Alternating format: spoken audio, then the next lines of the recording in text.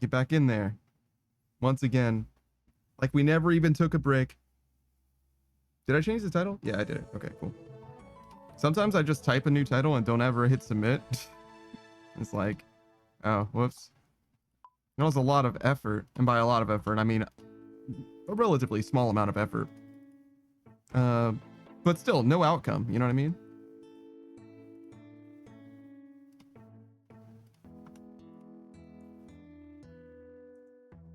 Oh, man. So we're back to chilling. After all that, we did some EDF, which was like pretty high intensity. And sometimes it's like kind of chill and like not nostalgic. It's kind of like therapeutic in a way, because it's like you just kill the bad guys until they're dead. But other times, particularly when there's, you know, enemy spawning units or whatever, it's like, nah, you gotta like focus them down. Artist is Runecraft never ends. We're literally level 95 now. In between this time and last time you saying that, we've gained an entire level, and there's only fucking 4 more of those in the game. You understand? We get 4 more levels and we will never level any of these skills again. Ever. Now they might add a new skill, but until then, never again, you know?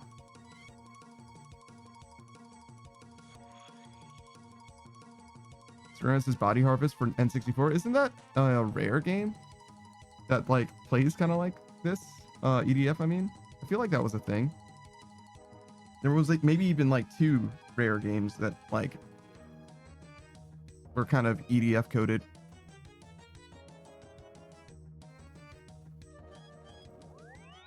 Ruinin says ever? What do you mean ever? What do you mean by that?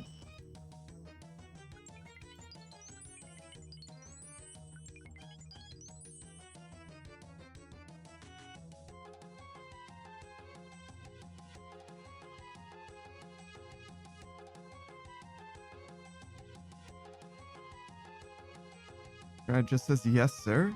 Oh god, are you in the past? Is that what's happening? And that's why I'm like, what are you talking about? Also, why did I lose 400 frames and when? It says I'm very far behind. I see. That's fine. Don't even worry about it then. And this is when he says something that is like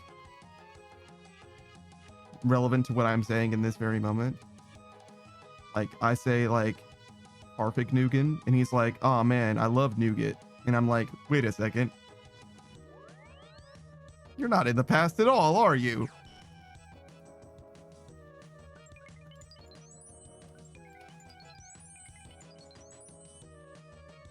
I do like the chat coming up on screen now, so you can see when or how bad the delay is without having to like do anything. You can just like send any message or whatever, and you'll see when I see it versus when you see it on the stream. You know what I'm saying? It makes sense. I don't need to explain it to you. You understand.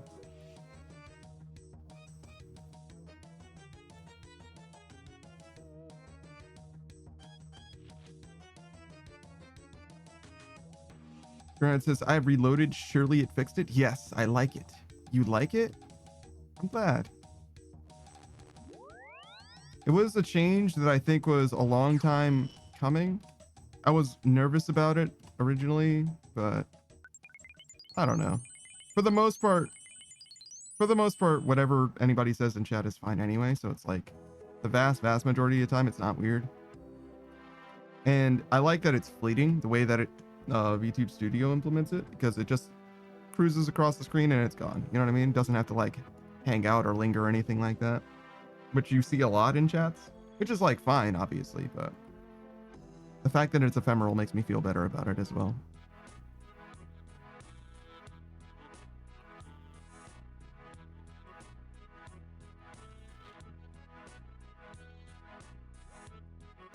There was a toggle for a while where it was like every message that was sent in chat, it would save in like a text file locally for me. And I was like, I don't know, man. I stream a lot. I feel like that's going to be a problem. You know what I mean? Like, I don't think I'm going to be able to like have that information stored for very long. Like, that's going to be gigabytes of data for very long. Maybe not actually, but it just seemed like, yeah, I probably don't need all that. It would be interesting though. I'm definitely of a mind to like use that kind of stuff. Like if I had that stuff for like all time, like for all of my streams, I would definitely throw that into like a spreadsheet software and like, you know, make a pivot table like based on day, based on user, you know what I mean? Like do all kinds of cool shit, all kinds of cool nerd shit. Screwman says it would be cool to see for all time for sure. Yeah, you know what I mean? Just like a massive chart, like grouped by week or month or something like that, just to see like this is how many messages. You know what I mean? I don't know. I always care about that kind of shit. I always like that kind of stats. It's very interesting to me. There's a lot of ways to present data that's like very compelling to me.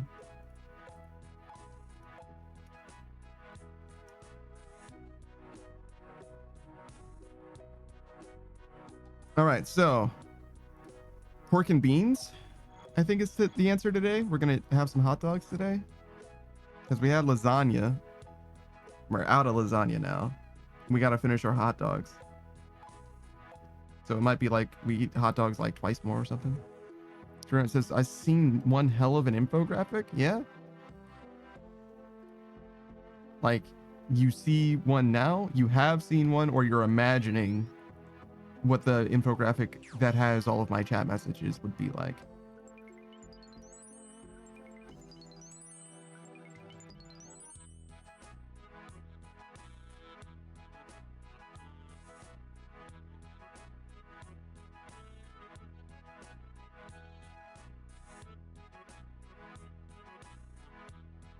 I feel like I'm in a Banjo-Kazooie game right now.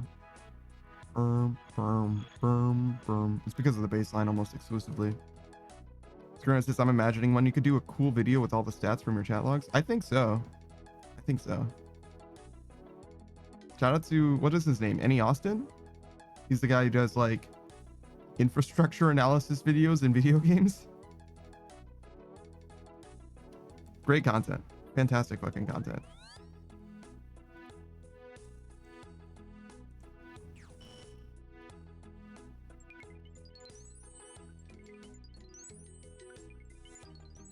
Says, also, I need to be clairvoyant to communicate at present. I don't know why my net sucks. Look, man, I can respond to your messages in the past. And as of right now, I'll even remember what it was that we were talking about, probably.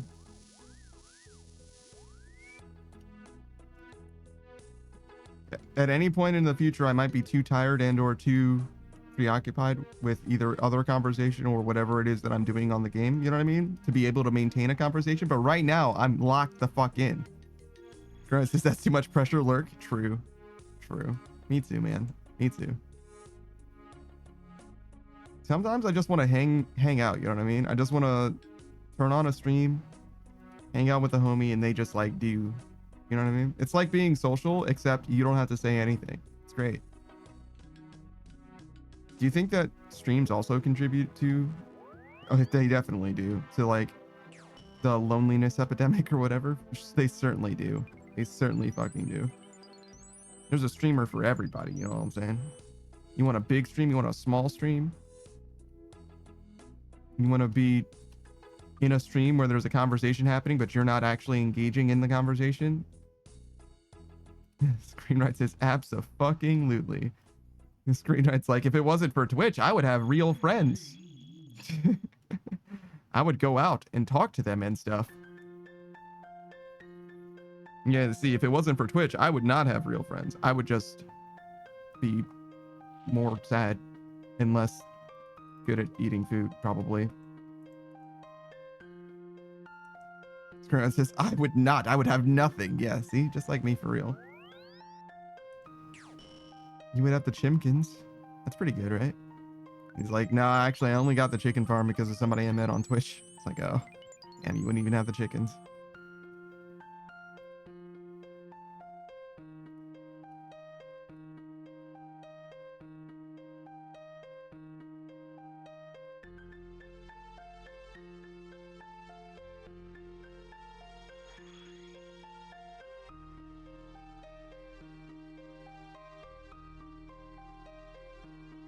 Says they would eat me without a second thought, and honestly, I respect it. God damn. They're testing you at all times, like making sure that you're still the alpha. And at any moment that you show weakness, it's over for you.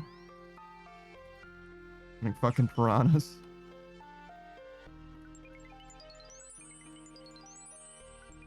Grant says they're waiting for me to fall over and take too long to get up. God damn. Go for his fucking legs.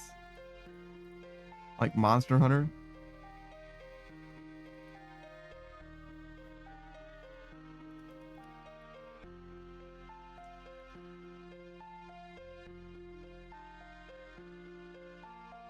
There's no way. There's no way we go through another 1,000 astral runes repairing my pouch, right? Surely, in the 4 million experience that we have left, we finish before. How's the buying going? Mostly the same. We're almost finished with the catalyst, though. That's cool. This is not doing so hot. That's okay. We can adjust the price, but we don't need to. We're trying to get a deal on the soul runes, you know? Save a buck.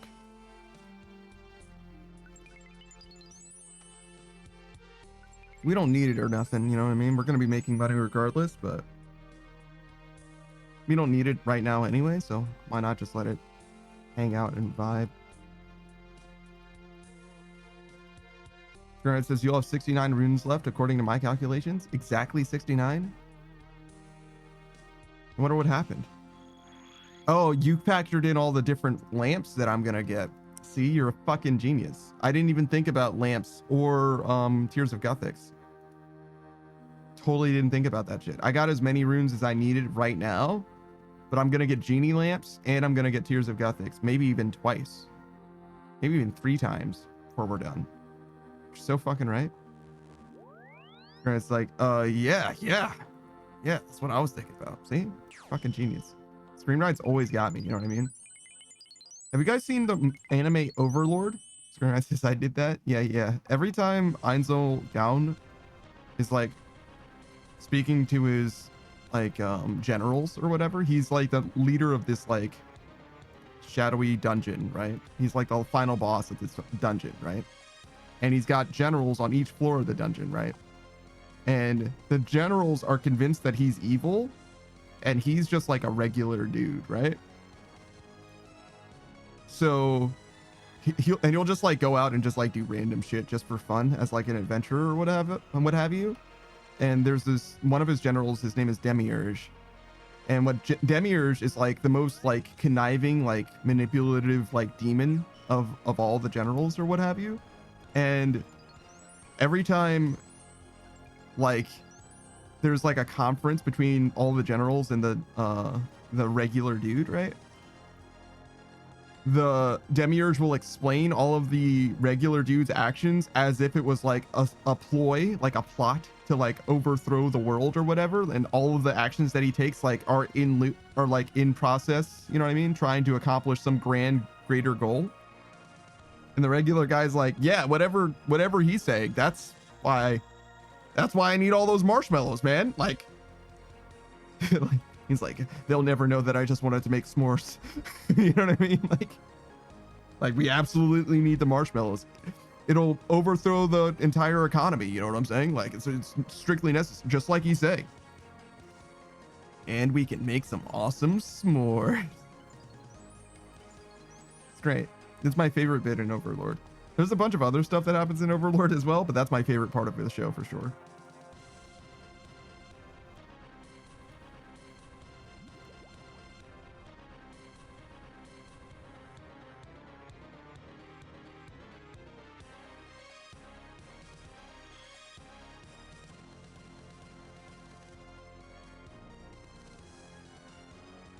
Oh my god, I get an agility boost?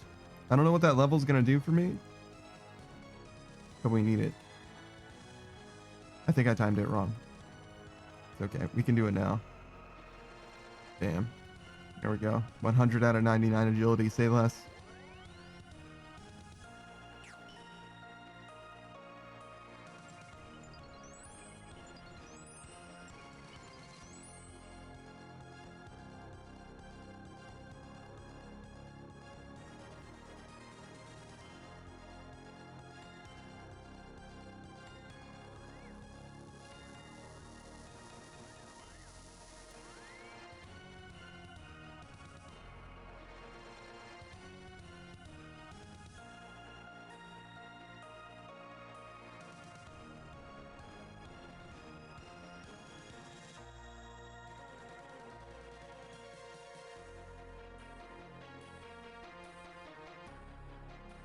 That was kind of the whole plan, actually, now that I think about it. We did EDF, back in RuneScape, we gotta eat food.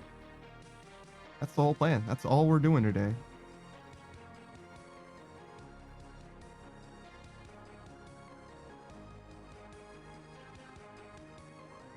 We don't even need to eat the food soon.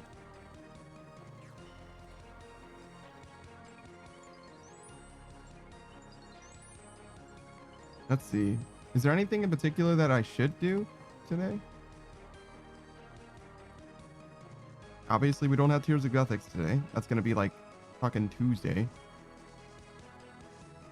Maybe Sunday night. Yeah, probably Tuesday then. Very rare that I decide, oh, you know what?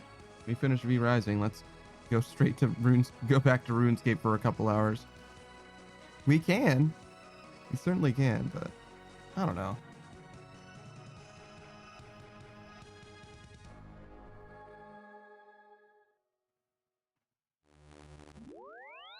I'm usually really tired by then. And by tired by then, I mean like behind on sleep in general. And ready to just like vibe it out instead of doing literally anything in particular.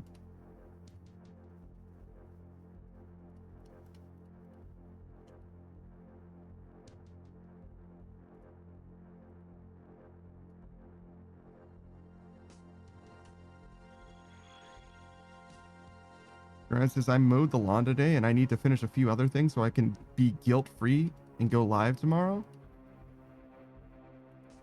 That makes sense to me. For instance, do you ever sleep to catch up on sleep? Or do you wait until you just oversleep? Or do you just do neither? Just die slowly? Dying slowly is a big part of it, but I definitely sleep sometimes. Like, I'll sneak in some extra sleep. I obviously the stream schedule is like basically like the thing that I like hinge my existence on. So I don't really do anything. I won't do anything that'll like inhibit the stream schedule. I won't like sleep instead of streaming really at all. I did like last Saturday, I think, because I think Delta was out of town and Zeph and Kat were busy anyway. So I was like, you know what? Instead of streaming today, we're just gonna fucking sleep. Which might have been why I was so fucking tired today, because last Saturday I actually just like slept. My body was like, oh shit, we can get extra sleep if we just complain enough. God damn. But no, not today. I'm also not like terribly tired as well. I did wake up feeling really, really fucking tired, but I'm mostly all right now.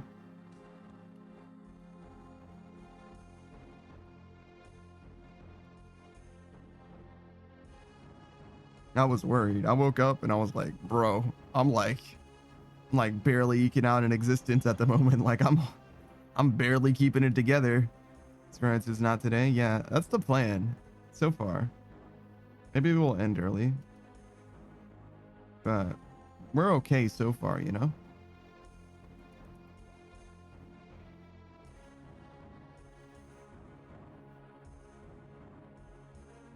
I definitely do not just feel tired, I also hear how tired I am. It's like harder for me to speak than normal. Struggling to say sentences that make sense. But I'm not like sleep talking or anything. I'm just stupid. I'm just more stupid than normal mostly.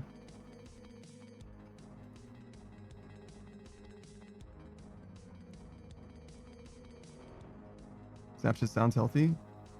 Being tired? I mean, I guess.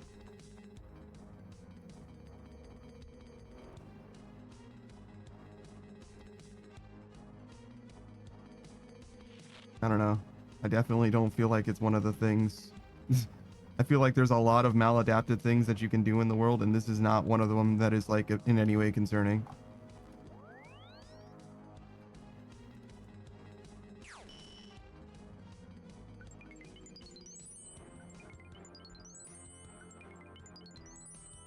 Screenwrite says, shut the hell your mouth. True.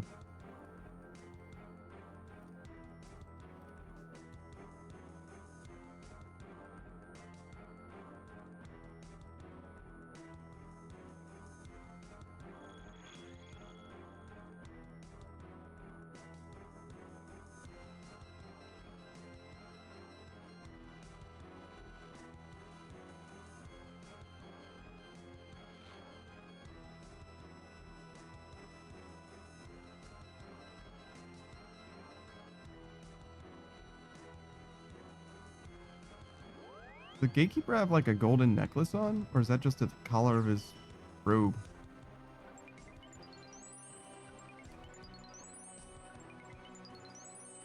I guess I should have replaced my amulet that time. Whoops.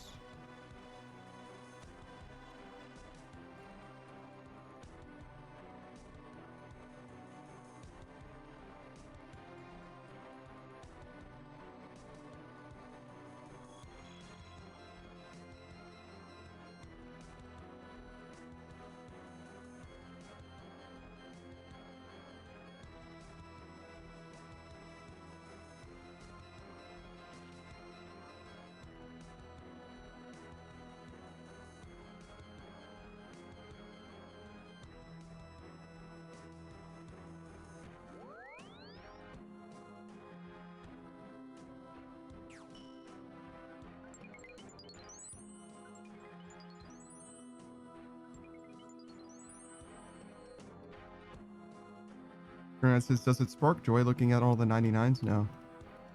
It really doesn't. I really don't care about any of them except for this one. And as soon as I get this last one, I'm probably never going to look at it again. But what I was looking at, what I was curious about was that the fletching and fire making are the two that are like closest. Fishing's pretty close too. I got a lot of extra experience on these skills. Combat's really close. Makes a lot of sense that I like got enough and stopped, but I got a lot of chip as well from just various other bullshit. But yeah, no, this doesn't really mean anything to me. I've done a lot of completionist stuff before in other games, maybe that's why. But yeah, I feel the same way looking at this as I do looking at my fucking quest cape or my achievement diary cape or whatever. It's just like a thing that I can use. Except these stats are less useful to me. It's just this one that's like an eyesore, and then when they're all done, it'll be less of an eyesore, but it's not gonna, you know what I mean? It's not gonna change my life.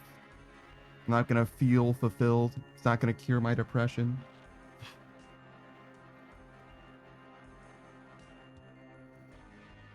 It will mean that I can play other video games though. That's kind of cool.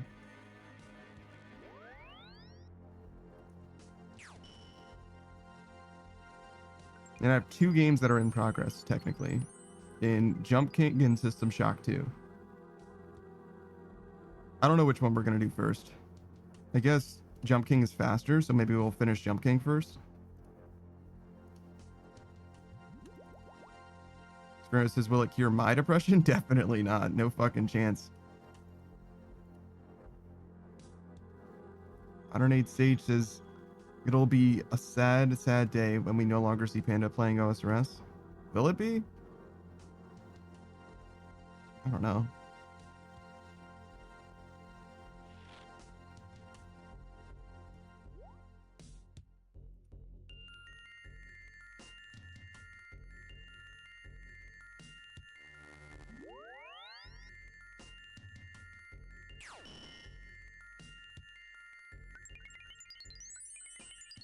It is definitely like the monolith of the era, you know what I mean? Like, we're very much a RuneScape stream, like, first and foremost, and have been for a while. For as long as most people have known me. 108 Sage says, yeah, man, we've watched you through this journey. What do you say about going into RS3? No. RS3 is at the bottom of the list of MMOs. The list of MMOs is like OSRS again with like an iron. I guess it would just be a group iron, to be honest. The Final Fantasy 11, Final Fantasy 14, Wizards 101.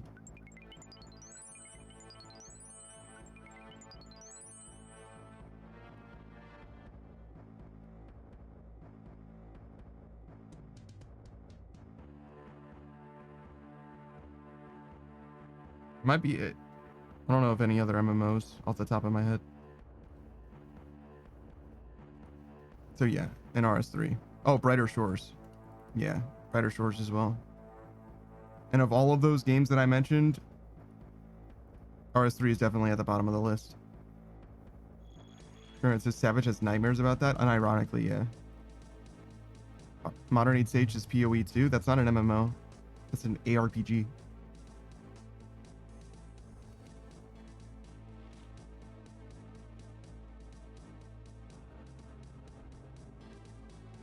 It's like Diablo. It kind of plays like an MMO does, I guess, but it's not an MMO at all. I would say it's closer to like Destiny or Warframe than an MMO is even, or than it is to an MMO, excuse me. Which is definitely like pseudo MMO, right? It's got like MMO vibes in it. But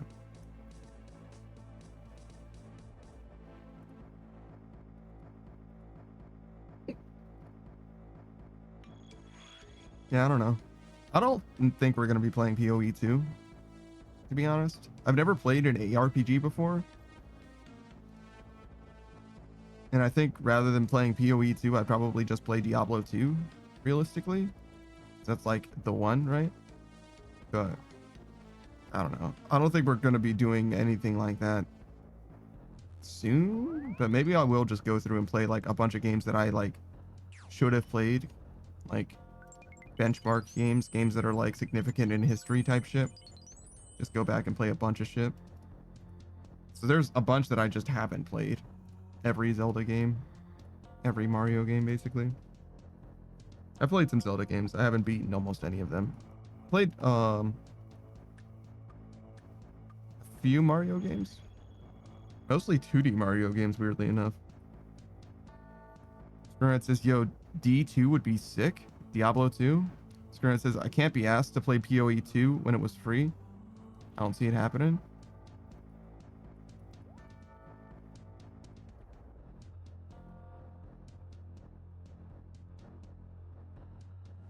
I think I know some people who've played PoE 2, but I don't think that that is enough to like draw me into the game. I don't think I care.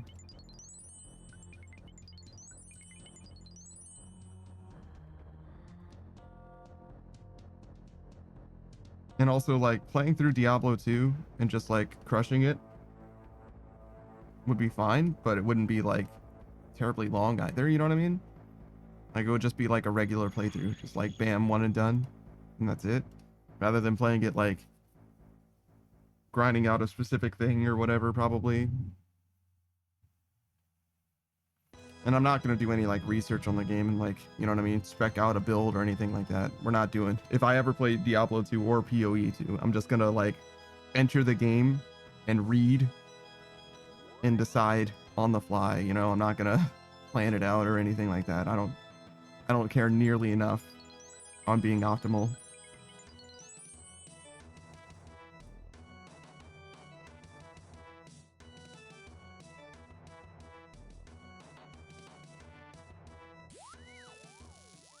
Right, says, is that allowed?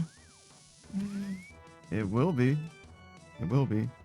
If I'm ever going to play a game for the first time, I'm going to play the game as a first time player. You know what I mean? I'm not going to do the research on the speed run in order to get optimal strats. Zero says, wowie zowie. You alright?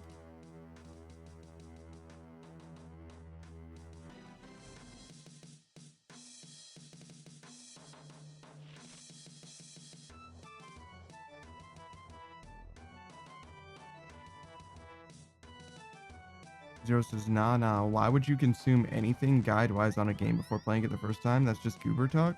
A lot of people do. Depending on the game, a lot of people do.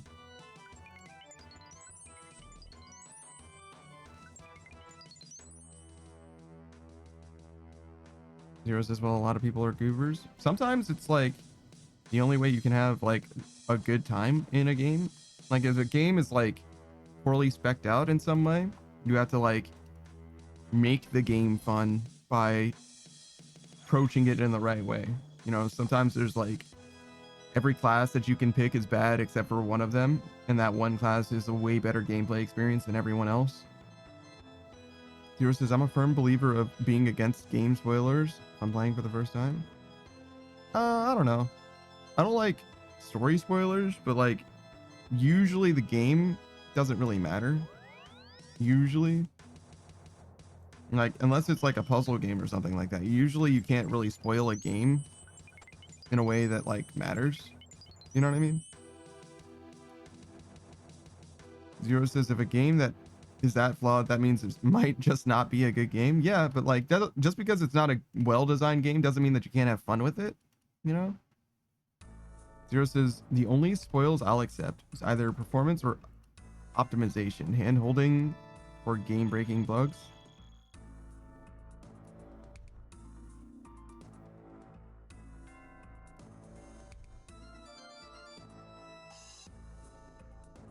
Yeah, I don't know. I don't feel that strongly about it. I definitely don't understand, because sometimes you'll like, let's say I was playing Clair Expedition 33, Clair Obscure Expedition 33 right now, right? Like just started the game up, clearly playing the game for the first time on the main menu, right? Some people would be like, oh, hey, let's see, how would they probably phrase it? They would be like, oh, you should build this character this way, right? Because if you give them these items, they'll be really strong or whatever. And it's like, dude, can I like play the fucking game, bro? Like, you see me playing the game, like, can you like let me fucking live? You know, like, who asked, bro? Like, I didn't ask for that. I didn't need that.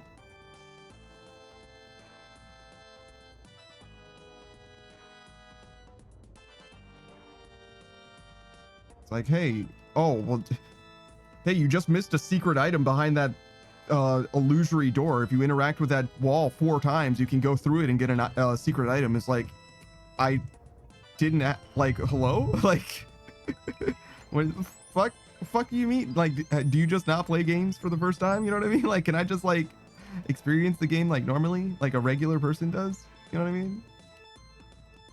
I mean, to be fair, I don't have a no backseating thing, but that's just because I don't like, I'm not as a whole like fully against it, but I definitely treat it as like a conversation more than it is like I'm expecting or anticipating or you know what I mean? I'm much more reactive when it comes to that, I think.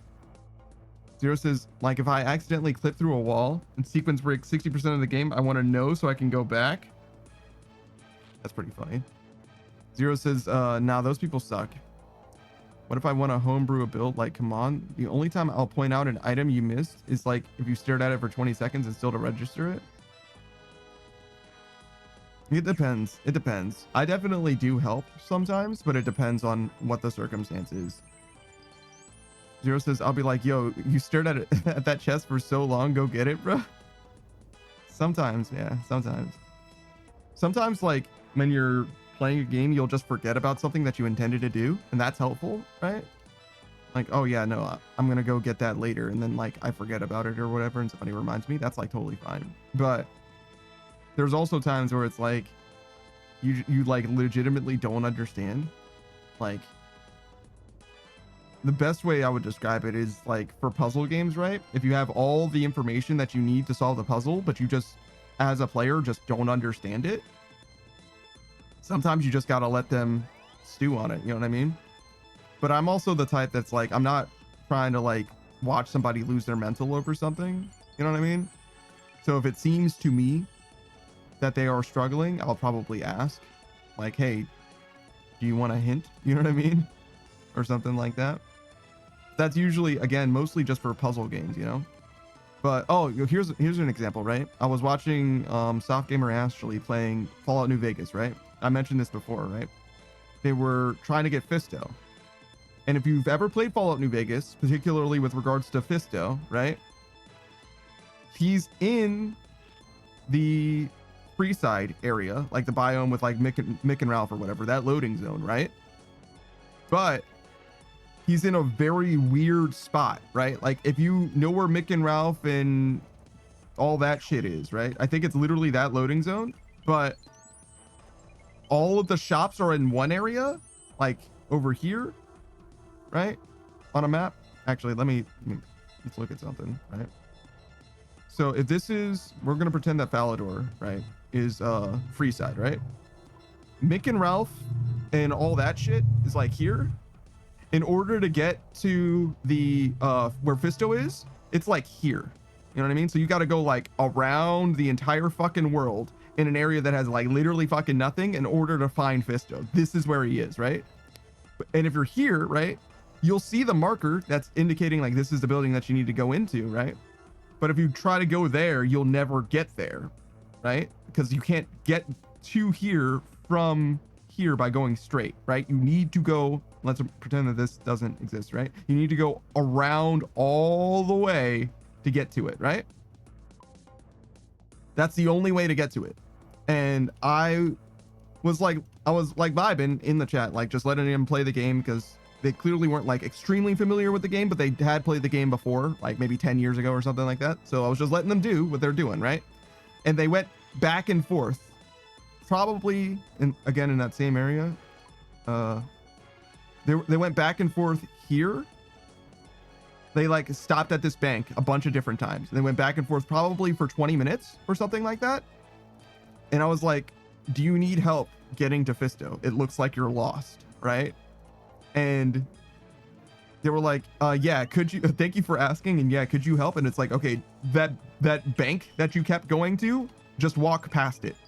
Like that's the direction you want to go. You just need to keep walking past it. And eventually they did that and found the place. And that was it. They were good. But yeah, it's one of those things where it's like, if you aren't familiar with the game, you absolutely can just struggle to find Fisto, actually, genuinely. If you're also just like not very good at navigating on maps and stuff, if you're used to just following waypoints or whatever, that is actually a bit of a puzzle by itself in a way. Screenwright says, nah, we struggle together. Screenwright says, I'll be gouging out my eyes screaming at the screen, but I can't type it. It depends. Sometimes, like in Outer Wilds, it depends, right? I want you to experience that game yourself as much as possible. But if you know how a mechanic works or whatever, great example, Beatrice, when she was playing, she would never use the like pictures, and she would never like rotate the camera of the scout. She would very rarely take pictures and very, very rarely rotate the camera of the scout if she did take a picture. And I think that's just because she forgot that those were mechanics that you could do. So I definitely wanted to remind her like, hey, you know, you do have access to a scout. Hey, it does have things that you can do. You know what I mean? Like, but that's not like, that's only like, in a way it is a hint, and in a way it could even be interpreted as a spoiler. Is it's like, hey, look, if you use this, it will be helpful, but usually that doesn't actually like bridge the gap of like what the problem actually is. Usually it's just like, hey, these are some of the tools that are available to you, which is an important part of a puzzle game, right? Like isolating the problem. Like my favorite way of giving a hint to someone in a puzzle game is to tell them whether they have all the information they need in order to solve the puzzle or not, right? It's like, hey, in theory, you can solve this puzzle, but you don't know the stuff that you're supposed to know yet. You know what I mean? Or no, there's nothing else that the game is going to teach you as far as hints go. You should be able to solve this puzzle now. You know what I mean? That to me is important as far as signaling goes, so that I can be like, as the player, then I can be like, okay, do I want to put the time into like figuring this out, or do I just want, you know, a more explicit hint or whatever? Zero says, when I ran Portal 1 speedrun a few years back, I was out solving the puzzles before this one guy in chat could tell me the answer. I didn't ban him because I was using him as a timer. That's very funny. Zero says, yeah, this map has a party room. That's dope. It does, kind of. Wait, Evil Bob. Did I not swap him to walk here? I guess not. There we go. Shout out to the Falador party room. Also, hello, Booze. But yeah, it mostly applies to puzzle games more than anything else, for sure. But there are ways that it can crop up. And I think there are ways that you can do it without, that are helpful and constructive rather than destructive or distracting or whatever. I think that the best way, if you're going to backseat someone, the best way to do it in a stream chat isn't to tell someone what to do, but but to ask them questions about things, if that makes sense. So I would say in, let's see, what's a good example? So if you're playing Fallout New Vegas, right? And you're in Freeside, for example, you could ask someone, hey, are there any other quests in this area? Right? And you're not asking because you're curious if there are, but because you know for a fact that they missed one. You know what I mean? Like that kind of interaction, I think, is like perfectly benign and benevolent or whatever. Because then it's up to the person who receives that information from you to then pursue that if they want to, or they can say, are there any other quests in the area? No, nothing I care about. Or maybe, yeah, maybe there are, but I don't care. Or yeah, but I don't know where they are, or whatever, right? And you can go from there, right? I think asking questions is usually probably the best way to approach something like that. Zero says, if I'm watching a friend play a game I've played 1,000 times, I won't backseat unless they clearly are stuck and aren't anywhere close to figuring it out after a while. Like a boss fight, 20 attempts and no progress. I point them in the right direction, but that's it. Sometimes it's like, it also depends on the type of game as well, right? Because in like a Souls game or whatever, sometimes it's like you just gotta, you just gotta suffer. You know what I mean? Like that's just the experience. Like if you're hard stuck at Quilog, you know what I mean? Like you just gotta stop being a bad, you know? Now there are ways that can help, right? And that like somebody might not know that like upgrading weapons is a mechanic in the game. It's possible that you encounter Quilog without ever meeting Andre, right? Zero says, like if its weak point is the boss's leg or something, I'll be like, yo, hit his leg. Yo, his leg looks kind of fucked up. Sometimes it's that easy as well. There's a few different ways that you could approach it like that as well. My favorite thing though is when I'm watching a game for the first time in this context, right? Where I'm watching someone play a game and I know nothing about the game. I know literally nothing. And I'm like, hey, what's up with this thing? And somebody else is like, yo, spoilers. And I'm like, is it? Like, you know what I mean? Like, no, I'm just a regular guy seeing with my eyes, actually. Like, you know what I mean? Like,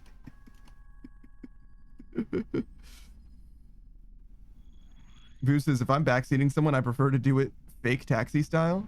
That's pretty funny. Zero says, I've been working on not being Captain Obvious when people fuck up in a game, because in my head, I'll have what I would have done and it just comes out. Zero says, I've gotten banned from a chat for guessing the ending of a new game in someone's stream. That's fucking awesome. That's fair though, as well. If you correctly guessed it, that's fair. Zero says, what Elder Scrolls game have you played? I've played all of them except for Arena and Daggerfall. So I started with, I think technically I started with Morrowind actually, but when I played Morrowind the first time, I did not fucking get it. So I really properly started with Oblivion, and then I went back and played Morrowind and appreciated Morrowind much better. I might not have beaten it then either, but like I understood it then. And then I beat Skyrim, and then I went back and played Morrowind and definitely beat it. Like I played Morrowind thoroughly with like my eyes open and like understanding what was happening. Screwing says, VODs for any? Absolutely not. That was way in the past. No chance. But we will play Skyrim. I promised Warren Soul that I was going to play Skyrim. And it's going to be a regular playthrough of Skyrim. We're just going to play the game normal like. Probably not going to do any mods. And we're just gonna like play the game however, and just like a regular playthrough, regular playthrough. But maybe we'll play something else as well. We could do the Oblivion remaster, for example, after. That could be something. Play Morrowind as well. I'm down with that. Morrowind's got a lot of voice acting in it. I'm sorry, a lot of opportunity for me to do voice acting. There's no voice acting in the game basically at all, except for Aether, right? And that first guy.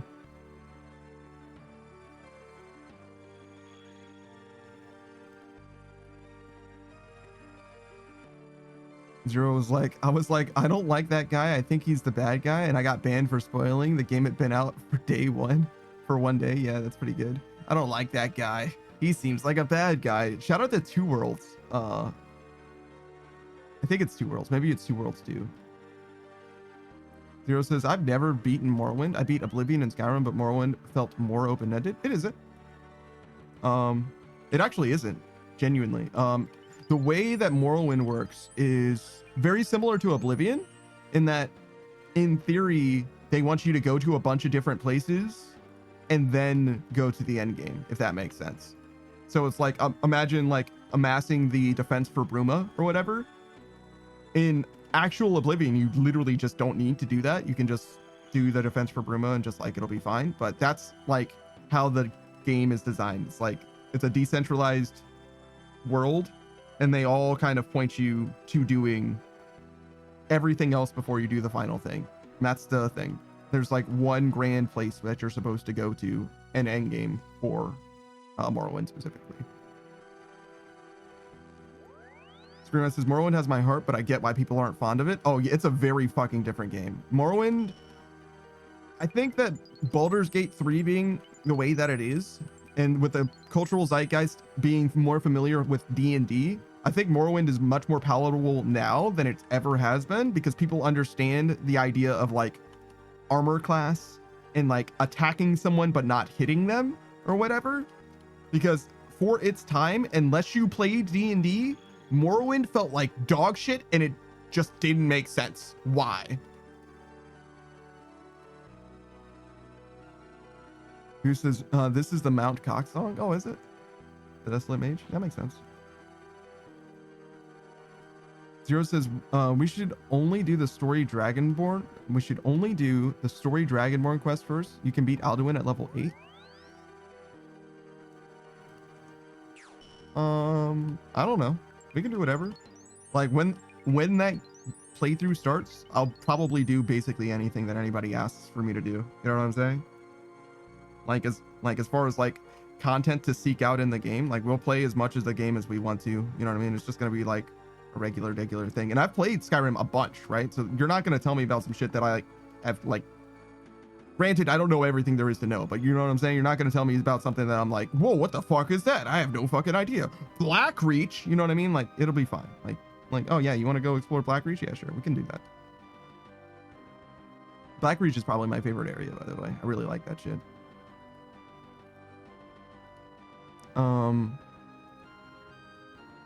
Zero says, I've spoken about Skyrim to Panda before, I think. I'm like 90% sure. If I'm wrong, I apologize. We've definitely spoken about that shit before at some point, yes. But I don't know if I've heard this story in particular. Zero says, back before my house got Wi-Fi, I had a 360 and a copy of Skyrim.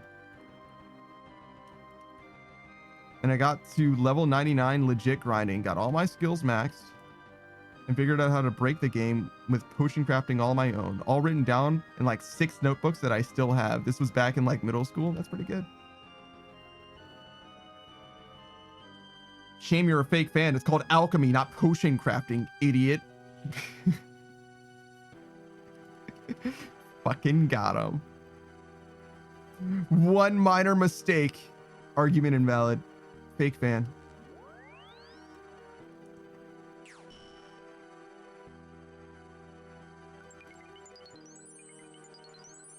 Zero says at school in the computer lab, like I'd study the wiki and write shit down I wanted to go explore. That's pretty awesome. Did you know that there's a torch in Skyrim that has ray tracing? There's exactly one torch that has like real-time lighting physics. Like for no reason. Yeah, Zero's like weird. Yeah, isn't it? It's kind of a unique item. It's a pseudo unique torch. It won't stack with other torches, so it is a unique item, but it doesn't have anything that makes it stand out other than the actual light physics. Zero says, did you know about the ants on the log outside of Riverwood? I think I might have heard something about this, but I don't know what makes the ants on the log significant. No, certainly not. Do inform me. I might have heard something like this before, but do inform me. I don't, it's escaping my mind right now. This will be news to me. The ants on the log outside of Riverwood. Zero says there's like only 3 logs in the whole world that have ants crawling on them. It's fucking awesome. Zero says, and I only know the one near Riverwood off the top of my head. Gotcha. There was that like ages long quest, the search for the significance of the butterfly in a jar and stuff, because there's a bunch of jarred critters that you can get, and they all have like a little bit of a thing on them, like a symbol or something attached to it. I'm like, oh shit, this is a part of a secret hidden side quest. It's like, no, it was probably gonna be, but no, it doesn't amount to anything. It's all nothing. Don't worry. It ain't a thing, bro. Don't worry. You're good. Zero says, did you ever fight Karstag and the Ebony Warrior? Those were fucking hard fights. Karstag, no. That's a DLC thing, I'm pretty sure. I don't remember which DLC. Is that Solheim? Solstheim? But the Ebony Warrior I might have fought. I'm not 100%. Zero says, even at level 90 when I did them, those fights were hard. Yeah, I definitely haven't done Karstag. I haven't done any DLC for Skyrim. I only played the base game, I'm pretty sure. I didn't do any, so I've never met Selena myself. I know who she is, right? And I've never done the Solstheim stuff.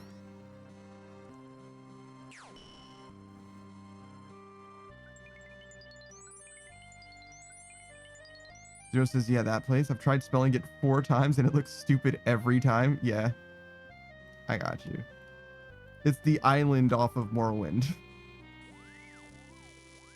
Zero says, damn boy, you never did the Dawnguard or Dragonborn shit. Yeah, the original Dragonborn shit. Mirak stuff. No, I never did any of that. The version of the game that I had just didn't have, you know what I mean? I literally just didn't have the DLC. That's all. I never did the DLC in Fallout 4 either, actually. Now that you mention it. Savage and I played through all of Fallout 4 together, but we didn't do any DLC because I didn't have the DLC at the time. I mean, I still don't, I guess, actually. But we could probably play through Fallout 4 again at some point. It's not as important to me as playing through Fallout 3 is. Fallout 3 I haven't played in like 20 years. You know what I mean? Like since its release, basically. We played through Fallout New Vegas on stream. So there's VODs for that. But no Elder Scrolls VODs.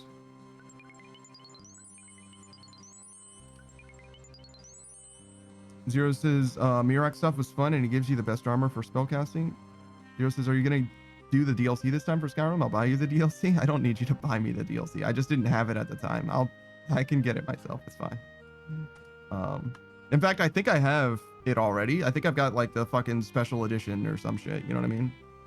I don't know what I have on Steam. I didn't play Skyrim on Steam. I played it on the 360, right? And I just didn't get any re-release or DLC. Yeah, I have Skyrim Special Edition. I don't remember what... I fucking hate that there's a Legendary Edition and a Special Edition. I don't know which is which. Zero says, I was gonna say, I think the Super Special Edition is like $10 now. I've got the regular Special Edition. I don't have any super nothing. Zero says, the anniversary editions where you get all the Creation Club add-ons for free, the official ones. Yeah, I don't really care about that stuff. I don't need a backpack. You know what I mean?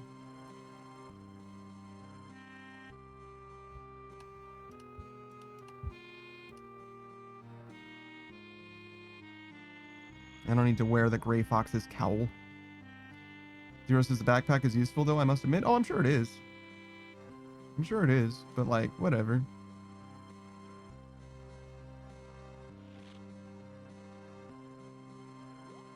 It's a useful way to store stuff that you don't need to add to your dragon hoard of gold that you never spend. You know what I mean? This is Skyrim we're talking about. This isn't Fallout 4, where at least there's legendary items that you can buy that will cost you money. And ammo. Fucking Skyrim, there's literally nothing to spend money on, dog. Zero says magic bows are also really useful. I don't know anything about them. Zero says, do you know about the hidden merchant chest in Dawnstar? It's not a merchant. Well, it's where they store their stuff, right? Yeah, exactly. It's not it's not a merchant. It's like it's a merchant chest in the way that it is the dev's way of storing merchant inventories, right? But it's not like a chest that a merchant has. Zero says I always hit there up for some free soul gems. Yeah. It's a cool thing, but yeah, I'm familiar with it.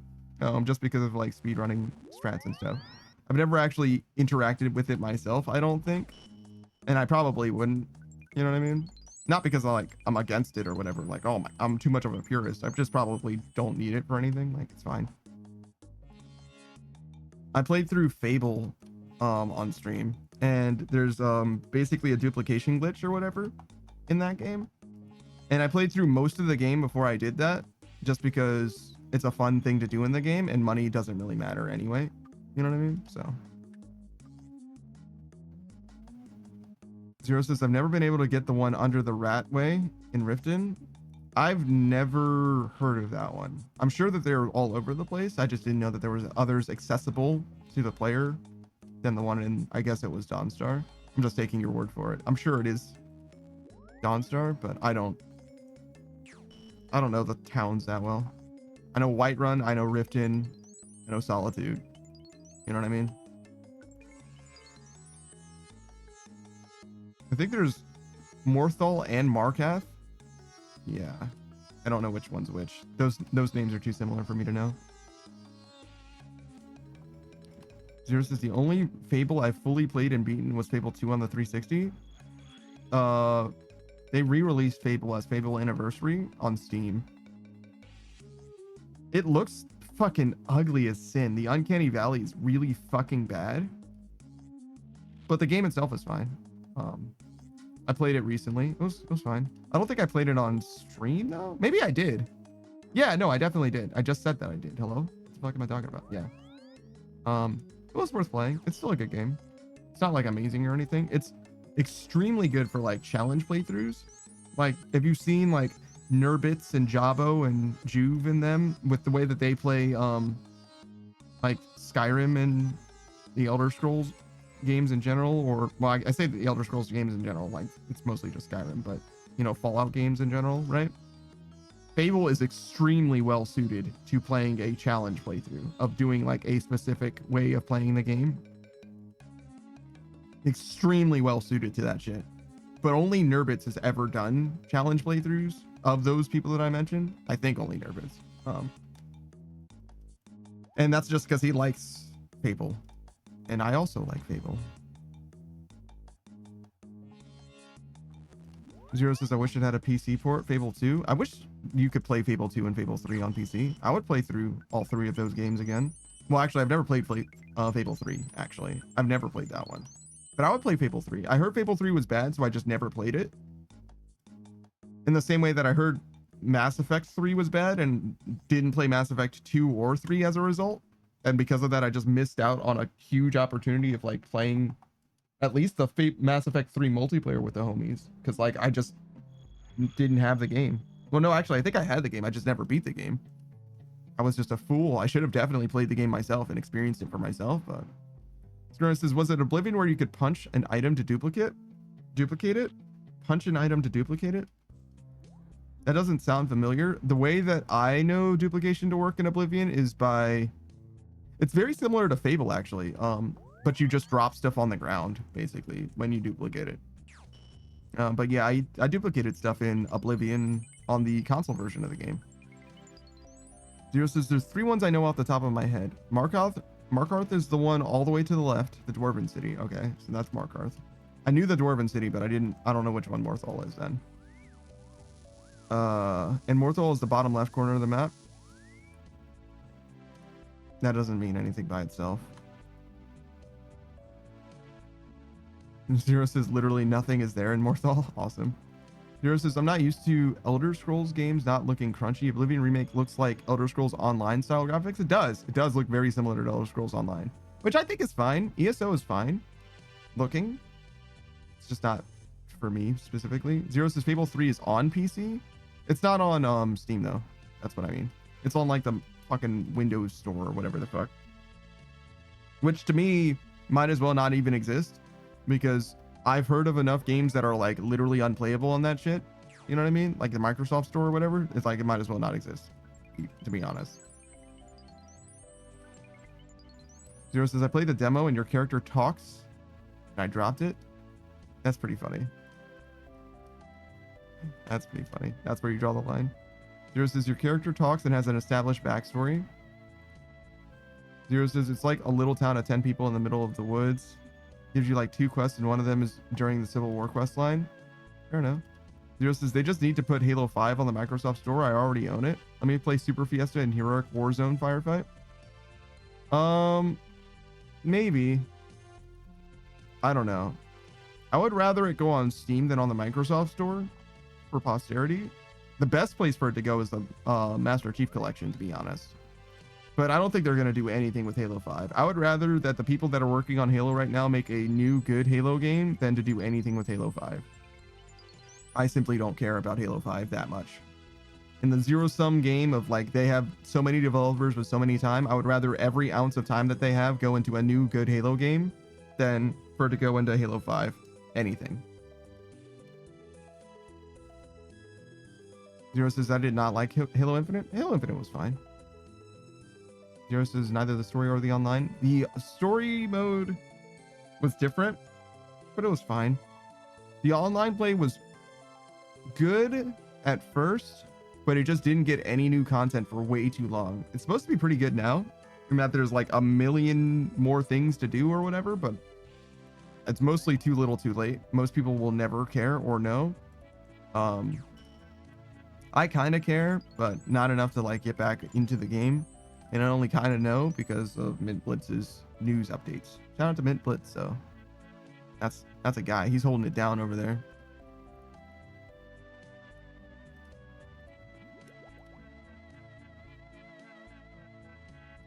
Zero says that's the main reason I want Halo 5 on PC.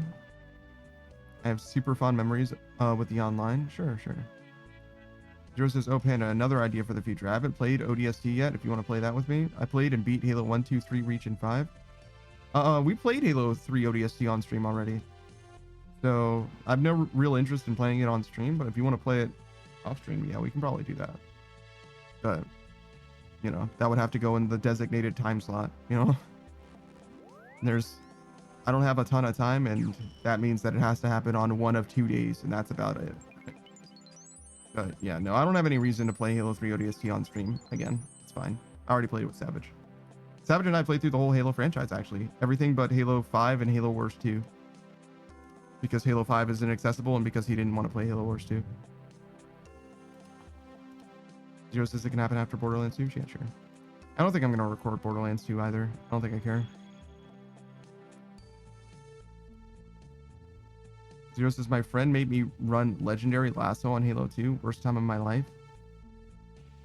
Lasso's rough. Lasso's rough. Even just regular Legendary can be rough. It's definitely possible, but it can be rough. Especially Halo 2. Those jackals are fucking bastards.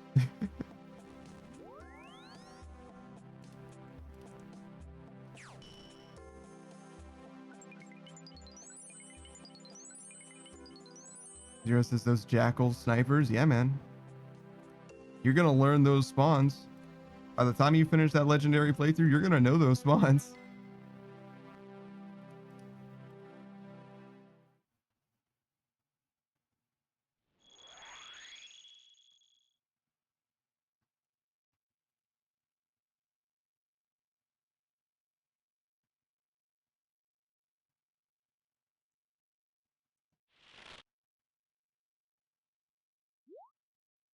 Yeah, I had a good time with the Halo franchise as far as the campaign goes.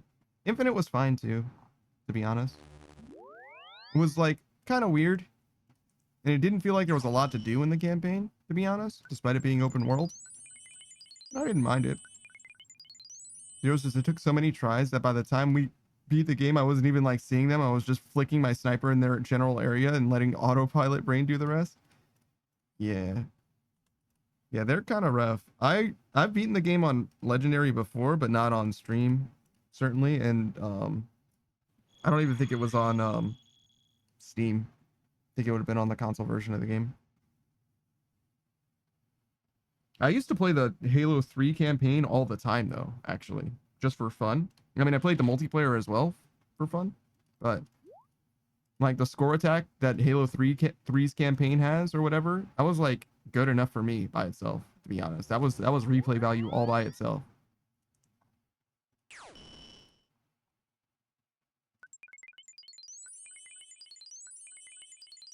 Zero says, me and my friend found the entrance to the tomb in Peak last night.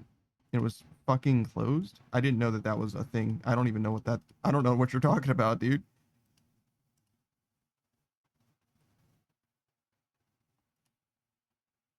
Zero says it's a 50-50 chance every time the map changes for the entrance to be open. I see.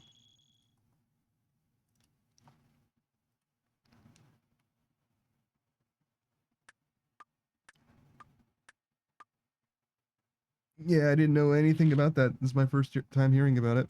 Zero says it's like this big ass tomb under the map, and the entrance changes locations in the mesa. I see. So it's part of the mesa update then. That's why. I knew that the mesa was a thing. I didn't know that there was a tomb in the mesa.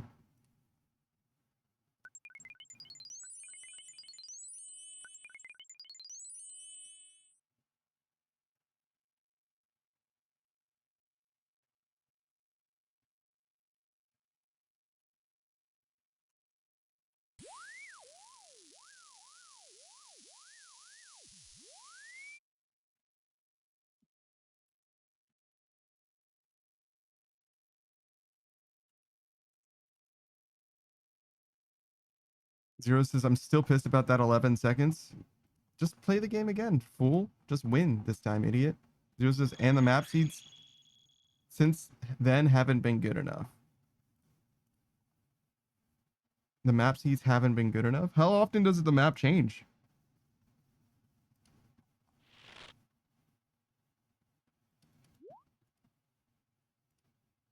Zero says, every day. Well, that means that you have plenty of tries. In theory. To learn the map and just fucking send it. Stop being a fucking shitter, idiot. Win.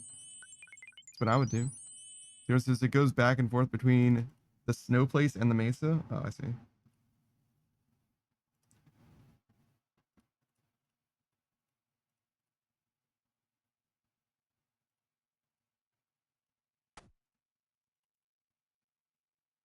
Oh, I'm not even showing the rate I'm getting. What the fuck? Nice 80k. Not bad.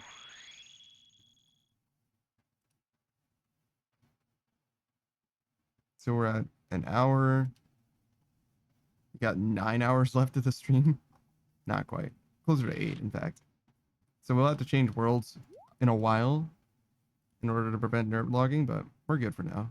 No reason to stress about it at the moment. It's too early even to do something about it. I'd still have to change worlds later. Just thinking out loud. Making sure my ducks are all in a row, quacking.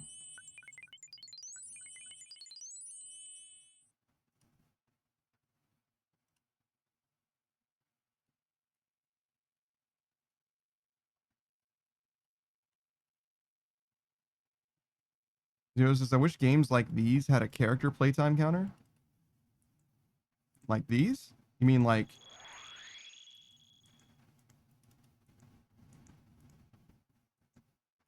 Wait.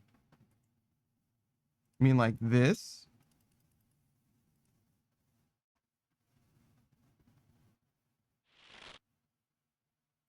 It's right there. You see that? All you have to do is click to reveal it.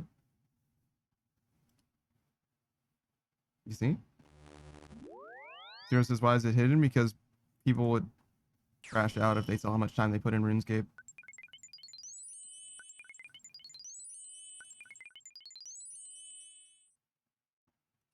But if you want a rough idea, since I'm not going to click on that, we're on part 452. And on average, I play this game for... Usually I play for 7.5 hours, basically exactly. But that hasn't always been the case, and etc. So we'll say it's 6 hours on average. So 451 times 60. Or 6, excuse me.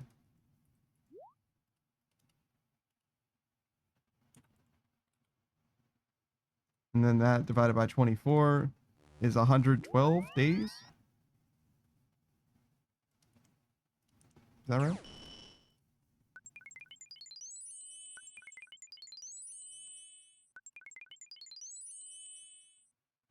Could be right. 112 full days. Almost 113. Zero says, man, I tried sweeping the plugin menus to see if I could find that. It would be the one with the quest icon, but it doesn't work that way. Nah, not a thing. Yeah, 2,700 hours. Yeah, would be my guess. Could be more than that, obviously.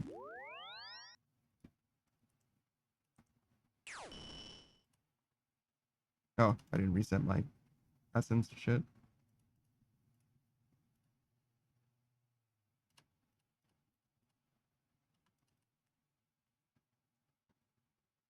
But yeah, even if that wasn't in this game, that menu, you could definitely determine how much time I have in this game very easily just because I've streamed all of it. Zero says, that's if your estimation on the days is correct. No. No, the estimation, it's not an estimation. It would be the not for the days. That's derived from the number of, it would be, it's only a question of how many hours I've spent in those VODs. The number of VODs that I have is correct. It's just what the average VOD length is. And I think that it is about 6. Probably will be even higher than 6, to be honest. It's probably an underestimation if I had to guess, but yeah, that's the only question. The number of days that I gave you is based on the number of hours, and the number of hours is correct. The number of days is correct as well, for sure.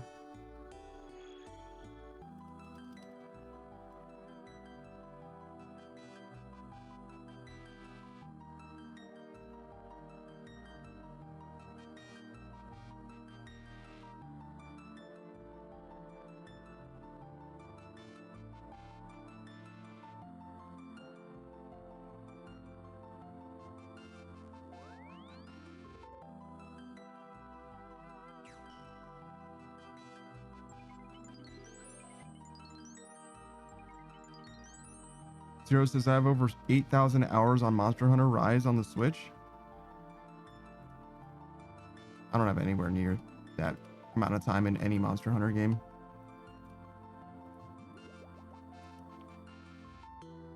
I think I cruise around 100 at most. What do we get on the 2 most recent ones? I played Sunbreak. Oh, I'm sorry. Rise. On stream. 47 hours. And I did Wilds also on stream. 91 hours.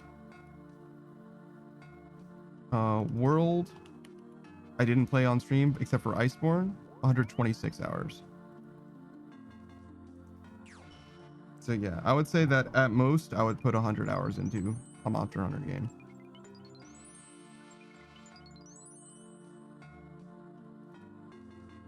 Zero says I have 400 in Wild so far, all in the first 2 weeks.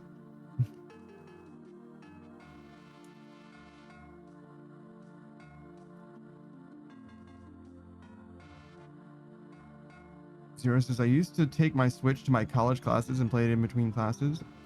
Zero says the true Monster Hunter experience doesn't even start until HR 100. That's when the tutorial ends and the real monsters come to play. Yeah, I usually don't play that much. I've never fought a Fatalis before or whatever.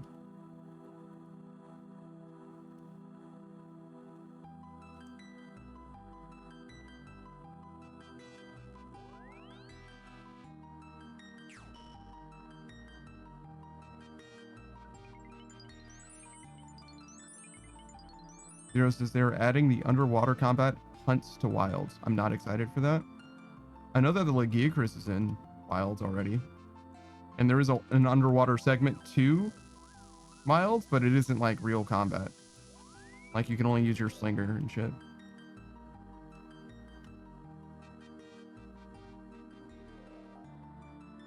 Zero says, I think Monster Hunter 3 on PSP was the one with underwater combat. That was hot ass. Monster Hunter 3 was not on the PSP. Monster Hunter 3 was on the Wii. Monster Hunter 3 and 3 Ultimate were both on the Wii, and they did have underwater combat. That was the debut of the Legiacris. And also underwater combat with the Theodis and the Gobel. bunch of other stuff too. The Royal Ludra.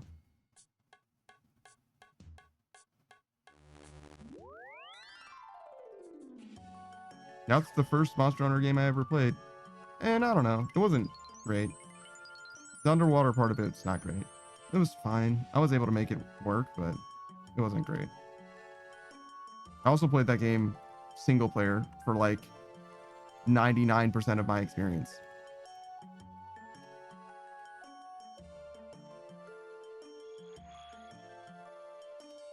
Zero says, I think I played Freedom Unite on PSP. I think that's the one that came just before Monster Hunter 3. But yeah, that's before my time. I wouldn't know.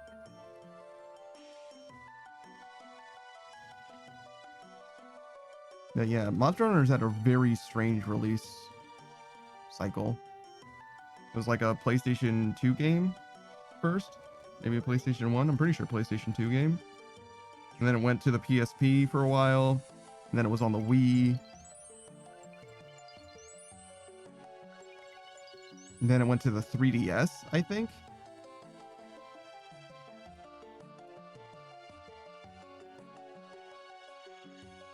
Shit's so strange, man. Shit's so strange. Zero says, have you seen the fuck PS2 controls for Monster Hunter 1? Up on the right stick is attack? No, I've not. I've not seen what the control scheme is like. Zero says, I know back then they had nothing to go on, but I don't know who playtested that control scheme and said, yeah, ship it like this. I mean, I don't know. I don't know. I think that we had video games in PlayStation 2 era that they could have used to like model after like, you know, combat in 3 dimensions or whatever, you know what I mean? Like we could have figured this out. Like I understand that we didn't have all the answers, but like the PlayStation 2 came out well after the N64, right? So Ocarina of Time was there. You know, like I'm not saying that it needed to be that, but you get what I'm saying. Like Zero says, plus having to flex after drinking a potion was horrible. That was a staple of the game for a long time.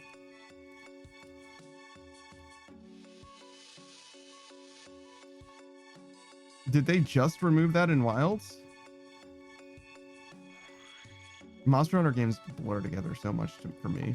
I know it's not a thing in Wilds, but I feel like it literally just got removed. But I'm not 100%. They removed the actual flex part of it a while ago? Fair enough.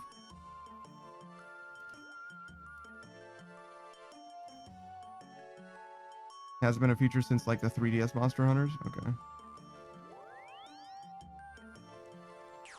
I would at no time be surprised if I was forced to do an animation after I finish drinking a potion. I'm going to keep it 100. But I also don't remember. It's been a long time.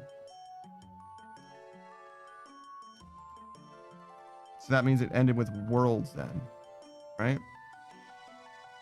Zero says, you'd never see me heal on the floor then? I'd get on my mount. The not chocobo. Yeah, the secret. I didn't really use the secret that much. Like, it's something that you kind of should have used because it's like pretty good and pretty free. But I don't really like it that much, and I also didn't like the claw Monster Hunter Wilds. I didn't mind the slinger. The slinger I thought was fine, but the claw I thought was too much. That was Iceborne. I mean, like it was too strong, too dominant. I liked Rise, the like monster mounting mechanics or whatever. That shit was awesome. Zero says the claw sucked in World. I don't know how good it actually is. It felt like it was. First of all, it felt like it was clunky as shit, and it seemed to me that it was like oppressive, like made you too powerful. Zero says, is it like secret or is it like Sekirat? Man, I don't fucking know. It's a fucking made up word in a made up language. Zero says the wire bugs in Rise were amazing. The claw felt like a half-baked wire bug. I don't know. I don't know what they were trying to do with the claw, but I didn't like it. Again, I like the slinger okay. The slinger by itself was fine, but the claw I didn't like. The wire bugs I did like. And I don't know. I like having 2 weapons in Wilds, but it seems like I don't know. Seems like they didn't do a very good job of making the two weapons thing a thing, if that makes sense. I feel like you should be able to switch between weapons like on the fly, just like mid combo type shit, for it to like feel justified that you actually have two weapons as opposed to mostly just using a weapon and then a different version of that weapon for some reason.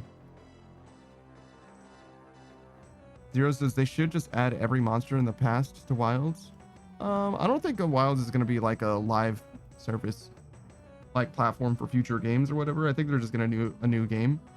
But they have been adding new monsters, or old monsters, excuse me, to Wilds. But I don't think it's going to be like a game that just goes on in perpetuity or whatever. I'm just not sure. Somebody was saying that the Capcom devs have gone on record several times on live streams saying that there will be no Elder Dragons in Monster Hunter Wilds, period. There will not be a single Elder Dragon in that game at all. That's what someone said to me. And what I said to them is, do you have a citation for that? Is there sauce that I can see? I would like to see the live stream where the devs are saying that. And what they said was literally fucking nothing else for that entire stream. Zero says the final boss is an Elder Dragon? No, it isn't. The Zoshia is not an Elder Dragon. Big white thing that turns into the Dark Fire Monster? No, the Zoshia is not an Elder Dragon.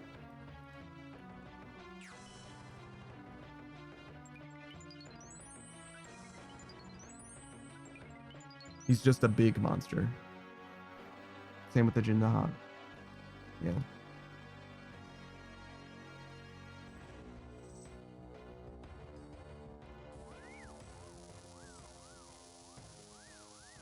Zero says the Akamu weapon is pretty fun. Hand-to-hand combos. I don't know. It's interesting, but it's definitely not for me. I was never... I needed to use it in like that arena quest or whatever, and I was like, okay, cool. I'm never going to use this shit again. I'm good. Thank you. Zero says, nah, see, what you're looking for is Devil May Cry 3, where you have 2 melee weapons on the fly and 2 ranged on the fly. That's... Oh, I mean, yeah, Devil May Cry definitely lets you switch between weapons. DMC does that too, actually. But, I don't know.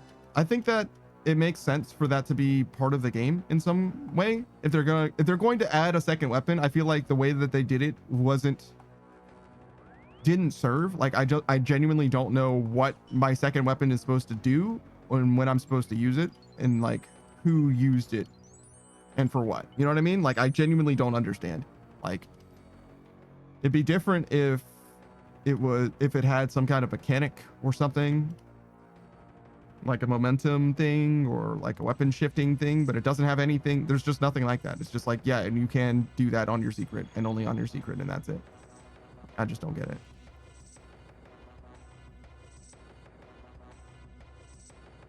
Zero says, I feel like they were gassing up the hunters up a lot in Wilds, like being able to clash with monsters is wild. Yeah, there's cool stuff.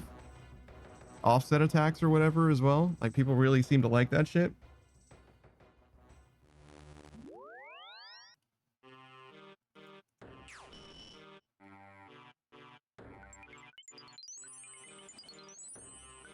Zero says, I thought when Wilds first came out. Wait, I thought when Wilds first said you could use 2 weapons, I thought they were either going to be dual wielding or hot swap on the fly. Yeah. I thought that as well. Not dual wielding, but you like swapping them out on the fly. Yeah. Zero says, I wanted to run Greatsword and Hunting Horn, and my plan was going to buff with the Hunting Horn first half of the fight and then just go wild with all the damage buffs. Yeah, basically. And you still can kind of do that, right? Like, you can just buff yourself up, get on your secret, and switch to the weapon that you actually want to use. Like, that is a thing that you can do.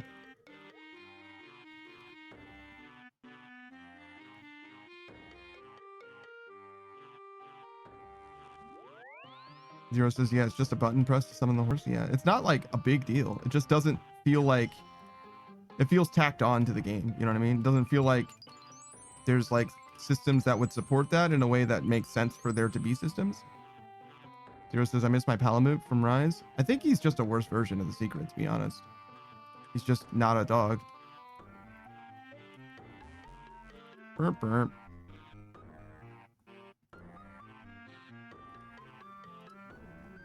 You could drift with the dog, I guess. That was kind of cool.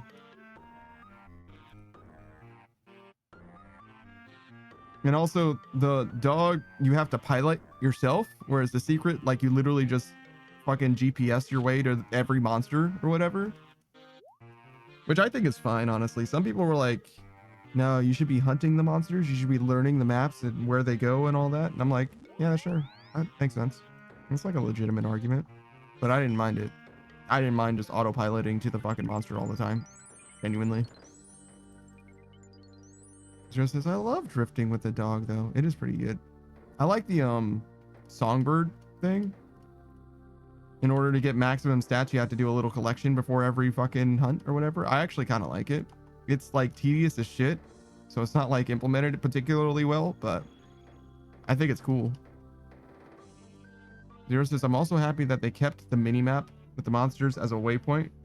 It's Monster Hunter, not Monster Tracker. I don't know. It didn't bother me. I don't mind how casual so much of Wilds is, to be honest.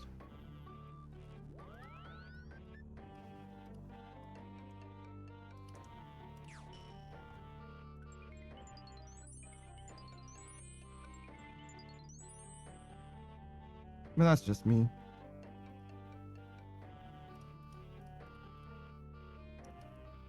I think this is the first game that I've actually legitimately finished my bow arsenal. In most Monster Hunter games that I've played, past 3,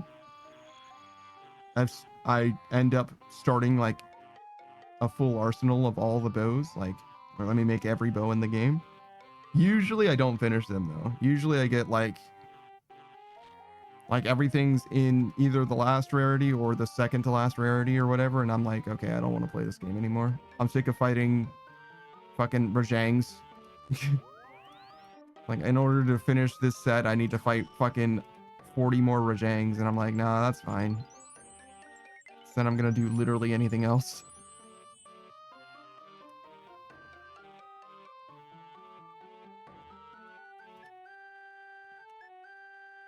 Zero says, in Sunbreak on Rise, the finer Elder Dragon armor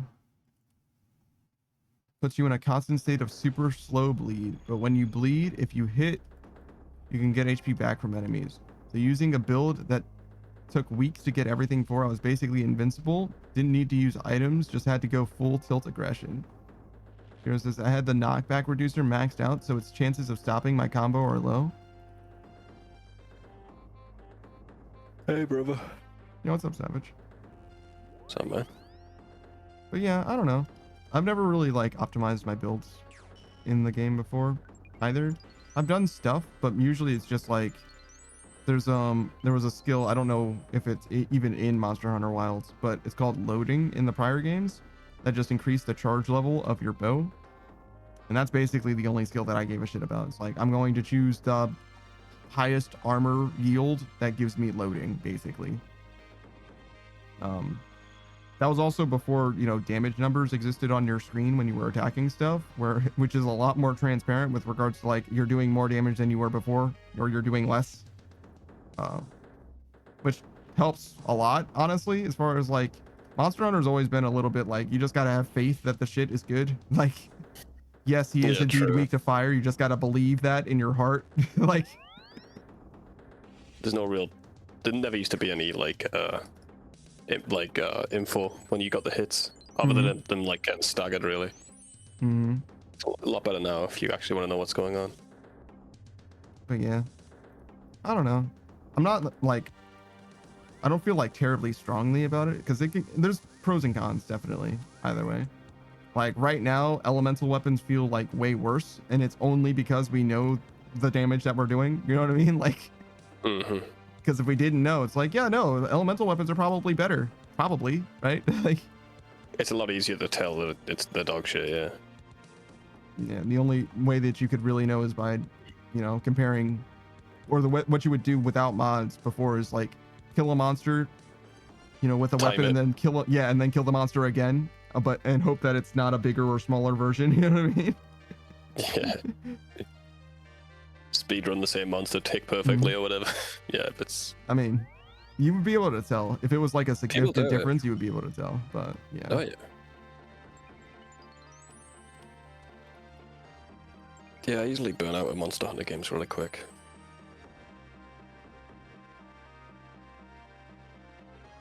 I do that with a lot of games. I just overplay them and then all the content comes out after I'm done with it. Should just wait and play the game later. Monster Hunter didn't used to do that though. That's true. That is true. This is the only like live service Monster Hunter game truly. Rise and World both had DLC that came out afterwards. And that's true. I missed the DLC though.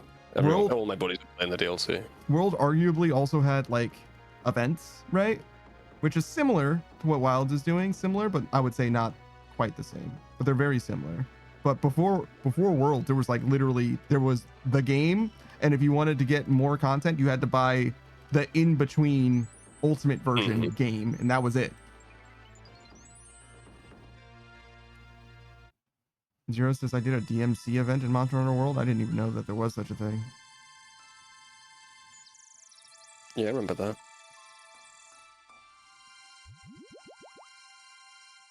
Zero says it was back when DMC 5 first came out, I think. That sort of makes sense. Zero says, I love basically doing the standing here. I realize MGR meme against monsters with the dual blades. Zero never changed his weapon or armor for different monsters. He's the same weapon, and if it doesn't work, he simply loses. And then he'll go grind until he gets the next sword upgrade. That's crazy. Yeah, I think I used like low rank stuff all the way through the entire story of that game. I don't think he's talking about Wilds in particular. He's talking about Sunbreak, actually, in this case. Yeah, fair enough. Zero says Monster Hunters used to come out, and that was the game. Yeah, it's true. They would have like an in-between, like if Pokemon will do, you know, gold, silver, and then crystal, you know, red, blue, and then yellow. Same thing. There used to be like an in-between kind of game for Monster Hunter, but I mean, and it's good, in my opinion, that they moved from that to doing a DLC for the game, because like, why the fuck are you making us buy every game twice? Like, what's going on here? But the whole like live service type of perspective, it's like probably good overall, but I don't know. It's not something that I terribly care about, and I'm basically done with Wilds until the real new content gets added to the game, of which there is basically, like, literally, as I can tell from the last time that I played it to now, there's literally nothing that's been changed, and it's been a month and a half or some shit. There's 9-star monsters now, so there's a slightly stronger, more difficult version of the Saragios and Lagiacris and Gormagala and shit. It's like whatever, yeah. Same monster though. I mean, he's more aggressive. Like, he probably does fuck a good amount, but like, it's definitely the same monster. Zero says, I'd rather pay the extra $20 on release for the Legendary Edition, just because it's going to cost $30 to $40 for the DLC on its own. Yeah, but you can get burnt with that shit. Maybe. I don't really know what you mean. Well, I know, like, maybe not Monster Hunter, but other games, like you buy the Legendary Edition, then there's 2 DLCs that are real DLCs, and the rest of them are just fucking bullshit. Yeah. I don't think Monster Hunter does that. Yeah.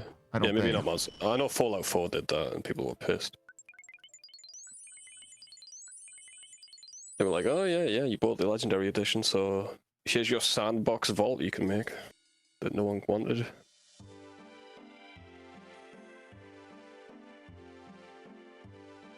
Just as I trust Monster Hunter though? I don't know. I trusted Fallout. I don't know. I don't know. You trust it until you don't, I guess. Monster Hunter. I mean, if you save money, fuck it. Monster Hunter is definitely, like, in some ways, it's certainly losing its way.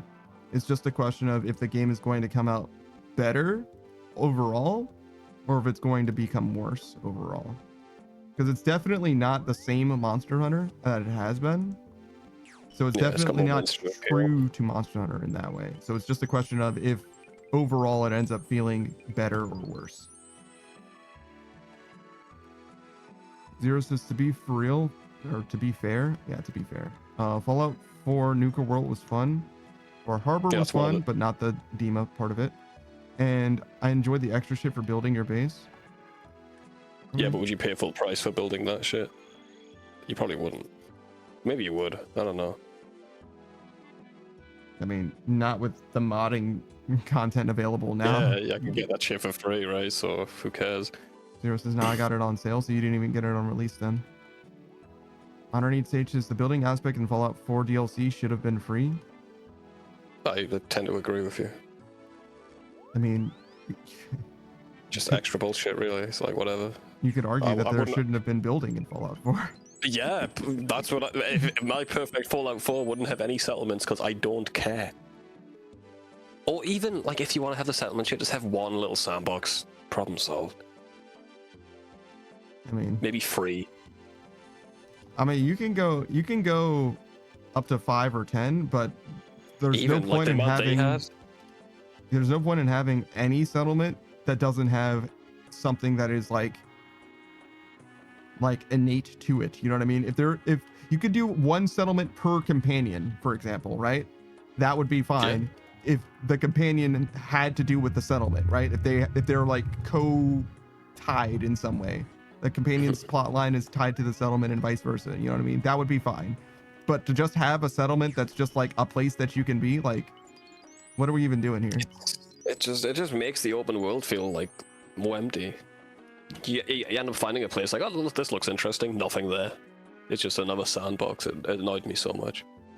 Yeah, what they should have done in that game, which they obviously didn't have the technology for at the time, is they should have done or maybe they did and they just couldn't fill the space regardless. What they should have done is made it so that you could make any place that's in the game a settlement unless it's already like a town or whatever. And then any place that you clear out can be a settlement from that point on. Yeah, like have the actual content in there, but after you're done with it, that makes sense because you're never going back to a place you've cleared out anyway, right? Yeah. So like, why not make it a settlement? That's what they should have done, and they probably wanted to do that in like the initial design document or whatever. They didn't have time to develop everything, so they're like, okay, well, we're just gonna axe half of these locations and they're going to be blank slate settlements now. That makes sense. Yeah. That's probably realistically what happened, but you know, there's only so much that you can really know unless Todd Howard himself decides to speak out on it, you know. Then you have to believe his lies. No, he's probably gonna tell the truth about a game in the past. Probably. Not a lot of reason to lie. Unless it's relative to what he's trying to sell you now, you know what I mean? Yeah. If there's not money incentive there, he's probably not gonna lie about it. You're not wrong. Unless it's the chess club he wasn't in. Zero says, spent like $10 for the season pass. I blame Oblivion and their $2.99 horse armor. That is literally where microtransactions basically come from. Yeah. They were so ahead of it. If they didn't add that, we could have had like a better world for video games. Someone would have came around and done it, but maybe had a few years grace period beforehand. If it was in a worse game, it would have been worse perceived as well and had more pushback as well. Because like Oblivion was like a very, very, very important game. Like the whole like Radiant NPC thing comes from Oblivion, basically. Yeah. And no game, like almost at all, like this whole idea of a Skyrim like or an Oblivion like basically straight up doesn't exist even to this day, because AI, when it comes to like NPCs or whatever, just isn't at the level that Bethesda does it. No one does it like Bethesda specifically when it comes to AI. Radiant AI and NPCs doing things that are like approaching reasonable for NPCs. You know what I mean? Nobody does it, and it's not close. Night and day. Yeah, they do. They go around and do shit. You're not wrong.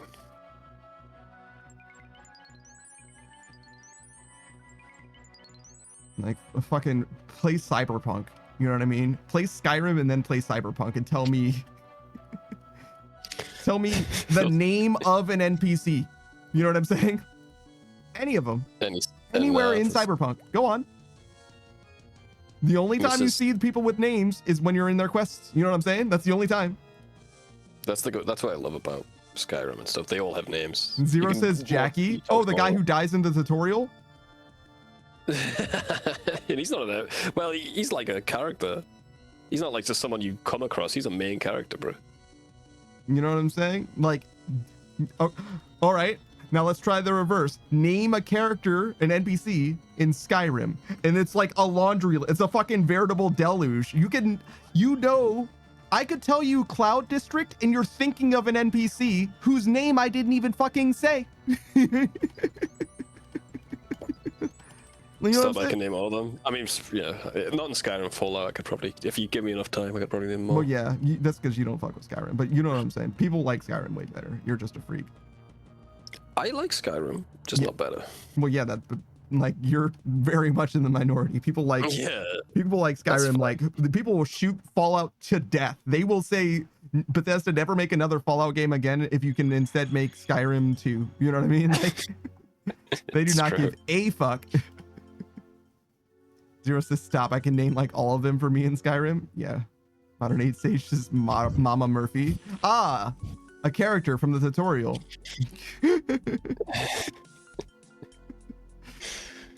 Oh god, Fallout 4. Zero says I love Fallout. However, I own Skyrim on every platform it released, minus the smart region Alexa. You have it on the. If you have an Alexa, you have it on the Alexa. It's free, bro. You have Uno, trust me. Zero says my favorite NPC in Fallout 4 is Kate. It's interesting. I liked what was her name? Curie or whatever. Yeah, you like Curie. Yeah, yeah. Curie's good. It's not just because of the accent, guys. Curie's like one of the most wholesome characters in all of Fallout. She's very clearly. She just wants to help. Yeah, she's very clearly not from the rest of the universe. You know what I mean? Yeah. Same with like any character in Warhammer. If Curie was in Warhammer, it's the same thing where it's like, okay, you're not from here. Like you landed in the wrong franchise. You're not supposed to be here. You're too sweet for this world. I like Nick Valentine too. He was sick. Yeah, Nick's cool. I like Deacon a lot. Deacon's alright. Nick, I want more of Nick, honestly. Modern 8 Sages, I turned the female handy into an android. Gift times? Good times, I see. It was like, when you say gift times, do you mean... You mean ZF times? Zero says, they started all this shit. They did that in Fallout 76. There was going to be a Fallout 4 mission where you had to go back into a submarine at the bottom of the ocean and you get attacked by a ghoul squad, I think. I watched a cut content video on it. Yeah, that was... Sorry, go ahead. There was meant to be like full ass underwater sections in Fallout 4. There's a whole perk that lets you breathe underwater. There's a harpoon they didn't release. All that shit was meant to be in. Sorry, man. Go. Back then, when 1 cent was equal to 1 Microsoft point and each Microsoft search gave you 50, you could buy the DLC in a few Bing searches. What the fuck? That never happened, bro. What are you talking about? What are you fucking 1 cent for talking 1 about, Microsoft point? I got that shit on release, bro. What are you talking about? I know that Bing, like, you could get Microsoft points, but it was never 1 cent for 1 Microsoft point, right? Yeah, I don't fucking know. I have no idea. I imagine that 100 was probably about $1, or 1,000 was about $10. That sounds. You know what? Now that I think about it, yeah, because it was like a lot of points for a game. But I'm just not sure. Zero says, I really wish I could make Nick wear the Silver Shroud outfit, only if he speaks like the Shroud. Speak as Shroud. If Nick could speak as Shroud, I'm 1,000,000% down. Zero says he would look so fucking dapper, and then Zero says I remember buying $5 Microsoft cards with 500 points. Sure, that sounds about right to me. But if that's the case, it was cheaper. It was cheaper than 1 cent per, because you could buy the bigger bundles of Microsoft points for cheaper. Like the more you bought, the less it cost.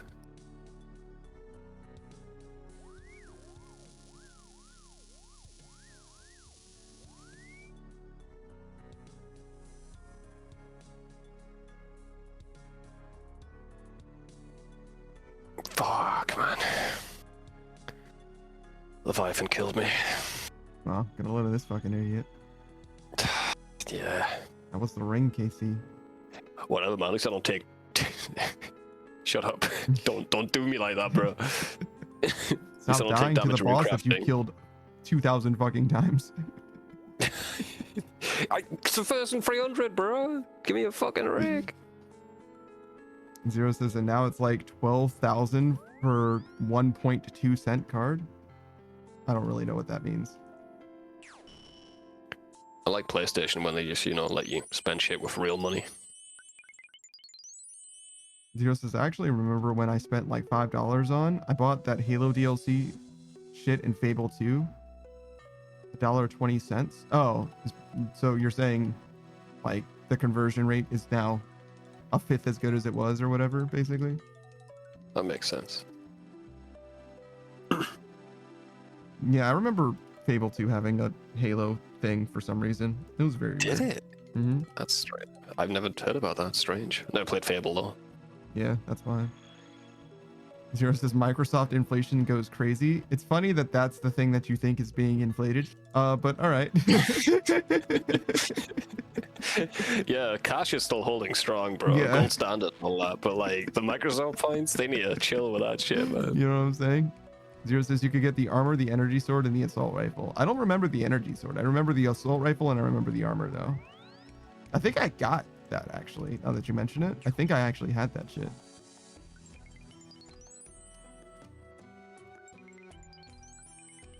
Zero says, yeah, cash is still gold and silver standard. Microsoft.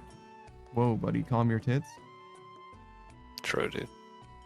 Who the fuck uses the gold standard other than the fucking Kremlin? Like, what are you talking about? Unfortunately, nobody other than the Kremlin. Yeah, it's like, I don't think that's a thing, bro. What are you talking about? Not in the Western world. The Kremlin is barely in the Western world. Exactly. I mean, would you come?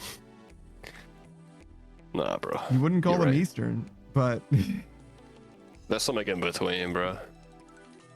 They're Russian.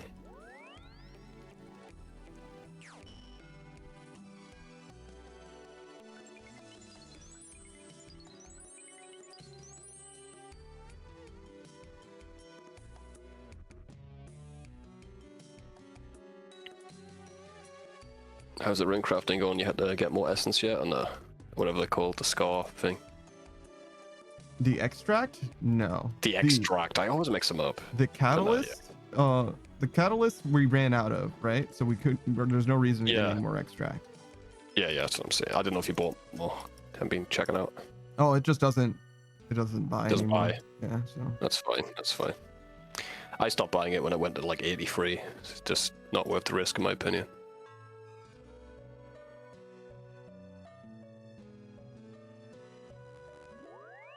I still have I it have in the been GE, but yeah, it's not buying, obviously.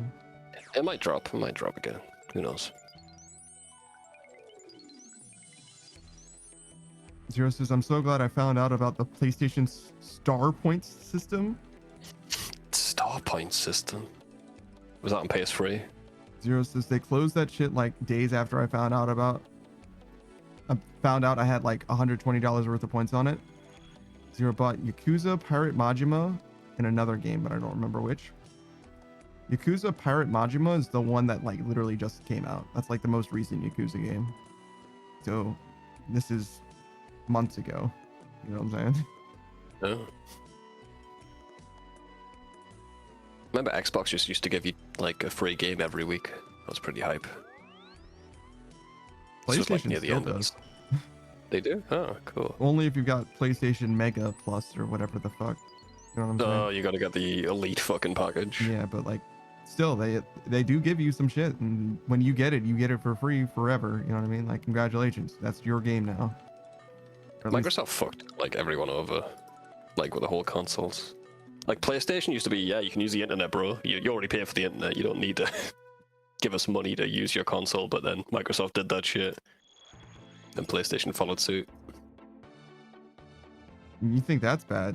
Fucking Nintendo does that shit too. Did you know you have to pay for the Nintendo online really? service? No way. They do that as well now? Fuck, man. That's a 100% a thing. You cannot just play your Nintendo Switch online by using Wi-Fi. You do have to have a live license. or whatever. Why do we let them get away with it? Dude, I don't know. Dude, I don't People know. just don't care. Just after a few generations, they're like, oh, this is how it's always been, and that's it. I mean, you think that's bad? Yeah, It's gonna get way worse than that, brother. Hold on to your I know. fucking ass. Seems like there's going to be a point where I can't buy video games on Steam, by the way, so that's just a heads up for that. Will you be able to be gifted games? I believe I can, but I would need to, like, they won't let me use fucking PayPal. That's the plan. Get rid of PayPal for me. And I'd have to use, like, something tying it to my name, which I'm not prepared to do. But hey, I can PayPal you the money, right? You can buy me the game. Problem solved. Zero says no. You get 2 to 4 free PS4 games a month, or 1 or 2 PS5 games on the basic package. How can they can't give you that a month? There's not enough PS5 games to go around, bro. They run out in like 2 months. So we told them that can't be real. What are they giving you? Remakes? yeah. Screenwrite says games with gold. Is that what it was called?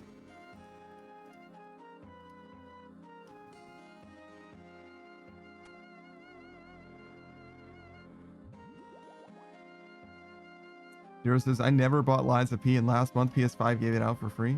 Oh shit. That rhymed, bro. Grant says, legit, one of the reasons I don't play Ultimate over Melee is because you have to pay for the online service. That makes sense. I'm honestly based, bro. Zero says, download a VPN and get Cash App. But I ain't fucking using Cash App, bro. Fuck, I'll pirate before I start using Cash App. Streamlight says, I'm not paying every month to practice. And you No, don't I even have understand that. rollback. True.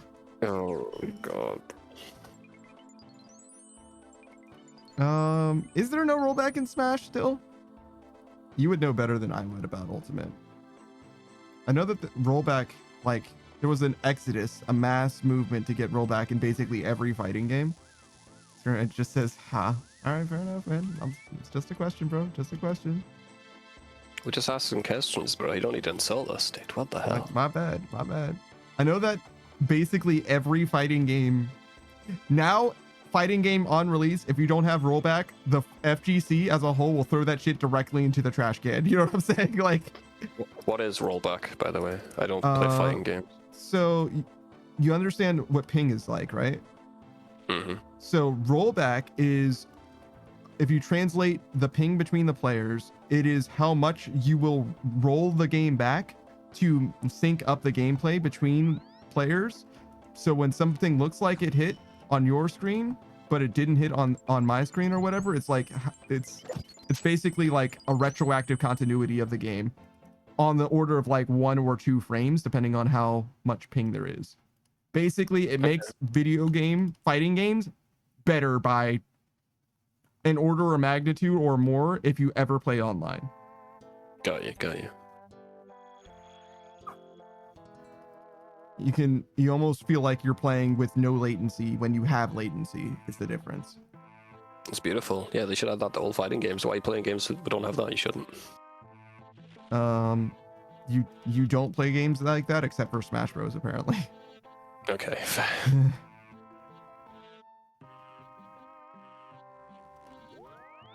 Zero says it's usually PS4 games that you get for free. There you go.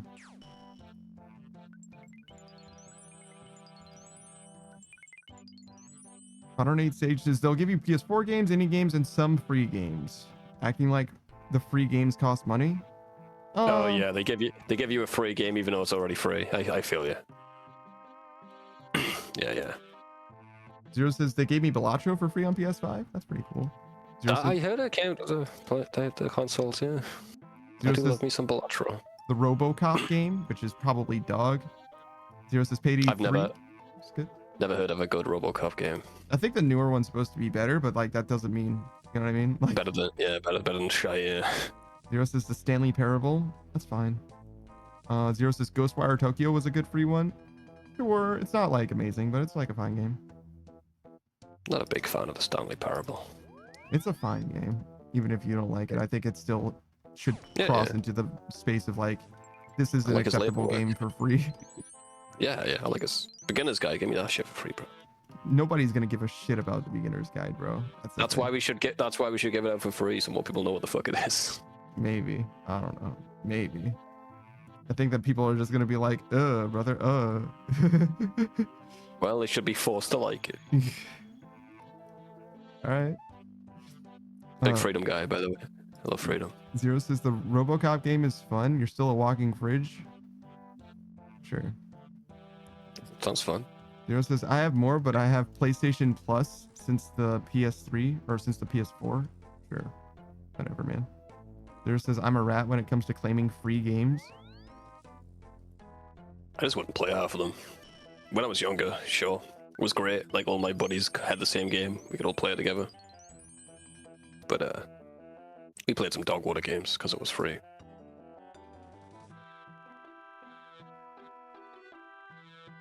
But these days, I just ain't got the time, bro. I'm not playing the games on my Steam account, you know?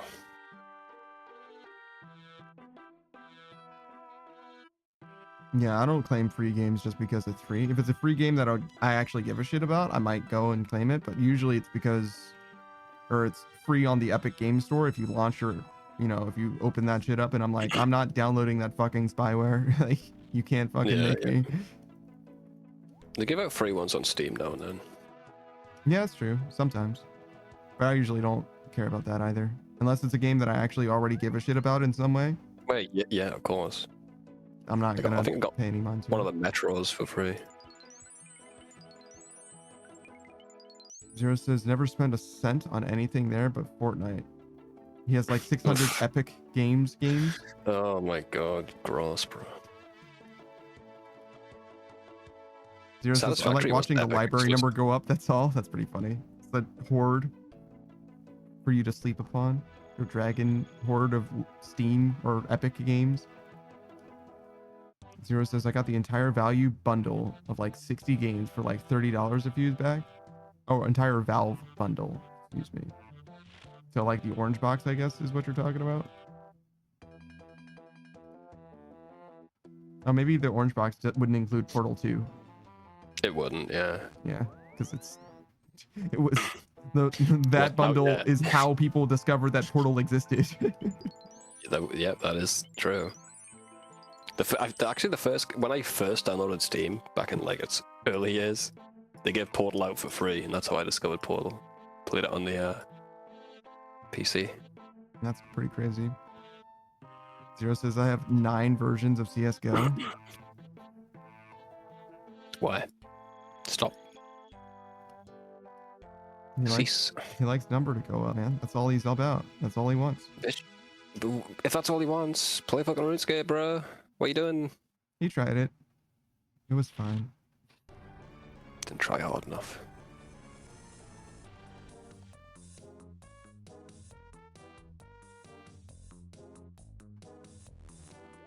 RuneScape ain't for everyone. There it is. Let's see, did he show up? Nah. He ain't shit.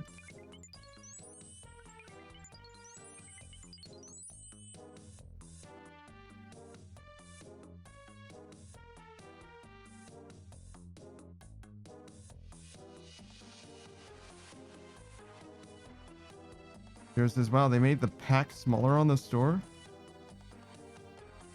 It's missing all the other versions of CSGO. Who fucking cares? Who gives a shit, bro? Ray Malenko says, is there such a thing as moonburn since it reflects light from the sun? Like sunburn? Maybe. I think no, but only because the thing that makes the sun give you sunburn is like direct sunlight, and shade is more powerful than the moon's light, if that makes sense. Like being in indirect sunlight is more energy intense than the moon is. What if you're on the surface of the moon, though? Strava says, no, the moon doesn't reflect much UV rays towards the Earth. Sure, that makes sense too.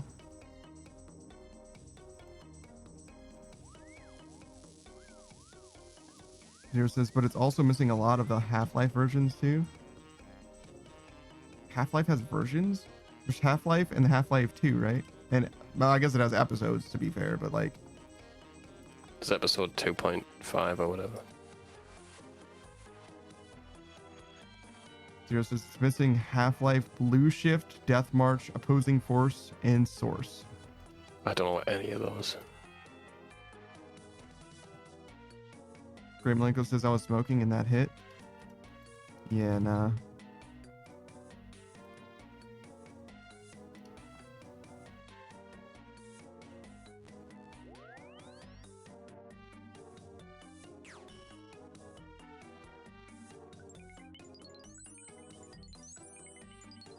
Durant says you shouldn't do that. Yeah.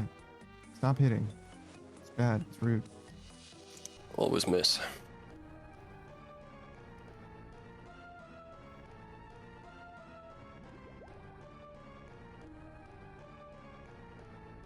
I want to get out of Leviathan jail so bad, bro. I'm so sick of it. I'm gonna need to buy astral runes. So they're cheap as fuck, bro. You'll be fine. I just didn't think that it would come to that. You know what I mean? I don't know how many you had, to be fair, to start with, but I don't know. you only use them like once per trip, right? So I use 2 per trip.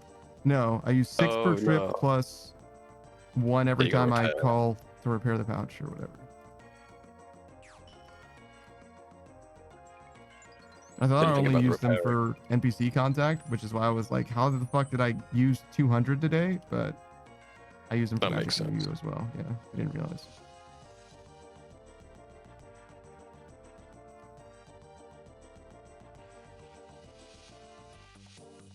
Zero says, I'm looking through my purchase history and I can't believe I bought Naruto to Boruto Shinobi Strikers full price.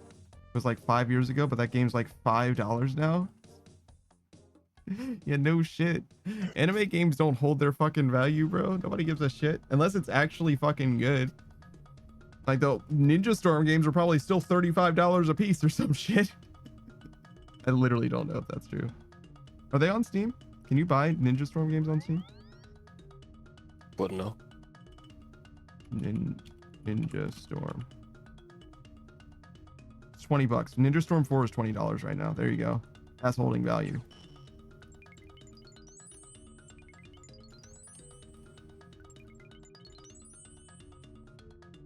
I ignored this shit. I was like, please stop showing me this fucking game. Please stop.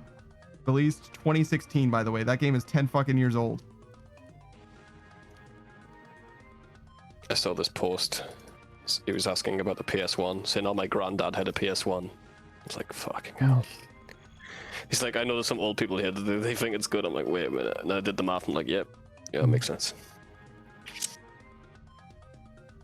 Zero says, I own all the Storm games. Yeah, he just sent me a picture of his library and it's just Naruto Shippuden fucking 8 times, 4 times for the Ninja Storm games. And then he also got the Naruto Boruto Ninja Storm game. Oh wait, there's a different Naruto Storm as well. I don't know what that one is. There's an in-between. Jesus Christ, dude. Doesn't Zero like Bulletstorm? Someone liked that game.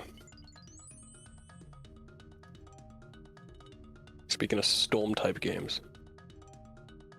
Bulletstorm is nothing, but Red Faction Guerrilla? Now that's a fucking video game. Yeah, Bulletstorm is dog water, bro. It's dookie. Bulletstorm is not Borderlands, is what the fuck it is. It's the only reason people bought fucking Bulletstorm is so they could get Borderlands 2 early release. That's how it worked. The Great Malenko says, no, I'm gonna keep going because me smoking weed stops me from smoking other people. That's probably for the best then. Yeah, just puff up, bro. Zero says, and the other, wait. Zero says the installed one is the good one. That is basically the super collection with all the story. So much fucking story in that game then. Holy shit. Zero says, and the other one is the dead one I paid $60 for. That is now $4.99. Very good.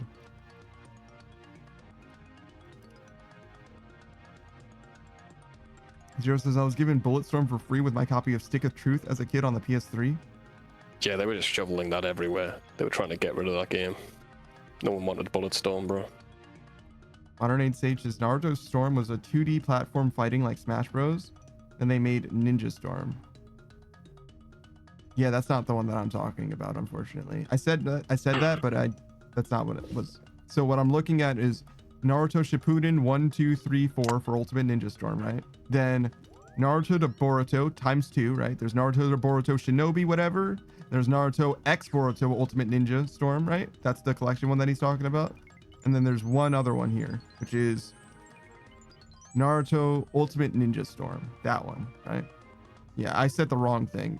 It was just a lot of I mean, now that I've said it, you understand why, because it sounded like I said the same thing 8 fucking times. You know what I mean? Like, Oh yeah, I'm not remembering any of those individual games yet. There's no way, ever. Even though you just said it. oh, the first one is Naruto Ultimate Ninja Storm. Okay, so there's 5 Ninja Storms. And Of course there is. Zero says, I'm pretty sure GameStop would have given me 2 or 3 if I asked. Or, oh, Bulletstorm copies. Oh yeah, Like, they here. don't need them, bro. Literally just taking up space. Zero says, if you get Storm Collection, I'll play it with you. Bro, I'm not playing a Naruto game. Stop. Bro, chill. Aren't you already playing Borderlands? What the fuck, bro? I mean, not Finish yet. that game but, first. But soon, yeah. This dude's already he already was like, hey, you know, we should play Halo 3 ODST. That's the only Halo game I haven't played it. I'm like, I already played it on stream, but we can play it after Borderlands 2. He's already trying to line shit up. He's trying to lock me fucking down, Savage, man. He's trying to make sure I never escape. Yeah. I'd be down for that. I don't think I can justify playing a game I hate as well as being exhausted, but I'll definitely play ODST with you fuckers, for sure. Borderlands 2 isn't that bad. What is wrong with you? I just hate the humor. It really grinds my fucking teeth on it. I could just play it muted, I guess, to be fair. It's not a bad game.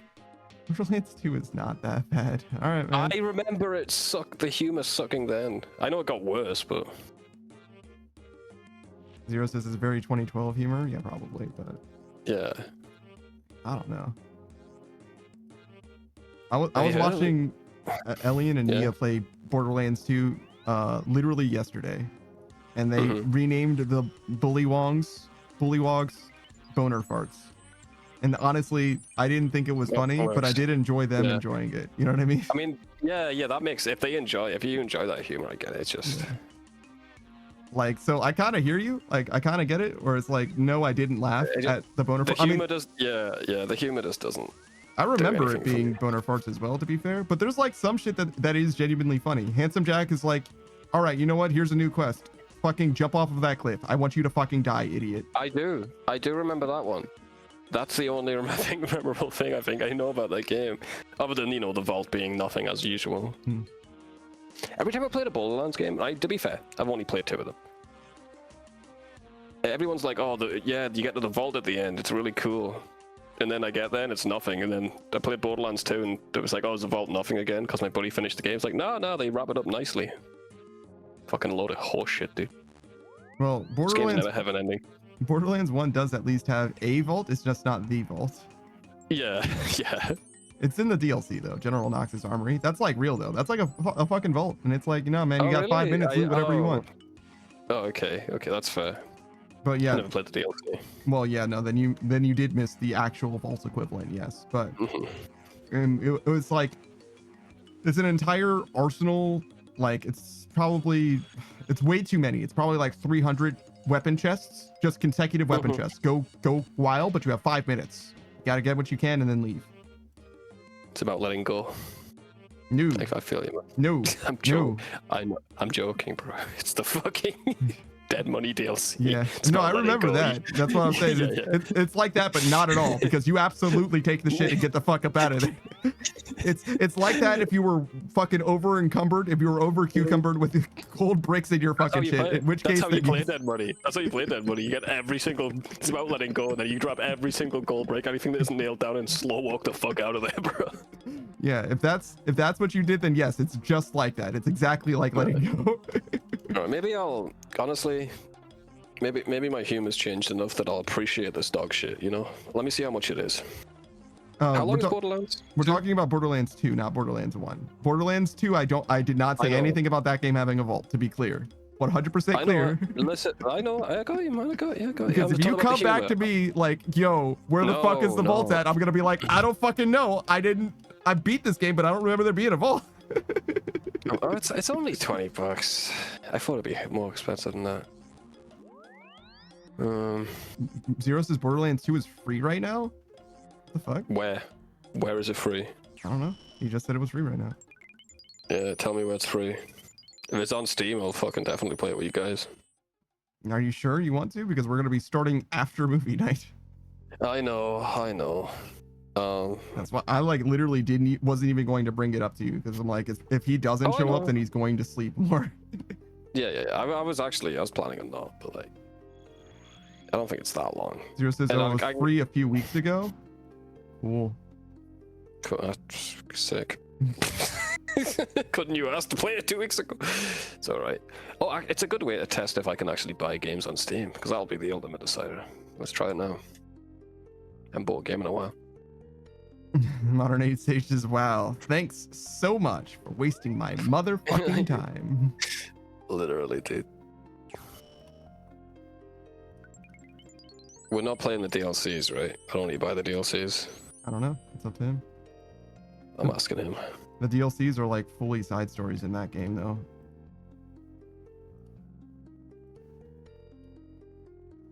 Him. Let me know. Zero says, I have the DLCs. That's fucking £48, man. That's a lot of money, dude.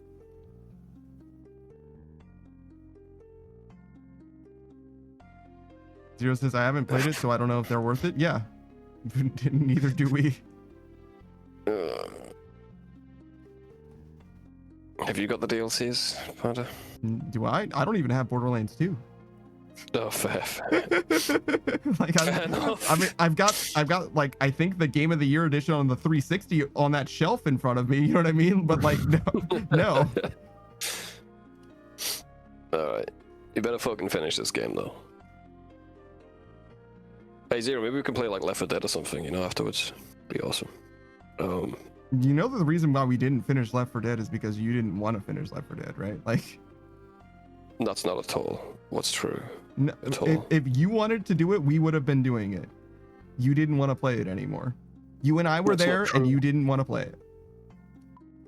It's not the same with 2 people, but yeah, okay I see what you're saying. I wanted to play with 4 fucking people, and they stopped showing up. That's what happened. Yeah, that's true.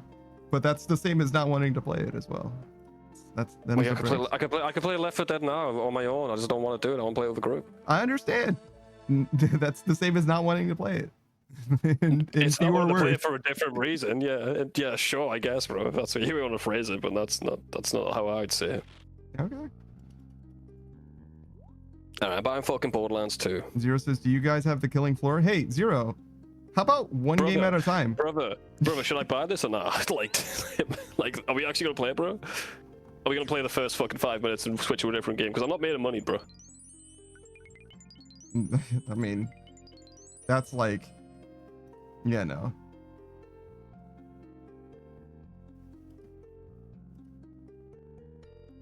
He's saying no, we are going to be playing Borderlands 2.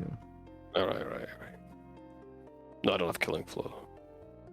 Yeah, Zero. When it comes to games, one at a time. Yeah, bro. Literally one at a time. Period. I don't give a fuck. I could die tomorrow. No, we're not playing Killing Floor. I fucking died. You know what I'm saying? Like, one at a time. That's what you get. Sure. I'll do it after movie night. I probably won't be around Friday though. What do you mean Friday? The night after, day after movie night. Oh, you mean like on stream? Yeah. I was like, I'll probably be burnt out. I was like, I didn't expect you to be around on Friday. Like, what are you fucking talking about, bro? Yeah, good.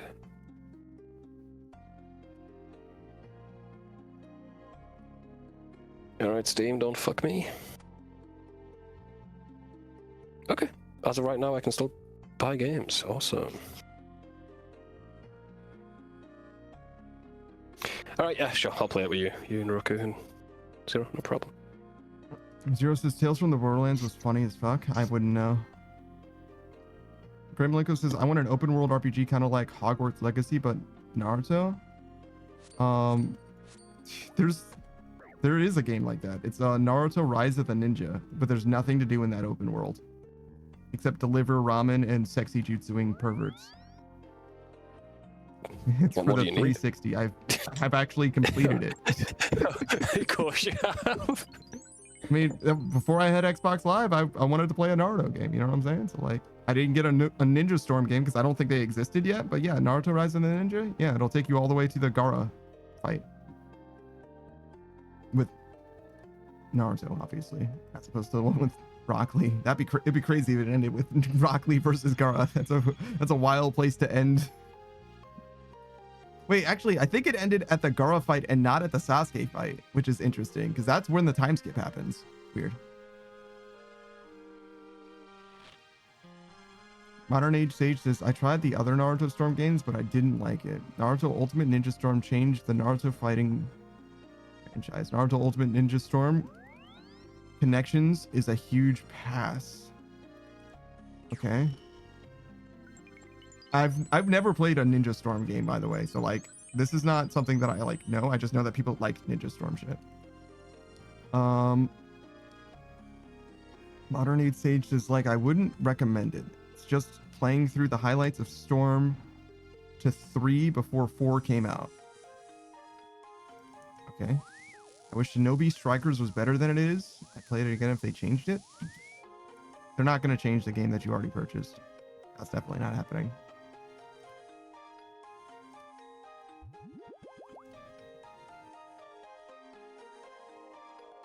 Modern Age Sages, they have one. It's fan-made, then they don't have one.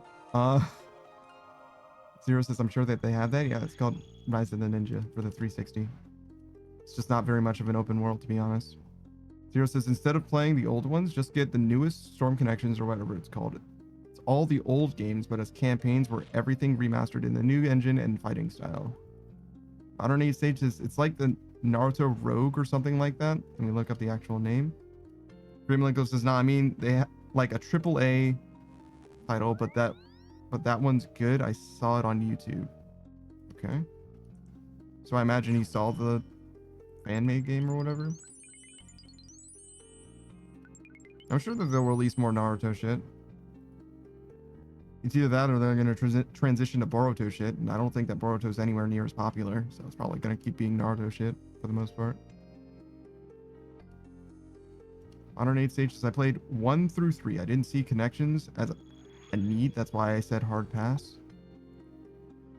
Zero says Connections also has a really interesting OC story with a cool brand new bad guy. Borderlands 2 is free right now, and we went over that. Modern Age Stages, if there's something new, then I'll check it out.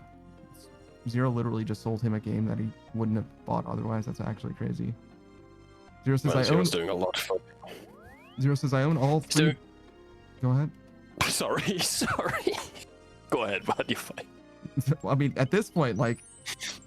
No, it's not worth it. Go ahead, bro. Seriously. Right, Zero says, I own all 3 Borderlands games. If you'd rather play one, no. He just didn't know that there was a DLC in Borderlands 1 that he still doesn't own. So he's not going to go and buy it now. There's no fucking way he's gonna go, oh man, you know what we need to do? We need to buy Borderlands 1, all of the DLCs, so that we can get all the way through to the end game so I can experience this vault finally. Yeah, I'm good, bro. But I'll play Borderlands with you. I won't be playing the DLCs though. Zero says, I haven't played it, so I don't know if they're worth it. Zero says, let's say nah, he's not doing the DLC apparently. Zero says, I was completely down to keep going on Left 4 Dead 2, but everyone stopped showing up. Brother, you stopped showing up. Me and Panda were there. Yeah. We're waiting on the call for you fuckers. You and Delta didn't show up. Yeah. I mean, Delta was busy, I think. 1 or 2 weeks in a row or whatever. But like, yeah. It was like literally like 1 week, no call, no show for both. And then the next week, Delta said he was busy or something like that. Or the second week, no call, no show for both. And the first week, Delta said that he was going to be busy. Yeah, we just didn't want to be rude, so just stop asking.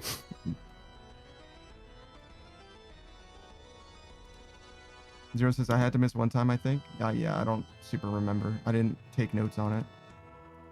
Because I didn't think it was going to come up. Otherwise, I would have. Yeah, I love that game. Most of the first one, but yeah.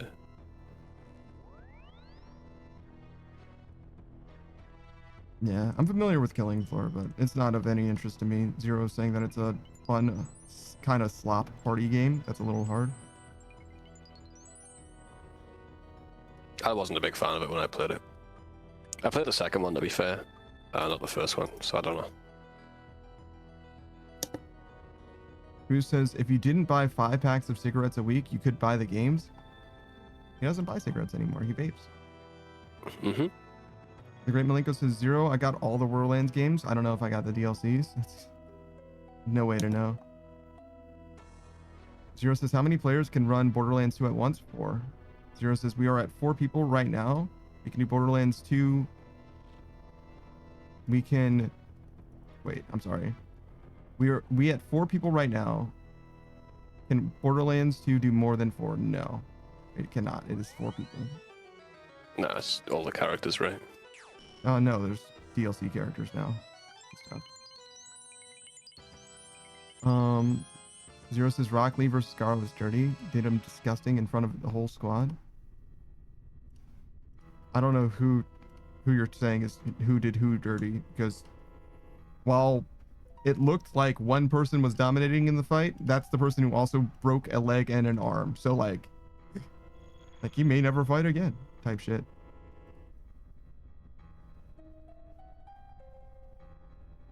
Zero says Ninja Storm 4 adapted the manga's ending before the anime did.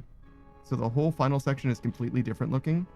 And Zero actually refers this to the anime. They've been transitioning to Boruto shit. That's why the last few were called Naruto X Boruto. Yeah.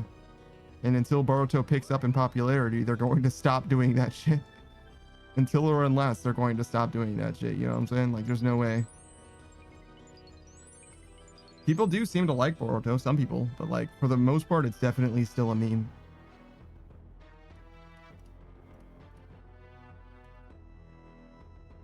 Zero says, I like the freedom killing floor gave you in a way to kill creatures. Okay. I think it's just guns mostly, but alright. I wouldn't know. I've never played it. Zero says they both did each other dirty. Sure. Okay. Zero says when Boruto is actually focusing on the main plot, it's okay. Like if you read the manga, it's a solid story. I wouldn't know. I'm not about to read Boruto. I don't give a shit.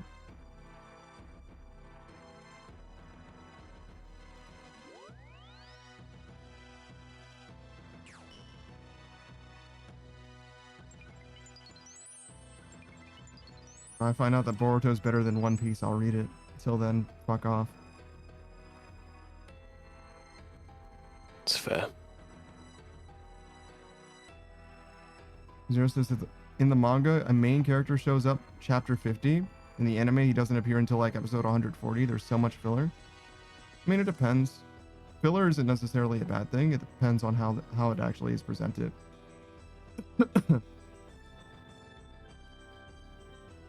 Zero says, I read One Piece up until we met Chopper and I got bored. That's Drum Island. Which is like, I don't know, Arc 5, something like that. It's not very far in the manga.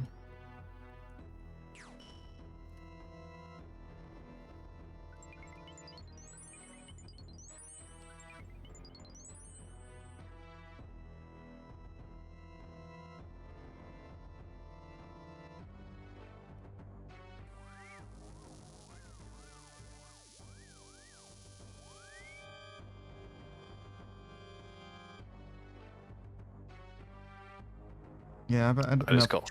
Sorry, go ahead. I just got fucked. Like Leviathan, my internet lagged for a second, and I got like 3 orbs in the same tick. Yeah. Literally killed me. I'm gonna stop doing Leviathan now. Enjoy Aether runes. Nah, chins. What? What's the plan? What are you gonna do? Yep. To get the squirrel pet? I need the chin pet too, and I'm really demotivated on Sepulchre with the price of the rings. Alright, man.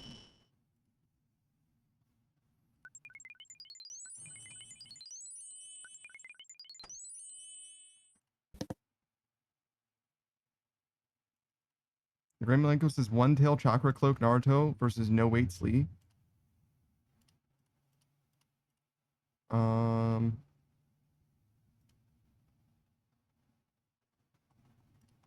No Weight Slee 5th gate. Because if it's No Weight Slee, no gates. That's a no div. If it's 5th gate, I think Naruto still beats Lee. The Chakra Cloak One Tail for Naruto put him basically dead even. He lost, but dead even with basically full unsealed Sasuke. Like, I feel like that's a pretty decisive fight for Naruto. Zero says, I remember, I think 3-tail Naruto was enough to almost kill Jiraiya, and 4-tail was enough to start slapping Orochimaru around. Yeah, I don't think it's close. If it's 5th gate, maybe there's a conversation to be had there, but Zero says in early Shippuden. Yeah, we're talking pre-time skip though. Graham says he can use the gates. He could in the Gaara fight. That's 5th gate, I believe. Maybe it was only 4th, but I think it was the 5th one.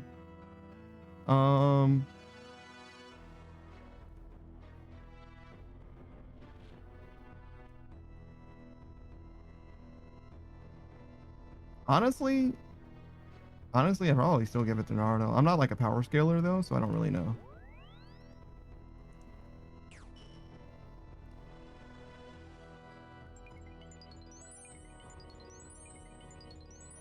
Zero says, well, we can use black outfit Sasuke with the long hair as a power scaling point since he's stronger than Lee. Is he?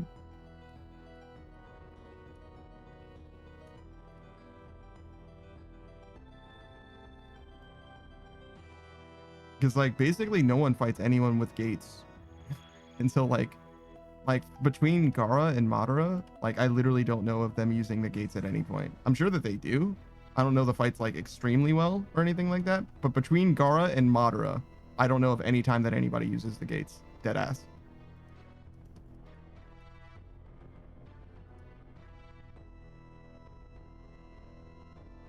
Zero says, man, I miss the hype around Attack on Titan in the early years of it.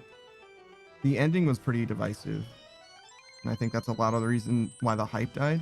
It didn't quite do a Game of Thrones, but it's the main reason why. I think I give up around season 2 or something.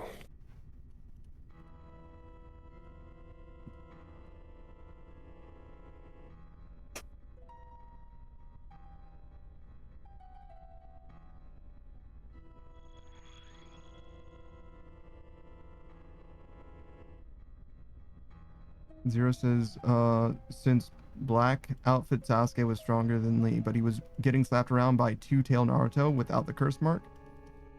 Zero says, Guy used the gates on the Shark Akatsuki member.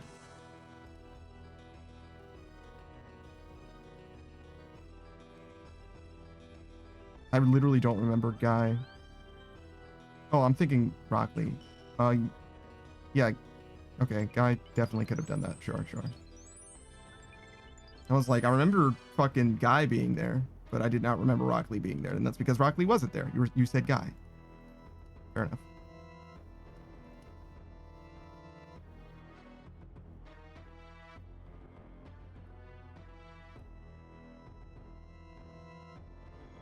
I don't remember that fight though. Not like details in the fight, like anything happening. That was when, God, what's her name? That red-haired woman. She was like, oh man, let me hit fucking Itachi with a genjutsu. And Kakashi was like, what the fuck do you think that you're doing? Do you know who that is? Hold on, you guys go the fuck home. You're gonna get yourself killed. And then Kakashi almost gets killed. And he's like, okay, that was a mistake. Modern Age is Karin? No, the red-eyed girl, not the red-haired girl, sorry. Karin was on Sasuke's side. I think that's who Karin is. She's the healer lady. Zero says, I know who you're talking about. Yeah, she's one of the teachers. But she's not important.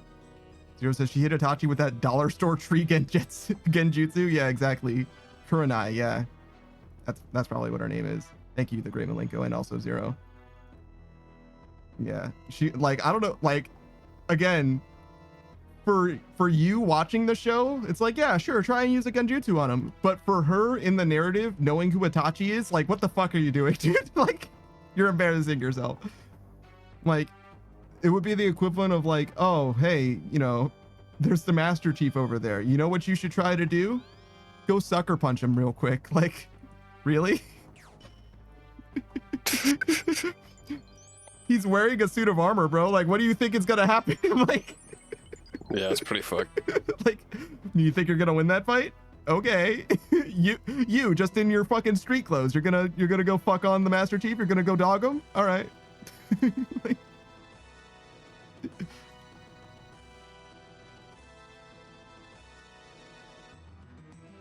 Zero says Obito is easily my favorite character. He's Naruto if Naruto didn't have people to rely on. Obito's dumb, like actually dumb. His motivation like straight up doesn't make sense. He got gaslit by Madara into thinking he was like the shit, and also inexplicably gets like way strong. I guess it's because of the Hashirama cells and because Madara in some capacity, but like he gets like mad strong in between crushed by Boulder and fucking not exactly fighting evenly with the fourth Hokage, but like basically, you know what I mean? Like there's like 3 or 4 years in between there. God damn. All right. I mean, he needs to be a villain, so like I get why he became stronger, but like goddamn, like chill, bro. You're like 16. Like relax. You're literally fighting one of the strongest fucking ninjas in the entire fucking verse right now. Like you should not be this powerful. Like, what the fuck is going on?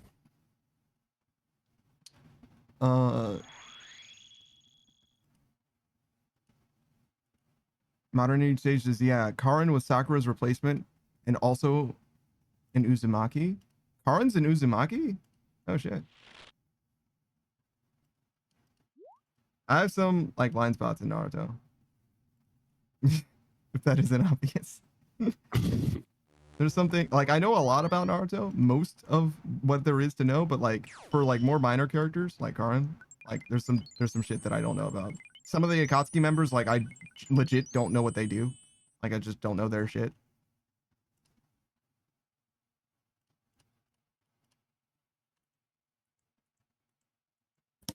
I never like went back and watched the anime or whatever, you know? It's most of the problem. Or read the manga for that matter.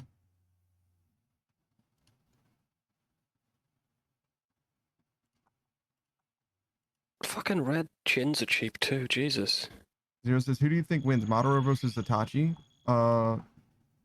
Hikatachi gets no-diffed by Madara for free. Madara is like way too strong.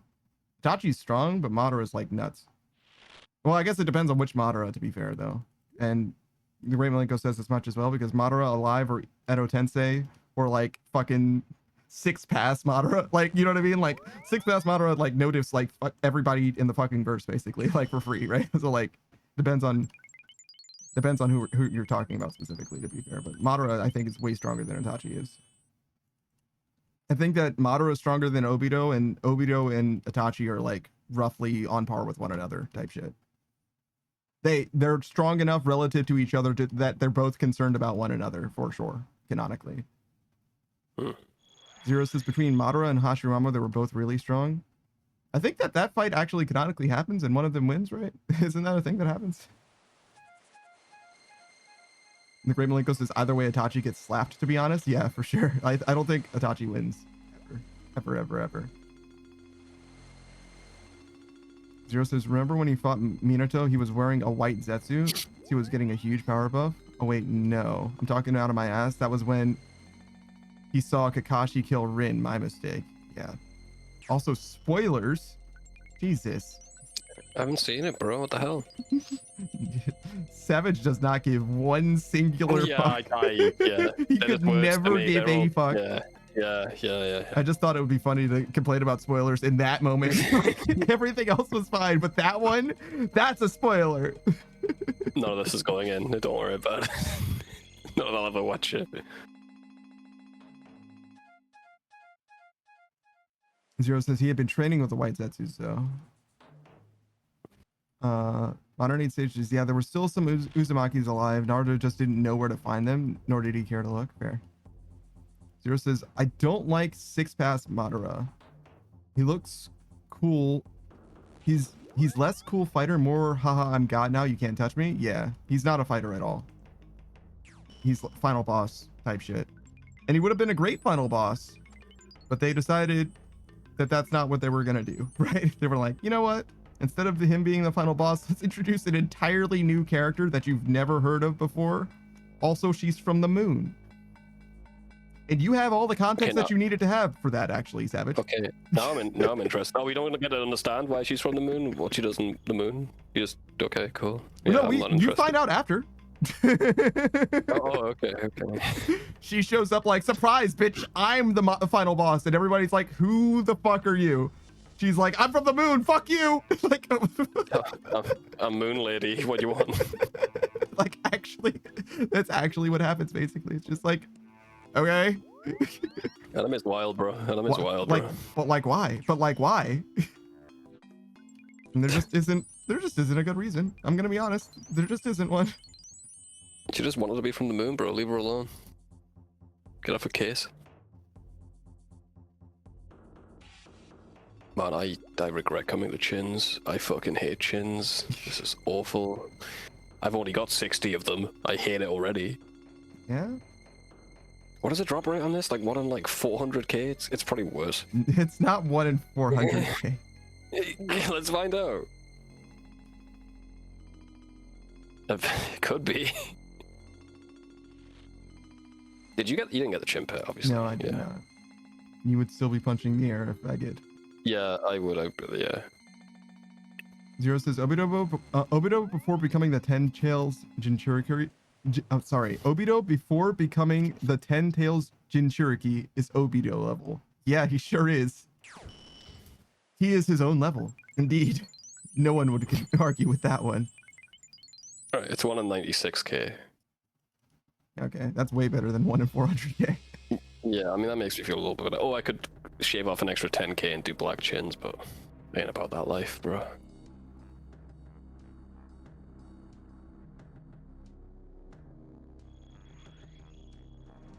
I mean, it was pretty uneventful when I was doing that shit, personally. I can't use my hunter outfit though, can I?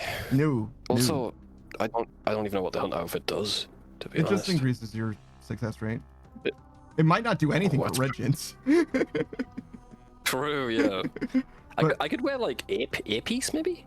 I mean, how many safe items do you want to have, right? All I want is my max cape. That's it, right? So I can have 2 pieces. You can protect from item and have 3.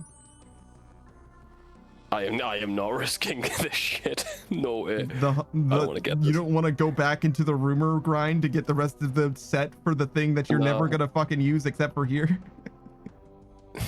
Yeah, I like having my sets complete, and I would have to do it if I'm losing a piece of the hunting. But I've got 2 fishing trawler outfits, bro. Man, I don't want this in my life. All right, man. If that's how you feel, I feel like this is the time that it is useful to you. Like, this is the one time the gear is gonna be helpful. Yeah, you're not wrong. Until they come out with fucking silver chins, dude, and gold chins, you know.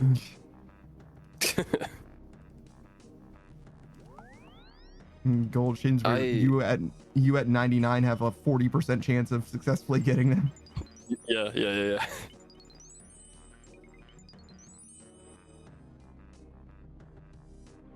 All I really want to do is kill Vardovis, you know, but I can't. Gotta get the other axe pieces.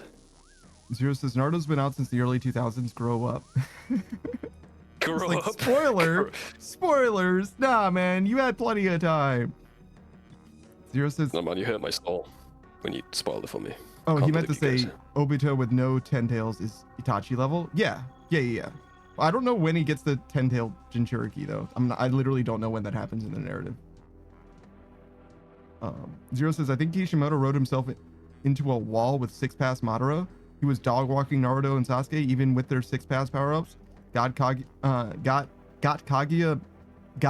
makes me mad. Aspel final villain. Yeah, I think that he could have figured it out. Even just like power of friendship would have been fine versus like 6-pass Madara by the very end. You know what I mean? Power of friendship would have been fine.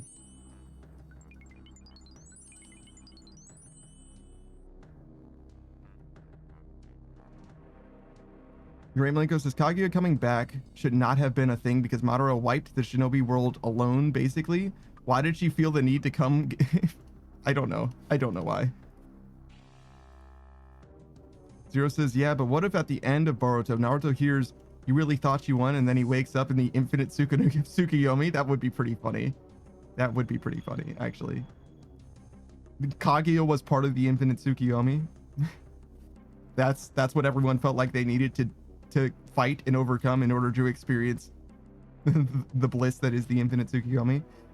Infinite Tsukuyomi is like the end of Evangelion, which is like an eternal paradise, but you're all trapped in the Matrix, basically. There you go. I realized that I should have just went to the Matrix. Yeah, Evangelion, all I know is just like that chick, she's got a big head and it's like on the horizon, right? That's Evangelion, right? There's a big headed, there's a big chick with a big head and she's on the horizon. Am I making this up? That's Evangelion, right? It could be Evangelion, I can't. She's just a big lady. There's a big lady in the distance. That's all I know. I'm gonna go Why with is everyone no. staring at me? Oh, No? maybe. Is the world like glassy surfaced and like water? Yeah. Okay, then yes. she's Yes. That's Evangelion. Yeah. You're like on the horizon, a big lady, and I'm like, no. Yeah, big lady. But yeah. The glassy surface world where there's like nothing on the horizon, it's just water everywhere, and there's like a lone lady or yeah. That's 100% Evangelion. Yeah, it's like she's like lying down. Yeah. So that's all I got though. You didn't describe the fact that there's nothing else. That's actually very insignificant. That was the most prominent thing I remember. It was. I mean, you're right. You described just the thing that's in the scene, and there is nothing else. But the fact that there's nothing else matters a lot, right? That's why I didn't understand. I guess. My bad. No, you're good. It's if I've described the fragment of Saren fight to you without using the word Saren and didn't describe it as being in the blackness of the void, you would have a lot more trouble placing it. But like the fact that there's nothing else is significant. Because there's only one fight that happens in the fucking void of the darkness. It's just the fragment of Saren fight. I think, at least. I'm pretty sure. Like I can't think of it. I'm rubbing my brain now too. There's probably something else in there. But yeah, you get the idea though. Like it definitely narrows it down. Like yeah, that's all I know. I think I've seen like a screenshot of that. That's about it.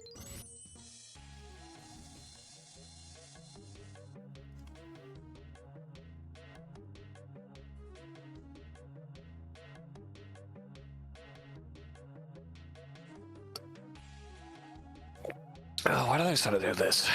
Why did I should be doing the penguin agility course or something. Zero says, but yeah, but what if at the end of Boruto, Naruto hears you thought you won, and then it's the infinite Tsukuyomi? Zero says that would go so fucking hard.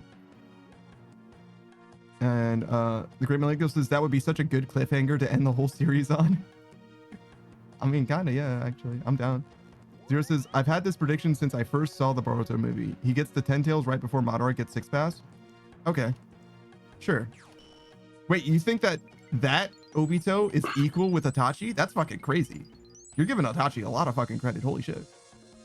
I mean, if Itachi was alive, Itachi's literally dead at that point. So like, I imagine you mean like peak Itachi.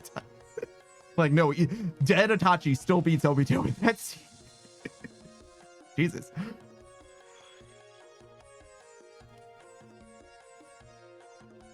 The Great Malenko says, if Shisui didn't die, he wiped 95% of the show with, my fucking god,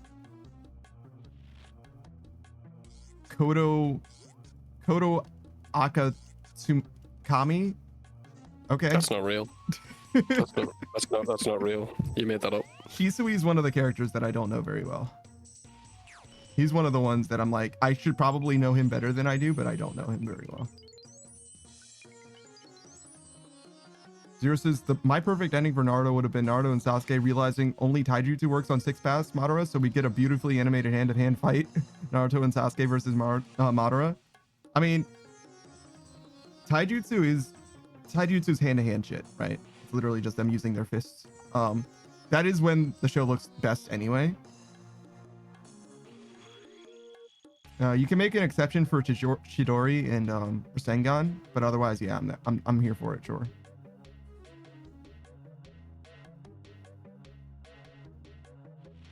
The Great Malenko says Naruto is just a show about a bunch of gangbangers. Yeah, kinda, yeah.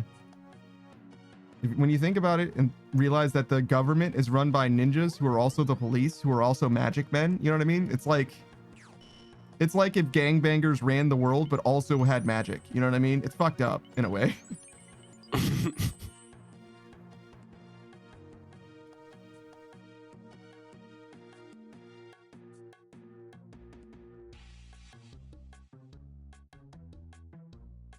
Zero says, see, people gas up Shisui so much, but oh my fucking god, that word again. Only works once before you're blind in that eye, I'm pretty sure.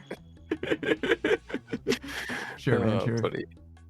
Going blind in Naruto is like a whole thing. Like there's a lot of in exchange for this power, you go blind type shit for some reason. It's like a thing. Oh. The Great Malenko says, think about it. You're thinking of Izanagi and Izanami. Zero says, if you said on the horizon big anime lady, I would have recognized it as Evangelion. I mean, apparently he recognized what you were talking about as Evangelion. I didn't say no. Note that I didn't say no, but I'm like, you got to give me more than this. Panda wants to be sure, you know. I get you, bro. I get you. Because I didn't want to hit you with no and then you were right. It's like, hold on, like maybe you're describing something that I just don't remember from Evangelion, or better yet, maybe you're describing something I know from Evangelion and just didn't realize, which is what you were doing.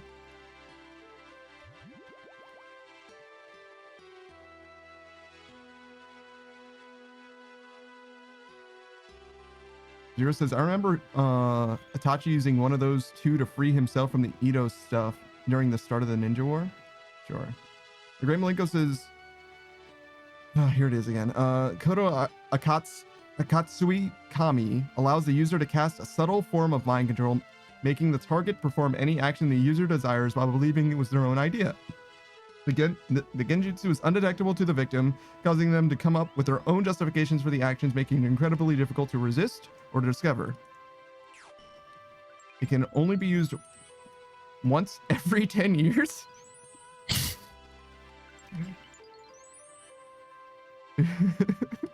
Naruto does a lot of shit like that too, where it's just like, all right. Some bullshit. Just, yeah, okay. It makes sense. Just gotta trust him. Like, obviously, it can only work once every 10 years. Obviously, just stop asking so many fucking questions. All right. My bad. Hey, my bad, dude. If you knew how the ninja magic worked, you would know that it's obviously possible only once every 10 years. That's all that I'm saying. Yeah. Makes sense.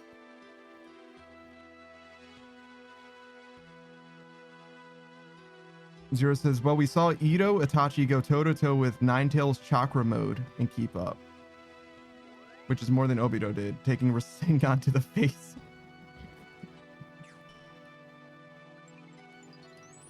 Oh god, they're like fully power scaling now. The Great Malenko gave me a pronunciation guide. Are you fucking serious? Is this really what we need to do? You can't take good enough? I gotta say it right? All right, fine. Koto a Kotsukami. Koto a Kotsukami. There you go. You're doing black magic, dude. You're doing black magic. There's no way. That's not a spell. I probably still said it with the wrong emphasis, but like whatever. You know what I mean? I can't. Yeah, you gotta get the emphasis right, bro. Zero says only taijutsu and sage jutsu works, so Naruto would have to let Sasuke handle him for a little bit so he could channel sage chakra. Zero says, or just send like 100 clones off somewhere to charge. Sure.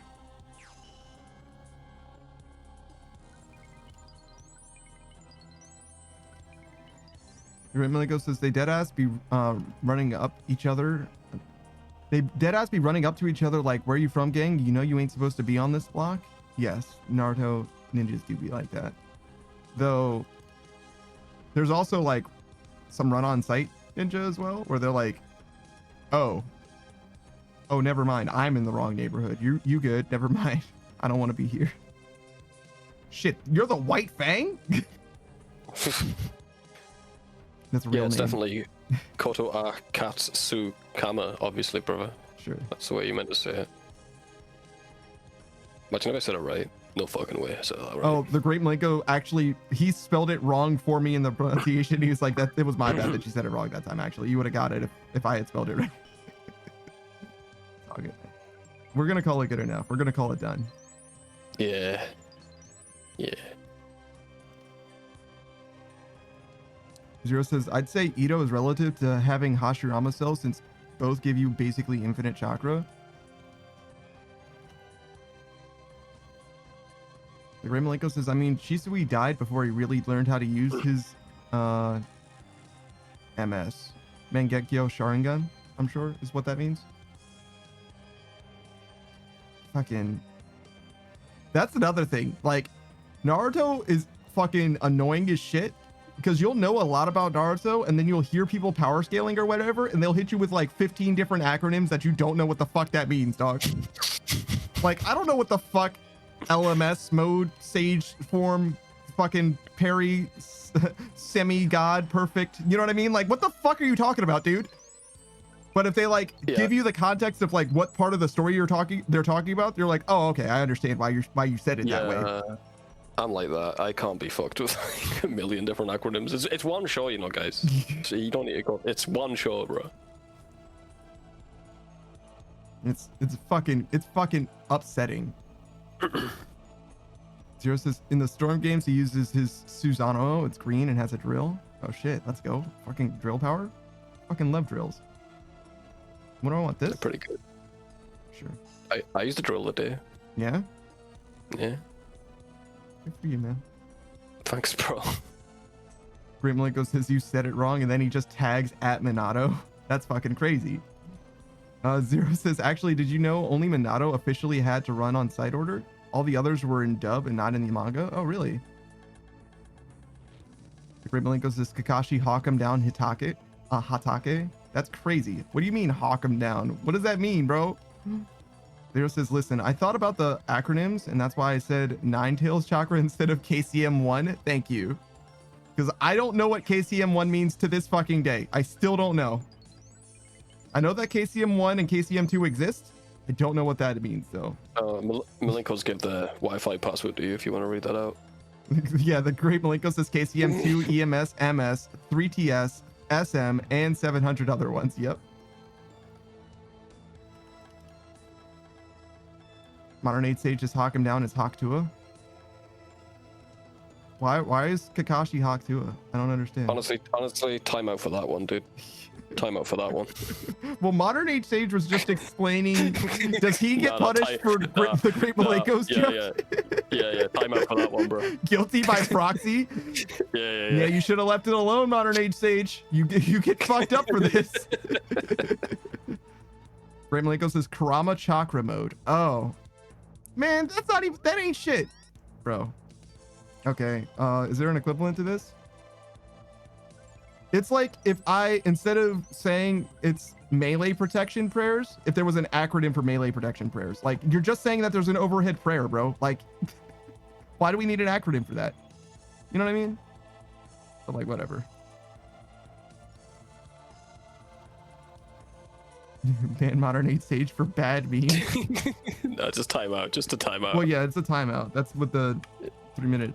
That's fucked up. You guys bullying Modern 8 Sage is fucked up. I never did it, but I can. There you go. Bad. You got it? Yeah, 180 seconds for bad faith joke. There you go. Later, man. You'll be back. Don't worry. I'm out for wrong think.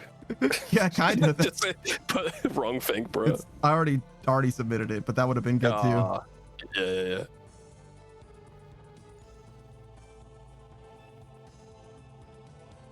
Poor guy. He was just trying to help. Zero says, while Kakashi had his dual Mengekyos at the end of Shippuden, he was actually the strongest character in the verse for the short time.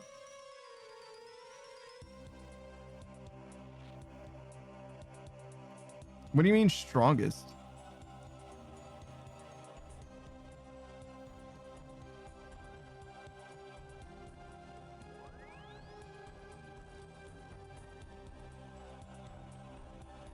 The Great Malenko says Kakashi was getting glazed for the OG show. He definitely was. Kakashi was like, I mean, he's not like, he's no slouch. Like, he's not bad, but like in the original show, you don't realize how good, like how strong the guy is. Guy gets like literally 0 amps and shows up and throws hands against Madara in a way that is like significant, right?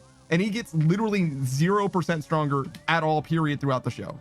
Like, as far as I know, Guy is like always just Guy, and that's it, right? That's just him. That's just where he's at. You know what I'm saying?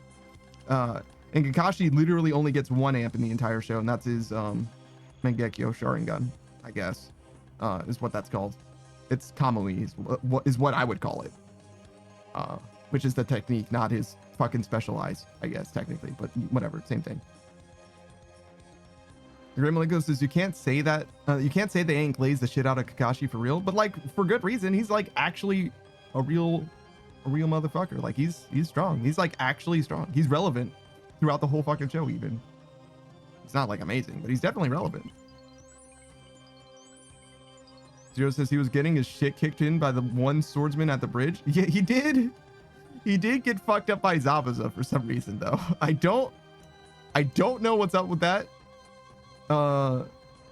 What's his name? Mugiwara no Goofy? Is that what his name is? The YouTuber or whatever? He has like an excellent fucking retelling of Naruto from Kakashi's perspective, and he's like, oh yeah, man, I got whiskey chakra, you know what I mean? Like my shit's not right, you know? I'm like super fucking blasted. Like before we even go on this mission, I'm super fucking blasted, so I'm just not regular. Like I can't be fighting right now.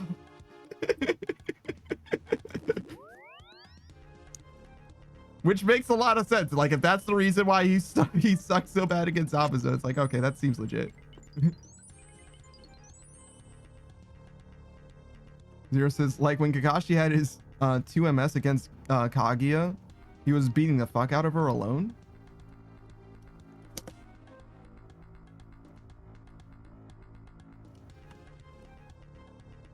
The Great Malenko says he means exactly what he said. Kakashi was that guy at the end of the war. Guy kept up pretty well for the entirety of Naruto. Oh, at the end of the war is what you mean, I imagine. Not the I thought you were talking about like at the start of Shippuden, which is not the end of the war, right? There's no war. Is there a war during the time skip at the start of Shippuden? Is that a fucking thing? Am I a dumbass? Well, yeah, but not because you don't know that. It's fine, dude. Grim Malenko says Zabuza kicked him though. Yeah, I don't know why the fuck Zabuza was so fucking strong. I'm gonna be honest.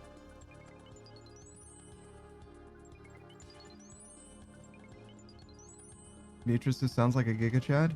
Like you could be talking about literally anyone. I'm gonna be honest. Hey, Beatrix. Zero says he needed Naruto and Sasuke to help get him out of there. Naruto was cooking hard. I don't know who you're talking about.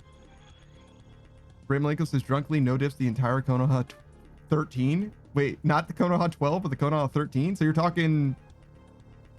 Who's the 13th one? Is that fucking Sasuke? Who the fuck is 13? Oh, Neji? Because Neji was dead. Neji was dead at the time? That makes sense, I guess. Shouldn't it be divisible by 3 though?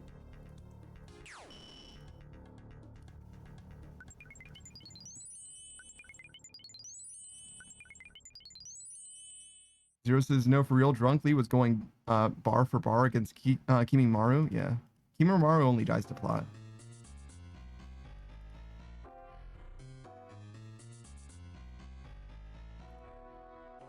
Who says Zabuza uses hidden miss jutsu? Kakashi doesn't use a single wind style jutsu that he's copied to disperse it. I mean, he didn't want to fuck with Zabuza's flow, you know what I mean? Like, he wanted mans to cook for a second. 108 stages on the real guy was the only one who was truly on par with Kakashi. Zero says when Kakashi had the blue Susanoo and the Kamui shurikens. Zero says no, there's only one war and that's at the end. The previous war was the one Kakashi and Obito were kidding. Yeah, sure. 108 stages, there was a war with Orochimaru? A war? What do you mean? Like a war that Orochimaru was in, maybe? Is what you mean? Sure, that sounds legit. Zero says when Zabuza caught Kakashi in the water bubble, which Kakashi just kind of let happen. He was like, yeah, well, yeah, look, man, he's got fucking chakra and whiskey chakra. You know what I mean? He's fucking blasted, bro. He's like, he's not all the way there. You know what I'm saying? And Ray Malenko says Team 7 is Naruto, Sasuke, Sakura. Team 8 is Kiba, Shino, and and Hinata. Team 8 is Shikamaru, Ino, and Shoji. Team Guy is Lee, Neji, and Tenten. You're right, it's 12. Yeah. Modern 8 Sage says, no, there are 13. Y'all forgetting about Akamaru, the dog? Are you talking about Shikamaru's dog? That's crazy. He didn't get a fucking... Is it a KCM2 cloak? Is what it is. He doesn't get a fancy jacket, is what the fuck I'm talking about. Modern 8 Sages, yeah, he makes 13. I said I googled it. The great, oh yeah, I said Shikamaru. It's Kiba's dog. You're right. My bad. I thought that they had similar names, Akamaru and Shikamaru, but you're right. It is Kiba's dog. I know who Shikamaru is. I just said the wrong thing. I'm dumb. Grimlico says, "Hey, nah, that's Kiba's dog. You can't take this guy's dog away from him. Shikamaru would never take good enough care of that dog. He doesn't give a fuck about anything." Zero says, "Shikamaru is my favorite out of the 13. Why did you change it to 13? Why are you counting the dog?" Stop. If you're counting Kiba's, show, yeah, that sounds reasonable. That sounds reasonable. If you're counting Kiba's dogs, you gotta count fucking, what's his name? The fucking Bug Bros insects.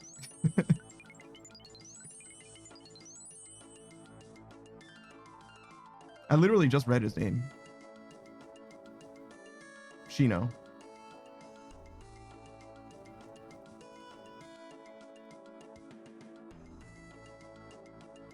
Zero says, "We're not counting Bugman's bugs. They live inside him. Not all of them." Modern Age Sage says, "Shino is counted." The Great Malenko says, "Shino's insects chakra bugs?" Yeah. Modern Age Sage says, "Oh, the bugs? Nah, that'll be like 20,000. Yeah, there's like so fucking many bugs. It's like way too many bugs." Zero says, "I love him. I love watching him outsmart his opponent." Shikamaru, yeah. The problem with Shikamaru is that Shikamaru is smarter than the mangaka himself, so he can't use Shikamaru very much because it only makes sense. It only makes sense for Shikamaru to be the smartest person on screen at any time, you know what I mean? So like he can only use him at times when like he really desperately needs him to, and only after thinking extremely thoroughly about it. Because if you make your smart character do something that seems dumb, you have to have an explanation. And the explanation can't be, "I'm stupid," as the writer, right? Like, it's bad writing. Modern Age Sage says, "Akamaru is part of the team. Don't count him out." I'm not counting him. Grim Linko says, "Shikamaru, you mean Shikudai's dad? Who the fuck is Shikudai?"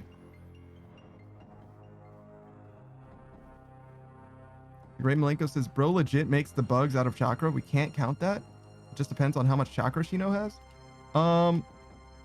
Does he literally make them out of chakra? Because he used like he used some of the chakra bugs on someone to like lure ambient chakra bugs. There were just bugs in the forest that like legit like just turned up.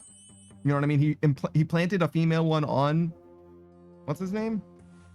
One of the sand dudes. I should really know his name. He's the puppets guy. He planted one on him and that's how he beat him basically. So those were just like regular, those weren't like directed by him or anything, right? Those were just in the world. Zero says kind of bad writing. Yeah, for sure. For sure. Modern Age Sages, my favorite out of the 13 are Kiba, Akamaru, Shikamaru, and Neji. Wow. So the dog and the guy with the questionable forehead tattoo, huh? Made it into your top 4? All right. Also, did you... Oh, yeah, you did say Kiba. I was like, also, did you say the dog and not the guy who owns the dog? Because that's fucked up. I like your dog. You... Nah. Great Malenko says, obviously Shikamaru's son. Yeah, I kind of figured, to be honest. All right, I got to roll, bro. Have a good night. All right, man. Later, man. Peace, dude. Bye. Modern Age Sage, but Shiny has hands with those bugs. Shino does. I've decimated people online with Shino. Sure. Zero says, why did all the Jonin need to stop Neji when he was fighting Hinata in part 1? I mean, not all of them needed to, but they just decided that Hinata was going to fucking die, I guess. Any one of them could have done it. The Great Malenko says he has bugs that are legit bugs and makes them out of chakra. Wait, he has bugs that are legit bugs and makes them out of chakra. So he makes real bugs out of chakra? What the fuck? What the fuck is going on in Naruto, man? What's going on?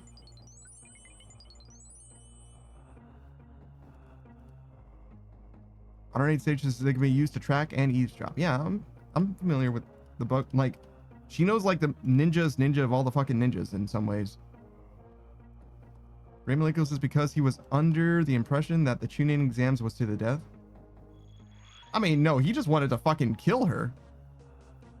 He didn't think that it needed to be to the death. He had saw a bunch of other fights that didn't end in death. He wanted her fucking dead. Zero says, no, I mean, only one of them needed to stop them. Yeah, but they figured that they would like post up for like a cool pose. Zero says, not all in the room. I mean, you know, it's about sending a message.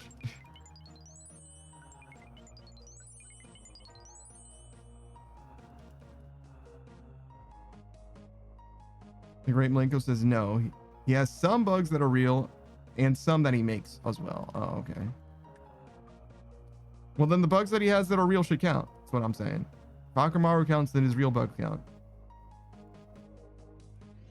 Zero says, what about Tobi Rama? What about Tobi Rama? Oh, like a stealthy ninja? Every single jutsu he's made. Zero says every single jutsu he made was to counter in an Uchiha, world's #1 hater. Yeah. It's true. Boo says, yeah, and Orochimaru was just chilling. Like, at no point would I describe Orochimaru as chilling. Scheming is the word I would use. I mean, I guess in Boruto, maybe he's chilling. They kind of like walk back Orochimaru's like villainy in like a weird degree. And it's just like, ah, yeah, no, he's just a guy now, I guess. He's just a dad. Okay. Ray Malenko says Akumari only counts when he's involved, like during the Sasuke retrieval arc. And then Great Malenko says, nah, wait a fucking minute. What? Zero says, you're not a fan of Twin Fang over Fang? I mean, it was a cool thing that happened one time, I guess. But that's literally all I have to say. Zero says, getting beaten by a fort. Yeah, that is exactly what happens to him. Ray Malenko says, why did they send a bunch of Chunin after Sasuke instead of like 2 or 3 fucking Jonin? They were busy. They were busy. They were busy. Plus, Shikamaru said that he got it. You know what I mean? Tsunade was like, you know what the fuck is going on, right? Right? And also, they didn't send a bunch of Chunin. They sent Shikamaru and a bunch of Genin, right?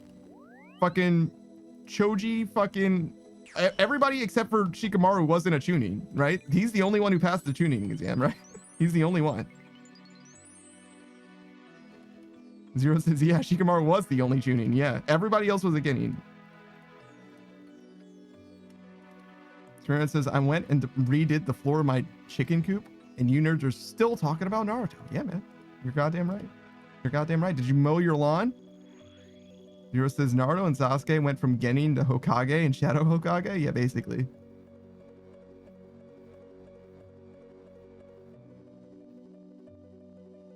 Yeah, everybody else was busy, man. Zero says Naruto is 800 chapters and there's a lot to talk about. It's true. There is a lot to talk about. I haven't actually properly read it. I might one day, just to say that I did. But I know the story pretty well. Not extremely well, obviously, but I know it pretty well to the point where I'm like, it's really just going to be filling in blanks for me. I definitely would not watch the anime, though. That's too much anime for me. When I know way too much of the story. You know what I mean? Granat says, I did. I'm a free man. A little bit of homework, but meh. I can wait. All right. Fair enough. Ray Malenko says, we could talk about Naruto over a full stream and still not cover all of Naruto? Yeah, probably not.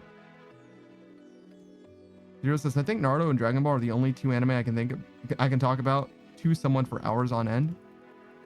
That's because you didn't read One Piece.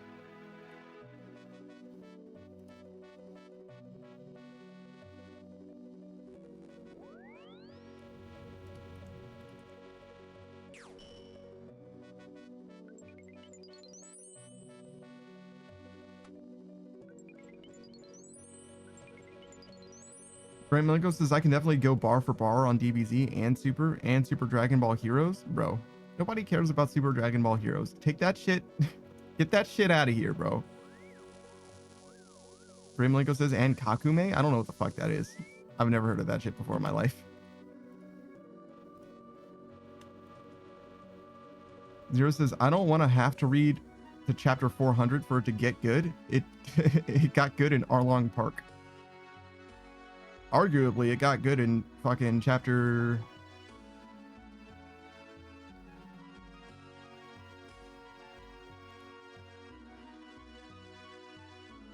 I like chapter 1, but I think that I started really liking it with Zoro's motivation, but I started in the anime, so the manga is a little different. For me, Arlong Park is a big one. It's a big fucking deal. That's like the first big deal. And then I don't know. It depends on how far you want to, what matters to you, right? Alabasta's fucking massive. I definitely struggled. My history with One Piece isn't like a steady cruise uphill. I started One Piece. I told this story so many fucking times. I started One Piece way back with the anime. And I got to around Chopper, like fucking 4Kids, Funimation, whatever, dub, right? And eventually I wanted to read the manga, and I got to Drum Island, Chopper, and I lost interest because I was like, man, I don't want to have to read all this. I already know everything that's happening. I don't care anymore. So I basically got to where I was, and I didn't care anymore. I just gave up on it. And then I decided, no, I am going to read One Piece. Actually, I'm actually going to read One Piece. And I got, but I wanted to start from the beginning again. And I got to Drum Island, just about the same place, and I lost interest again. And then some of my homies were like talking about One Piece a lot, right? They were like caught up or whatever. So they were talking about like the newest shit. And I decided, okay, fine, I'm going to catch up with One Piece because I used to talk to them about Bleach, and Bleach is like over, and who gives a shit about Bleach? So instead, I'm going to talk to them about One Piece by catching up with One Piece. And I got past Drum Island, and from that point onwards, it was an uphill climb every single step of the way. Everything that happened in One Piece, I liked better than the stuff that happened prior. And it was basically all new content for me as well. I'm trying to remember. At some point, I played One Piece Pirate Warriors as well, but that only gives you like the broadest strokes and stuff as well. But yeah, it wasn't like I started reading One Piece and I was like, this is the best ever, and I like kept reading it all the way through. No, it took me a few tries.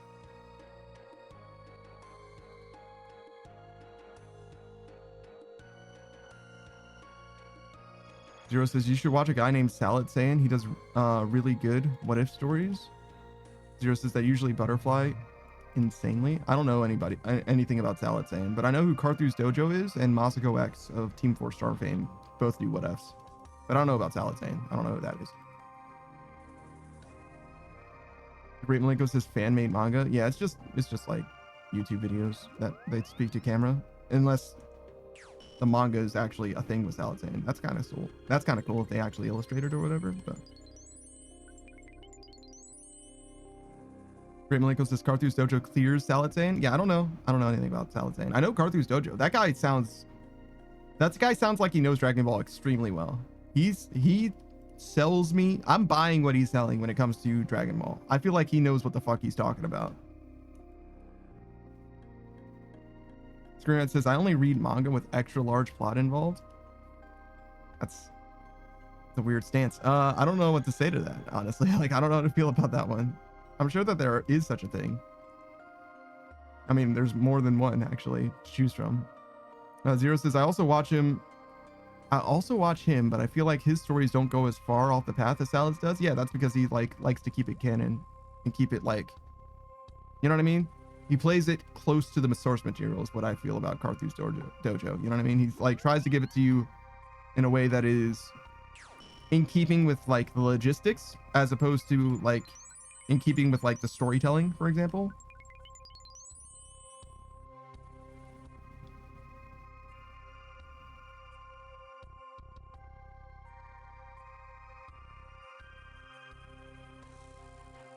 Great Malenko says that's true. To be honest, Salads. What if I was in Dragon Ball? Was Heat not gonna lie? Carthew's Dojo did the same thing actually. Zero says I'm pretty sure by the end of one of them, it's like a small wish, and it spirals into Goku being a god of destruction trainee, Vegeta being a Kai, Piccolo being the new god of Earth, and using Kaioken times 1,000 because he can regen. That's crazy.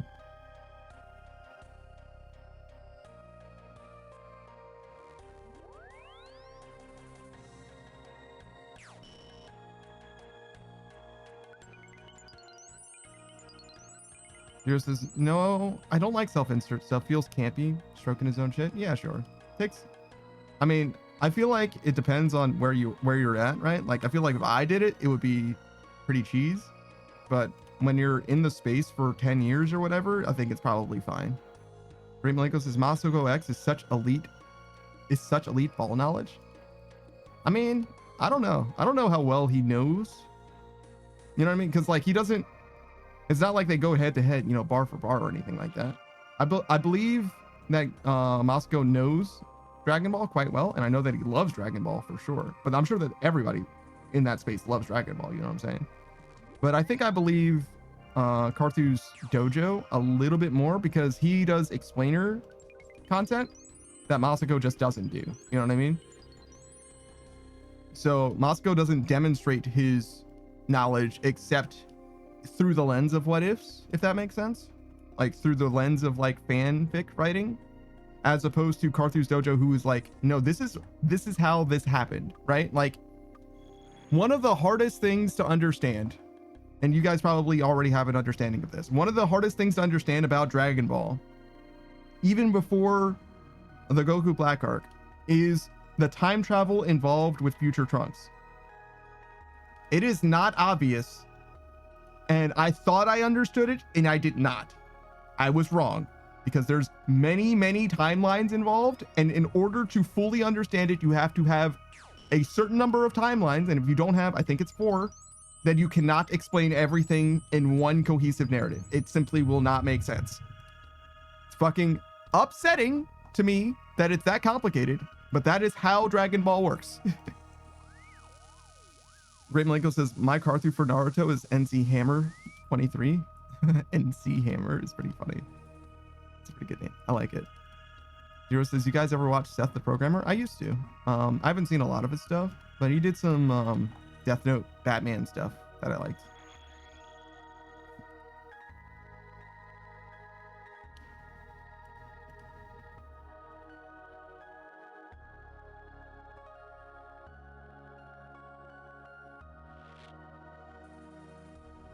But yeah, I actually keep up with Masako and Carthew's Dojo. Anybody else in the space, I might have seen something here or there, but I haven't seen all there is to see, for sure.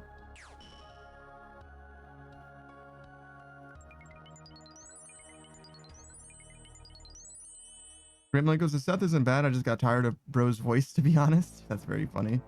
Zero says, I know these kind of videos, I throw these kind of videos to fall asleep to. That's reasonable, to be honest. Usually they're kind of long. Zero says he has a very nasally voice. Yeah, it's unfortunate. You know what I mean? Can't help it though. And usually it doesn't detract from the content, the kind of voice that I hear or anything like that. Usually it's fine. Like I don't care, but it is unfortunate sometimes.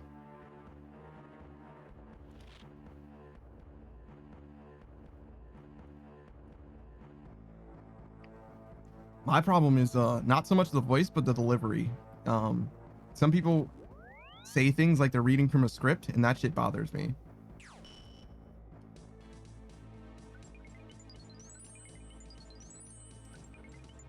The Great Malenko says, like, he makes good content, but his voice for long periods is so annoying to me. Yeah, sometimes that happens. Just gotta take a break now and then. Zero says, no, bro. I threw on Adventure Time lore videos to fall asleep to, and the dude had a lisp, and I could not listen to it and fall asleep. I had to change to another channel. That's crazy. I don't know too much about Adventure Time's like deep lore. I know it's got it. I've seen all of Adventure Time, and Fiona and Cake. No, I think there's more Fiona and Cake now.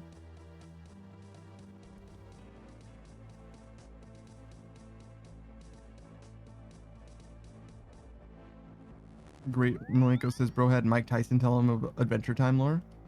You think that Mike Tyson likes Adventure Time? Probably not.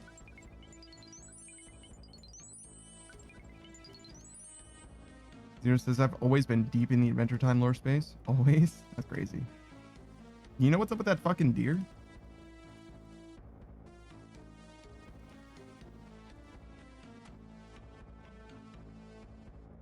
Because that deer was fucking upsetting, bro.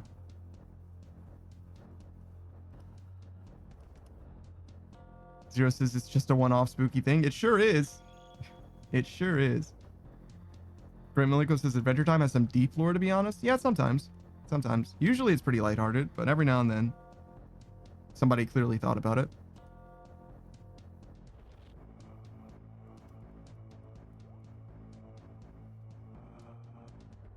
The Great Miliko says that the regular show has some deep lore too. I don't know as much about that one. I know a bit, right? But I haven't ever seen... I might have seen like a couple episodes or something. I had to go back and watch Adventure Time. Savage, I think, hosted it for us. I think it was Savage.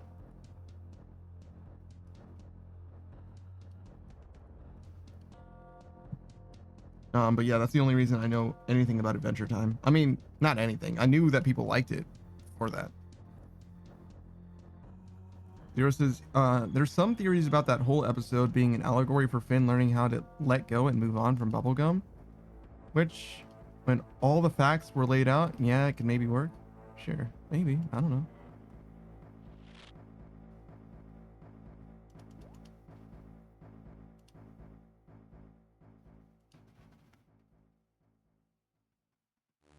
Remember that time that we found out that Finn was colorblind? And it just like never comes up again? Because why would it, I guess?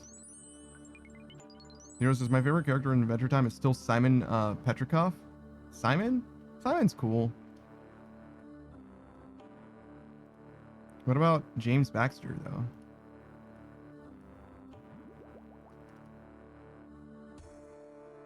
The Great Malenko says, Gravity Falls lore is less than Adventure Time's lore. You mean you don't like it as much, or there isn't as much lore? Zero says, I think it comes up one more time as a one-off joke, and they completely move past it. And Zero says, no, you know what pissed me off as a kid? A Horse on the Hill episode? Is that the James Baxter episode? Milenko says that I do not like Gravity Falls as much. I haven't seen Gravity Falls. I think that I would probably like Gravity Falls a lot. I probably would like it more than Adventure Time, but I'm not sure. I haven't seen it, obviously. Hero says where they couldn't fall asleep, and Jake's like, dude, let's kill the horse.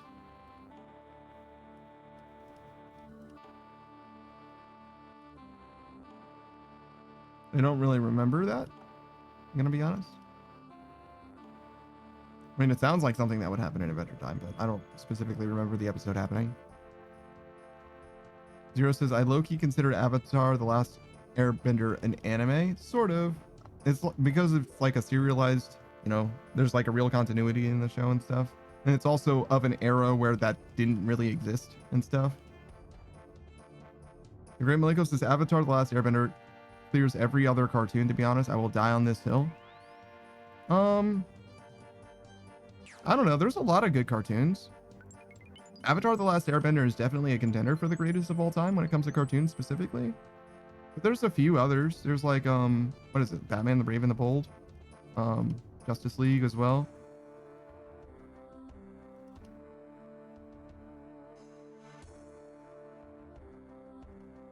It's hard to say some other shows. Like Samurai Jack is very good, but it doesn't deserve to be greatest of all time because there's too many episodes that are bad. Okay. Fuki Tech is still fucking up. That's cool. Great Malenko says Boondocks is definitely anime. It looks kind of like anime. I'll give you that. Great Malenko says, did I just catch you trying to be shit? Did I catch you having fun? Yeah. Yeah. Boondocks is very good.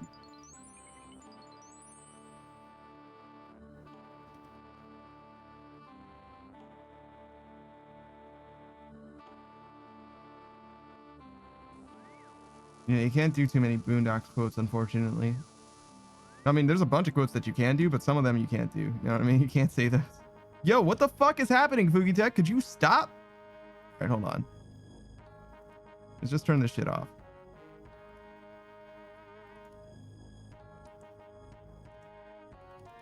I'm just gonna turn the shit off. If fucking Saku shows up, then we'll figure it out. But until or unless Saku's here, we don't even need the shit on. It's fine.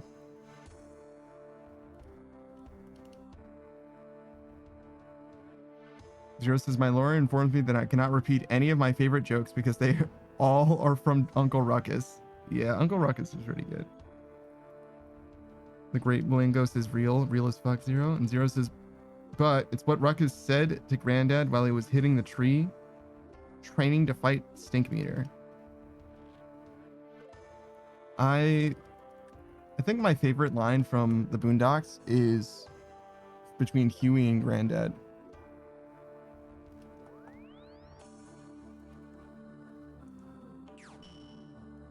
Granddad, what do you do? If you can't do nothing, then there's nothing you can do. And Granddad says, you do what you can.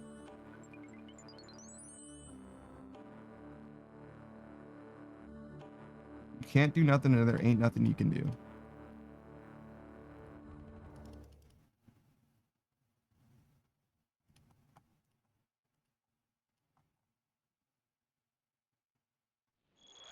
Britlenko says, you know what, Robert? Fuck you and everybody who live in your house.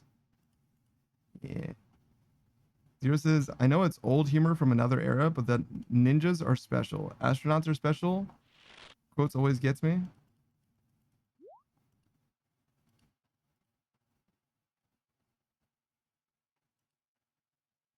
Yeah, I'm not familiar with that one. The Boondocks is one of those shows that I was only able to catch when I was able to catch it. You know what I mean? I don't think I saw every episode. And I never went back to watch them all. Zero says, it's one of the few times the R word is dropped. I see.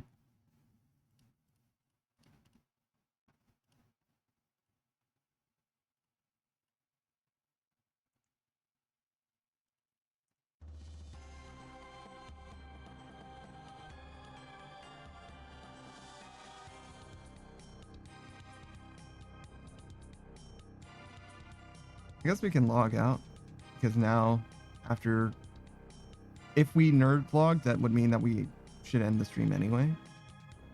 Maybe we'll do that. Zero says Futurama's humor has held up surprisingly well over the years.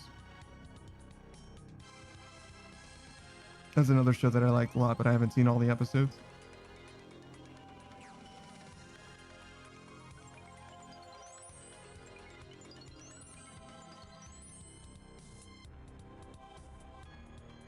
Great Malenko says, did you know that PG-13 movies are allowed one F-bomb per movie?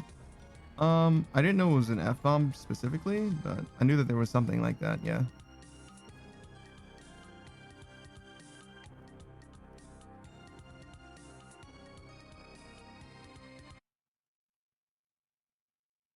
Zero says it's how the Avenger movies stayed to PG-13. I didn't know that the Avengers movies had a fuck in them every time, to be honest. I knew that they typically have like one curse word or something like that. Zero says Sammy J. I don't know who that is.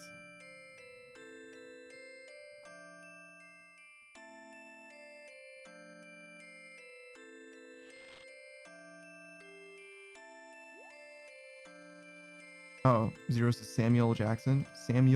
Is it Samuel L or just Samuel Jackson? I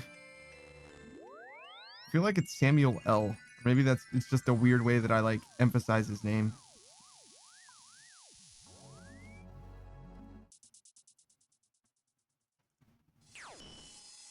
It's just a me thing.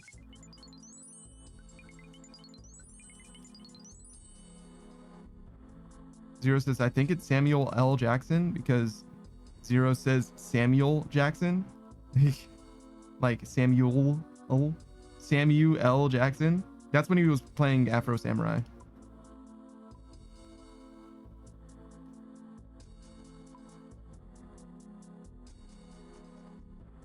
He wasn't actually Afro Samurai though, wasn't he?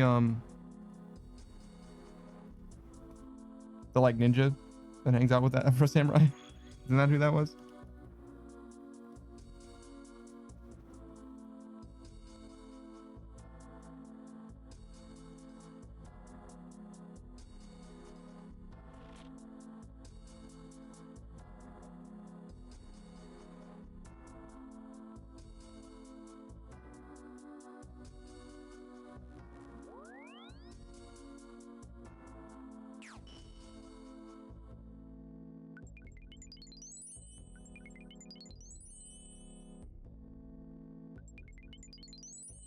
Zero says, have you guys ever seen Super Jail? No.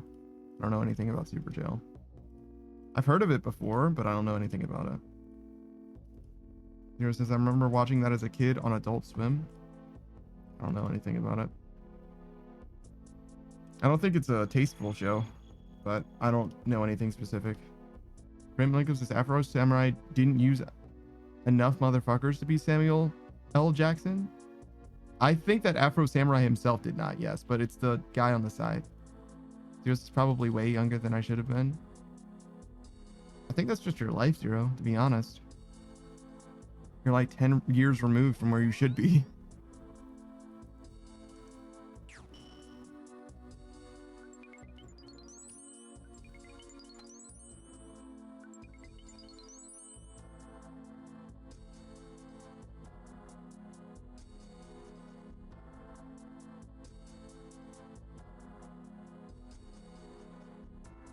Zero says a 32-year-old and a 22-year-old body. Wild isekai story. It's not even like that much of an isekai. You isekai'd into your own body, but 10 years in the past. Sort of. 10 years in the future, I guess? Yeah. That's the one.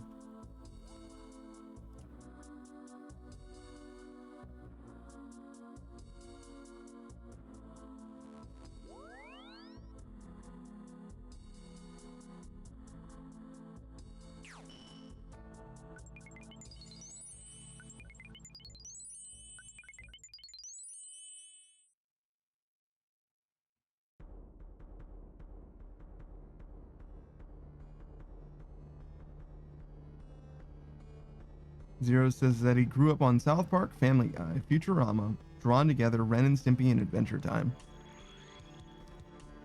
Savage would roast you for Drawn Together. Zero says, and whatever came out on Adult Swim. Wasn't Drawn Together on Adult Swim? Maybe some of the other shows too. Definitely at least Drawn Together.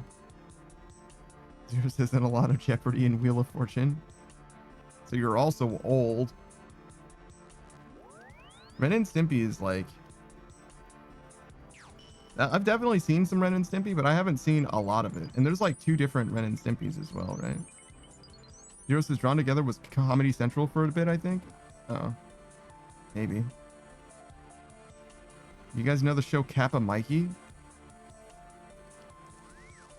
Speaking of Drawn Together with its cross... or pseudo-cross media characters or whatever, Kappa Mikey's... I don't know if I love Kappa Mikey or if I think that it's interesting but bad. Maybe both. Maybe I love it and think it's interesting but bad. Zero says, listen, I sat at home sick from school with my grandma and watched Price is Right, Who Wants to Be a Millionaire, and the one with the briefcases, Deal or No Deal.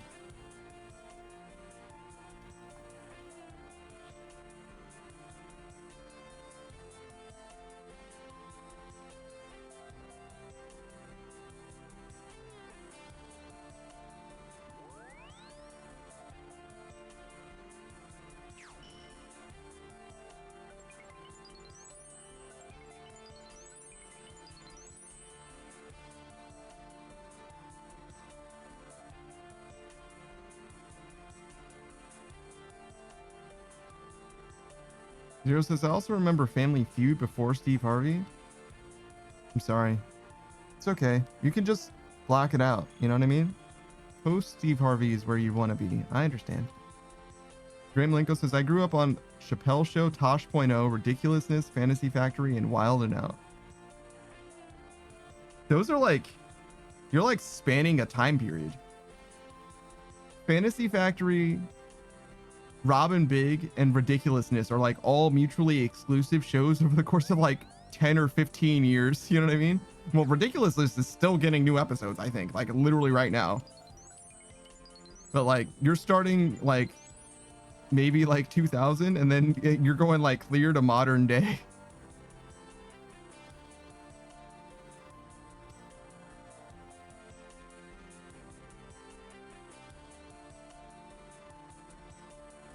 And honestly, like Chappelle Show and Tosh.0 don't deserve to be in the presence of the other shows. Wild and Out is funny. Fantasy Factory, I don't know. It's like fine. But like Ridiculousness is like a clip react show with like, I don't know, man. That one's like the sloppiest slop show of all time. There's nothing wrong with that, and it is, I'm not gonna say that it isn't entertaining, but that's like, it's new age America's Funniest Home Videos type shit. Like that's what Ridiculousness is for sure. And Wild and Out deserves to be a tier above that. You know what I mean?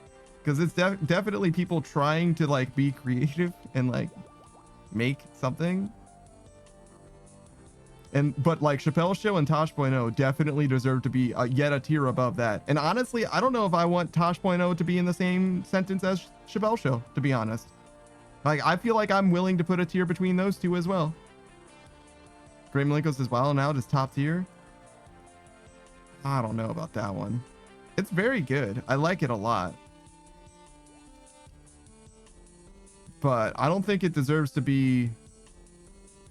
You could like it better than Tosh.0, right? I think that can come down to just like straight up taste. You know what I'm saying? But I think that the production value for Tosh.0 is probably higher by like a good amount. You know what I'm saying?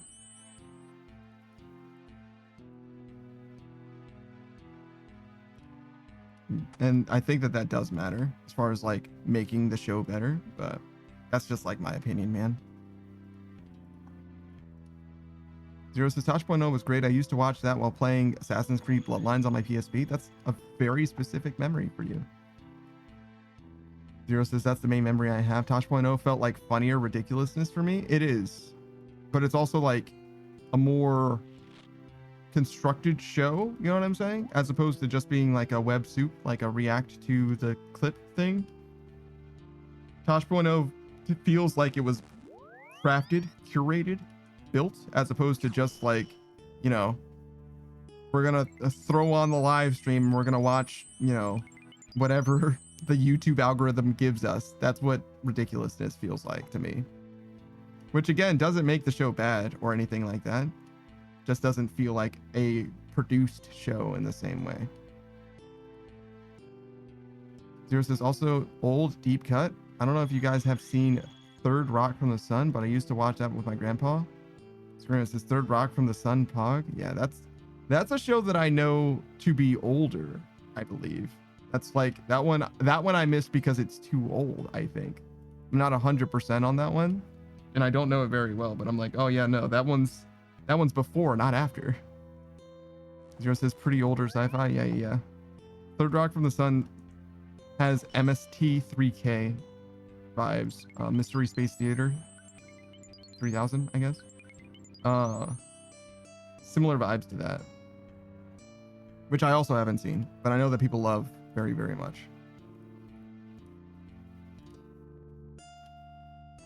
$1996. Yeah, it's an old show for 2025.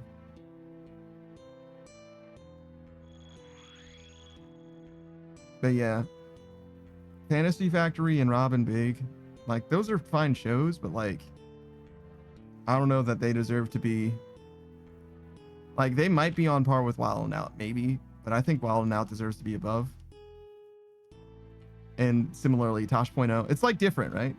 Because like Wild and Out is like basically like improv comedy, but like if you want to talk about improv comedy, Wild and Out is nowhere near as good as Whose Line Is It Anyway?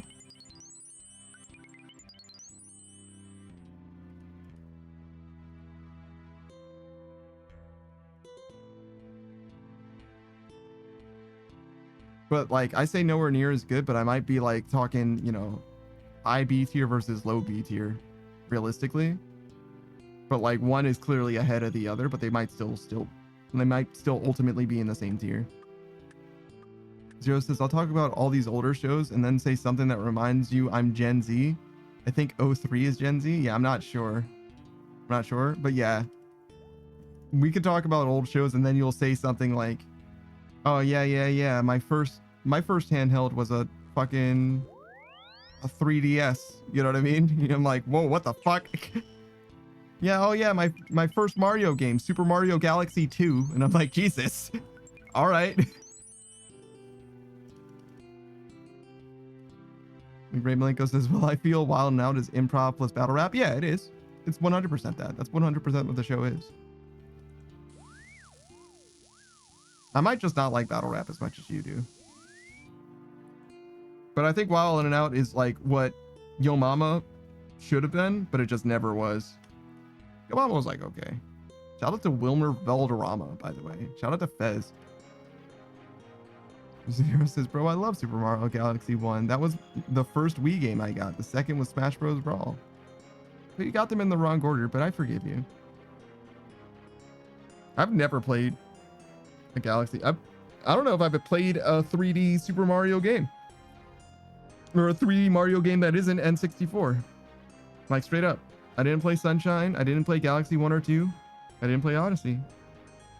I think that's it. I think those are the ones, right? So yeah, no, I haven't played a 3D Mario game other than 64. I did play 64, but I never beat it. Ray Malenko says because like Hitman and Conceited and Charlie clips are all actually battle rappers. Oh really? I don't know any of them as battle rappers. I only knew them at all from Wild 'N Out. But I don't know.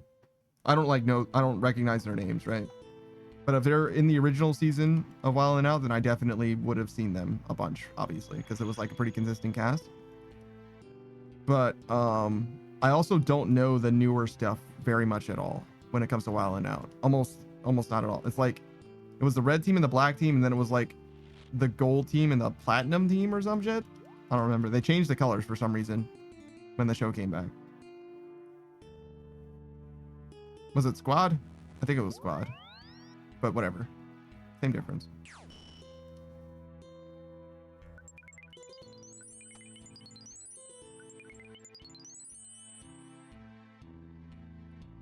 Zero says, I love Subspace Odyssey. Subspace Embassy?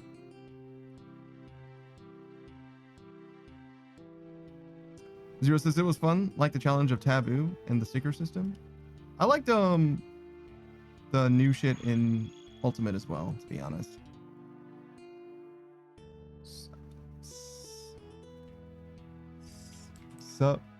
Really? Subspace. Let's see. What's it called? Subspace Emissary is what it's called. Yeah, thank you, Screenwrite. I was like, it's like an E word, not Odyssey.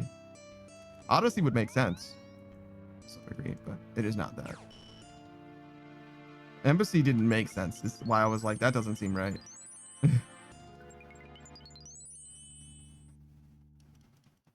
Remlego says, like actually Charlie Clips is a top tier battle rapper in real life, I imagine is what he means. Fair enough. Grant says Legend of the Seven Stars, not the remake.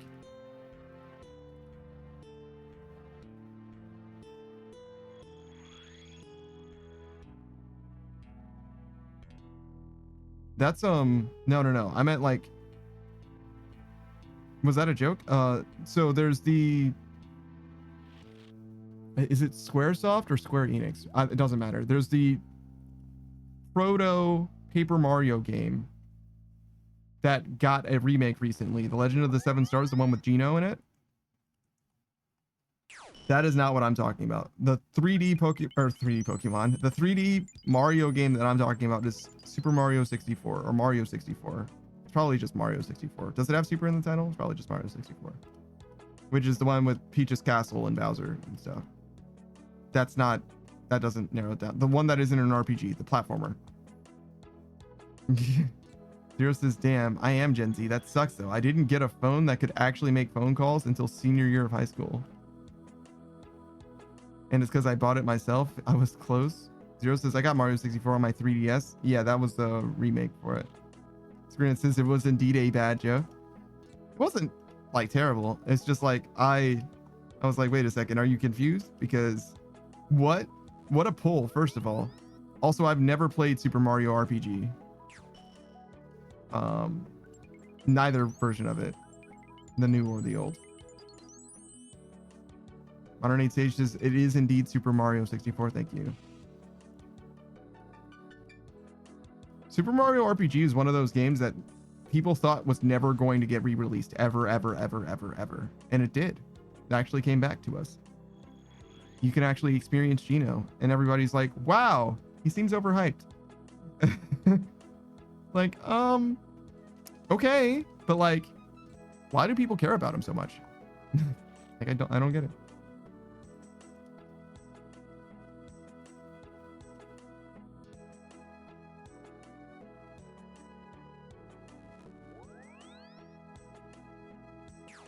Zero says, Call of Duty Finest Hour and Hogs of War date me?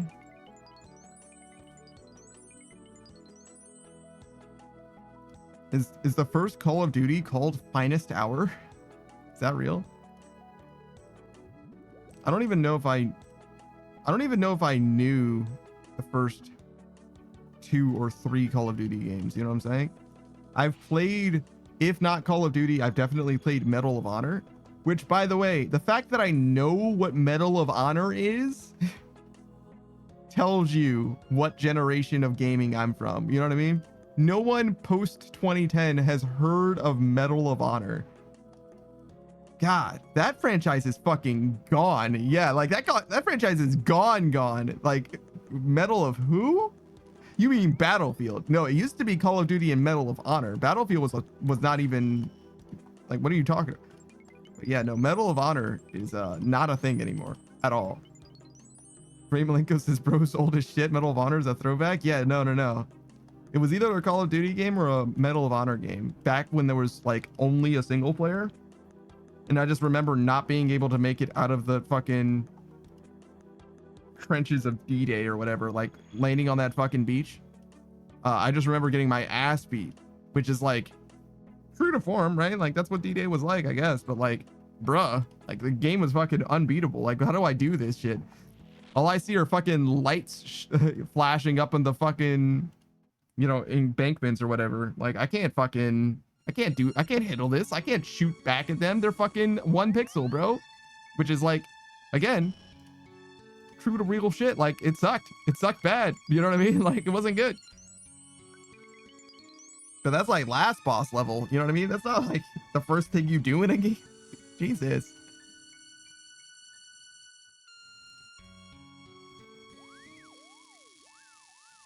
Zero says, I remember the beard guy on the Xbox 360 box. The beard guy. Yeah, I don't know what you're talking about, bro.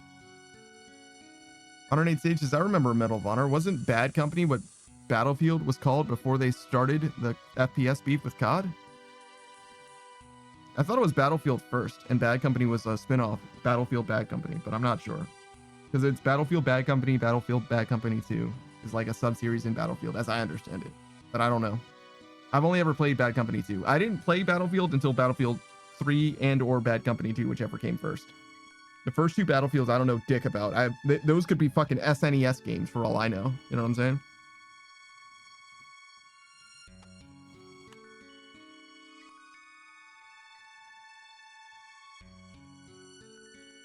Zero says, I think I played Medal of Honor Airborne on PS3.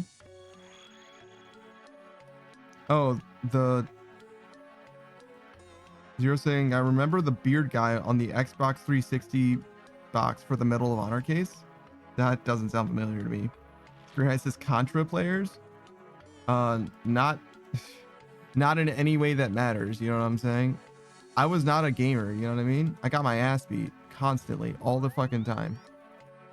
You know what I'm saying? I know the Konami code. You know what I mean? I know the Konami code. You know what I'm saying? So it's like, I'm not saying that I didn't play it, right? Like, But like, what what does playing mean in the grand scheme of things? You know what I mean? Like, I didn't beat fucking anything for the longest time. I was dog shit. You gotta understand, man. I was dog shit at everything. I mean, I'm still fucking terrible, I guess. Zero says, I had that on my modded PSP. Fun fact, my first time playing Pokemon was Pokemon Fire Red on PSP. That's crazy. Spring Ride says, sold at SOCOM Tribes Marathon. So many shooters come and gone. I mean, Marathon's coming back. Just wait a couple years, maybe. Sold at, I think we've spoken about that before, but I don't know that one. SOCOM I do know of, but I've never played it. Tribes Ascended I'm very familiar with. That's that Warframe shit. Marathon I obviously didn't know, but I knew Halo, which is not the same, but if Halo were a Doom clone, it would be Marathon. Zero says, I bought my PSP from a yard sale and the dude who owned it before me pirated a shit ton of stuff and had homebrew on it. That's awesome. The Great Malenko says, nah, Charlie Clips spazzed. He was mid-scheme and he said, when I started off the scheme was a little rocky. Thought I couldn't follow. It was my creed. He thought I was going to say Apollo. See, that's what you get for Russian, like, Drago.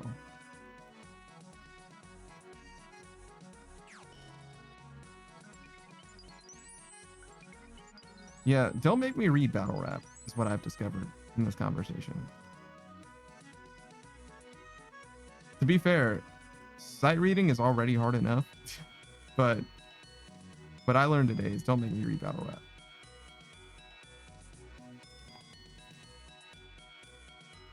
Grant says, are they still making Unreal Tournament and Quake games? Fucking no.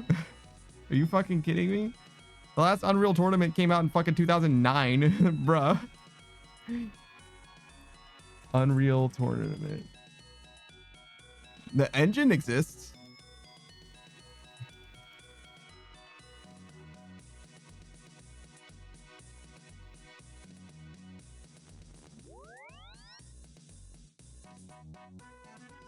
(2014) was the last one. I got the game right, Unreal Tournament 4, but I got the year. I was way off on that year. I thought it was the fourth one, but Screwhead says, bruh. No, it was 2014. I was wrong. 2007 was Unreal Tournament 3, so I was kind of close for Unreal Tournament 3 release year, but it was the fourth game. And then fucking Quake. No, it's just the other computer. Quake. That's not how you spell Quake. I spelled it so wrong that Google did not know how to fix it. Google was like, what the fuck was that, bro?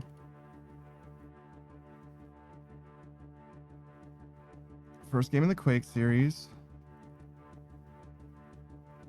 Oh shit, there is a new Quake. 2023, 2 Call of the Machine. Well, alright then. It's like a spin-off. Quake 4 is the last real one, 2005. Quake Champions, 2017. What is this, a hero shooter?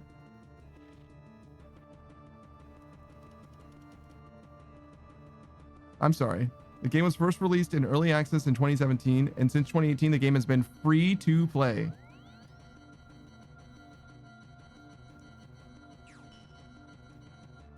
Game's full version released in 2022.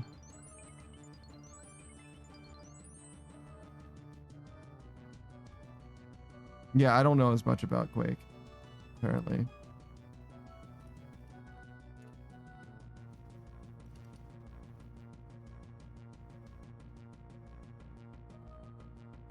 Zero says, my PSP was actually my first mobile device. Yeah, it's handheld gaming, not mobile gaming, but yeah, I got you. They're two different things. Though handheld is like basically non-existent unless you count. Well, actually, there's the new shit, but the new shit doesn't work the same way anymore. Handheld gaming basically doesn't exist anymore at all. It's just mobile gaming and console gaming now, or mobile gaming and not mobile gaming, I guess. Because it used to be that you had games that were made for handhelds, as opposed to made for mobile devices. And that's just not a thing anymore, right? You just get things that are made first party for Switch, and then things that are compatible with, what is it? Fucking Krog or whatever. Or Steam Deck and stuff like that. You know what I mean? Like nothing's made specifically for that shit anymore. It's not a thing. Zero says, because you could watch YouTube on it, and I live next door to a pizza place that had free Wi-Fi. And Zero says, I want a PS Vita. I never had one because they were $400. That's so fucking expensive, Jesus. Zero says, I remember playing Doom 3 as a kid on the family PC. Jesus Christ. And that's the difference between you and I, Zero. You played Doom 3. I played Doom. You know what I'm saying? I never beat it. Again, I was dog shit. That game was hard. That game was hard and upsetting to me. Zero says $400 is expensive in late 2000s, early 2010s. Brother, $400 is expensive now. You fucking kidding me? I'm not about to spend $400 on fucking anything. I don't even want to buy a Switch 2. And it's got Kirby Air Riders.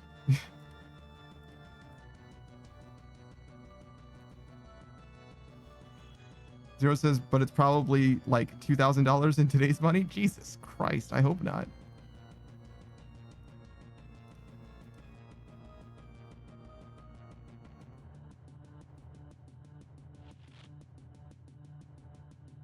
What the fuck am I looking at?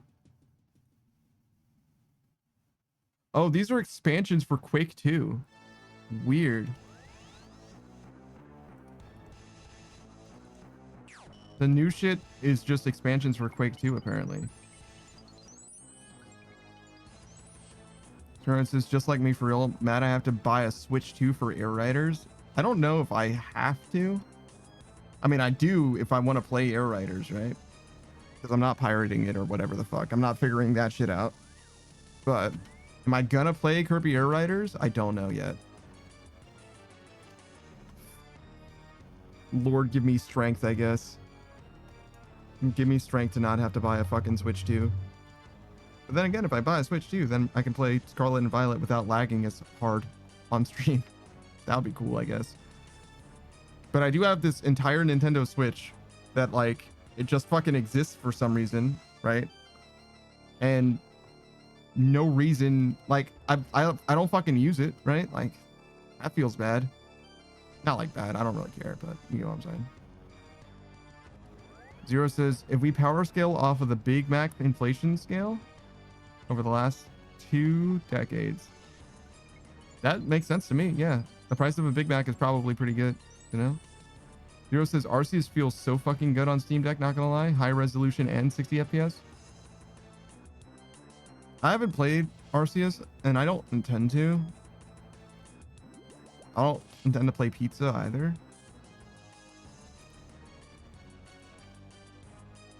Spirit says, is it moddable?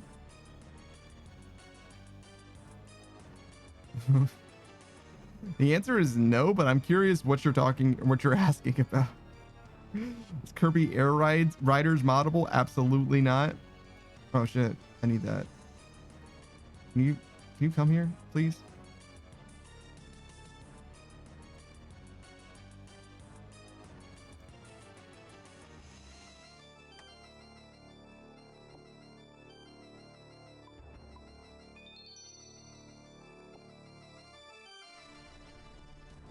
Says, no, your Switch? Mine is not. I mean, can someone mod it? Sure, but it is not modded. You know what I mean? Grant says the first generation Switches are moddable without soldering in a chip. Did I get a first generation Switch?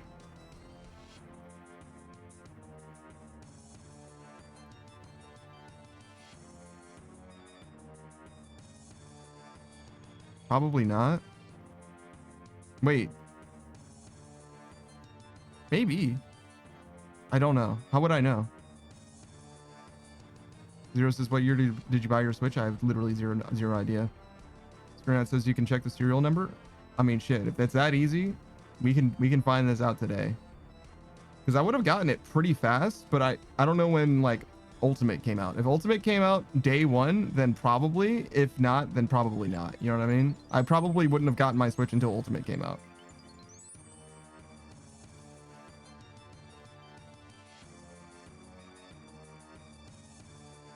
but I probably would have gotten it pretty close to whenever Ultimate came out.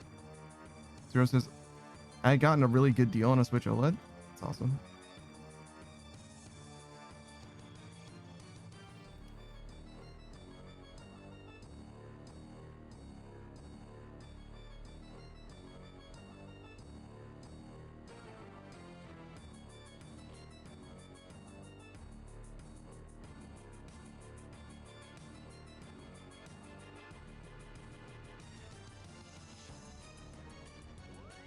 But yeah, if you will know, just for me looking at the serial number, I will just turn that motherfucker over. Sure. Just let me know what I'm supposed to look for.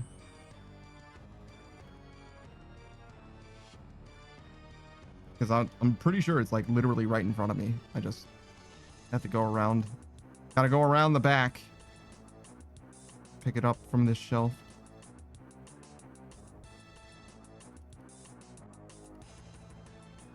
Zero says my 2DS sits on my desk in front of me.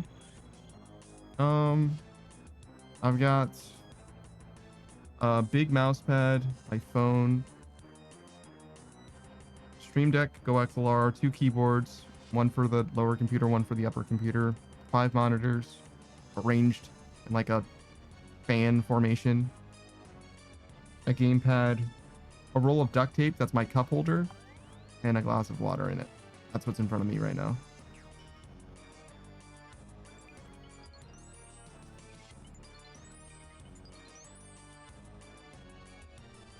Joe says, I can't forget all the water bottles I haven't thrown away yet that I gotta do at some point today. Damn, bro. Get your shit together.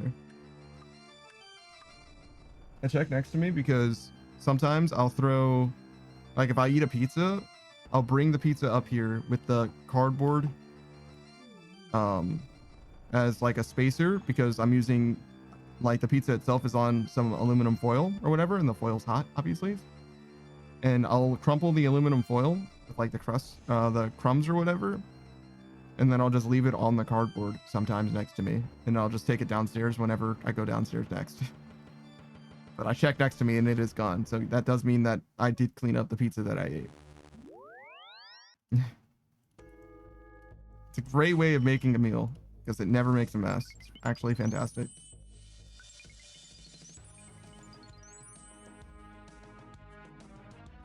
Strana says the first 10 digits is all you need. I can link the website to check if you want. Oh man, I can't just like read it off. Never mind then. It's too much work. If it was like the first digit or whatever, or the first 4 digits or whatever, like if it was like any of these or like, you know what I mean? If it was something like that, I would be down. But if I have to like use a website to check it, nah, fuck that. I probably don't. Zero says he had to check if he was being hypocritical. I mean, I would have said the same thing anyway, but I would have exposed the fact that I actually had a pizza box next to me or whatever. Which I did not today, but I definitely did Wednesday.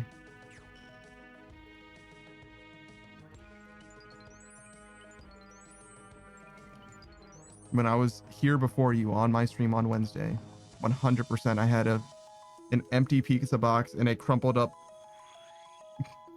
piece of aluminum foil that used to house an entire frozen pie.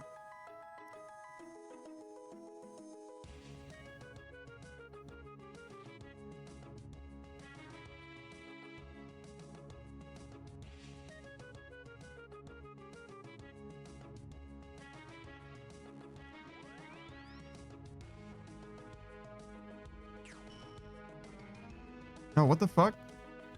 I don't have fucking essence, bro. I keep teleporting to the wrong place.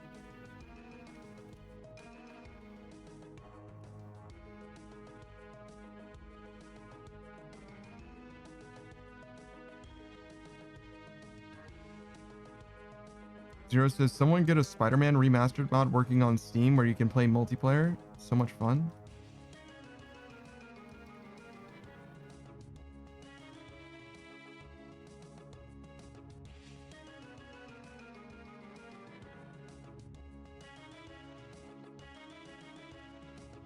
Do you just mean like the Insomniac Spider-Man games? Are those considered remastered on Steam? Because like I doubt it. What actually changed from the original release to the Steam version? Yeah, Zero saying on Steam it does say that it is technically remastered. I literally don't know what they changed. I don't know if they changed literally anything at all.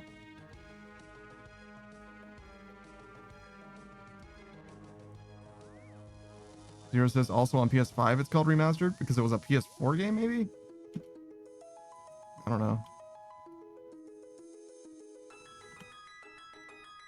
Zero says all it is more costumes and higher res and FPS and all the DLC. Okay. Yeah, Spider-Man 2 should have been a 2-player game on release. Obviously. Because they did the Spider-Man thing, they did Miles Morales, and Spider-Man 2 should have been a 2-player game. Obviously. Like, coldest fucking take in the world, I'm sure. Modern 8 stages, I'll wait until it's $20. Yeah. Zero says Spider-Man 2 almost had a 4-player setup with interdimensional spiders. You think so?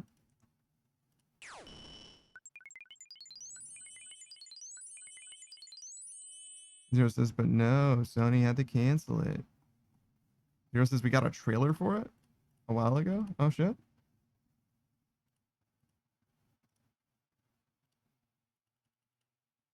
Modern 8 stages. Do you mean Web of Shadows? It kind of sounds like it, yeah.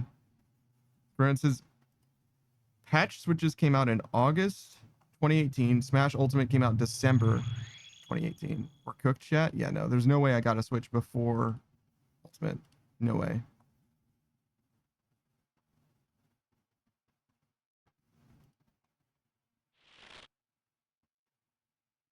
The only games I've played on my Switch are Ultimate and Pokemon.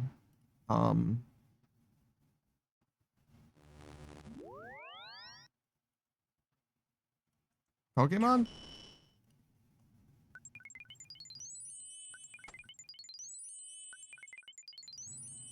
Sword and Shield? Yeah, Sword and Shield. Okay.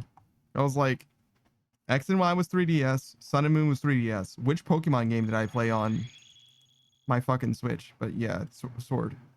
I played Sword. Sword was fine. I didn't like it as much as X, I guess, ultimately. The music, though. That fucking gym battle, that shit was awesome.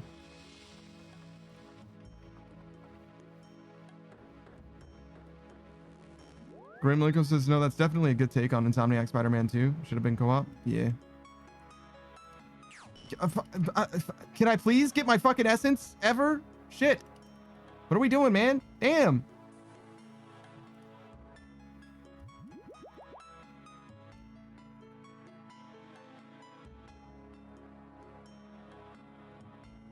Modern 8 stages. Web of Shadows was dope, but I didn't get to beat it. I had to sell my PS3. That sucks.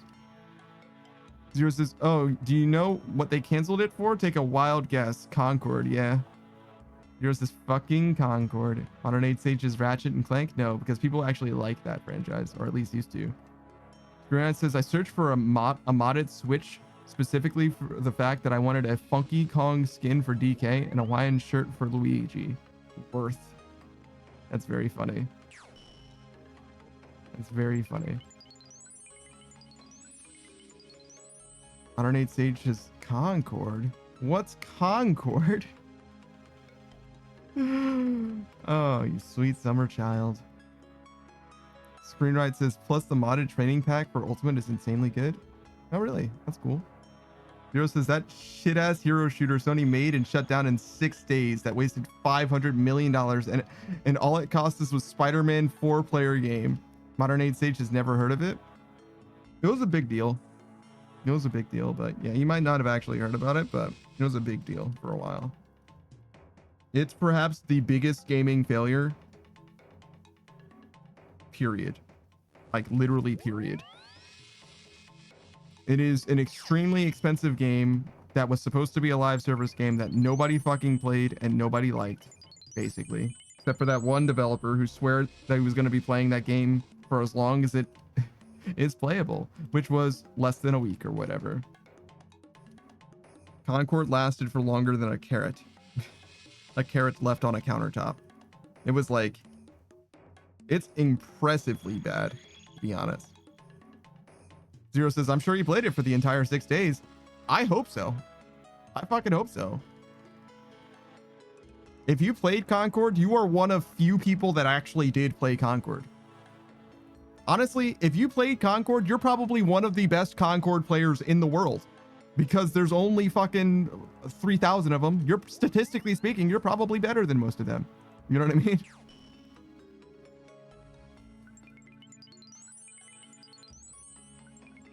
Zero says, I have bottles on my desk that have been here longer than Concord was playable. Yeah. It's bad. Like, it's hard to put in terms like how much of a failure Concord was. Concord is on a failure for video games on the same level that Morbius was for movies.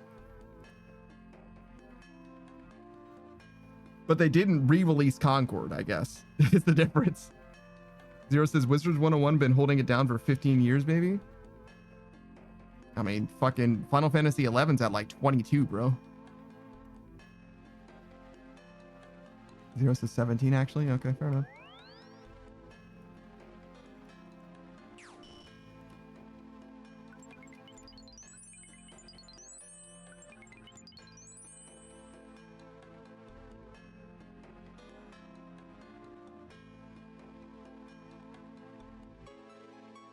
Zero says, I only flaunt that because I'm a day one player and still play. Yeah. Zero says, new updates come out regularly. Good for you, man.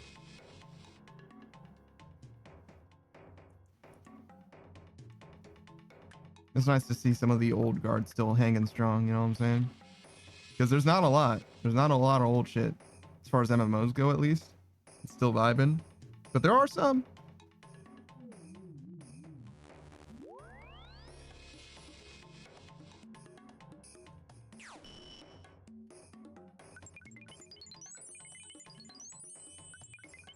Zero says Wizard 101 still gets a few thousand daily players.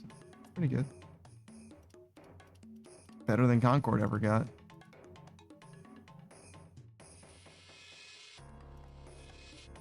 Zero says which for a 17-year-old MMO is good. I mean, it depends, right? It depends on what like upkeep is like, but generally a few thousand players daily is enough to sustain a game, right? For in perpetuity. If you always get a few thousand players, you're good.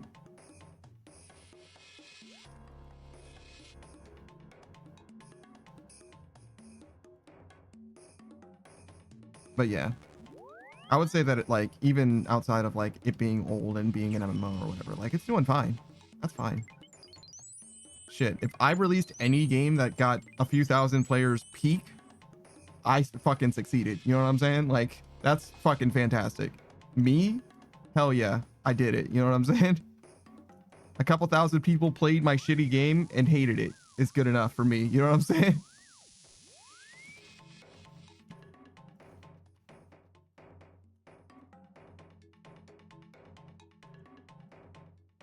I just teleported to the same place that I am.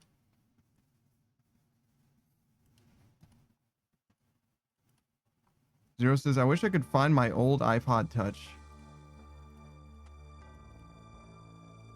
I got it at a garage sale. I know for a fact that it still has Flappy Bird on it. I don't know. I never really got the hype about Flappy Bird. It might be like an exclusive rare copy. You know what I mean? Like PT. I don't really care myself about that stuff. It's kind of a cool novelty, I guess, in a way. Can you even charge an iPod Touch in the modern era? That doesn't use a USB-C. You know what I mean? Probably uses a fucking proprietary charger from that generation and never after, never before or since. You know what I mean? Shit. What is this guy doing? Fucking scythe in hand? What a fucking weirdo.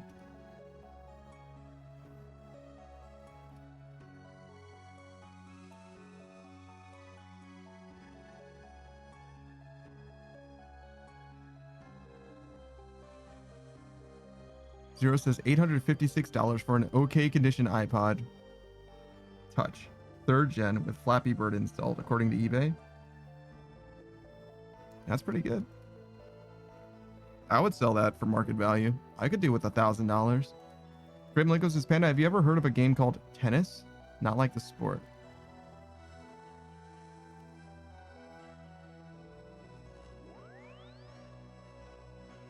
I'm gonna say no. Tennis dick fit in your mouth? Where are you going? Where are you going with this one, the Great Malenko? That kind of works. Gonna be honest, it kind of works. It's like close.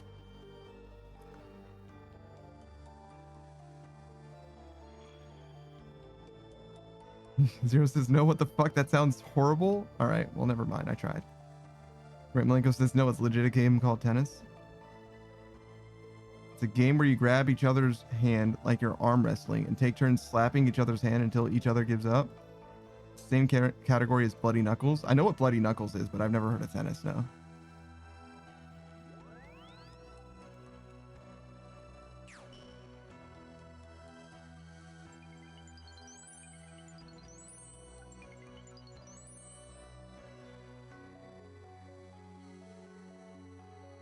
Zero says, seeing how I bought the iPod for $20, yeah, I'd say so. Yeah, it's a pretty good investment. Zero says, if I find it, I have to swap the battery. That's no big deal. He'll be fine. Zero says, you made it in the same category as Iron Chest? I've never heard of that shit either. Great Malenko says, maybe it was called something different in y'all's region? Maybe. I've never heard of it before. I was never like into the blood sports. The Great Malenko says, now Iron Chest players are built different. Oh shit. Zero says, where two people put on bulletproof vests and shoot at each other with a 22. Jesus Christ.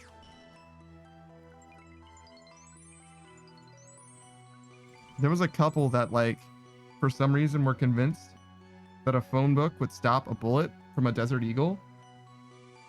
So the wife shot the husband and he fucking died. It was like a TikTok video or some shit that they were like shooting. You know what I mean? The Great Malenko says, nah. Look, man, I didn't tell them, right? They weren't acting on my advice. But yeah, he held it in front of his chest and fucking died. Zero says, broke his shield immediately. Yeah, no, he got 100 owed, actually, as it happened.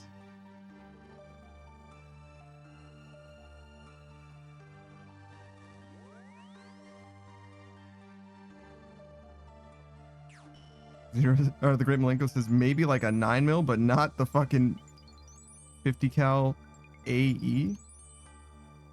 I don't know what AE means. Modern 8 Sage just goes to find a phone book. Brother, if you had the Desert Eagle, like, what do you mean? What do you mean by that?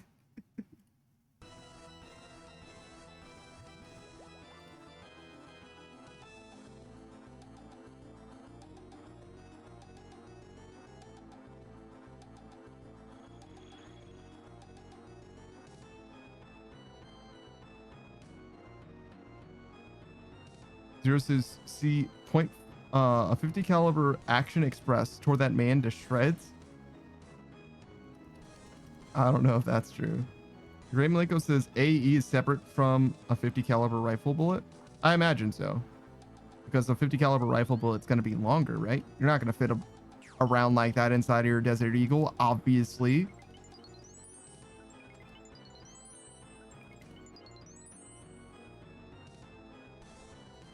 Great Malenko says, which is BMG. Black Magic Woman. Black Magic Woman? I don't know what the G stands for. Modern 8 Stage, just all jokes. I wish I had Z Desert Eagle. I don't know. As far as guns go, the only gun I've ever actually liked is a P90.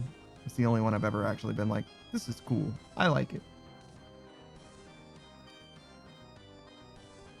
Zero says, I have a 45 caliber Smith & Wesson I inherited from my grandpa, and I just bought a 9mm 2 months ago. Yeah, we kind of had this conversation before. I think the Great Malenko is here too.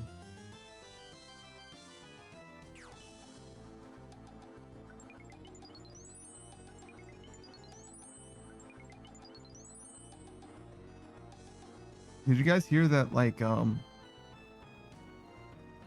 Reeves in training for,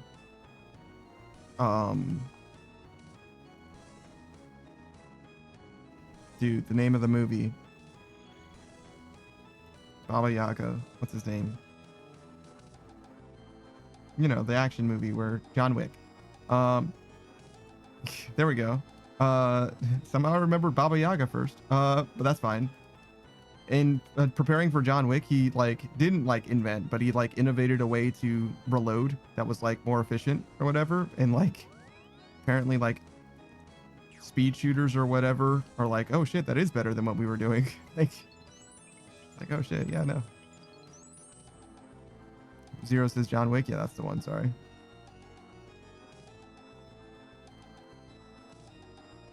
I don't know if that's true, but I've heard that before. Zero says sometimes the simulation plays reruns. Yeah, true. Me too, man. Me too. Great Malenko says, I didn't know that it was something for real. I always used it to separate 50 caliber for the Desert Eagle and 50 caliber for the M82. AE and BMG. Gotcha. Bolt machine gun? Big machine gun? Barreled machine gun?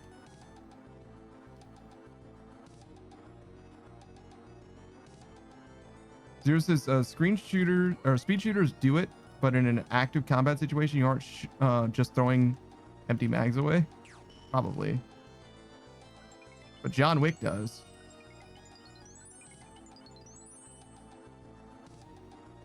I mean, I don't know. You and I probably would, but if you're like a professional contract killer or some shit, you know what I mean? If you're in the trenches in some war space or whatever, you probably don't do that. But like, if you and I are in a live fire situation, like, fuck am I gonna do with that magazine? Fuck that magazine. I don't give a fuck about it. You know what I'm saying? If I'm shooting gun in my life and it's not at a firing range, no, that magazine is worthless to me. Like, you fucking kidding me? Like, you fucking... No, I don't give a fuck. I don't give a fuck about anything. Whatever happened in my life went terribly wrong. This is not correct. And that magazine is not going to make it better.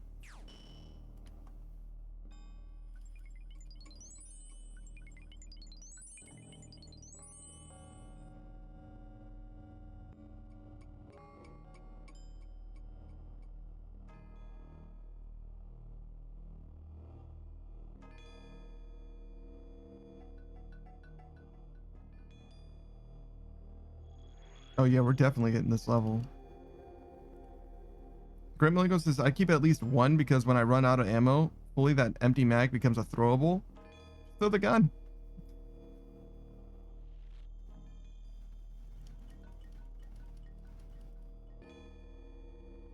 Oh, I guess you get two throwables then. You can take the mag out and then throw the gun, throw the mag and then throw the gun. That's true. That makes sense. I'm down. Nero says you always got to keep one bullet too in case that's all you got left.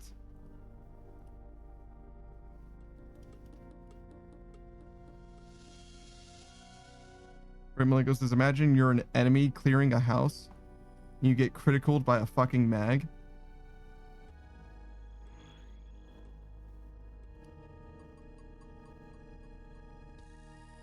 That would be pretty fucking embarrassing. And I mean, first it will be painful and then it would be pretty fucking embarrassing. Because you know you get hit by that mag. And even if you're like, you know, serial killer, like hardened and all that shit, you get hit in the face, especially in like the eye by a mag, you're losing your composure. You're definitely like, ah, fuck, ah, Jesus. And the first thing that happens is you get hit with a mag, The second thing is you wonder what the fuck just happened. The third thing is you realize that it was a magazine that hit you. And the fourth thing that happens is you get tackled to the fucking ground. Because there's no way the guy who threw the mag at you was any distance away from you. You know what I mean? Like, you're about to get taken to the fucking ground and you're not ready for it at all. Like, you just, none of that you were prepared for. Like, you probably realize that you're in danger the moment after you get tackled. You're like, oh shit, yeah, I probably should have been ready for this. Zero says, I mean, if I run out of ammo, I'm using the empty gun as a club. Yeah, true. Still, you throw the magazine first. Why not? The Great Malenko says, and those 4 things all happen in less than 5 seconds? Probably less than 1. Probably less than 1. Like, you have enough time to, like, maybe snap your head in a direction, maybe the direction that the mag was thrown from, and then you're already tackled. Like, you're not waiting for the dude to react. Zero says magazines aren't heavy. Not when empty. That's fine. I'll take it.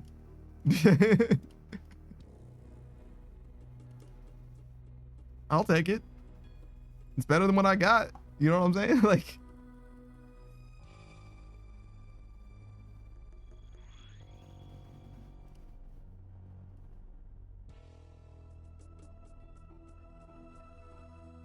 shit, punching works, right? But like, slamming rock works better than punching.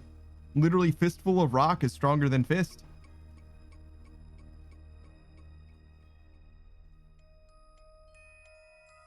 Zero says, I also have multiple guns and swords. I'll get a load of this guy. He's a regular one-man army. Better to be judged by 12 than carried by 6. The Great Malenko says, still Zero. Tell me you're clearing and think everyone's dead and get beamed in the face by a mag. That is pretty funny. That is pretty funny. That happens to you. You're like, ah, fuck. Seriously? Zero says, I mean, also you gotta remember, I'm not the only one clearing the house. My dog's gonna be right on my heels.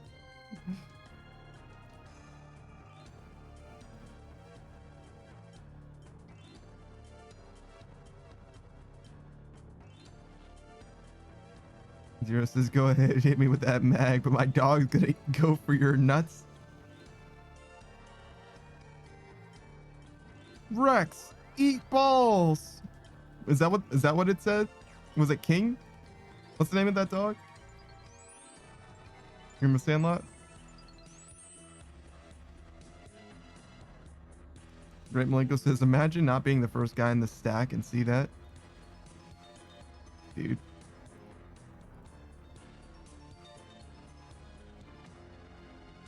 Zero says, I haven't seen that movie in years. I'm not even sure if you've seen the right Sandlot. Because there's 2 of them. Great Malenko says the Sandlot shows your age for real. Whatever, man. Whatever, man.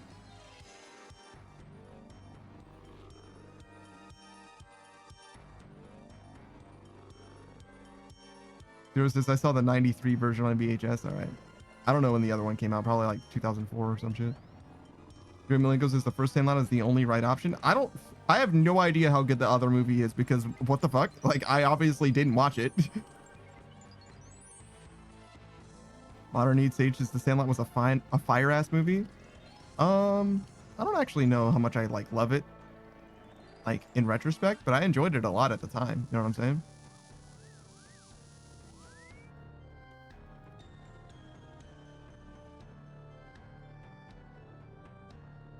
The Great Malenko says Benny became a famous MLB player. Smalls got the beast. Yeah, that's like the characters in the movie became like the people that the characters are based off of became that, right? The Great Malenko says the fat kid had a heart attack. Yeah, you know. Zero says, you know how efficient I've gotten at clearing my house? Whenever I hear any type of loud noises, I go and check with the funny. That's pretty funny. Indeed.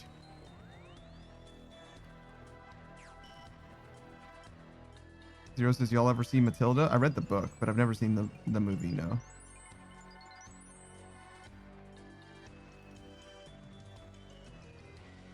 Great Malenko says the glasses kid got with Wendy Peppercorn's little sister. The glasses kid, who is the actor in The Sandlot, did a music video as Logic in the Logic Eminem song from like 2016. Squints from The Sandlot rapped as Logic in a music video where Logic and Eminem collaborated in a song, and someone who wasn't Eminem played as Eminem in the music video. Just making sure you understood what I was saying, right? The actor who was Squints played as Logic in the music video as the rapper. Okay, great.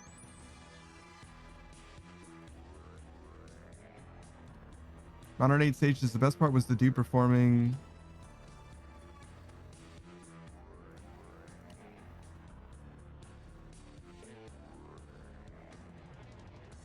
The best part was the dude pretending to drown. I think it was Alfalfa, just to make out with that lifeguard. Is that The Sandlot? Or are you thinking of...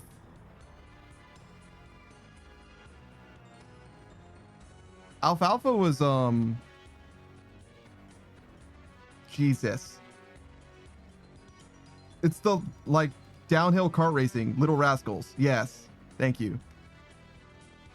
I was like, that, I think that's a different movie.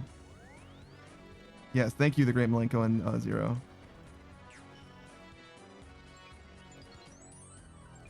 Modern 8 stages. I mixed up the names, my bad. No, you're good. You're good. Modern 8 stages. I read and watched Matilda. Wow, get a load of this guy. Extra credit.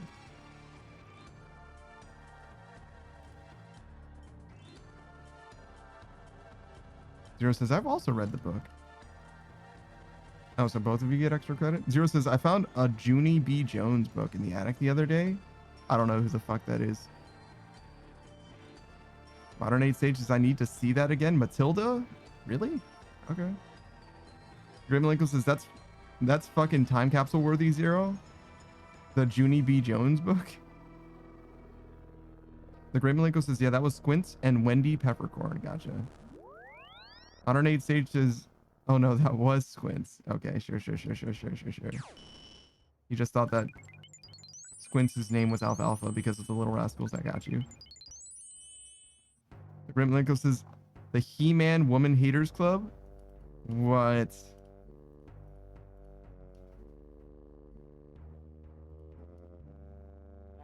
Modern 8 stages. No, I need to see the M and Logic movie again. Music video? Got you. It's not a movie, but yeah.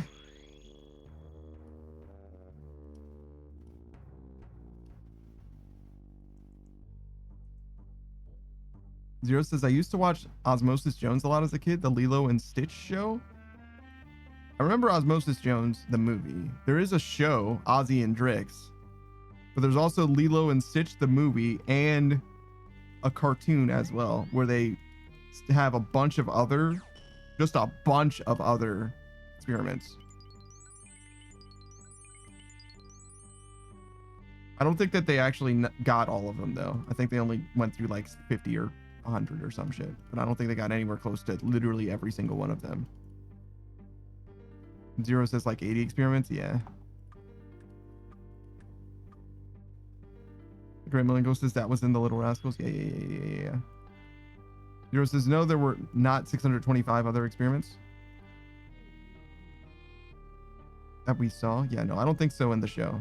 There might have been indeed canonically 625 other experiments. Actually, I think there's 626. I think there's one after Stitch in some way or something like that. But yeah.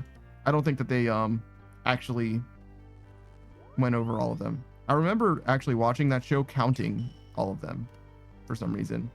I guess I just didn't believe in the internet at the time, or maybe the internet wasn't a thing at the time. Definitely was. 108 stages. The Lilo and Stitch show was great. I don't think it was. I think it was probably pretty bad, but I remember liking it a lot.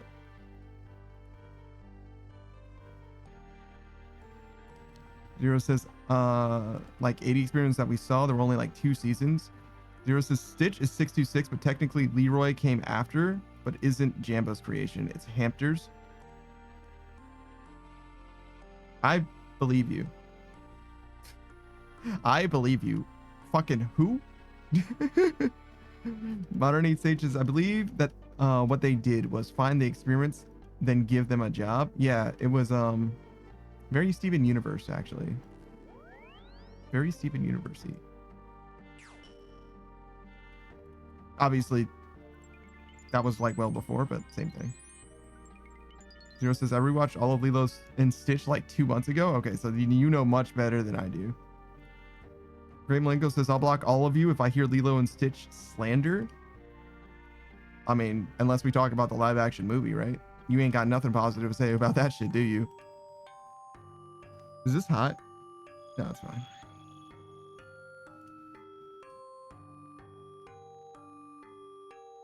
Modern Age Sage says Hamster. Is that not what his name is? I don't fucking know.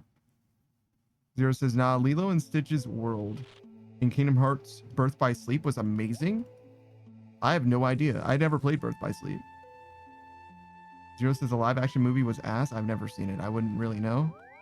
I think it actually did well, like performed well though, as far as like gross. That doesn't mean that the movie's good or anything like that, but that does mean that people went to see it.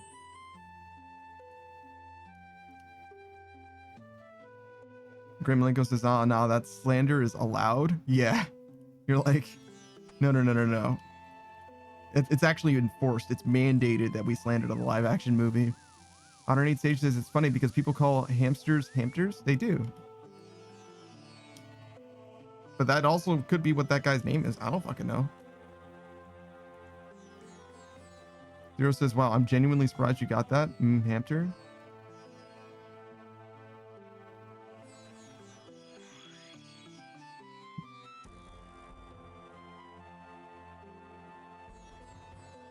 Zero says the live action How to Train Your Dragon was okay, and Lilo and Stitch live action was just not good. The Great Malenko says, but if I hear Lilo and Stitch cartoon slander, I'll block all of you. I mean, Zero just saw it and he liked it, so maybe it is good. Maybe it does hold up. But I don't know. I remember liking it, but that's all I can say about it. That's as far as I can go positively. I remember liking it. Zero says Stitch in a 3D movie looked fantastic, and that's about it. My favorite experiment is the electric one. I like the cheese guy because the cheese guy just likes cheese. It's just like his thing. Like, he's just here for the cheese, bro. That's it. You know what I mean? The Great Malenko says How to Train Your Dragon was how live action from a cartoon is supposed to be done. Maybe so. Zero says, I also like 625 Ruben, the sandwich maker. Is that what his name is? Is Ruben the cheese guy? He's yellow. I just assumed that meant that he ate cheese all the time, I guess. But in my mind, he also ate cheese a lot. I don't know if that's true, though. Zero says he works with Gantu, the bad guy. Is Gantu the shark man?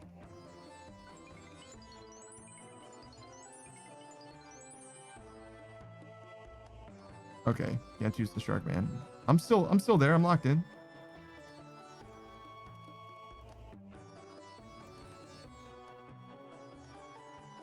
Rimlikos is the only good thing about the live action Lilo and Stitch was how good Stitch looked. I mean, that's something though. Modern Age Sage is my favorite is the electric guy. And yes, Ruben, he was the smartest one. Zero says, yeah, 65. It's just as strong and durable as Switch. He's just lazy and can talk.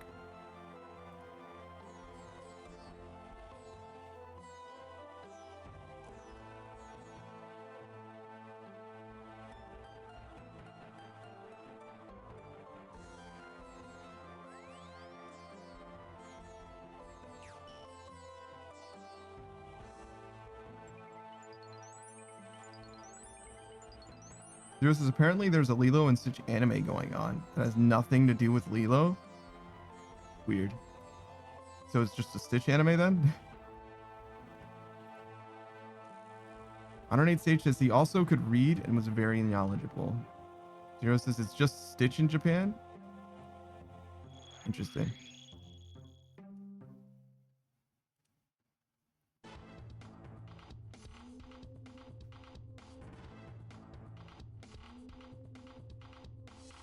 Ow, my fucking body. Jesus.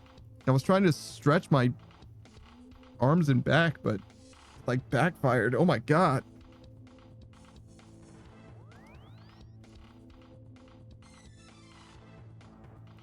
God, it sounds like tormented demons right now.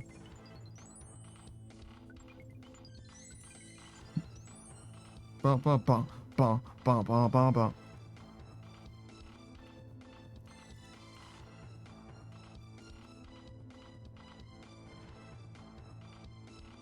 Zero says, I love cracking my back. I did not do that. I mean, first of all, it was like my shoulder blade popped in a weird way. It wasn't even like my back that popped. I was just regularly stretching my arms, and it did a thing that it wasn't supposed to do because it fucking hurt. I mean, it didn't hurt bad or anything like that. It was like, ow, Jesus, that's not normal. So if I die tragically, it's because I started hemorrhaging in my fucking left ventral lobe or whatever the shit. Zero says, Panda stretched and became a Bionicle. Shout out to Bionicle, actually. I fucking love Bionicle.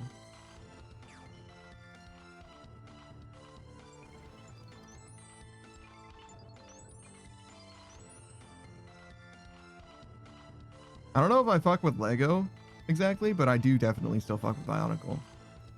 Like, if you were to present me right now with a pepperoni pizza, piping hot, fresh pepperoni pizza, and a Bionicle set, I'm going after that Bionicle right now. Gonna be honest with you. You can keep the pizza. I'm doing this Bionicle for real. Hero says, I still fuck with the old Lego games. That pizza... I wanted to say pizza pirate, but he's like a thief dude, but he's got like pizza theming for some reason as well. Zero says, I have high hopes for the new Lego Batman because only Batman Arkham style gameplay. That's so fucking strange. Lego games are so fucking weird, dog. What happened? They made Horizon Lego, and that game did fucking terrible. Terrible. Sold like fucking 400 copies or some shit.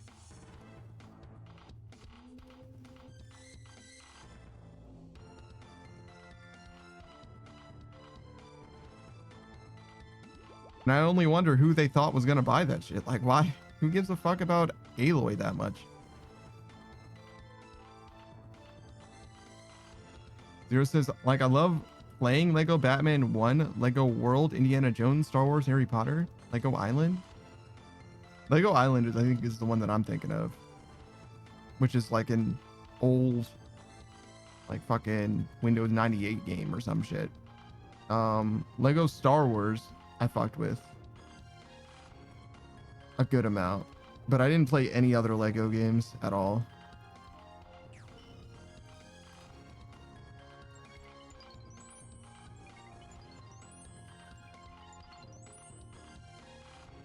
Arnade Sage says Lego Fortnite is fun. Is that a Fortnite game? Or it is a Lego game that uses the Fortnite branding? Zero says, so is the Guitar Hero mode? Okay, so you're talking about in Fortnite, there's a Guitar Hero mode.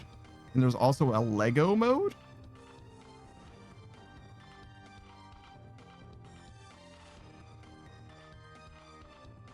Zero says Lego Fortnite mode plays like the forest. Zero says where you gotta get materials, build a base, fight bad guys. Weird. Okay. So like, so Fortnite kind of like came full circle. Like it started out as like a base building defense game, and then it became a battle royale. And you're telling me that there's a game mode in it now that is a base building defense game? All right. Screenwrite says, so it plays like Fortnite Save the World? Yeah, exactly. Screenwrite is old enough to know. He's old enough to remember. Like, wait a second. This is where we started.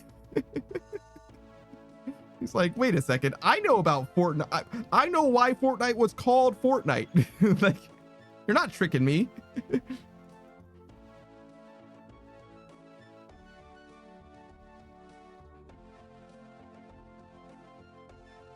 Zero says, since I got Save the World early when it cost only $5, I can play it to get free V-Bucks.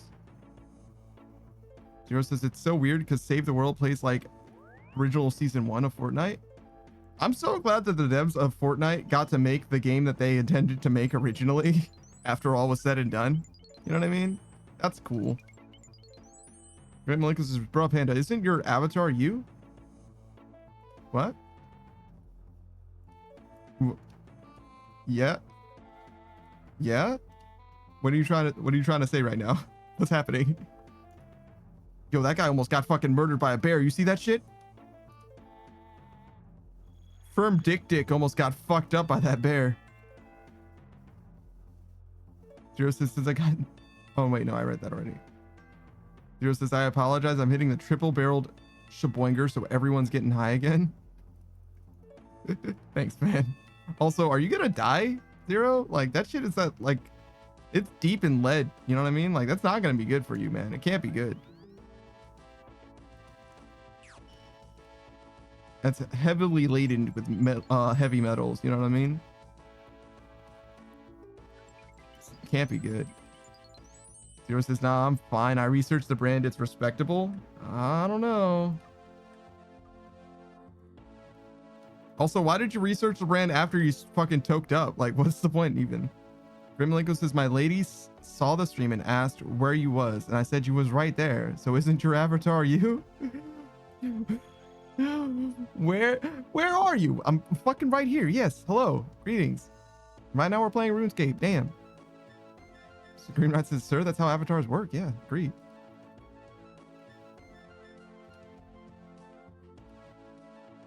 Why she's asking so many questions? She trying to smash? Like, what's going on? Zero says, I like living life on the edge.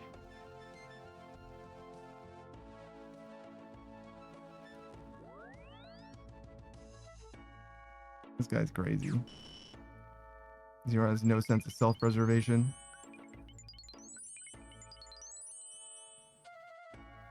Zero says, apparently you do too, making comments like that, Panda? What? No. Grimlinko's fine. Ah, he's good, he's good. What are we doing? Oh, I need a necklace. So. Grimlinko says, anybody could fuck my girl and definitely be Panda? No, I'm not trying to have sex with her at all. I'm wondering why she's asking questions. Screamride says, you want some dick? Nah, I ain't trying to fuck with this stuff. But I think she's asking too many questions. That's what the fuck I'm saying.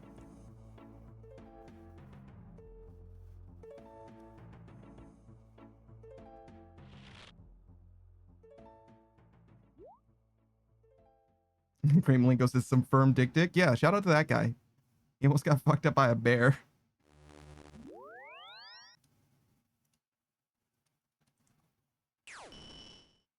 Zero says, Panda's guilty of something we just don't know what yet. Oh, yeah. Deep crimes. Deep crimes. Zoo crimes. Grimlinko says, bro was tactically retreating. Look, man, I don't want to be involved in any of that. First of all, she's asking too many questions. Anybody asks that many questions, I don't want to be involved with. You know what I'm saying? That's number one. You're too curious. You're going to be asking the wrong questions to the wrong people. You're going to find out some shit that I don't want to know, and you're going to tell me about it. You know what I'm saying? Like, I don't need that. Grant says, what you want, some dick? Oh. Hold on. Want some fuck? That's it. Grimlinko says she do be asking a lot of questions. Oh, you're going to find out some stuff that you don't want to know. Zero says, feels like that one guy from Dexter. I haven't seen Dexter. I don't know anything about Dexter, really. I mean, I know, like, the premise, right? But I don't know, like, much about the show or anything like that, specifically.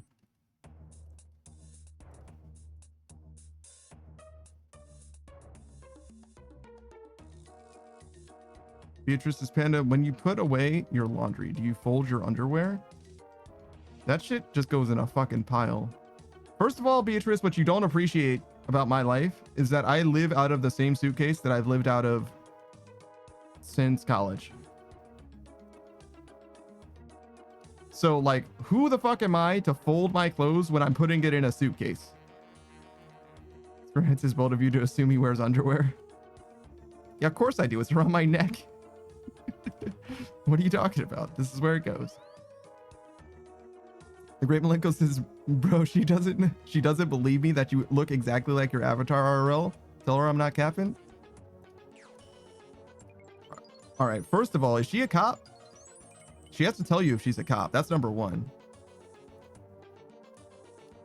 Because all the cops know you on a first name basis. So if she knows your first name, that's one check.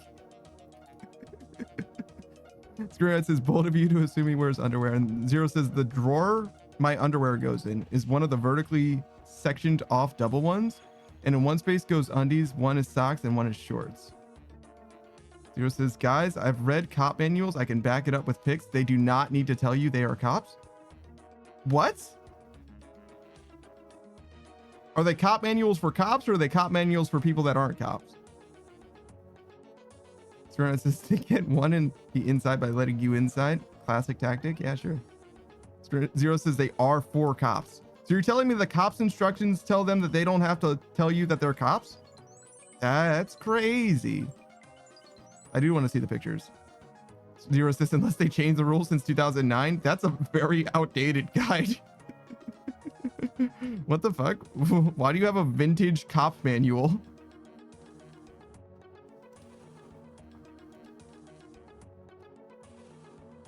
Great Malenko says, I mean, technically they could be undercover, I guess. Yeah. Yeah. Zero says, because in 2009, my uncle was a cop. Oh, that sort of makes sense, I guess. Screenhead says, do you think cops would do that? Go on the job and just lie? No, they're here to protect and serve. Great Malenko says, 2009 vintage? Never say those two words, those two things together again. I mean, it is vintage for a manual, you know what I mean? That shit should be any guide that you get for anything that's like active in the world today, you know what I mean? Like, you shouldn't be referring to the shit that says fucking 2005 on it, you know what I mean? It should be published this year, you know what I mean? Like, no, it's the guide for this year, maybe last year, you know what I'm saying? Like, none of that should be old. Great Malenko says, no fucking stop, that's making me feel old. I mean, I don't know what to tell you, man. After a certain point, I'm only going to tell you the truth.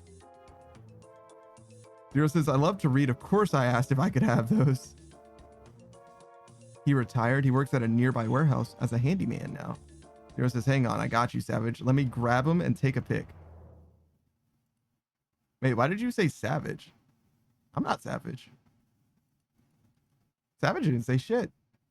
And Zero says, why'd I say Savage? I don't know. Zero says, I'm high. Yeah, no shit. Zero says, disregard me sometimes? Okay, I'll disregard you right now.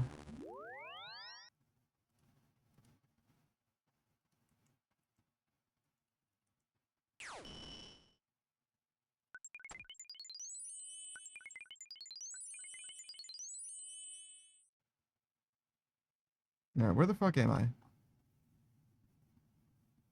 Modern 8 Sage wanted to know why Zero said was, and yeah, it's just because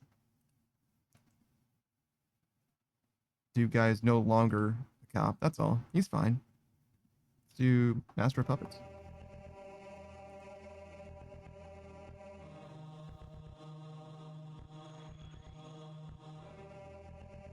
Am I bouncing too much? Yeah, I think so. 108 Sage is, yeah, Savage.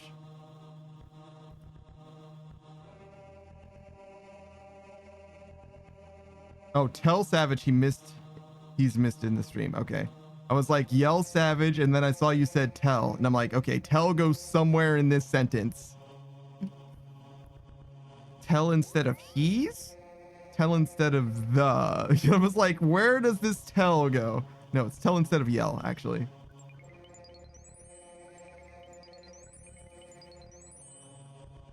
Zero says, they are either in the attic or my uncle's house, and I don't feel like going in the attic right now, not gonna lie. Okay, never mind. I just assumed that you had it on hand. You sounded so confident, you know?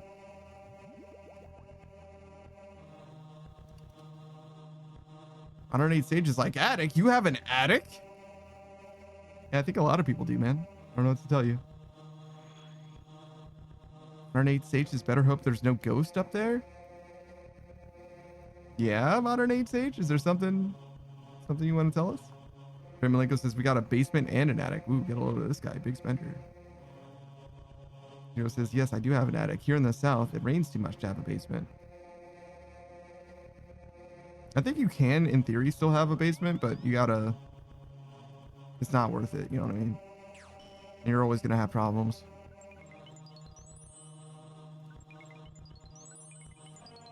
Zero says, and we are below water level sometimes, so it floods. Yeah, that's definitely not worth it. I would not do that then.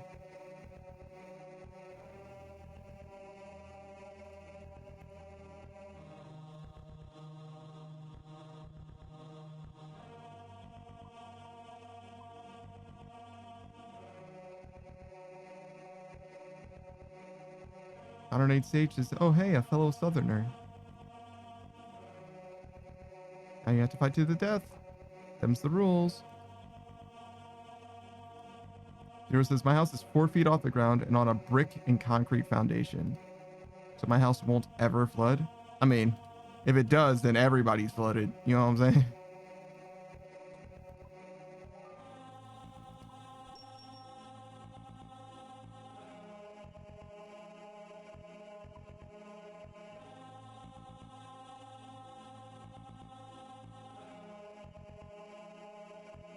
Zero says, but if the water reaches the top of my 4th step, my uncle's house would be underwater completely. Zero says, I'm not a southerner. I'm Canadian. I just ended up in North Carolina as family passed away. You're Canadian? What the fuck? What the fuck do you mean you're Canadian? I've never once heard you say sorry. Zero says, Toronto born and raised? What the actual fuck are you talking about, Zero?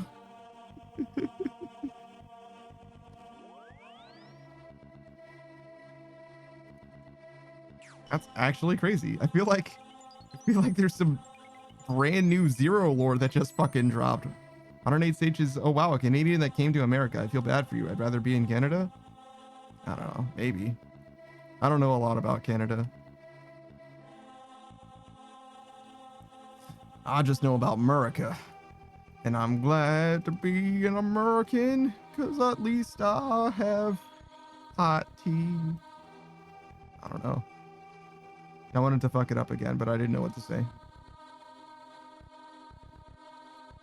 Zero says, I ended up in Connecticut when I was 6, New York City till 8, then North Carolina when I was 11. I've been there ever since. Weird. 108 stages. I have friends in Canada who would never step foot in America. Yeah, they would. They're being dramatic.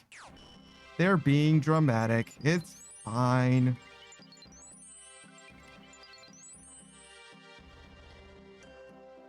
You're telling me if you had fucking 3 tickets to Comic-Con for an all expense paid trip or whatever, they wouldn't come over? Fuck off. You know what I mean? They would.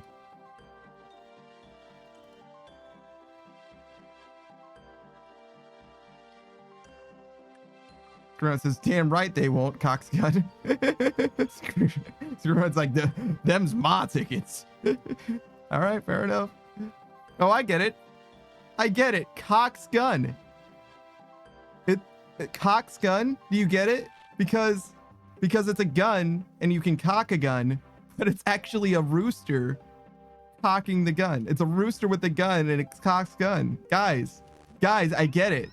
Guys, I actually finally get it. I never understood it until now, but I get it now. Holy.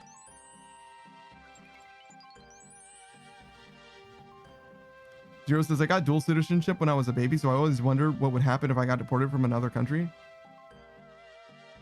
I guess they'll just choose their favorite, you know? 108 stages. I just asked one to come visit, and they were like, nah, I'd rather not go to America. Yeah, for you, but for Comic-Con, hell yeah. You know what I mean? If they get to meet... Let's see, who would they want to meet? The voice of Kratos? You know what I mean? 108 stages, you probably get to choose where you go. That's not exactly how that works probably, but you could definitely weigh in. Might ask you. Zero says, I was gonna say, are they gonna let me choose where I go? I don't think so, but they might ask you, but they're probably just gonna send it to whoever they have a better relationship with.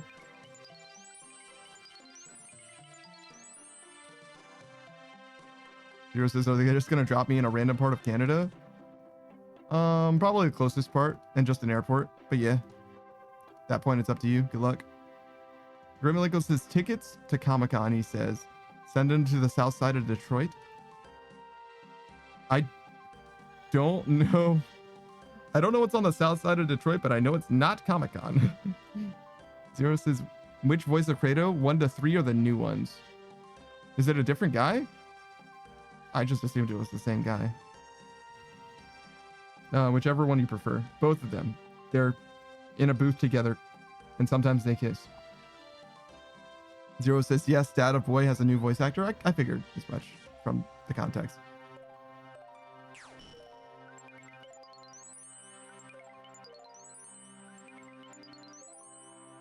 The Great Malenko says, you're not wrong in that assumption. Yeah, I was pretty sure that's not where Comic-Con is or ever has been even, but... Modern Age Sage says, I'm sure there are Comic-Cons in Canada. Yeah, but it's not the Comic-Con. You know what I mean? Like, you can get people to go to, you know, a convention in Canada, sure. But, like, the Comic-Con is going to be, you know, the mecca of geekdom or whatever. You know what I mean? Like, that is where the biggest names are going to be doing the biggest things, period. And if not Comic-Con, whatever, you know what I'm talking about. Like, there's going to be a thing that is going to happen in America specifically, because America's mostly fine, mostly. And it's going to have, you know, it's going to be like a world event type shit. You know what I mean? Like, there's going to be stuff. It doesn't matter what. I don't know what they're interested in, but like, there's going to be something. You know what I mean? Inevitably.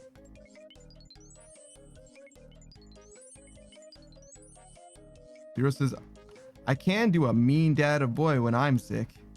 That's not much of a flex. When I'm addled, when my voice doesn't work the way that it's supposed to. Zero says, one of my friends from Canada I kept in contact with told me I should come visit the hometown. And then she started telling me about what's been going on and conditions. And I was like, no, thanks. Oh, no.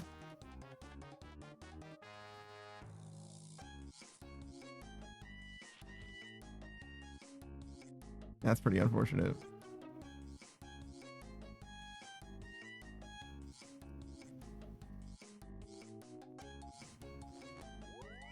The Grimmalinko says, I thought Comic-Con is in Atlanta. I thought it was in California. I don't know. Most big things, especially conventions, are in California. But I don't know. I know there's New York City Comic-Con, right?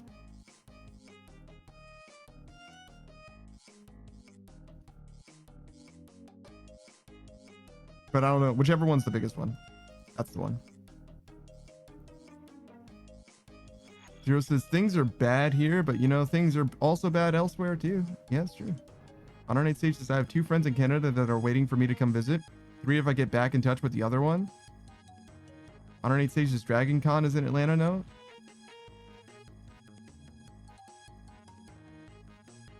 Dragon. Oh no, it's SawCon. That's what I was thinking of.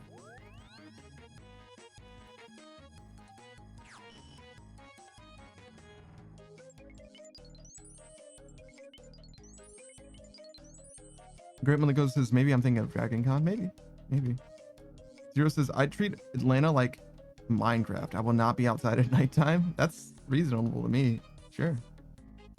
Zero says, what's SawCon? Thanks, Green Ride. I appreciate you, man. Zero says, my friend who lives there told me horror stories. Yeah, but like, there's horror stories everywhere, right? Like, anything can go wrong anywhere. It's just, what are the odds? Sometimes it's high. Sometimes it's high. Be careful. But like, sometimes it's fine. You know what I mean? Yeah, Modern Age Sage says the Dragon Con is indeed in Atlanta.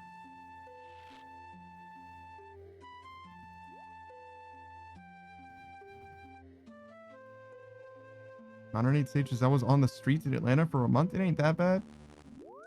I don't know if that's representative of like everyone's experience though, necessarily.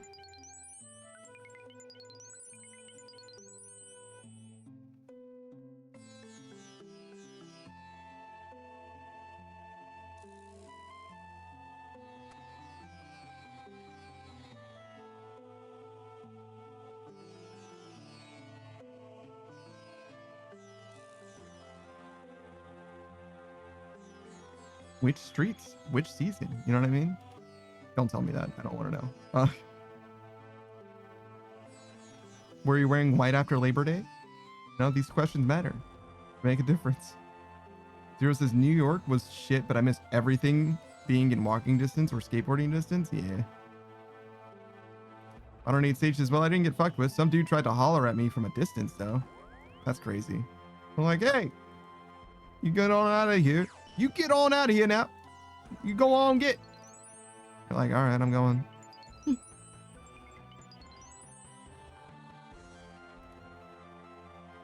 Zero says nothing is in walking distance here. Your bed is. Great Malenko says, you know what I want? A Shinobi Striker, but a single player co-op RPG game. I don't know what a Shinobi Striker is.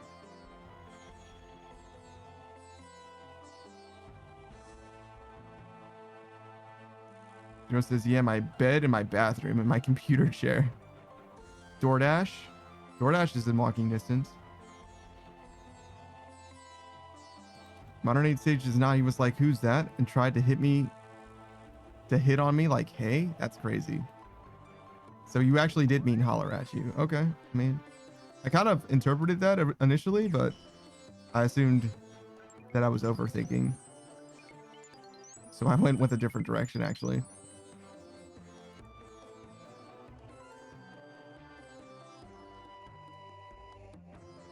Grimlingo says like Naruto to Boruto. Okay. Zero says Shinobi Striker is in another Naruto game, but it's a 4v14 game. Okay. Zero says, no, I drive to get food. I'm not DoorDash rich. Damn. Maybe one day.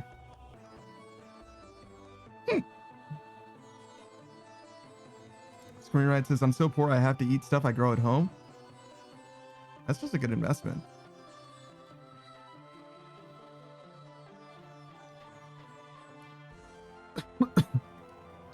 Shout out to homesteaders.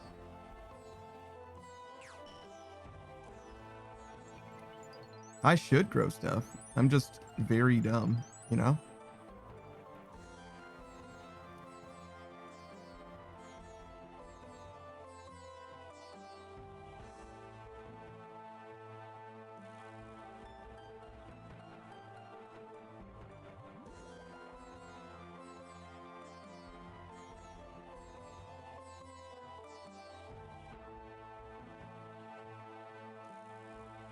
It says, I ran over my cucumber plants mowing the yard. Rip my pickles. No! Why don't you have a fence, bro?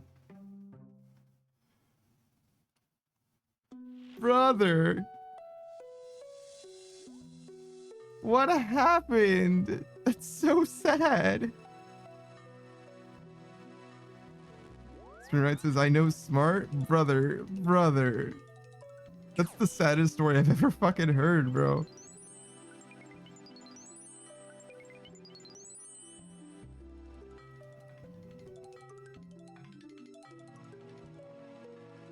Yeah, I wouldn't plant anything just in the ground. I would have to put it in a planter because I'd be worried about forgetting about it or something.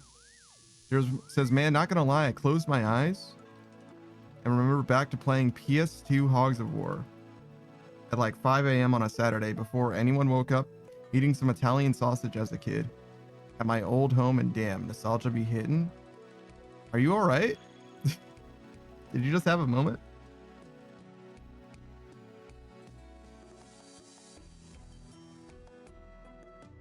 The Gremlingo says, infinite sub attack build, go burr.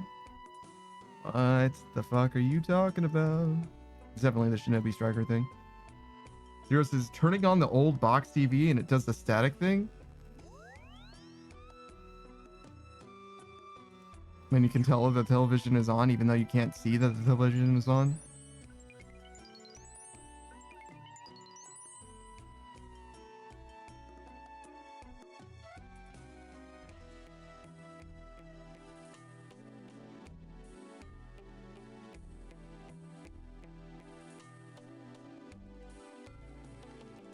Zero says, it does the thing that makes your ears ring and goosebumps. I don't know.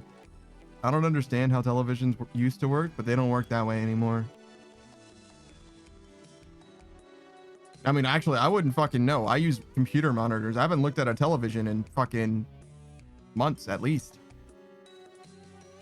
No, I'm sure I've been somewhere with a television, but I don't have a television in my fucking house. I promise you that shit. Zero says, I know, right? My Samsung just turns on, no different than turning on my phone. Yeah, exactly.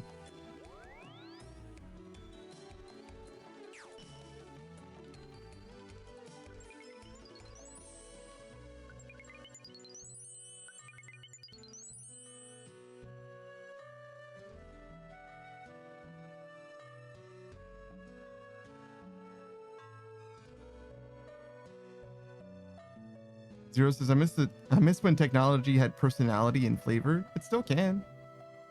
Zero says, like, sure, maybe it gives me a little bit more cancer, but so what? Who wants to live forever?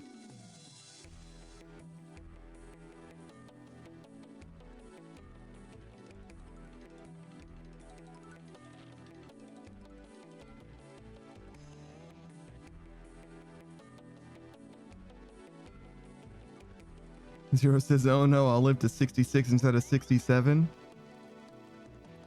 That's what one pack of cigarettes will do to you.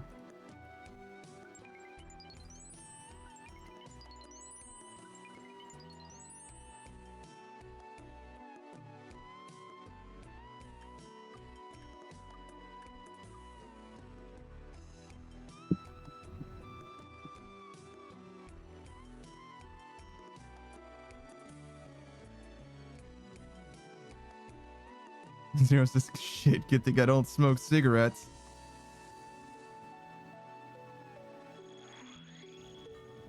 Anyway, let me fucking rip this vape and shotgun this monster. Do you do energy drink, Zero? Zero says, I say with a vape in front of me. Yeah, Zero does do energy drinks as well. Yeah, okay. Zero says, only when I gotta wake up early. So only every day.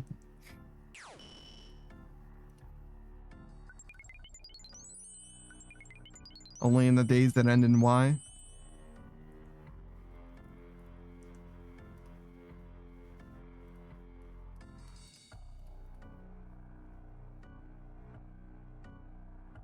Zero says, when I gotta wake up unnaturally early. You shouldn't have to wake up before the sun does. Zero says, I haven't had a monster in a while. I don't know if I've ever had a monster. I don't know if I've ever had an energy drink, to be honest. I've tried to stay away from caffeine for as long as I can remember. I've had a few McDonald's frappes, which are mostly just like milkshakes. And I'll have like a little bit of decaffeinated tea now and then.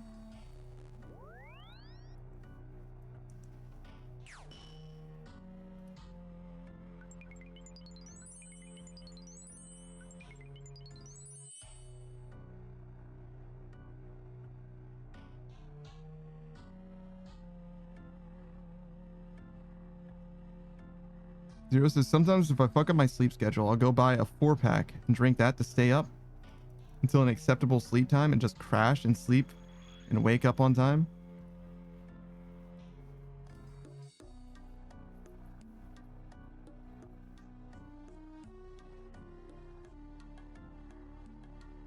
My sleep schedule's been regular for so long, I actually don't even remember when I was last fucked up.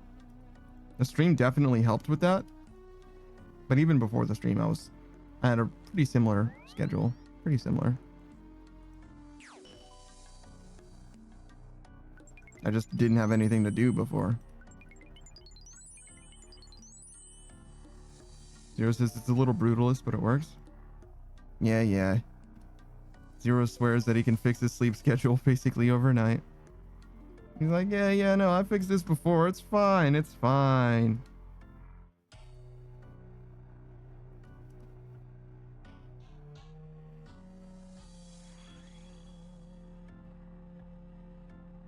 Zero says, and every time within a day or two I do it? Maybe. The last time you wanted to fix your sleep schedule, you were like, yeah, I fixed it. And then you woke up the next day at like fucking 11 p.m. or whatever. And I was like, bro, you did not fix shit. But maybe you fixed it the next day and it was fine, but your shit was fucked up for a second. It went from fixed to unfixed real goddamn fast. Zero says 11 p.m. was one step in the process, bro. What are you fucking talking about, bro?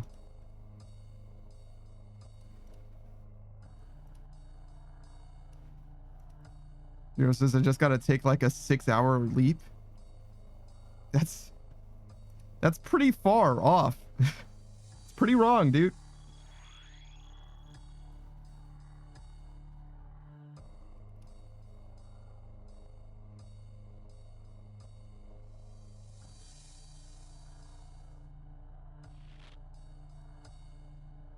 Zero says sometimes if I want to skip time, like in Skyrim, I get really high and lay down and fall asleep.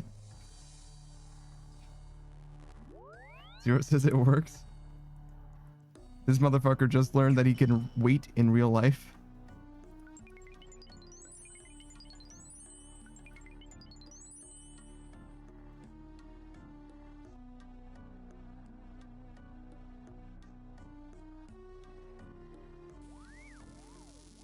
Zero says no dreams, no nothing. It's just in the future now. Like the movie Click.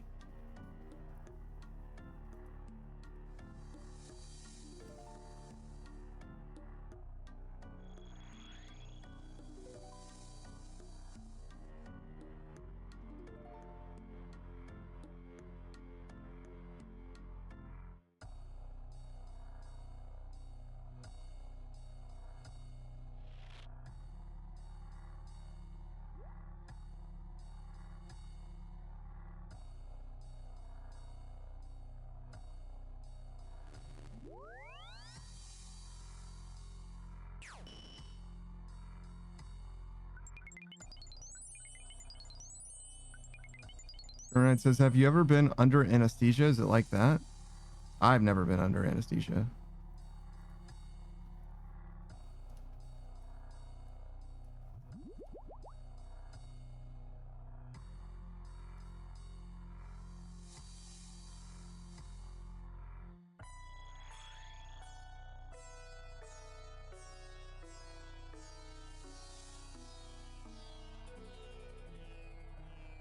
Zero says no, because the few times I've been under, I dream.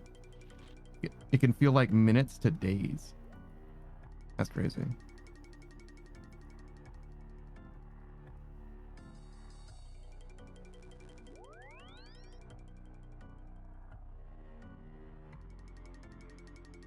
don't think I've ever seen the blue stuff, the blue eye stuff.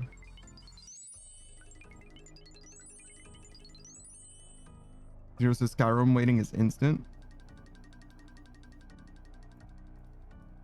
I mean, it's pretty instant, I guess. If it were on a PlayStation 5, it'd be instant. That's for damn sure. That Joker's SSD puts in work. You fast travel in that new Spider-Man game? Shit. Anywhere in that town you want to be, bam, you're there.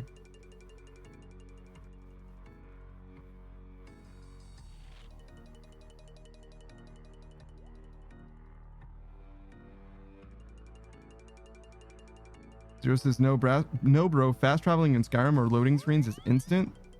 Ah.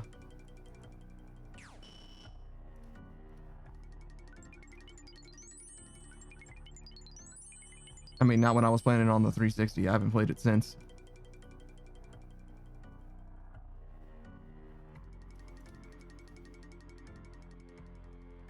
Zero says I got like half a second to fuck with the spinny model on the PS5.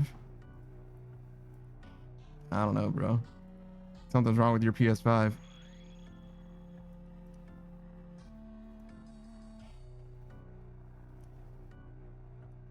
Or something's right with your Skyrim, I guess. Zero says on the 360, my Skyrim would take a full minute to load in from a home screen. That's what I'm trying to tell you, bro.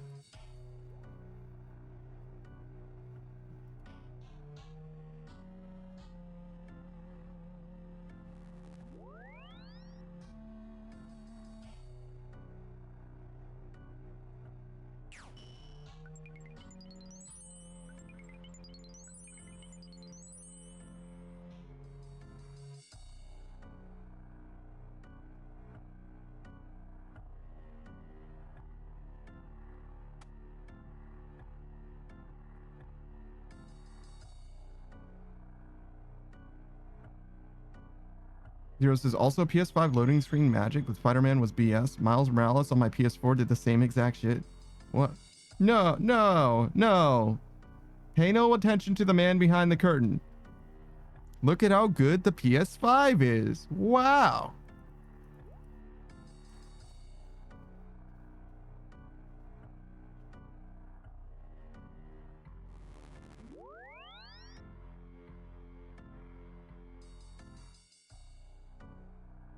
Zero says, I got the plat on PS4. I would know.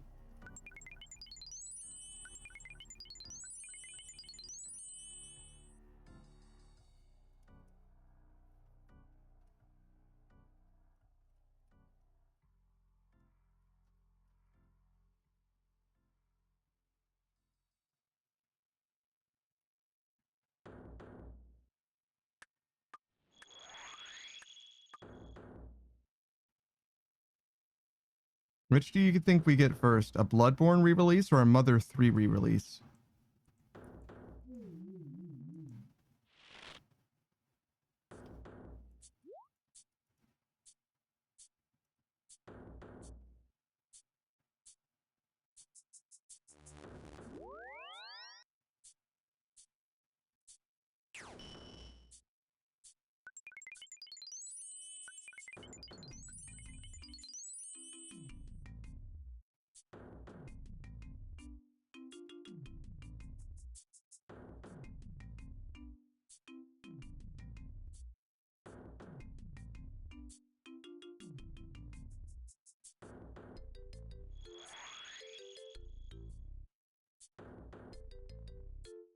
Or it says blood money. That's a weird thing to say.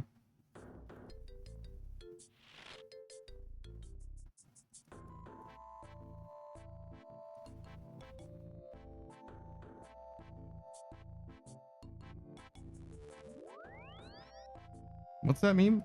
Shadow Wizard Money Gang? What a weird thing to exist.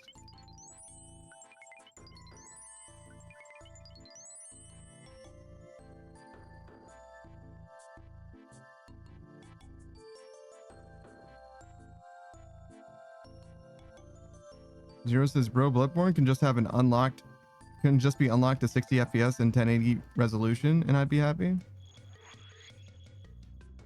I just don't think it's ever coming anywhere out of the PlayStation ecosystem. Grant says, what a weird thing to say. I meant that Bloodborne would make more money, so probably that. Oh yeah, no doubt. I don't even think people care about Mother 3 anymore. The only reason people care about Mother 3 is because they like complaining that Mother 3 isn't available, right? Same with like Geno and Super Mario RPG. And like people are like, we want Geno, we would love Geno, it's Geno. And then like they get it and nobody fucking cares. You know what I mean? Like, there you go.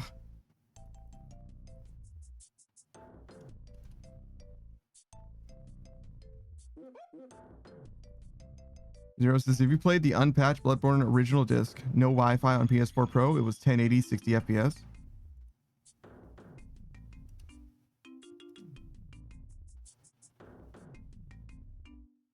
All right then.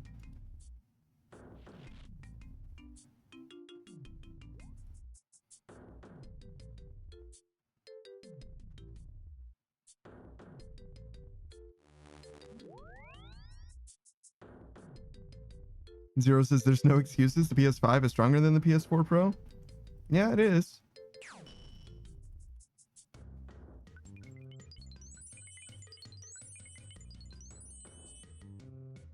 I don't know if that means that we're going to get anything, especially anytime soon.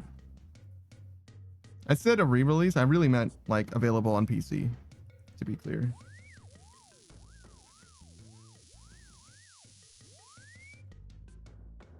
But I can stick with re-release if that's the space you want to operate in, because I imagine that no Nintendo game is available on PC right now. Like, literally, I don't know of one of them that is. I'm sure there's something, but I don't know what.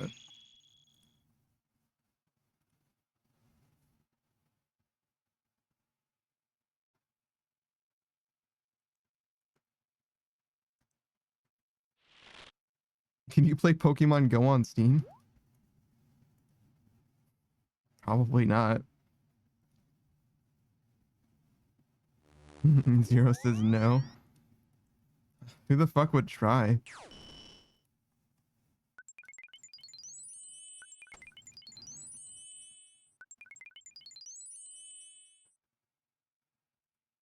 Zero says, speaking of which, I had a nice walk around the lake playing Pokemon Go. You've incepted that into your own mind.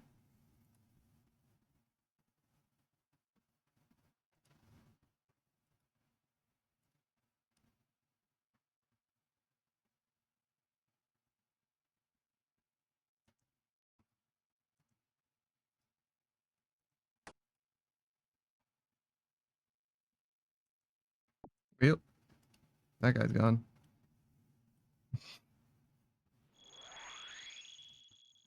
I was gonna get it just because. Because. But obviously it's better to get it in a bottle for 160k. Zero says it's nice. It got me out of the house. Sure.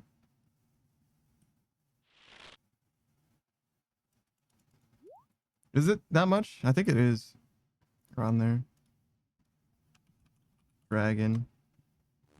Imp play. 350k. God damn.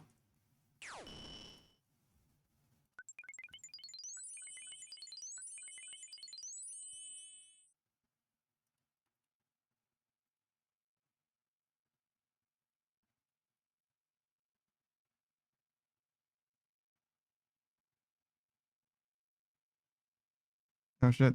There he is.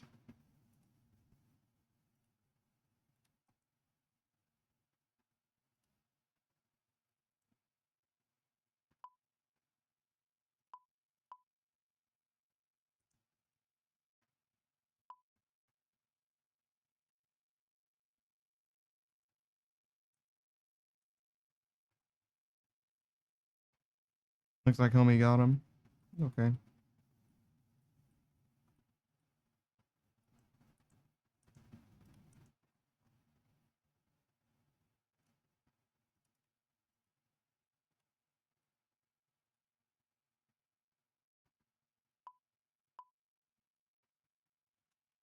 Oops. There we go.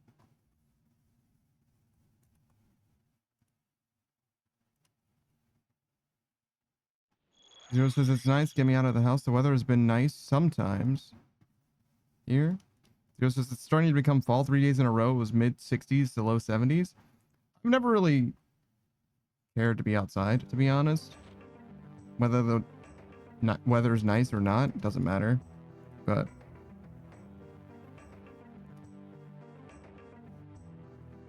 I do care about the temperature range. I do like for it to be comfortable, regardless.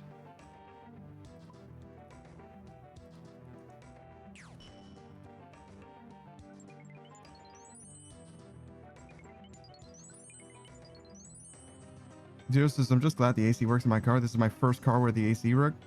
It does make a big difference to the quality of life.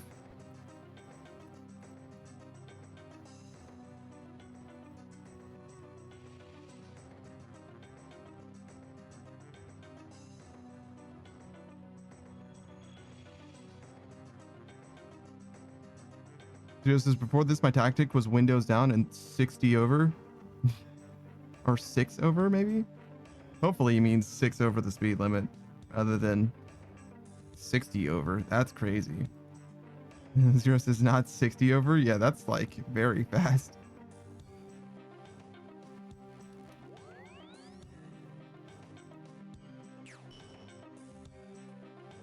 Zero says, yeah, I'm going 80 and a 25. Wouldn't put it past you. You might be crazy, bro.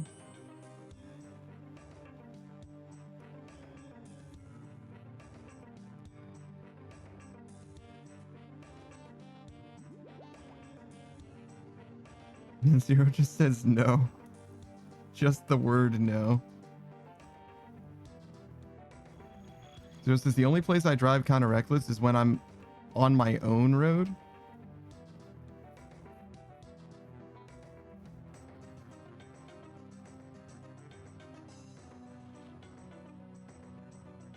Zero says, but there's no cops or traffic at night and it's a back road. Let's see. I don't know. I hardly drive at all, and when I do drive, I always drive safe.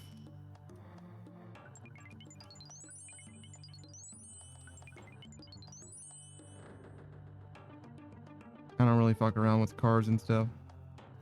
That's a fucking metal death box. It's going entirely too fast.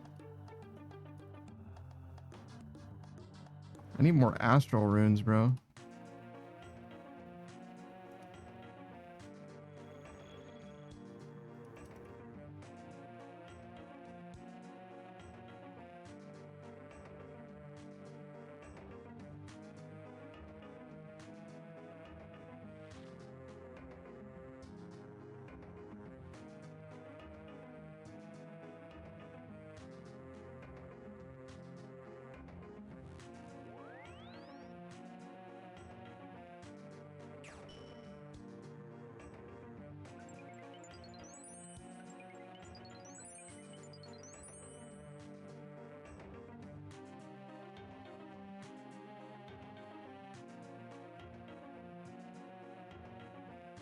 Oh, I need a necklace.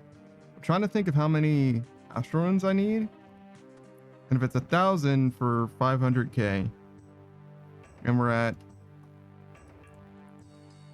basically 10 mil, then that'll be 6,000 ish.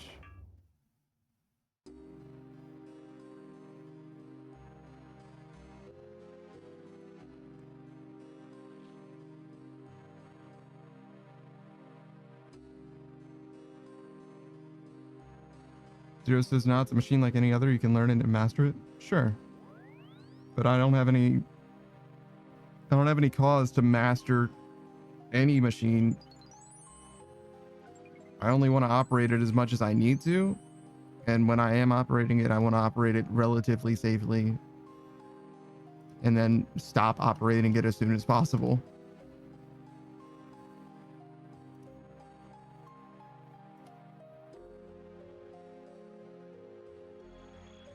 Zero says, not in an automatic, in a manual. Yes.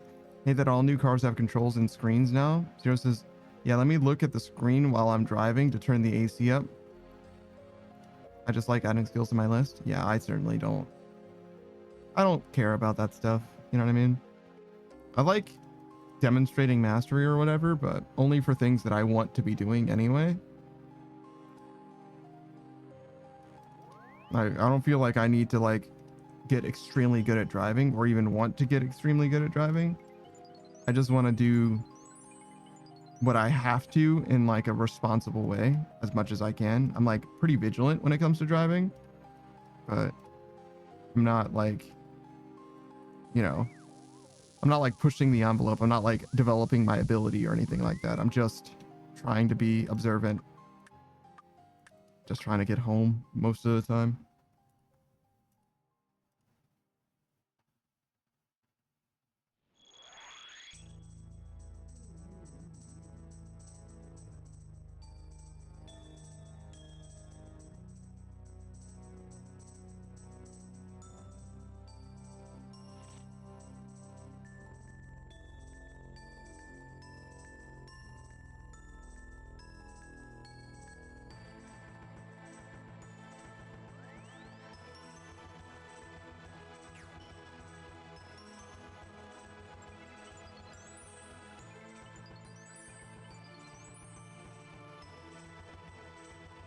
Jiro says, we have a road that goes alongside a golf course a little further outside of town that I like to go drive on because it's got some nice long corners.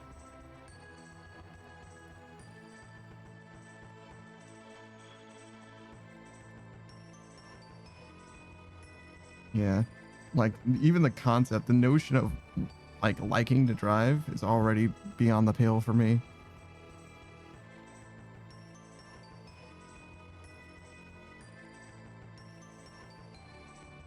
Liking to drive is like liking to cook for me. Sometimes I can appreciate the things that I get from doing the action, but the action itself never is for me. Like I'm never like, oh man, I look forward to cooking this thing. So I look forward to having a cooked thing.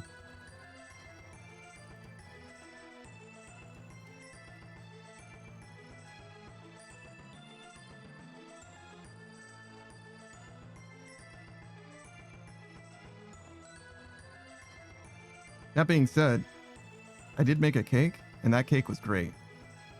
So we should do more like that.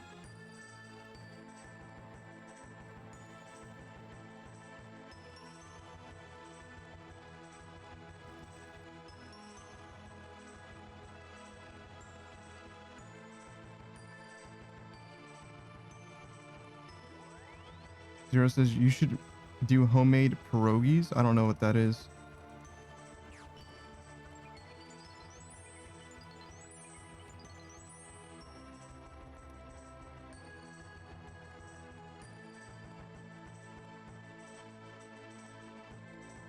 The dumpling?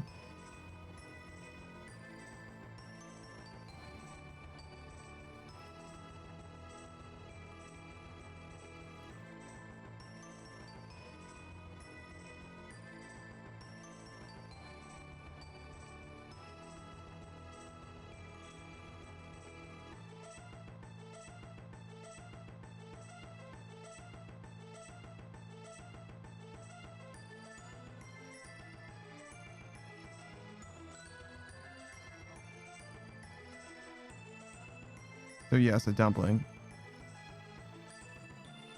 Zero says you eat it with sour cream.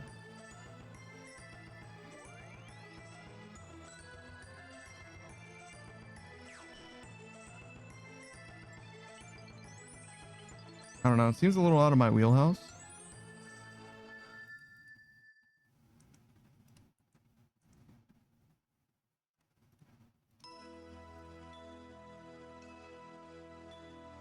Savage says it's like, or I'm sorry, Savage. Modern 8 says it's like a ravioli with a potato filling. What?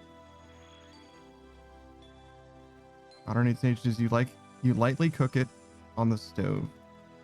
Yeah. I kind of saw a little bit. Zero says you just need potato dough and mashed potatoes. I need potato dough and mashed potatoes?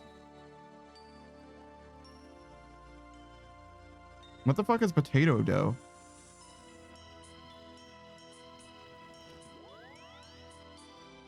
And also I failed to make mashed potatoes before.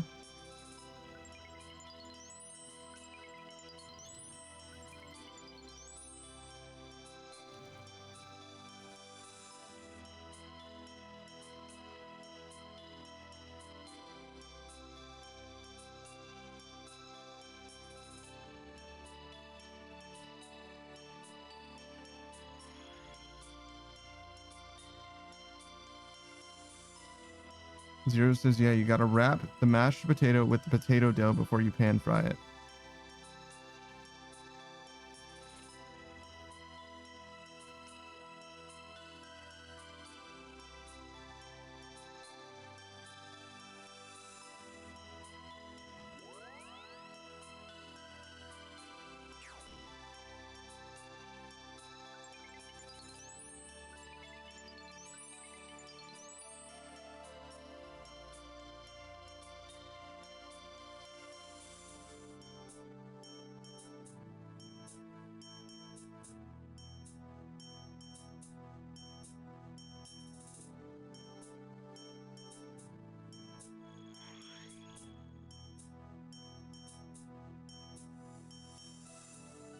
I don't know. I might give it a try, I guess. I don't have anything against it, but it doesn't look like something that I'm gonna be like astounded by. It looks like it would be fine.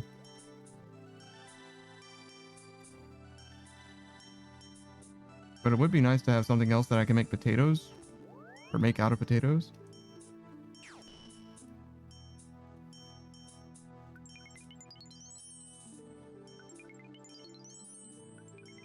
Zero says the pasta dough ones are the ones that are store-bought. Dude, you gotta tell me. He's never heard of potato dough, and neither have I.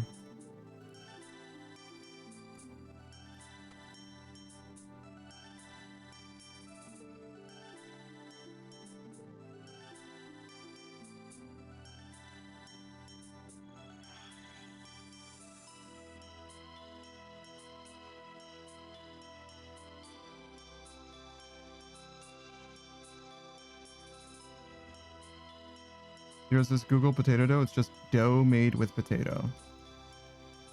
I mean, that does sound correct.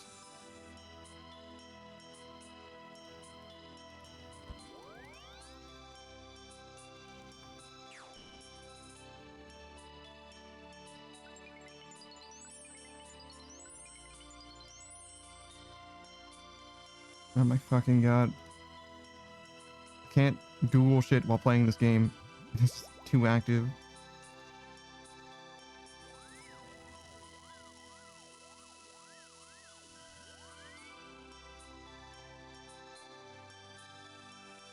I got it now.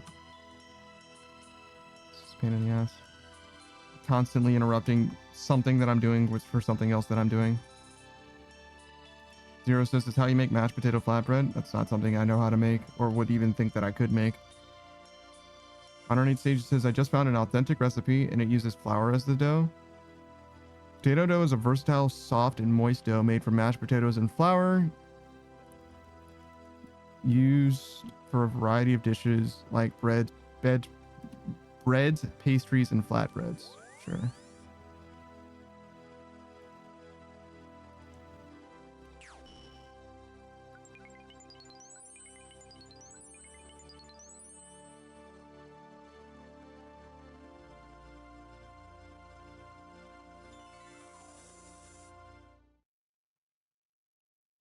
Okay, so from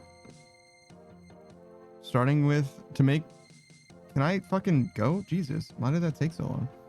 To make potato dough, mix milk, mashed potatoes, shortening, which I don't know what that is, sugar and salt into a bowl, add yeast and egg.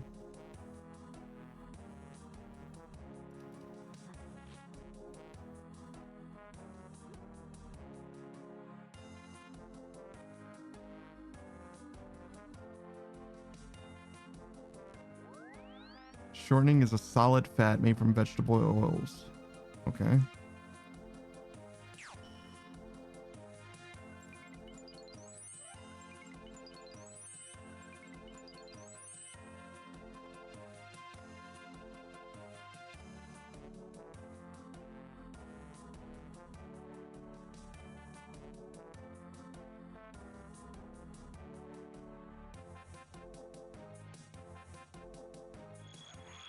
Yeah, there's probably just different ways to make it.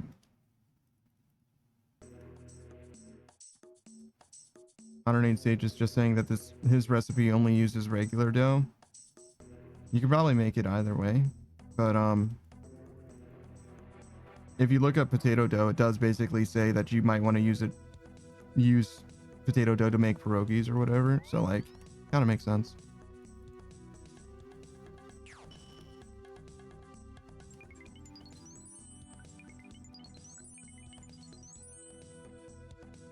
Modern Sage's recipe from an authentic, whatever the fuck that is. Some kind of authentic Polish recipe, I guess.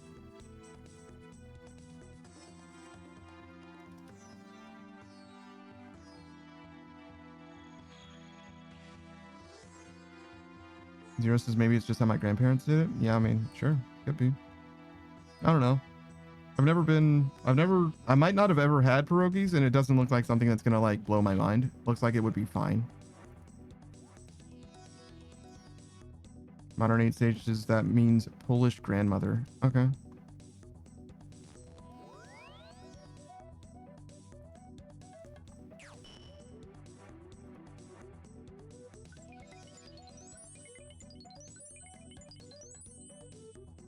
Zero says, I think it tastes better with potato dough though. My grandmother's side is Polish. My grandfather's side is Italian, so I got a solid combo for cookbooks. I don't know. Have you ever had it without potato dough?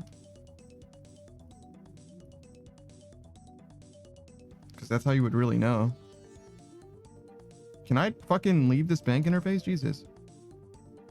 Modern Age Sage says, it also says to boil until soft and then pan fry. I don't know about that though. Zero says, I don't know about boiling. The instructions I saw also said to boil it.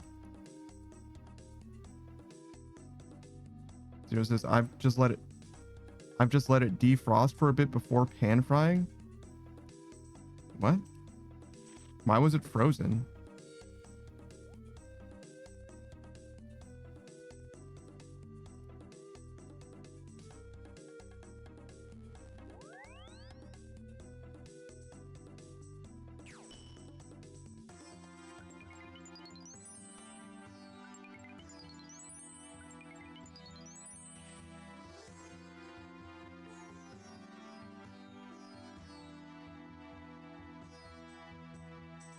Zero says, if I'm making my own, it's not cold, so I just let it sit for a bit before throwing it into the pan with butter. Why would you just let it sit for a bit?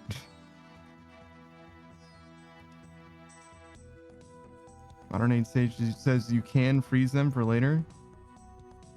Yeah. Zero says because I'm never making just one. Never making just one what?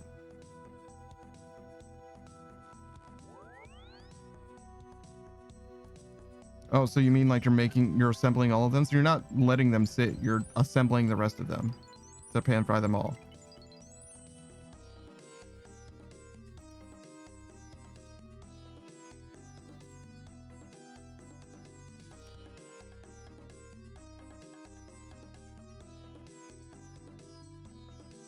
Yeah, I don't know. Doesn't sound terribly easy, to be honest.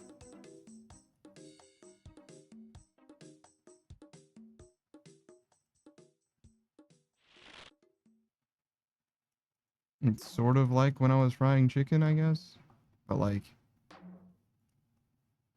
not something that I have any experience with.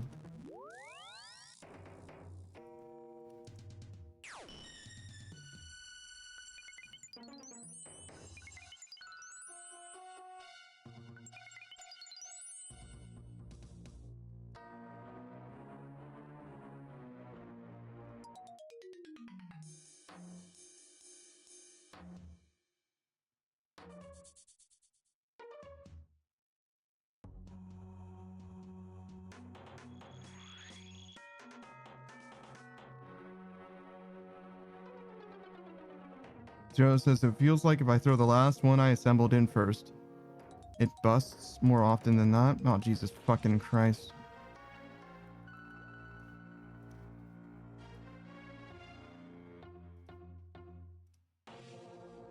You're trying to make me make a fucking food that can potentially explode if I don't prepare it right?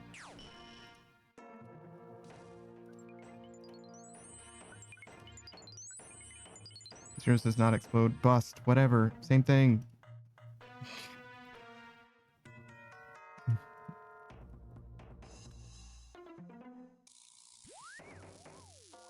I failed to make mashed potatoes. That's who you're dealing with right now. Like, now I have to make successfully mashed potatoes, a potato dough, which I've never heard of, combine the two, and also not fuck it up. Like, dude, I'm like most of the way to a no on this. Like, this seems like I can't do it. Legit. Zero says, and then it becomes a shell of dough with a blob of fried potato. I can help step by step you through the mashed potatoes in the dough. I mean, that's not going to happen because this is going to happen. Like, if I cook this, it's going to happen probably at like 1 a.m. downstairs in my kitchen, not like in a Discord call or something. Like, if it's not something that I can do by myself, then I'm just not going to do it. Like, realistically. Not having somebody backseat me through fucking food. You know what I'm saying? That's not happening.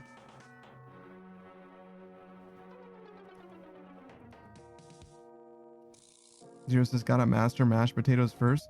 Yeah, I would fucking say so. I would think. I should think so. This looks like something that I shouldn't be trying to make, is what I'm trying to say.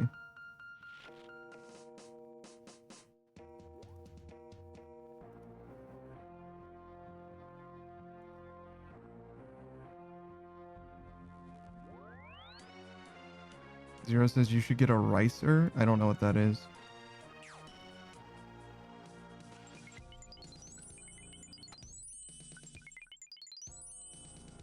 Zero says it makes mashed potatoes out of boiled potatoes.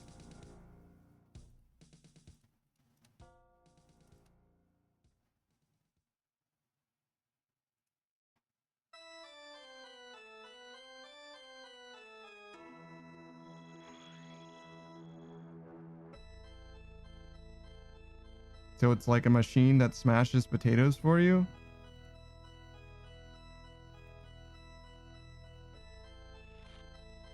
Zero says it's like a masher press that presses it through little holes. I probably have one of those.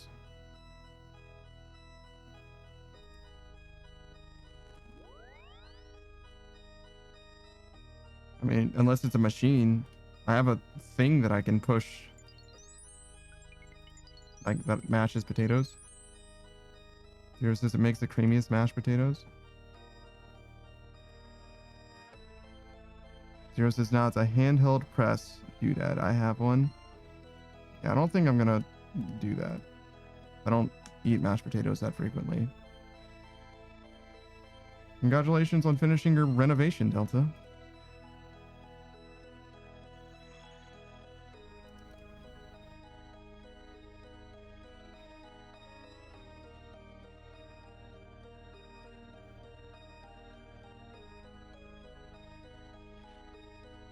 Yeah, I don't know.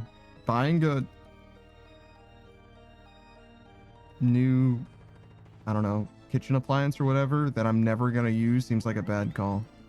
Like, I already bought a blender that I, like, don't have enough use for.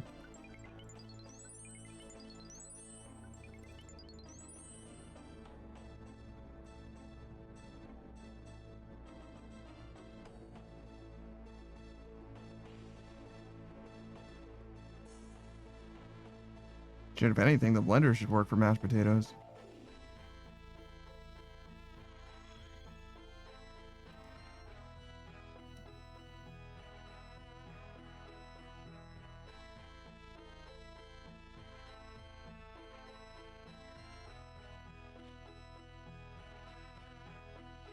Again, not that I need something to help make boiled potatoes into mashed potatoes. I don't really get the value.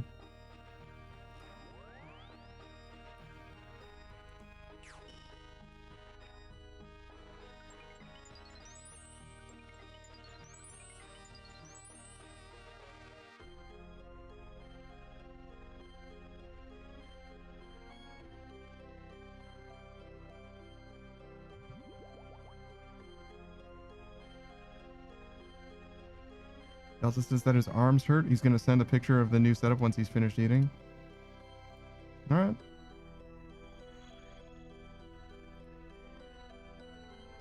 These would kind of take you all day long.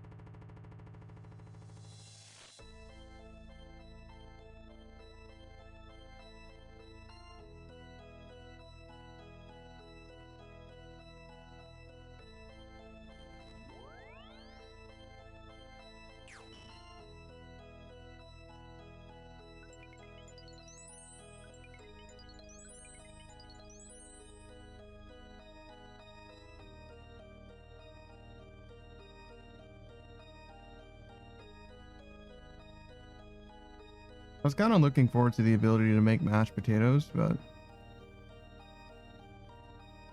failing to make them really did adversely affect my confidence.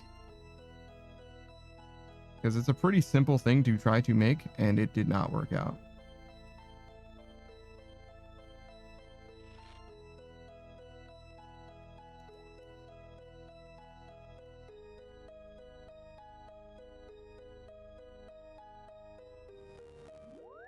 I don't know. Probably shouldn't think about it too much.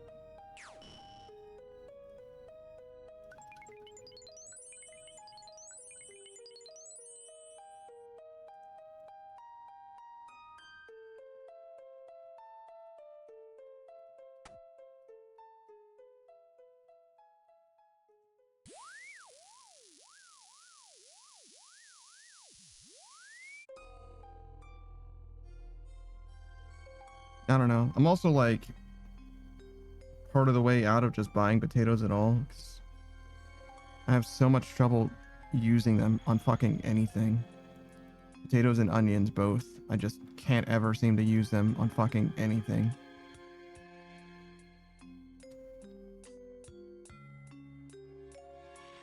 Zero says a good snack is just to boil the potatoes for like 40 minutes after peeling and put it in a ricer. And press and then fork or whisk the butter and seasonings until it's the level of creamy you want.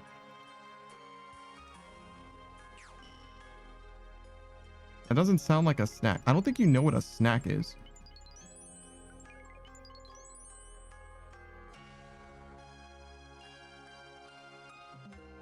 If you cook something for 40 minutes, it's not a snack. What are you talking about, dude?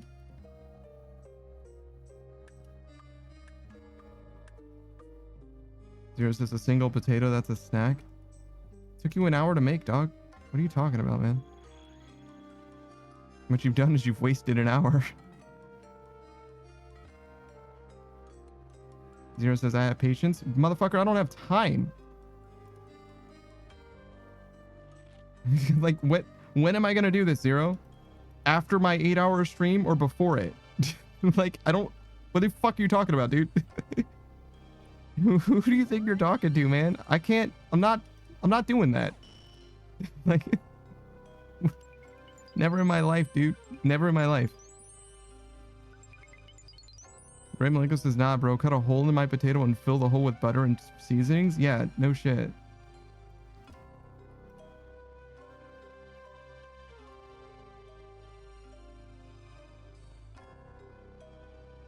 This is why I'm like, yeah, no. I think that, like, potatoes and onions and shit just aren't worth buying. Straight up. They're cheap, but, like, there's nothing I can make with them. They're cheap, but they're a waste of money because I don't actually use them.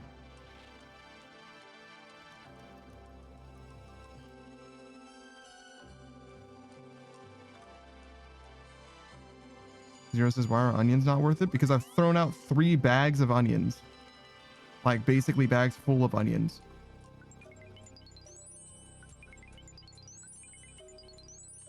Zero says, caramelized onions go well with a lot of stuff. Yeah, but I never fucking cook them.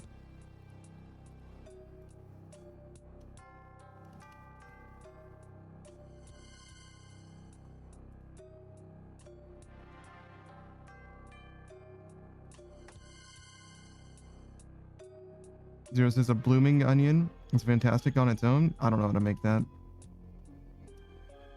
And I've never deep fried basically anything. I've fried chicken before. And actually French fries a couple times. But I don't have a way to deep fry an onion, I don't think. Maybe I do. In a pot, just like a regular pot.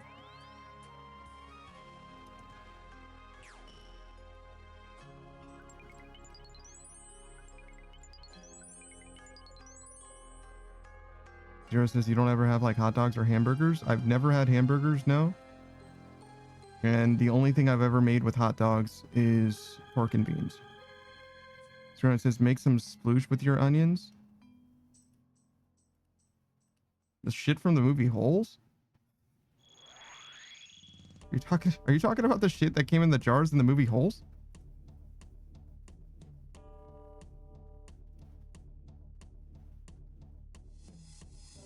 Screen Knight says, yeah, you got it. What the fuck? What a pull. Like, Jesus. Did they make that from onions? I have no fucking idea. I have no fucking idea what that shit is.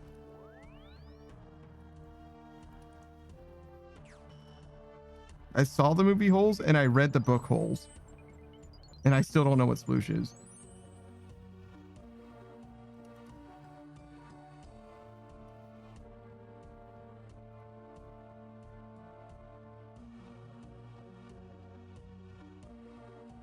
It says onions and peaches. That sounds fucking horrid.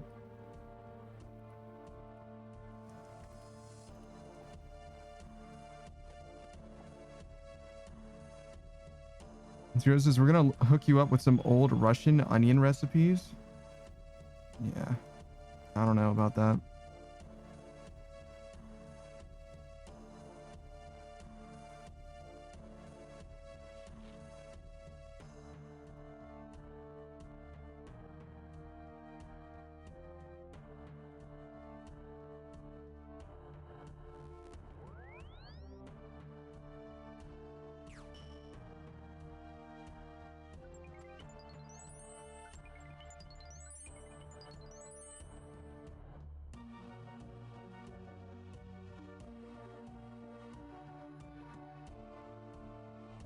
Zero saying that I should make a meatloaf. I've never made a meatloaf before, but I do at least buy beef now. Who says, look at this nerd speed running rune crafting. Yeah, it only took me 1,200 days to get to 99 rune crafting.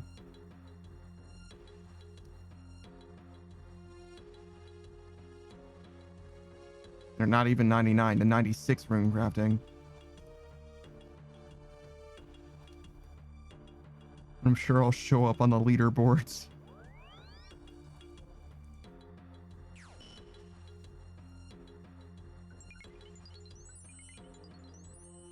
Wait, that can't be right. It was 120 days.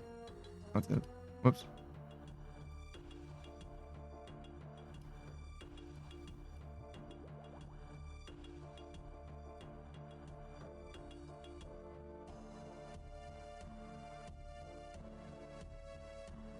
Marinade Sage says use onions and potatoes with the beef. I understand, but the beef is frozen. The potatoes and the onions are not.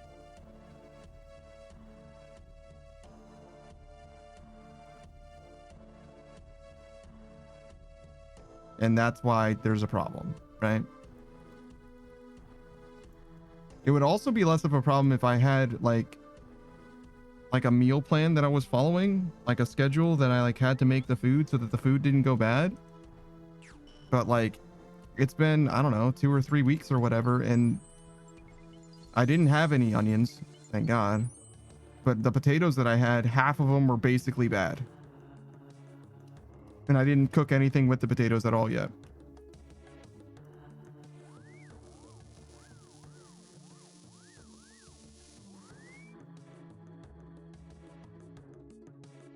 No, like the potatoes literally just went bad before I used them. And that's like, that's what it is, you know what I'm saying?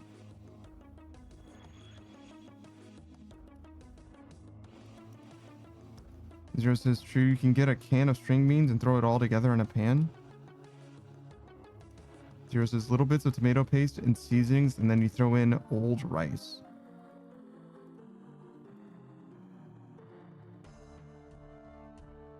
Screenwriter says, it's gonna sound like 808s in your bathroom.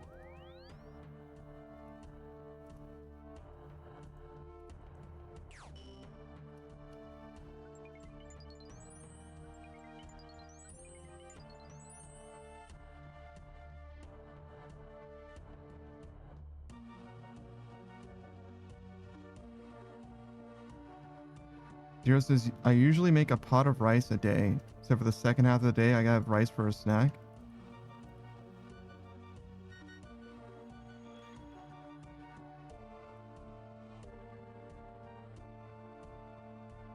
Great Malenko is asking if somebody fucks.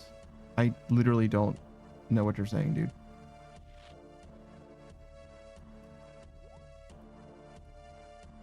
Yo, did I just like lose a lot of frames? What the fuck just happened? Who says I can't wait for my short work week so I can get back to Inferno? That will definitely help.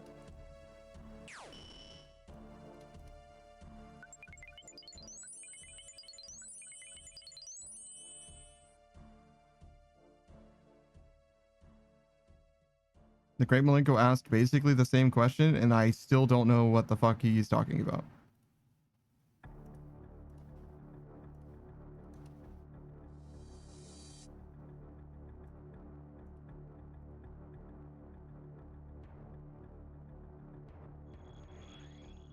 Delta says that rice is the main meal, everything else is secondary.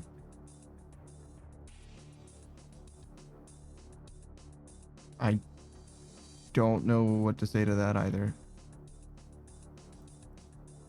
Zero says, Panda, when you cook rice, do you use water or do you use chicken stock or beef stock? I use water. The Great Malenko says that it's a controller brand. Okay, so yeah, no, I don't know anything about that. The one that I have is just says play on it. It's just some Xbox controller.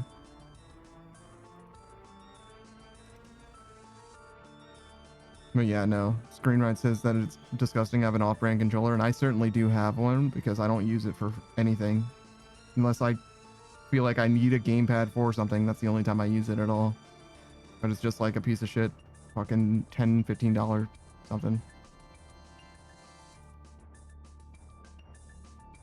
Zero says if you use stock, it gives the rice that flavor. I've used bouillon cubes before. It literally doesn't change the experience of flavor profile at all to me. It's very, very, very subtle. It's just a waste of a bouillon cube in most cases.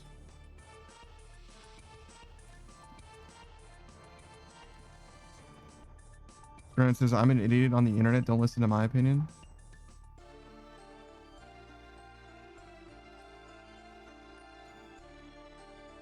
Yeah, I don't know what that brand is. And I know that Delta has mentioned his like scuff controllers before or whatever. I don't know. It's totally possible that that's like some kind of pseudo competitive whatever.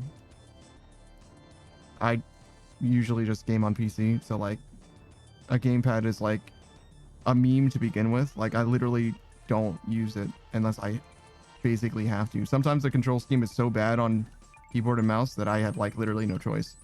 Monster Hunter is a great example like that. Even on gamepad, Monster Hunter still controls like pretty fucking weird. There's a lot of pressing Y and B at the same time type shit, which is just a fucking strange thing to ask someone to do in like a action game, but whatever.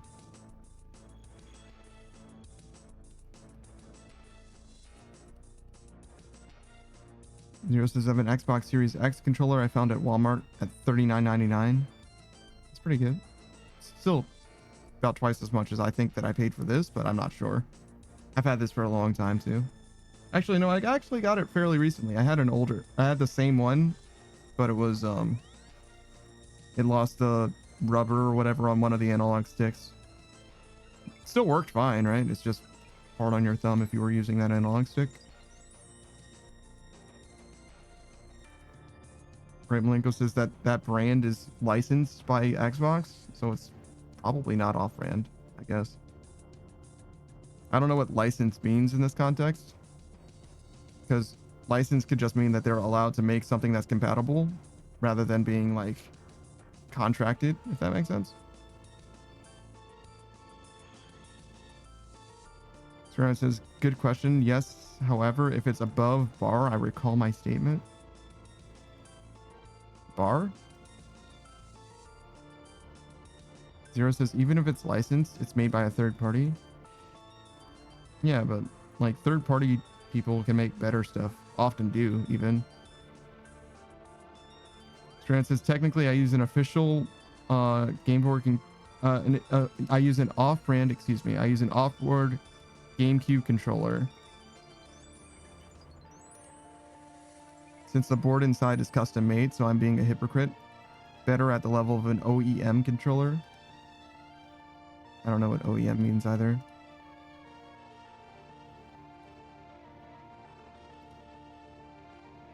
The Great Malenko says it has Hall effect sticks and it's easily disassembled to clean it. I don't know what Hall effect sticks are either.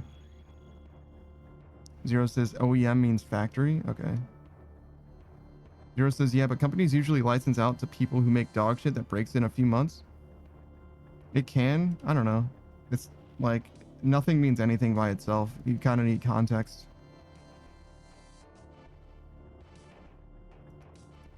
But yeah, Booze uses chicken stock. I don't use anything at all. I think it's a waste. I think water's fine. I've used it before. I've done it. I've tried to like do a lot of different things, but like ultimately when I am having rice, I'm usually having it with something else.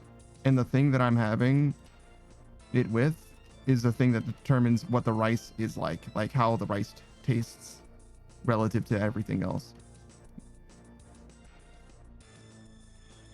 Screen says original equipment manufacturer. Okay, that makes sense. Zero says, I just took a look at every third-party $24.99 wired Switch controller at GameStop. Oh, yeah, I have no idea if they're good or not. The Great Malenko says, I've had this controller over a year. No stick drift, no major problems or anything. I swear by this. And Zero says that you must be super lucky. Could be. I mean, even if you get a great controller, something can go wrong with it just by being unlucky. Zero says, the last time I got a good third-party controller was on the PS2. I've used the same one, this one and the one prior or whatever, and I haven't had any problems with it.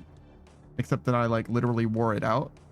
Which is not a problem with the controller. That's, like, if anything, that's an endorsement for the controller, to be honest. But, I don't know. Grant Malenko says, my bad, I shouldn't have brought this up on your stream. I just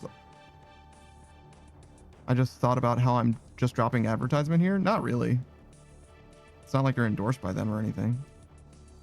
Unless you are endorsed by them, in which case, what the fuck, dude? Bruh. But yeah, you're just curious about controllers. I don't have an opinion, though. It's just I'm just a bad audience for the question. You know what I'm saying? Great Malenko says, I'm not endorsed by them. Yeah, you're fine then. It's whatever. But yeah, I don't know anything about it at all. That's something that Delta would know more about, but I'm just assuming that he knows about different brands than just the one.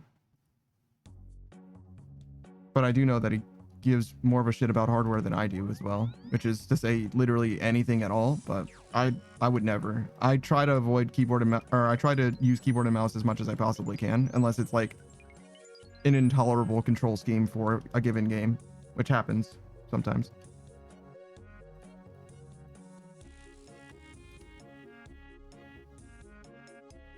Zero says, oh wait, you said it has Hall Effect 6.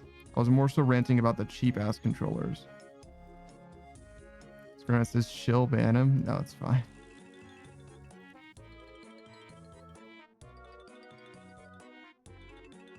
Great Malenko says, yeah, it's a really good controller. Yeah, if it's, I mean, so there's the standard market controllers, right? If it's cheaper than that, it's probably worse. If it's more expensive than that, it could be better, but it might also just be a scam. Depends, right?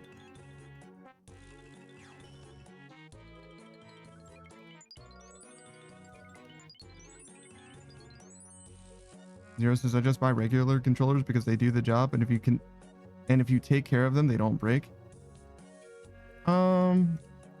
That makes sense. I don't use controllers enough to like want a quality device. And I've never had any problems with a gamepad.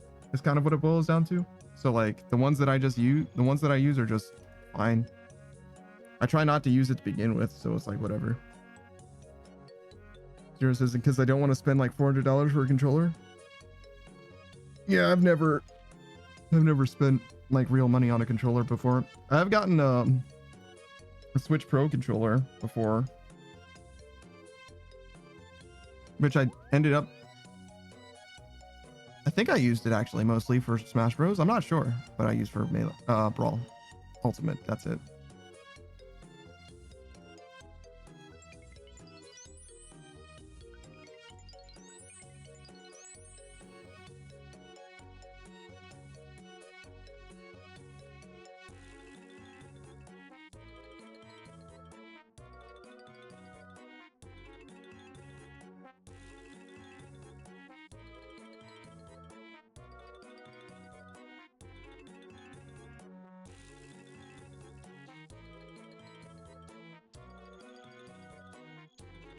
Zero says Pro cycle through all the Smash games. Not all of them, but definitely most. The Great Malenko says I game 25/8. Like if I'm not working, my ass is on the game, and the name brand Xbox controller gets stick drift after about 6 to 8 months. And I don't like dropping $50 to $60 on a controller every 6 to 8 months. Yeah, no, I understand that. I don't know if I've ever actually experienced stick drift, to be honest. I'm like fully not sure. But like I said, I don't really like, you know what I mean? I don't really mess with gamepads to begin with, so I'm like really not the person to speak on this. But it seems like you've got some people who have, you know, an opinion at least. Zero says, I've had this controller since the Christmas after the Xbox Series X came out. Solid use, no stick drift. I keep it clean and debris free.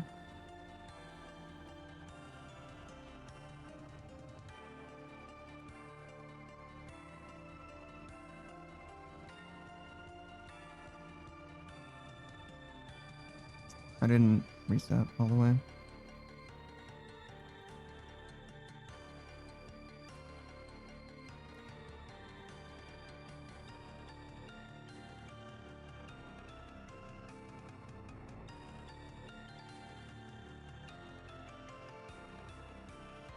Oh wait, I only have to cast this one time to do all three.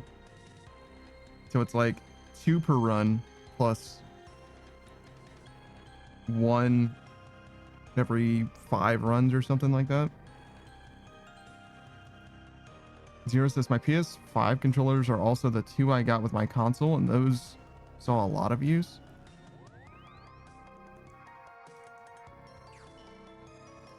He plays different games than you do as well, so maybe that has a factor, because if you play fighting games, you're gonna be way harder on your controller than most other people will. I don't know how much you guys play relative to each other, but the type of game also definitely matters.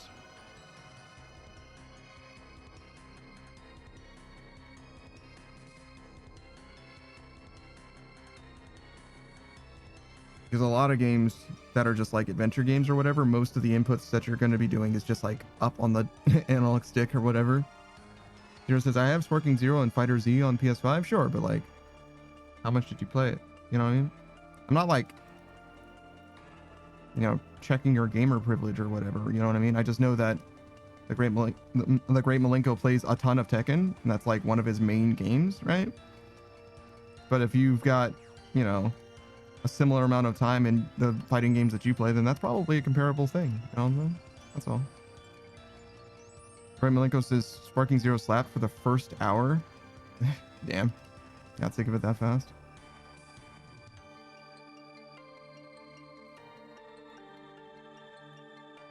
Great Malenko says, I don't. There's kids that that's on my game too. That makes a big difference. Yeah.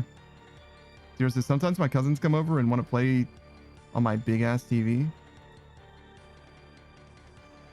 Zero says, I got A rank in ranked and then couldn't find good matches. In Sparking Zero? Oh, okay. I don't know what Sparking Zero ranked is like. I was thinking Fighter Z. I was like, Fighter Z is like, doesn't have A rank, I don't think. I was like, I don't think that's a thing. But yeah, Sparking Zero, I don't know anything about the ranked in that game. I didn't even know it had ranked, to be honest with you. I know that people were upset that like you could play like the cheesiest characters or whatever, and there was like a substantial power differential or whatever.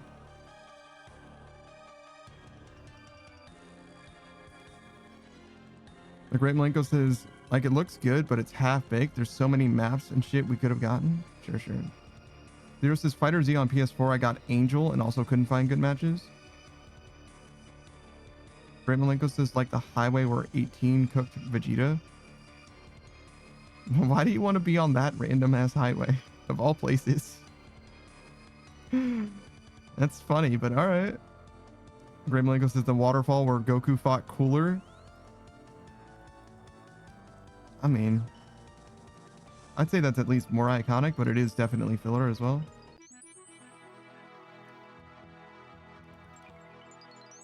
Zero says, no guys, be glad Xenoverse 2 is getting more DLC packs. People do like Xenoverse 2 a lot, actually. I don't know if you're saying that ironically, but like, I don't particularly care about it. I almost played it. I was very close to playing it with one of the homies, but it just never ended up happening. Ray Malenko says, the village that Vegeta clapped on Namek and the one he fought the Doria at. Bro, like, all of Namek looks the fucking same, bro. There's like fucking 6 villages in that entire fucking town. Or on the entire fucking planet, bro. Like, what are you talking about? Zero says, if you wanted to get Xenoverse 2 with all the DLCs, it would cost close to $500. That's fucking crazy. Who says that's racist? No, there's like literally, they all have the same buildings and stuff, bro. Like, the planet looks the same everywhere. There's no Arctic part of Namek. Like, actually, the planet looks the fucking same, bro.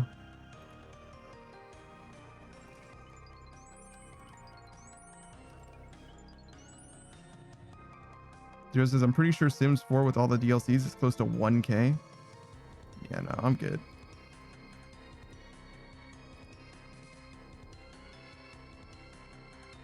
The Great Malenko says it's because Guru drank all the water and blamed it on the albino Namekians causing a genocide. Yeah, that's Team 4 Stars canon. Zero says $1,484.02 as of last month. Yeah, no, I'm good. I don't need to play The Sims that bad.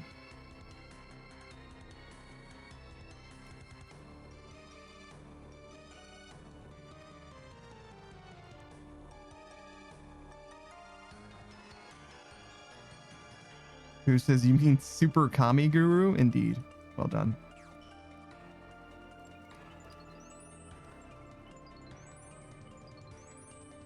Zero says, or I can just download a mod that unlocks all the DLC. Yeah. I mean, that's what happens when you have, like... I would say on-disc DLC, but it's technically not on-disc, but you get what I'm saying. It's like, just... remove the DLC from the base game if it's like, you know what I mean? Like, what are you talking about? What are we doing here? 108 Sage says the Sims base game is free? Sims 4? Is it? That's pretty good, at least. How good is the base game, though?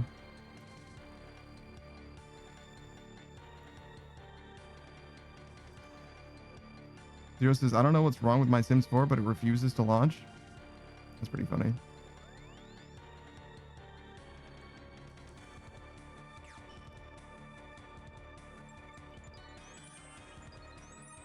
$108 Sage says, yeah, they made it free after, like, they realized how much money they're making from the DLC.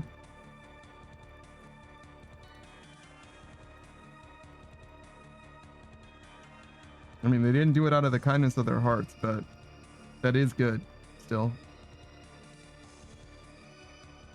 Zero says, so I gave up on The Sims and went back to Cities Skylines. You can break The Sims 4 wide open if you invest in gardening and max it out. You pull like 50k a day. I mean, sure. The Great Malenko says, this is a Super Saiyan. This is a Super Duper Saiyan. Yeah. A Maximum Omni Saiyan. Maximum Over Saiyan. That's what it was.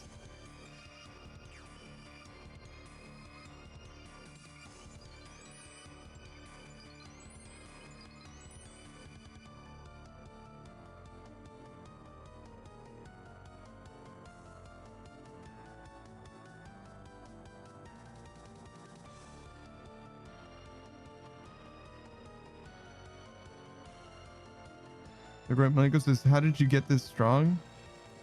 Great Malenko says, I trained all day yesterday. Awesome.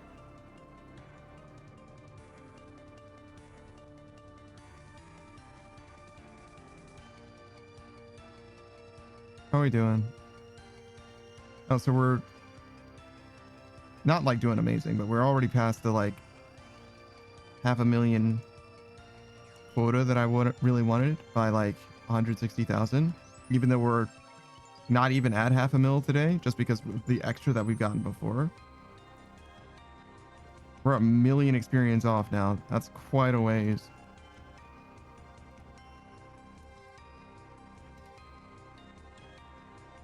The Great Malenko says that was TFS Super Vegeta and Trunks versus Semi-Perfect Cell. Yeah.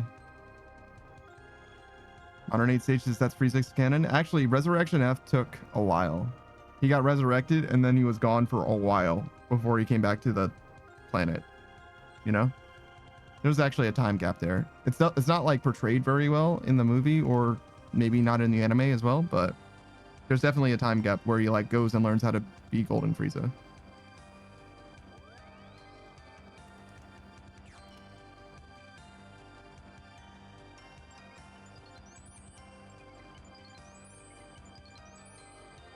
Modern 8 Stages, yeah, it said he trained for like, what, 3 years or 1 year or something? Yeah, I don't know. I don't know how long it was, but it was a while.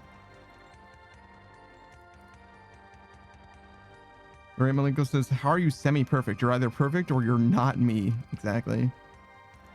Shout out to Vegeta. They did a great job. The Team 4 Store guys, they did a great job.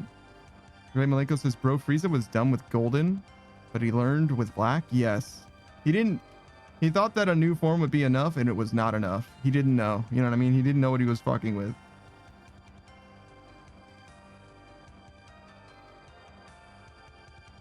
Great Malenko says it was a year he unlocked Golden and immediately went to Earth. Yeah.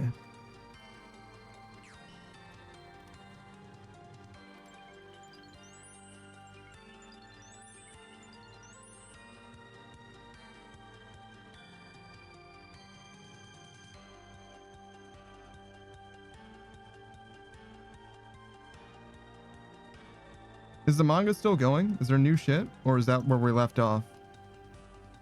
Black Frieza no diffing both Ultra Ego and Ultra Instinct.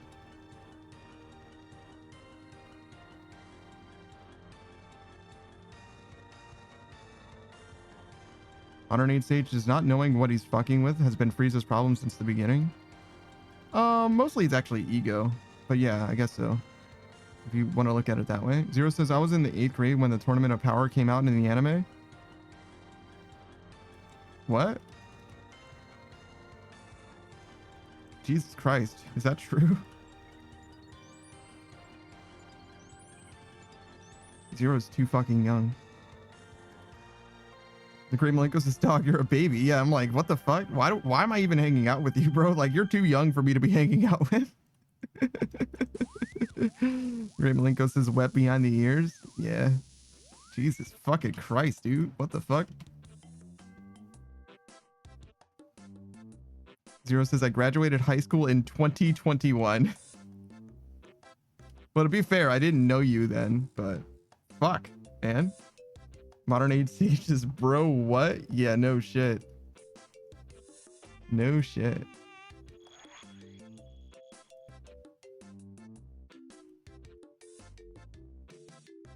Zero says, I was in 9th or 10th grade when the Broly movie came out.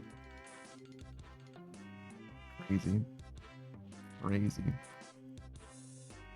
Modern Age Sage says, I graduated 10 years before you.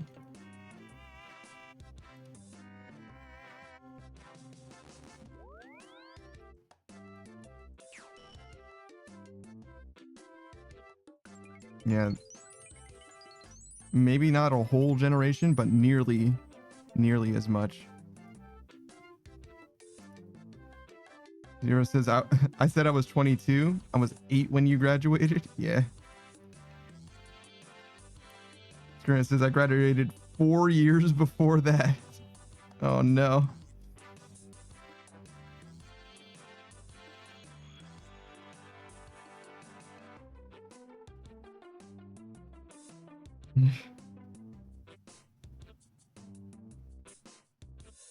Modern Age Sage says he didn't think he was here for that. Yeah, probably not. Zero's pretty young. He knows stuff, but he's pretty young.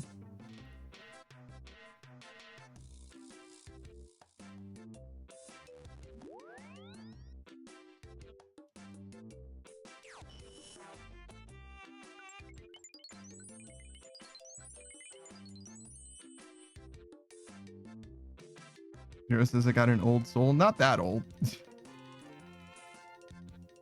Just an older soul.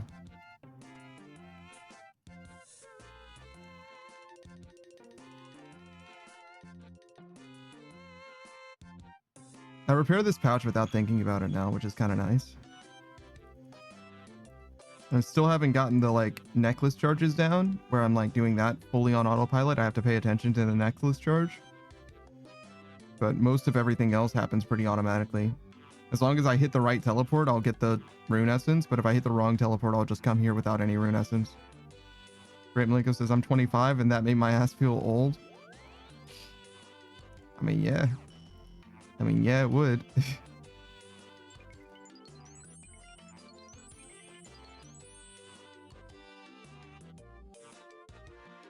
Modern Age Sage says, most of us here still act like children. What are you talking about, man?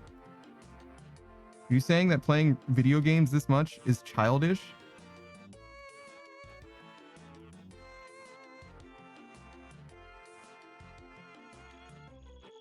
I don't know what you're talking about, man. This shit is serious. You think a kid can pull off these kind of numbers? Modern Age Sage does not just the jokes. Oh, that's fair then. To be fair, farts are funny. I rest my case. Great Malenko says, bro was barely a freshman when the Tournament of Power was popping. Yeah, no shit. Zero says, trust me, I'm just out of touch with Gen Z as much as you are. What the fuck is a lot? A Labubu?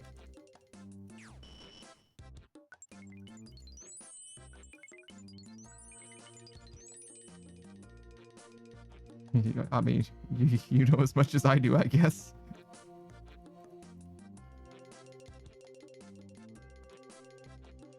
I mean, though, to be honest, when we're talking about like current gear, a lot of contemporary culture is so diverse and separate, rather than like the idea of like this, like the existence of a monoculture or whatever. It's a polyculture, I suppose, then, right? Where like everyone is interested in the things that they're interested in and don't know about the things that they don't know about, right? And that's just kind of it. So, you know, some people will go like super duper hard into, you know, spaces that are just like on the internet or whatever. And if you just don't know about those spaces on the internet, you just have no fucking idea about it, right?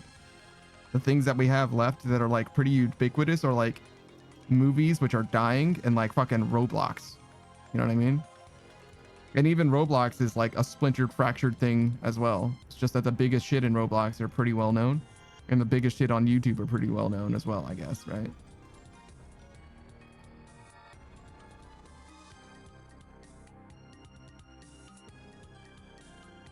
The Great Malenko says a Labubu. It's a stuffed animal, essentially.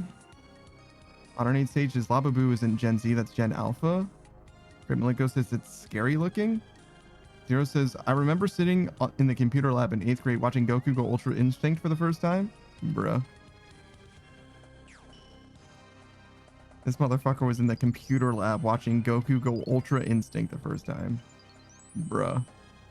The Great Malenko says, I haven't even thought about a fucking computer lab in so fucking long, bro. I forgot that that shit even existed. A computer lab? You mean a fucking library, bro? Like, what are you talking about? Which, by the way, libraries used to have books, not computers. What the fuck happened there also? The Great Malenko says, dog, we was high as a giraffe, nuts on a couch watching you Ultra Instinct for the first time. Modern Age Stage says, I think Gen Beta are being popped out now. Great Malenko says, what's our kids gonna be called? Gen Charlie? Zero says, what the fuck is a Gen Alpha? They're the ones who are like young, but like starting to have opinions that matter now. Does that make sense? Younger than you, but not by a lot. Modern Age Sage's libraries now have books, DVDs, CDs, and manga. Do they have manga?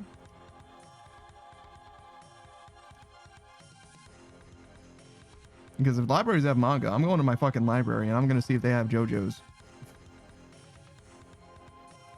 I'm getting my fucking library card tomorrow. You know what I mean? Like, yo, they got manga. Holy shit. I'm not buying those fucking books. Are you kidding me?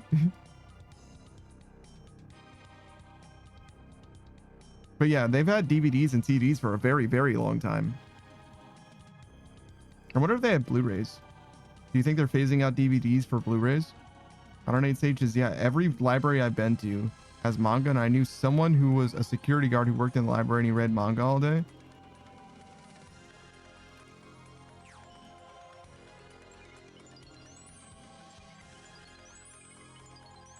Zero says, I remember going to the library and playing Roblox on the computers there on summer break.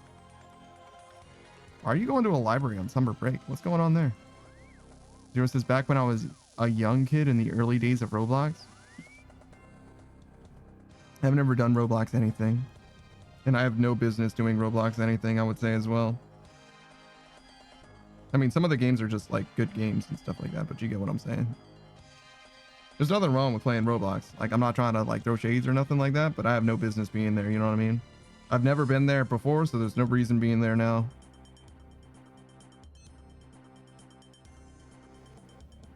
Modern Age Stage is summer break. Well, yeah, I remember summer break. That one I didn't need to be reminded of, but computer labs though. I mean, every summer I think about summer break. That's the thing. That's the difference. You know what I mean?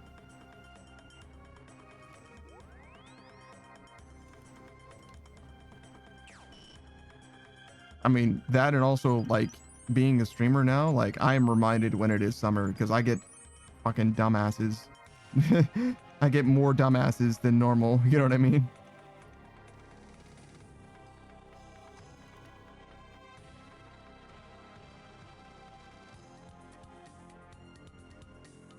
Zero says elementary school, like second grade. I'd ride my skateboard to the park, which was right across the street from a beautiful Catholic church and the library in another Catholic looking building. Yeah.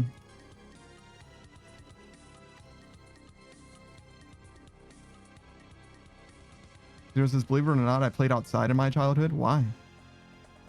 Zero says, rode my skateboard everywhere. Why? You missed the 90s. You were the only one on a skateboard in 2013. You missed it.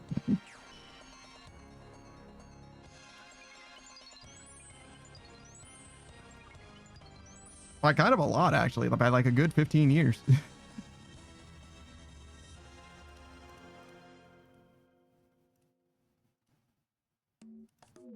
108 stages, that was the opposite. I was forced outside and wanted to stay inside to play games. Yeah, I feel that.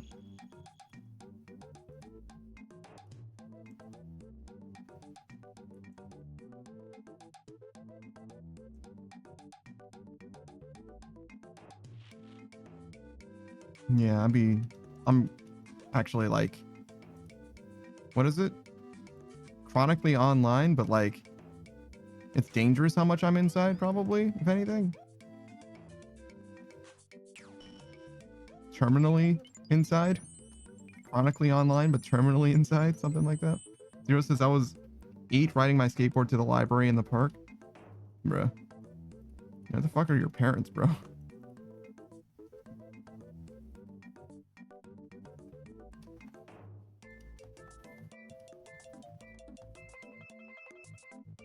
Modern 8 Sage says I'm terminally ill, so I guess I have an excuse. God damn. Are you good? Damn. Bro, you can't just say these things. Zero says my grandparents were at home.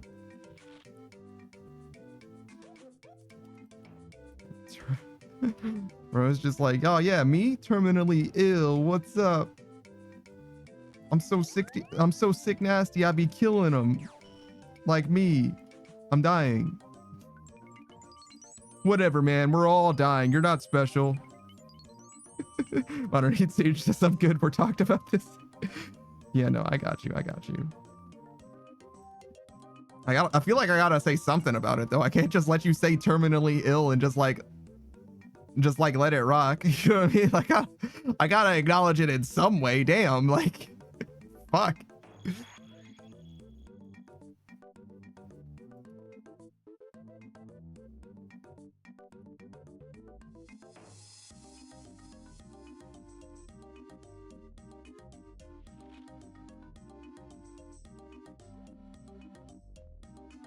I feel like the song is broken right now. It's not, but like that part is like very repetitive. Holy shit.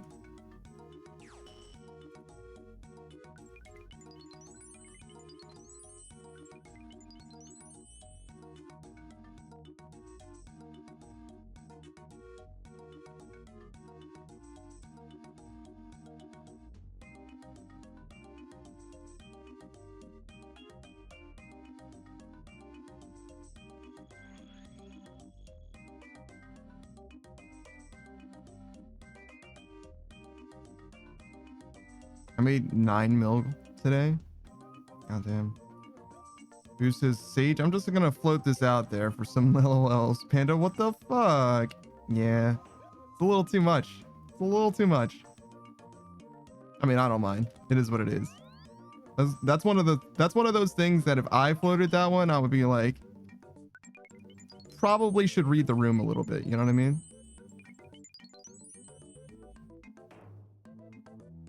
You know what I mean? It's like, it's probably a little too heavy. I don't mind though. It's good. You're good. You're chilling. But like, I definitely am the type that gets like burned. You know what I'm saying by that shit? Not like burn, but like, all right. So there was this one guy, one homie, right? I don't remember what he said, but he was like, I'm so happy that I found this community. I'm so grateful that everyone's so nice, that everybody's so wholesome, and that we can all, you know, collectively build together and become friends and stuff like that. Like, just posted that like raw in general chat. Obviously not my general chat, because like what the fuck, like clearly not there. He was clearly talking about somewhere else. And I was like, damn, that motherfucker is like saccharine, you know what I mean? That shit's like, it's almost like cloyingly sweet. Like it's like too much, right? But I didn't want to say anything negative, you know what I'm saying? Because like obviously he's trying to be positive or whatever. So I wanted to like express some kind of support, you know what I mean? That's what I wanted to do. That was my goal. I was like, you know what? I see you being sweet and stuff. It's too much for me, but I get it. You know what I'm saying? So what I said was, damn, sometimes the copy pasta from bots aren't that bad. I was like, that's as positive as I can get. It's like, nah, man, you said some generic, like, Hallmark movie shit, and I can't handle how fucking sweet it is. But I wouldn't delete it. You know what I'm saying? Like, that was my positivity. That's as much as I could get. And the dude came back. Again, the most fucking wholesome cinnamon roll in the world, right? It's like, that wasn't a copy pasta at all, friend. I was just being positive because I like how much everyone is here and I appreciate all the things that we've learned together. And I'm like, Jesus Christ. All right. Okay, here, look, I'll meet you, I'll level with you for a second, right? And I was like, okay, listen, I don't do positivity. I don't know how to respond to someone who's like overly positive. So like, you keep doing you, but like, I can't, like, you know what I mean? I can't like engage with that in a way that isn't like sarcastic.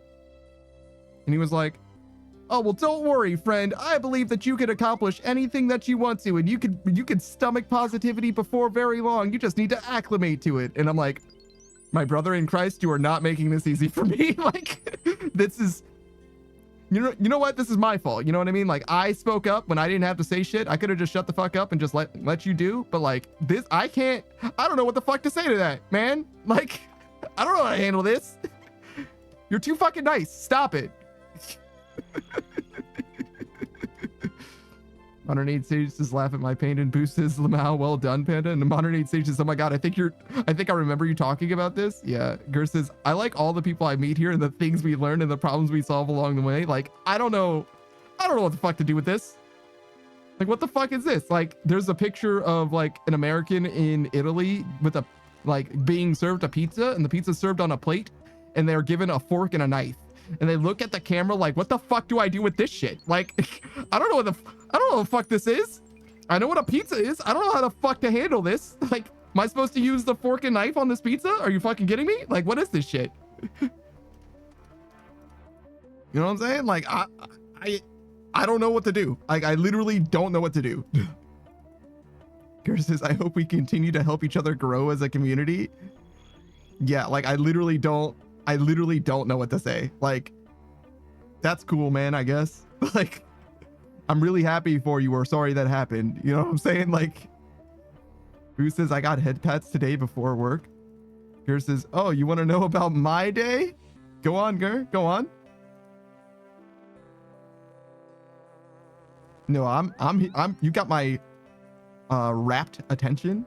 I'm 100% invested in whatever it is that you say next, Gur. You got this. Floor is yours. Who says hit me with it? Goddamn right.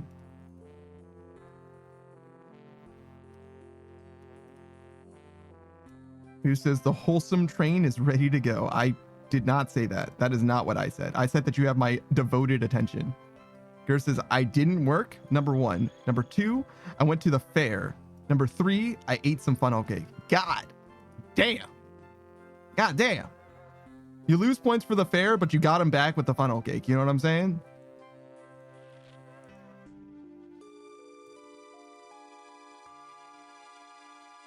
If you had to go to a fair, it's because of the funnel cake, and I understand. You can't just have funnel cake anywhere.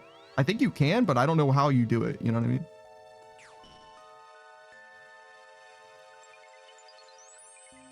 If I go to a fair and I don't get funnel cake, I'm gonna be highly fucking upset.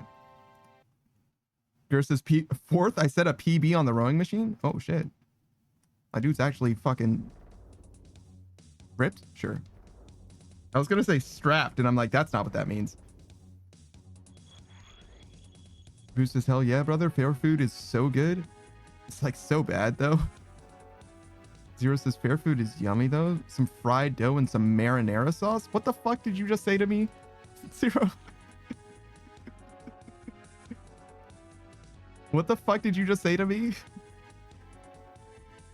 Modern Age Sage's funnel cake is just fried pancake batter. That probably is correct. And confectioner sugar.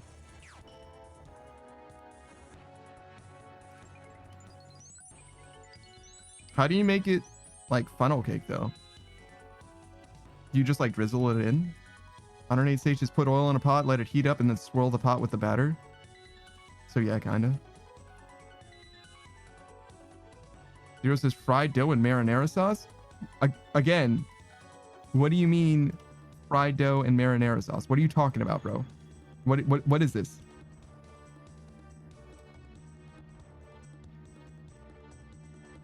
Modern Age Sage says I've made it at home. Just pour the batter in a circle. Yeah, okay. Yeah, just like drizzle that shit in there and it'll be fine. How do you know when it's done? How do you know when to stop?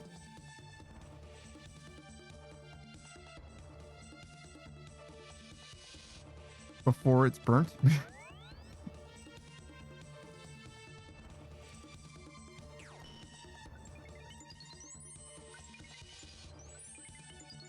Modern Age Sage is golden brown on the outside. It looks done. One flip? How do you flip it? Oh, Jesus.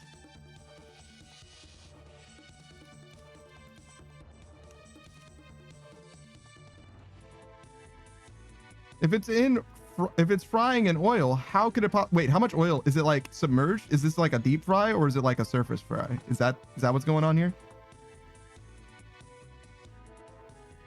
I imagined it being submerged, but maybe it wasn't. It is a deep fry? Well, then why does it matter if it's flipped? How could that possibly matter? All the oil's the same temperature. Or at least mostly it's the same temperature. Convection currents and stuff. Frame Lingo says because it floats. Oh, that makes sense.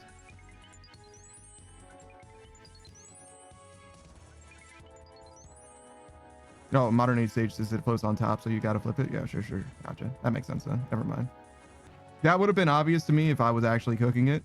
I would have been like, oh yeah, we're gonna have to flip this. But I just assumed it was like submerged, like neutrally buoyant or some shit.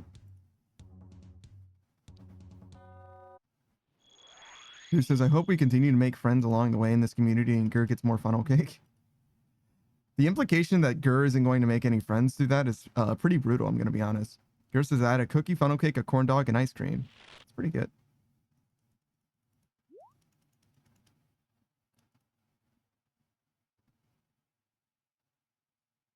Great Malenko says, as an ex-concessions worker, yes, and you do drizzle it.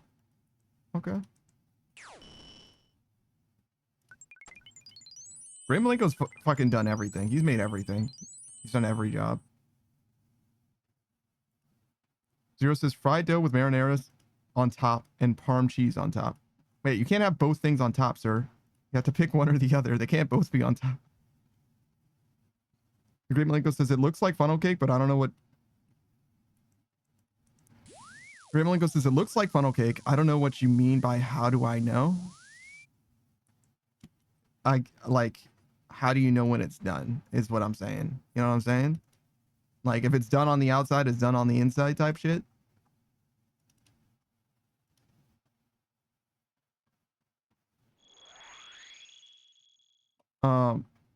Modern Age Stage is it's golden brown on the other sides. You use a spatula to flip it over to stick together fast. Fair enough, sure. Gur says, also, I saw some ridiculously large chickens, like could probably fight turkeys. God damn.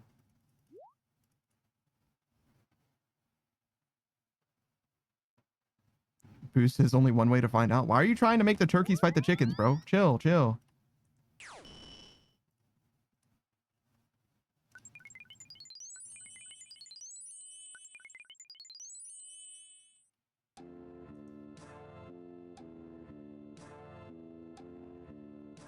Even though Gur's down.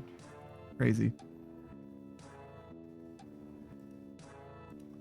Zero says, remember when a 20-piece nugget at McDonald's was $4.99 back in like 2012? Yes. 108 Sage says, you can fry scrambled eggs the same way. I wouldn't recommend it though. Like deep fry? Okay. Zero says, I was out with friends and we found a $20 bill on the floor and we went to McDonald's and ate like kings. That is crazy. 108 Sage says, I want a corn dog now. I have cornmeal, I have hot dogs, but I have no sticks. I don't think you need a stick for it to be a corn dog. I think you can make it happen still. I think you can use like tongs or something and it'll be alright.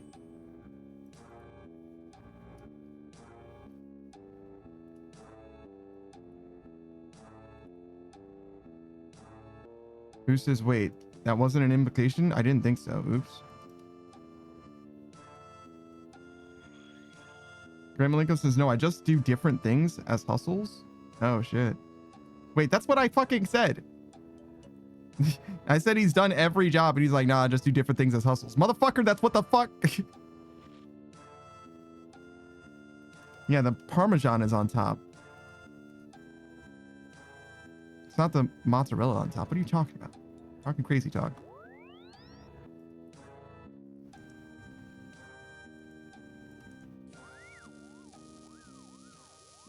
No, I cast the wrong spell.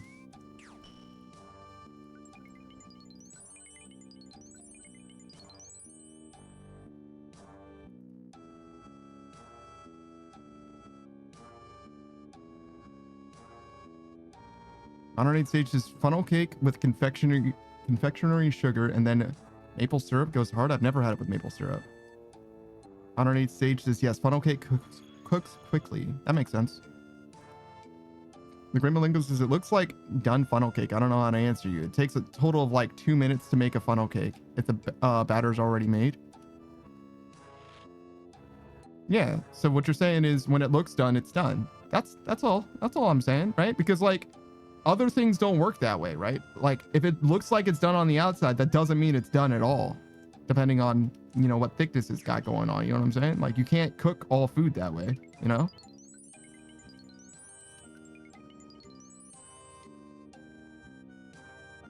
I just didn't know, right? I'm just asking, how do you know when it's done? And you're saying when it looks done. That's all. It's fine. It's a great answer. Modern Age Sage says, yeah, you can deep fry scrambled eggs. I don't think I'm going to do that. Zero says, we had 99-cent McChickens and 24-hour Walmarts. We had it all. It's true. Not just McChickens. McDoubles were 99 cents too. That was $1 menu, bro. Whatever you wanted, $1. Jura says mini corn dogs don't use sticks, so just make jumbo mini corn dogs. So corn dogs. Great Malenko says no job implies I work there all the time, bro. Brother, too much, man. You're too much. You know that? I'm not saying that you're a professional funnel caker. You know what I mean? I just meant that you did it in a way that was professional.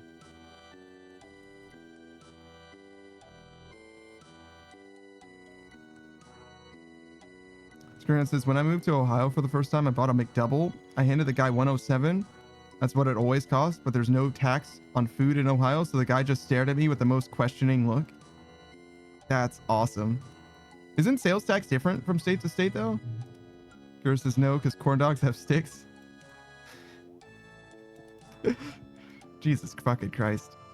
All right. You know what? Like, you're right. You're right. You're right. I'm just... For once, I'm like on the other side of the conversation, and I'm like... Is it worth it? Like, okay, sure. You're right. You're right. Corn dogs do have sticks. It's true. Corn dogs do have sticks. You're right, the Great Malenko. It wasn't a job. It was just a thing that you were doing. You just seemed really well informed for a person who's an amateur, but you know, that's fine. Whatever.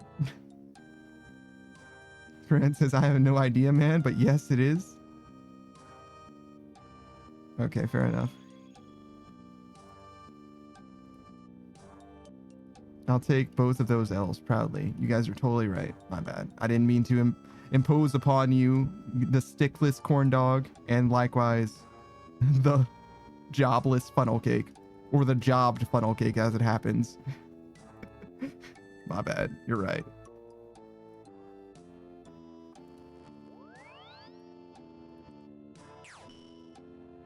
Curses, look at us growing as a community. You're so fucking right. You're right. My bad. True.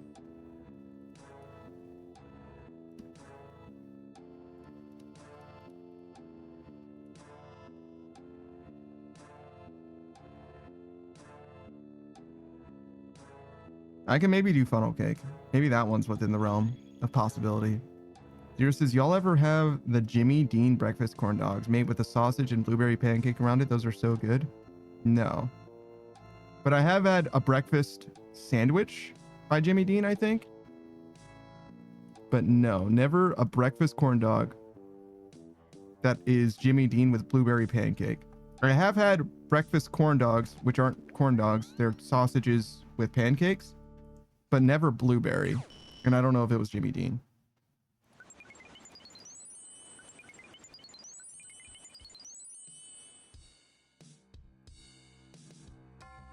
Turnaround says, I think this is the appropriate time to let you all know as a collective. I don't like any of you except for one. You know who you are.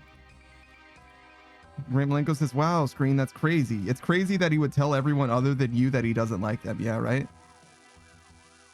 Great Malenko says, shit slaps for real, Zero. I liked pancake sausages in the corn dog format, but I do not know about the blueberry, all that. You know what I'm saying? I don't know about the details. I can't vouch for the specific thing that you're talking about, but Gurr says, I have not, but I have stopped and looked at those more than once. So you're saying, Gurr's like, I have not had those, but tomorrow I will have had one. It says, I've had the pancake sausage on a stick, no blueberry, pretty good. Yeah, I don't know. Maybe the blueberry makes a difference there.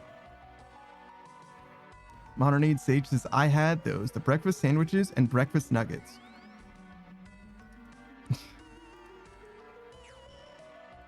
Modern Age Sage is like, listen, I've had everything in the grocery store. I've tried it all. You understand? I started at the front of the store and I filled my cart and then I checked out and then I did that, skipping the things that I've already tried. You understand? I've had everything. I've done it all, baby. I've done it all. I completed the grocery store. I completed it. Achievement unlocked. You understand? The Great Malenko says, yeah, he knows I'll do him like Batman did Superman when he looked under Batman's mask. Great Malenko says, I'll buy the company he works for and take his girl on a date. That's crazy. I do remember that clip, though. I've seen that shit. And Superman looked out in the distance like, what the fuck just happened to me? And Batman was just smirking on a building from fucking 3 miles away.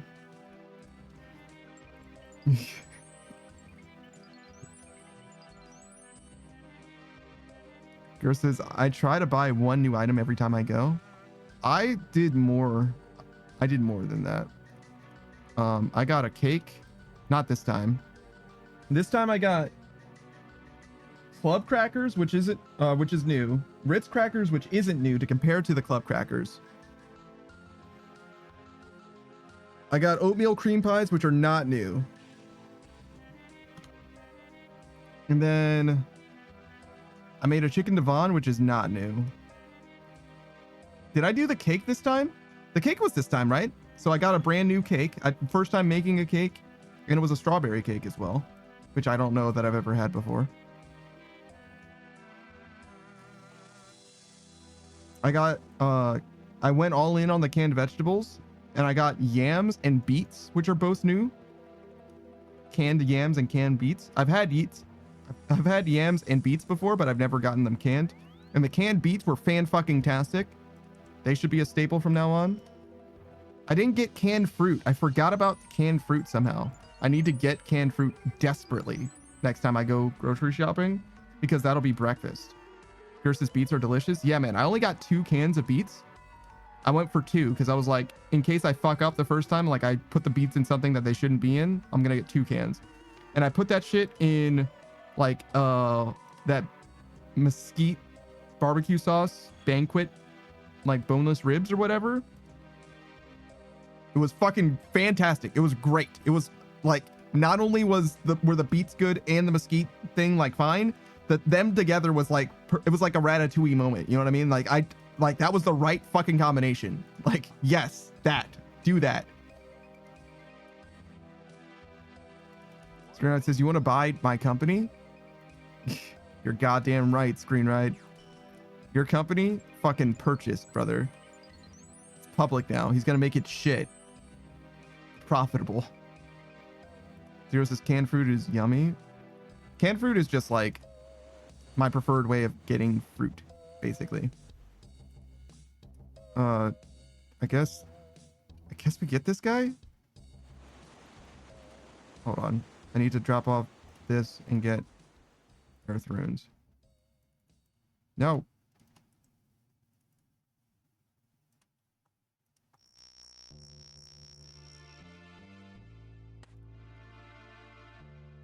Bruh.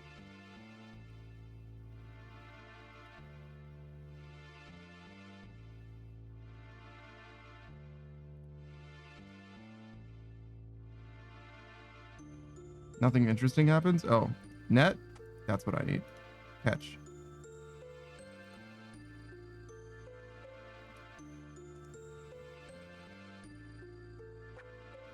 There we go. 350k. Pretty good, right? Remember when Savage was saying that this spell is fucking bunk?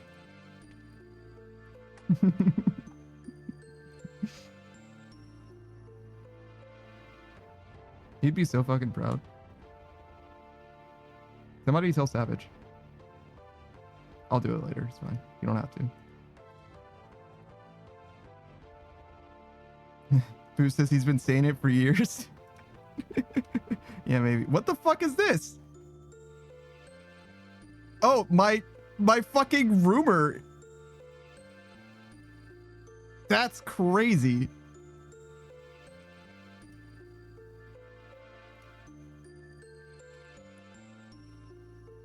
Yeah, I don't need that. We're good. Oh, hey, Spot. Also, Cam. Here.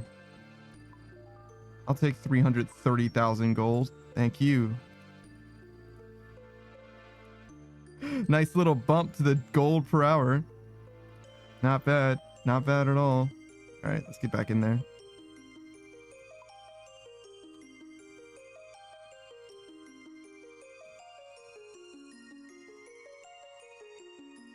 If I was a real one, I would have the Tome of Earth in my offhand just in case I encounter that shit.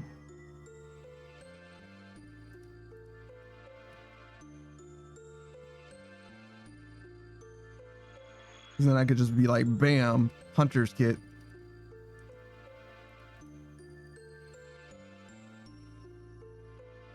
Gray Malenko says, not really, that bitch just gonna fail. Bro. So rude. Hello?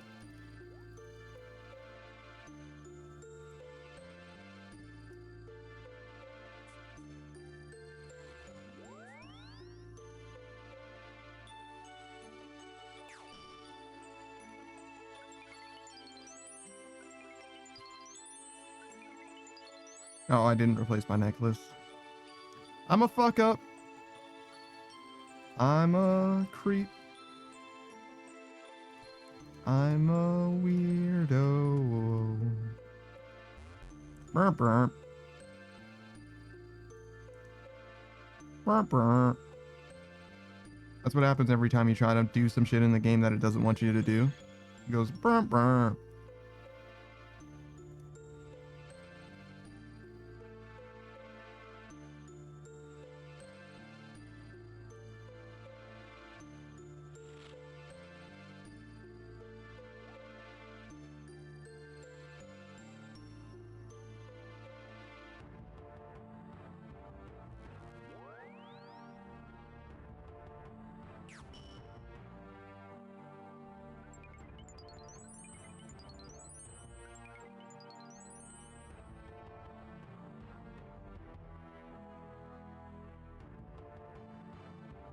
It's a little too early to be thinking about what I'm going to do for the next grocery trip.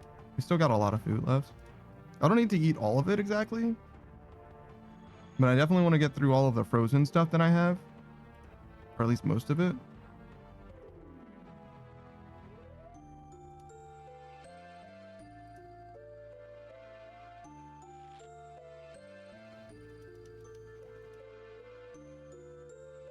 Next time I can definitely do a shepherd's pie. I wanted to do a shepherd's pie this time, but I just didn't have enough potatoes. The potatoes that I was going to use, I was going to make mashed potatoes out of, and the other potatoes I needed to throw out, you know? It just didn't happen. I'm telling you, man, part of it's just like a scheduling thing. Like, if I just distribute the food well, I just need to have a better vision, a clearer vision of like how I'm supposed to be making food. I hate that it comes down to a schedule for me. Like, I have to actually plan everything out, but it just won't ever happen otherwise.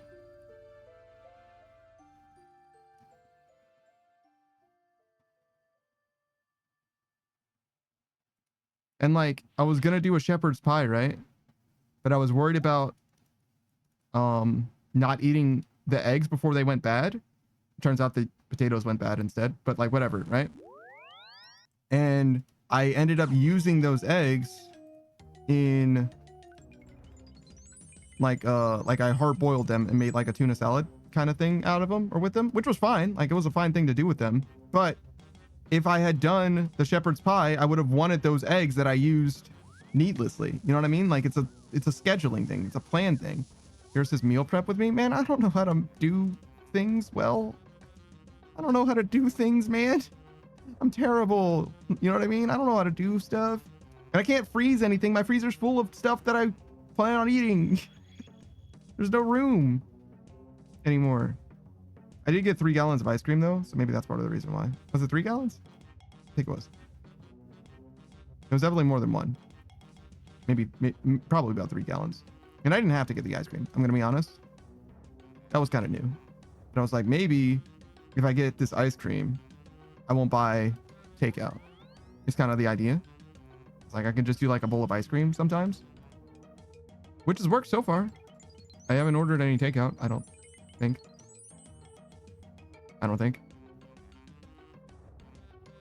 I guess I should double check on that, but I'm pretty sure I haven't.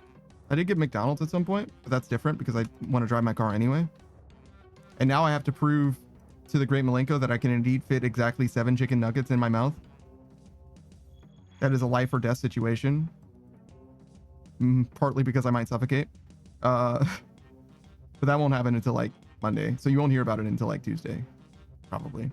When that actually happens. Because we're not going to McDonald's tonight or tomorrow. Because I'm streaming, obviously. I mean, I think the McDonald's might already be closed. And I'm going to be streaming from 9 a.m. So that would be a very early morning McNugget. Here says, I bet you could do it. I think I can. He was saying, nah, you can't fit 7. And I'm like, nah, I think I could do 7. I think I could do 7. Cam agreed as well. Cam thinks he can do 7, maybe.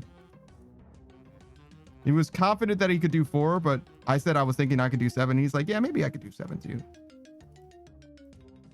But we'll see. We'll see.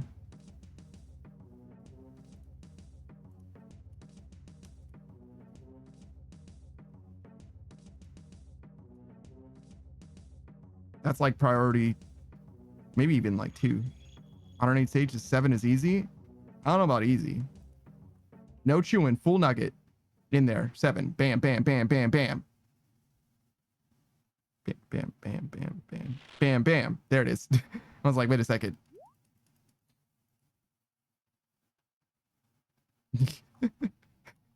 It's like, wait a second, that isn't 7. The amount that I said was definitely not 7, but I wasn't sure how many it was. I had to count them. I had to review, but it was right.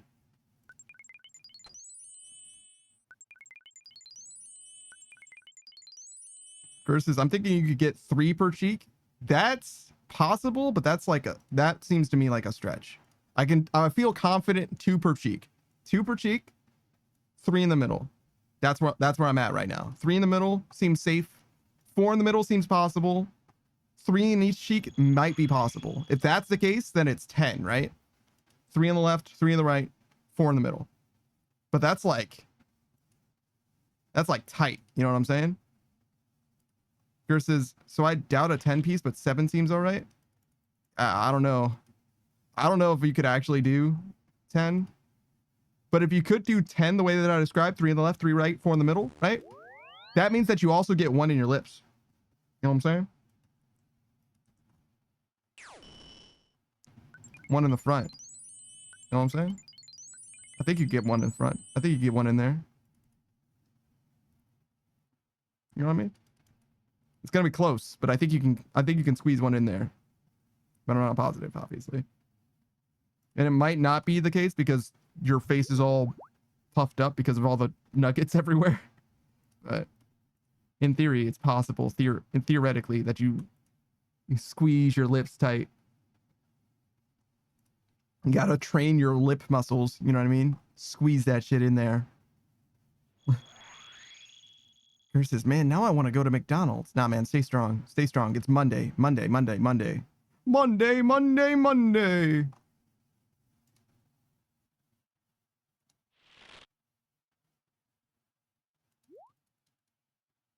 Also, I'm pretty sure McDonald's is closed, at least here. I live in the fucking sticks, man. They don't keep that shit open for anything. They would get business from me, though. It's just like when I was on campus. There was a fucking, like, breakfast diner. Like a, might have been a Denny's, but it could have been any of the other breakfast diners, like a Waffle House type shit. You know what I'm saying? On campus, shit was not open 24 hours. It was on campus, like not like part of a college building or anything like that. It was just on the campus grounds, like within like walking distance of like dorm, on grounds, right? Freestanding building, just a regular fucking Denny's, whatever, right? Was not open 24 hours. Like, blows my fucking mind. How? It was open most of the time, right? It would close from like 3 a.m. to 6 a.m., something like that, somewhere in there. But they lost business at least 10 times from me, for sure. Like me going to that Denny's and it's closed. And I'm like, what the fuck do you mean, bro? How? Waffle House ain't never closed. Ain't never. You know what I'm saying? Here says, we chubby bunny on a Monday? What the fuck does that mean, bro? Chubby bunny on a Monday? Also, is that Pikachu? Balloon flying like Pikachu? Electrifying like Pikachu? Surf high tide like Pikachu? He's a mouse. He's not a bunny. He does have rabbit-coated ears, though.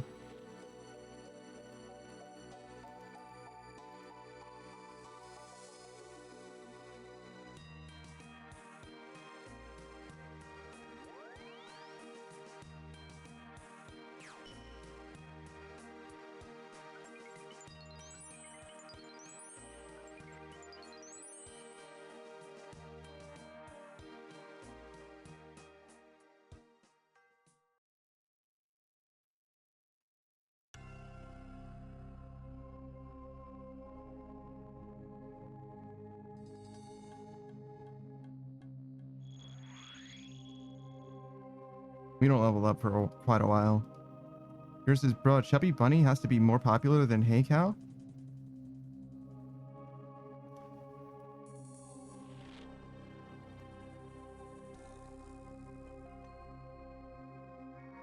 Oh.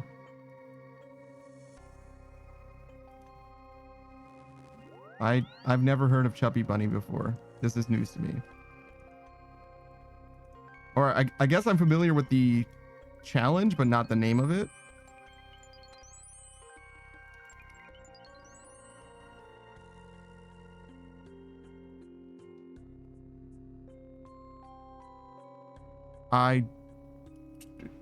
Hey Cow is a Sesame Street song.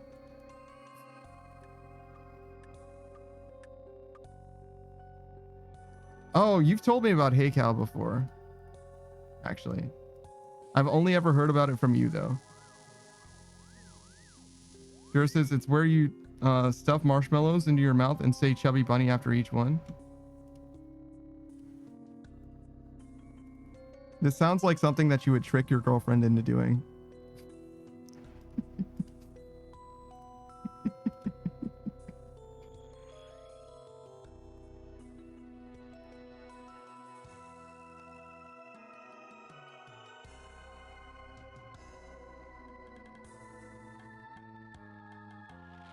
Gers says, yeah, probably. Gers has got one to spare. I fucking wish, bro. Screaming says, I know what kind of man you are, Ger. One that likes his girlfriend to do cute shit. He's like, hell yeah, this is a great memory for me. I will store this forever. Are there any doting boyfriends in the chat?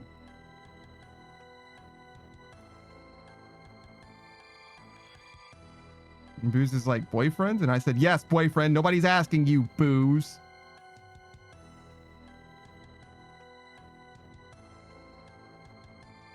Screenwrite says, kawaii desu head ass. Kawaii desu head ass. Ger says, yeah, Booze. Got him. Got him. Wait, I said that like kind of weird. It would be kawaii desu head ass. Like Mark Wahlberg and the other guys where he does like a perfect pirouette or whatever. Like, yeah, I had to learn how to do ballet so I could make fun of him better. Jesus. You gotta fully commit to the Japanese shit, that weeb shit. Kawaii desu.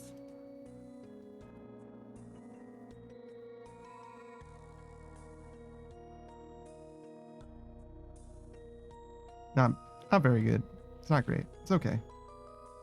There's an effort there. That's what matters. You can tell I tried.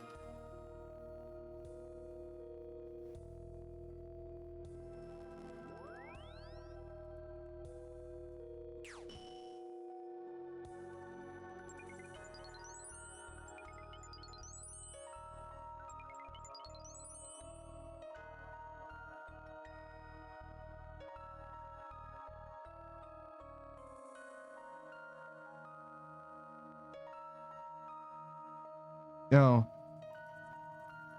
you know what my favorite word in Japanese is? It's like a conjugation thing, right? So there's a word that's like kind of similar to like lukewarm.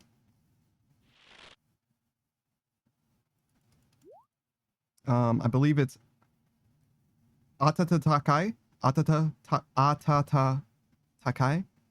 Atatakai. That's it. Atatakai. That's it. Two tas. Atatakai. Right? It means like roughly like it's not like warm, like warmish, something like that, right? And you can negate, since it's an E adjective, you can negate it by replacing the E at the end at kai, right? You can replace that with kunai to say that it isn't whatever you were saying it would have been, right? So it was like warmish. You could say atata kakunai, which is to say that it isn't that warm. But you can also say at the end of that E, like kunai, you could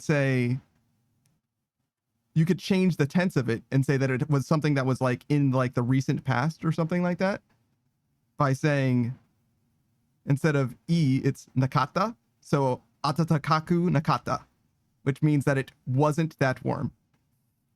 Atatakaku nakata. That's one word. There you go.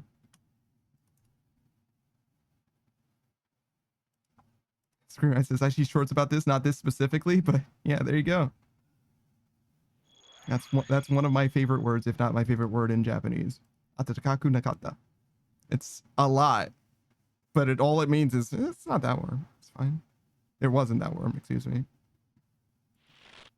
Gura says, anyways, Chuffy Bunny is a fun game. Don't do it alone, and don't stand in front of the person when they end up spitting out all the slimy marshmallows. Yes, don't do it alone. Also, make sure you don't suffocate as well. Don't be an idiot. What a way to go.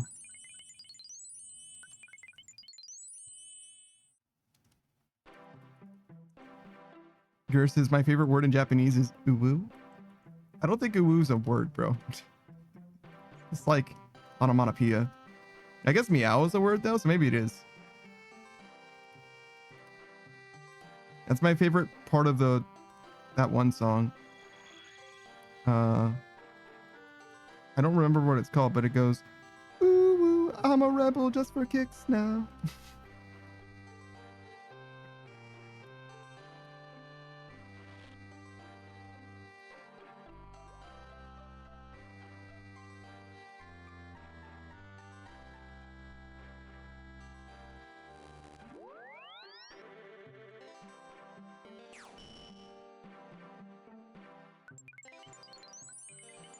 I didn't replace my necklace. I'm a fucking fool.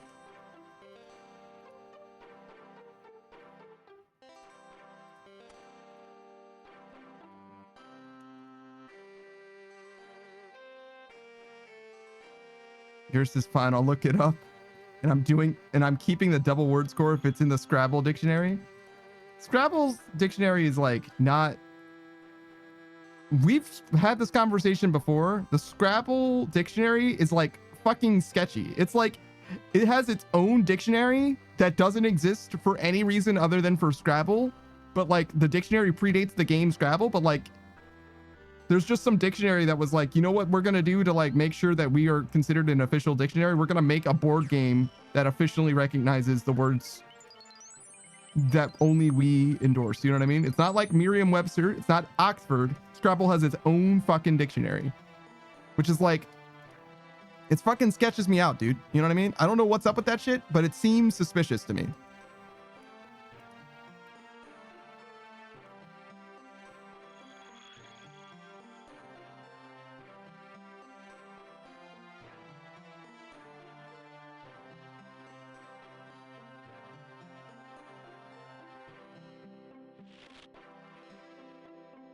Curse is, it's not a word. Did you check in a Japanese dictionary?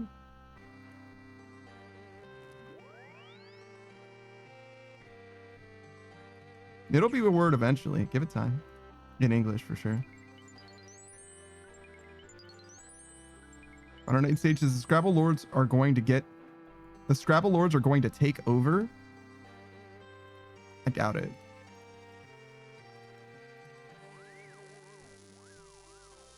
Do you think Wordle uses the same dictionary that Scrabble does? Is it called Wordle? The Scrabble one. You know what the fuck I'm talking about. Wordle might be the one that's like, you know, the green letters because you got it right. The yellow letter, if it's the right letter but the wrong place. You know what I mean? That might be Wordle, but the one on like Discord and shit. Modern 8 stages, they probably do. I mean, yeah, the dictionary's got to be like publicly available. It's a fucking reference material. You know what I mean? Maybe not like, I don't, how can a book be publicly available? You know what I mean? Like you buy the book, you can read it. You can fucking upload the stuff in the book, whatever. You know what the fuck I'm talking about. Like it's a book. It can't be any more available or unavailable. It's like just, you got to open it and read it, bro. It's not like it's published directly online or some shit.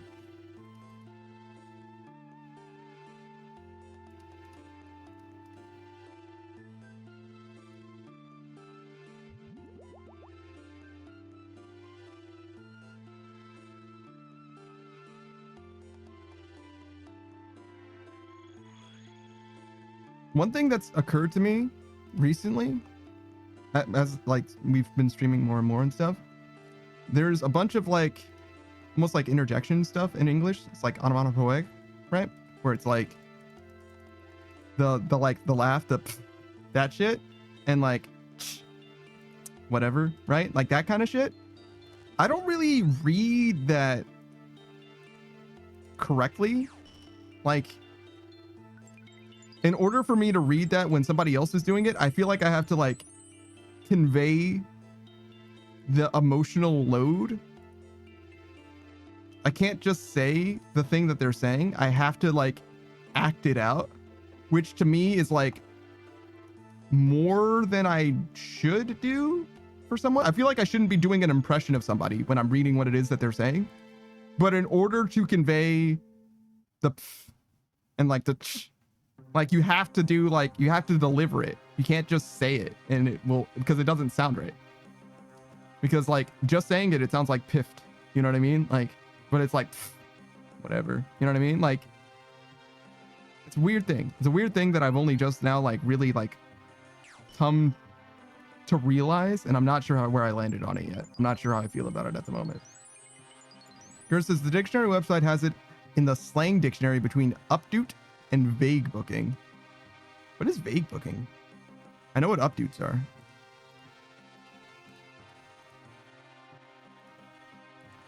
I could do with some updoots. You know what I mean? Your boy fucks with updoots. Not really. I don't care about updoots. I don't even post on Reddit. Or fucking anything, really. I do post on YouTube, I guess. A lot. Less now, but generally a lot. I don't think you can update me anywhere else. I think YouTube's the only place that you can give me updates. Discord. You can update me on Discord. Fuck it. How long have you been here, Saku? Like 10 seconds. Oh, okay. I was like, what the fuck? I didn't even see you there. Jesus.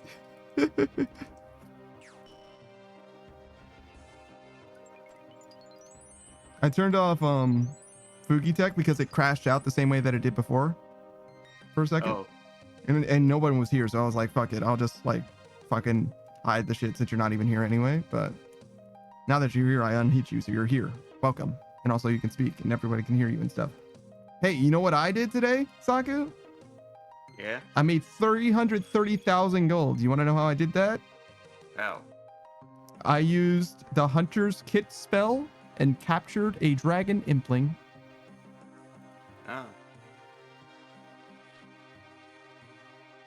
Yours says it's making a post on Facebook that is intentionally vague, but highly personal and emotional. It's right before Vajazzle, which is exactly what you'd think.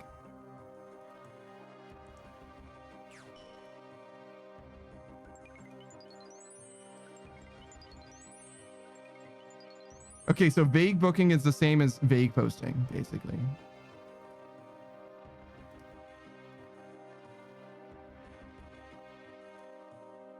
Vajazzle.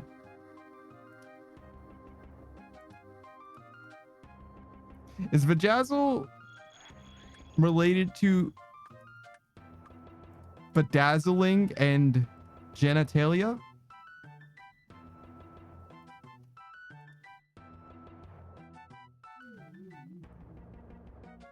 Gur says, uh-huh. All right, so yeah, no, it is exactly what I think. All right. Oh, well, you know, you're right. You're right. It is what I thought it was. I was like, there's no way this is correct. But you're like, no, that is. I do have follow-up questions, but I don't think they're for you, you know? Modern Age Sage is ew. I mean, like, I am, you know what I mean? Like, look, I don't want you to out yourself in the chat necessarily, but if you happen to have knowledge, privileged knowledge, if you will, about vajazzling, I would like to know. You understand? Please do share. That's all. You know what I mean? That's all. No pressure. Yours says, I also discovered this word today. I am uninformed. Yeah, I mean, yeah. Yeah. I don't know who I can ask this about. Cozy? Cozy seems cool. Yeah, I could probably ask Cozy.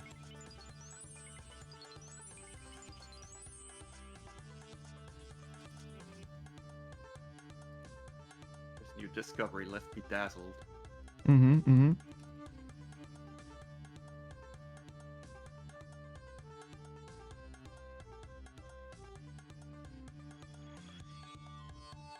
Wait, should I be asking Cozy Goth girlfriend or should I be asking Cozy Goth husband? Right? He's probably seen more puss than she has. Right? Statistically? That kind of makes sense.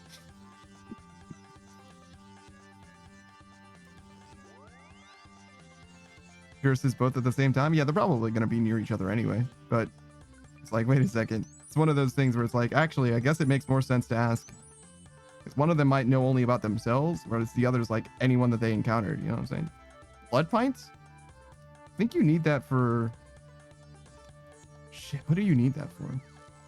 Chris, this seems like a group learning experience. God, I hope not.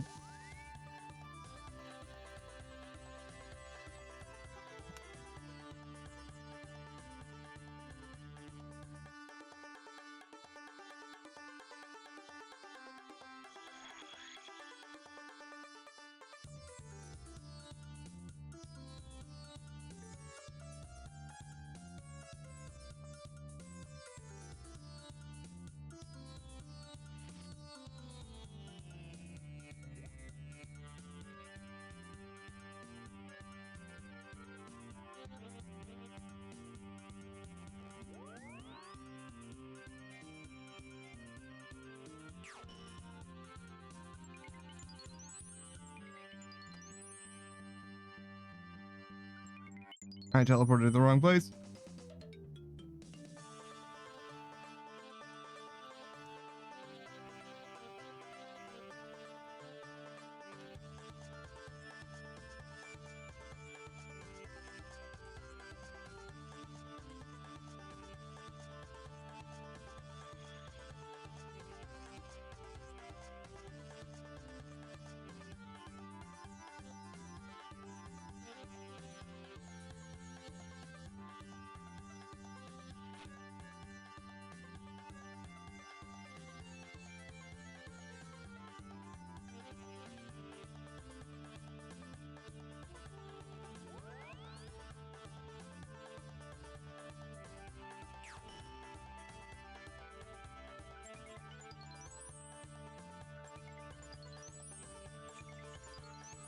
Here says the term emerged sometime in the 2000s, receiving a mainstream popularity boost when it was mentioned by Jennifer Love Hewitt in January 2010.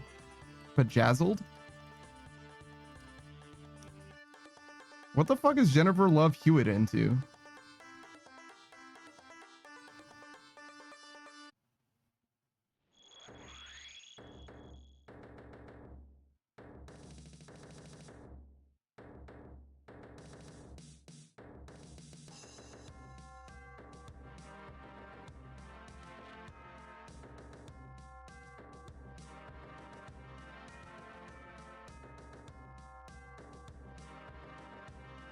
Versus why? Why does my brain have to research new things? I mean, that doesn't seem bad by itself. It's just a weird thing that society has done, that science has done.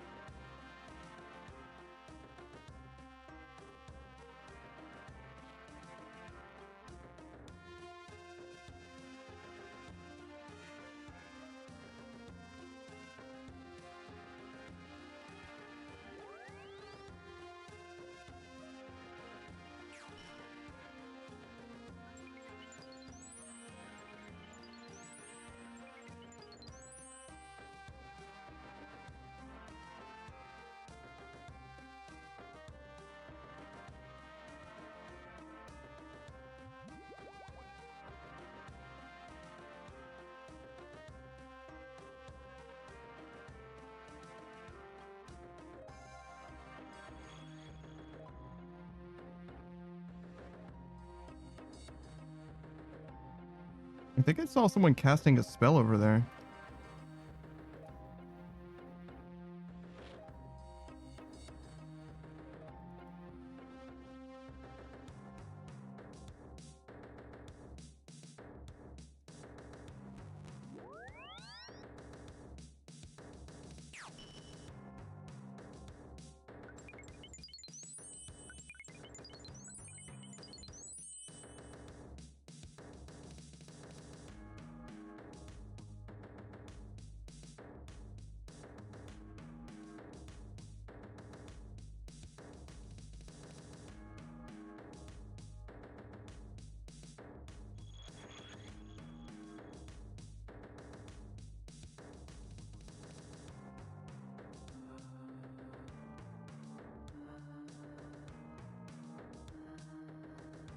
Saki, do you have anything in particular that you want to get from clues?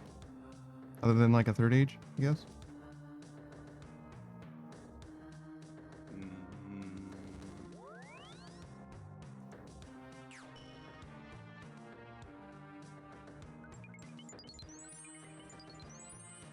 Mm, random shit I can send back, I guess. Sure, fair enough. It's all about the third age in the end of the day.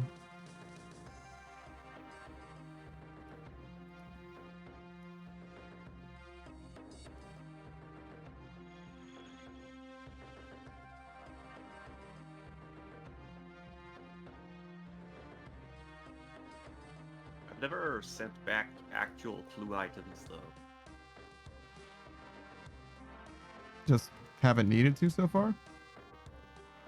Oh no, because it's a free slot in the clue storage I see. Can you get in the house. repeats? Does it work that way? Yeah, you can Oh. put repeats in there. I see, I see. Well, the only thing I've been really sending back is Saradom is the god pages. Mm-hmm.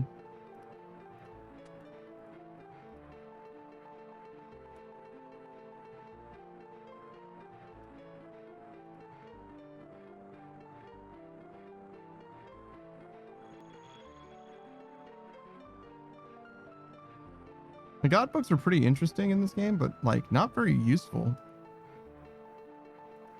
Good lord. Imagine being a Master Clue exclusive reward, and your value is half the price of the lowest item you can get outside of the, like in the table of runes and whatnot. Mm-hmm. You just don't really have a use for, I mean, like the Book of Law is kind of good. The Book of Darkness is kind of good, but like you don't No, really. like, this Hosidius hood is worth 3k. It's from the Master Clues only. Good lord. It's pretty bad. And yet there is a loop half of key for 8.8k. Sure is. Hey, what's up, Pikachu? Me? Came in with greetings and salutations. Greetings and salutations. That one's new to me. I don't think I've heard greetings and salutations before. But it reminds me of Penny and also Categoris.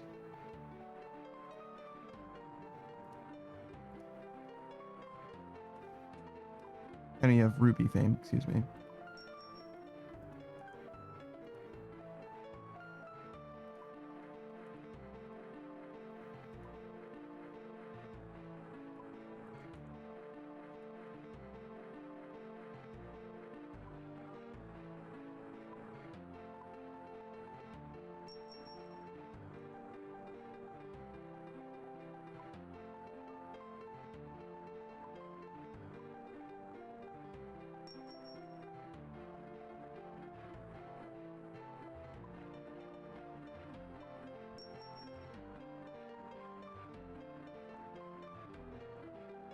I guess that was a few too many. That's fine.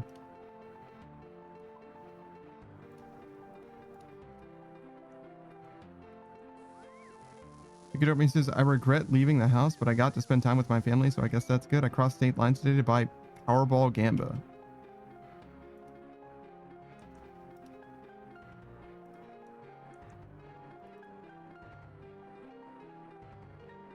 What? Why do you regret leaving your house? Because you wasted money on the Powerball?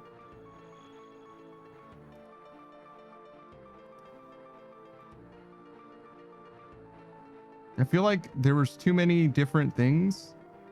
There's too many different things that don't seem related to each other. Pikachu says also when it came to pay, I couldn't do math, so I just looked at the stupid idiot that couldn't figure out that 3 times 2 is 6.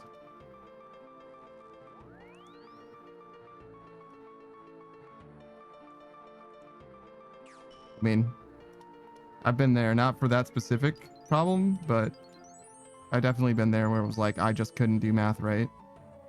Pikachu says no, because it was like multiple hour drive and outside. That does suck. But you got to drive the new car. That's cool. Outside does suck. But multiple hours driving, I don't know. It's not the worst thing, I guess. For me, driving at all is not that different from driving for a long time. So if I have to drive at all, I kind of don't care as much how long it is, as long as it's like less than 5 hours or something like that. Around there is when it like starts to become like an inconvenience to me, like physically to drive. But as long as I'm not like tired or anything, like whatever.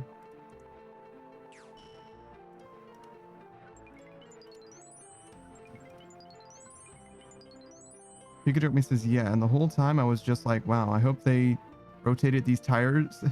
I hope when they rotated these tires, they set properly. Yeah, that's true. I don't know. I've never been worried about it.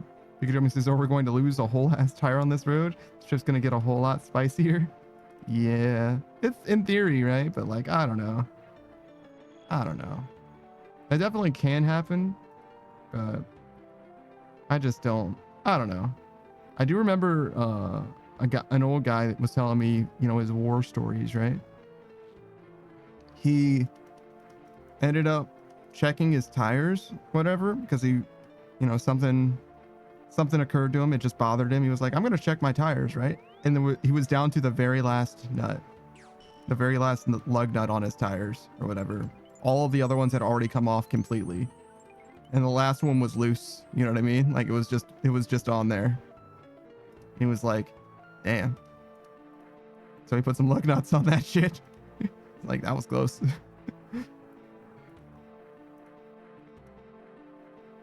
Pikachu says the goose is loose. God, I hope not. That'll be a real problem for someone. Pikachu says that the thing that worries me more is that, like, they tell you to re-lug them after 50 miles, which means the fact that they're telling you that means a very non-zero number of people have had this problem happen. Maybe. Non-zero is correct, but maybe not a significant amount of people, if that makes sense. Could just be a liability thing.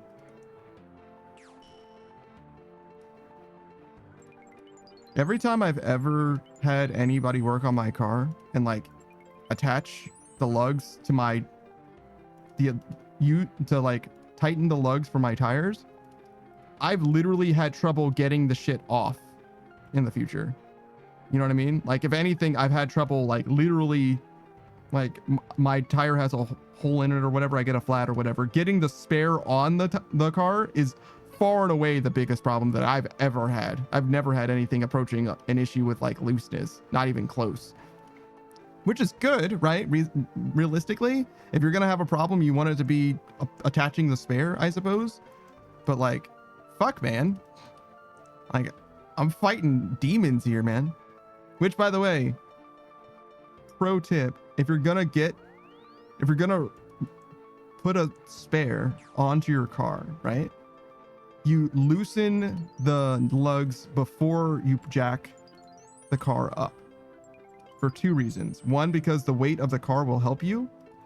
And 2, because if you're jerking on the lugs while the car is jacked up, when you jack up your car, it should be on the jack and it should be on a jack stand as well, so this doesn't happen. But realistically, it can be that you only are jacking it up on the jack, and if that happens and you're wiggling it around, it could bounce off of the jack, which would be very bad. Pikachu says it can fall off the jack. Yeah, you don't want it to do that. But if you're using a jack stand and the jack, that shouldn't happen anyway. But like, Gur says, this guy jerks his lugs. Me? You're absolutely fucking right. I'm shameless, brother. I've done worse than that too, and I'll do it again.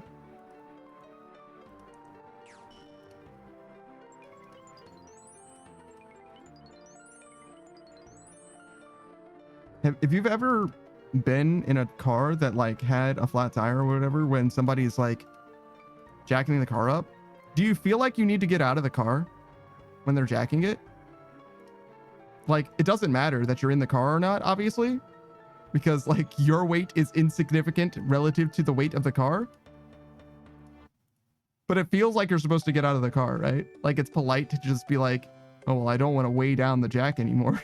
You know what I mean? Like, that's definitely like a very silly thing though, but like, there's no reason that you can't just be in the car waiting. Scran says, I get out. Gur says, yeah, I gotta watch. Yeah, like, and it's like a one person thing. It's not like somebody else can like help with the process. So like, you don't really need a crowd to form around like the whole experience, but like you might as well watch, I guess. Pikachu says, okay, you see, you're what you call a dynamic load. It's true, I am. Pikachu says, while that jack is probably only meant for static loads. This is technically true, I suppose.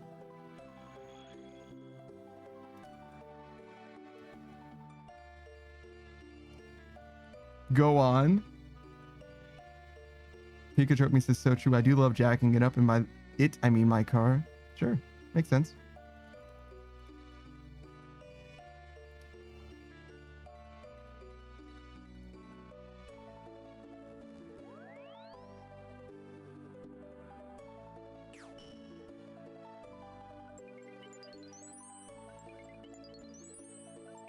Pikachu says, I guess somewhere I think even if your weight is non-significant, you wiggling around could probably cause some pretty bad things to happen.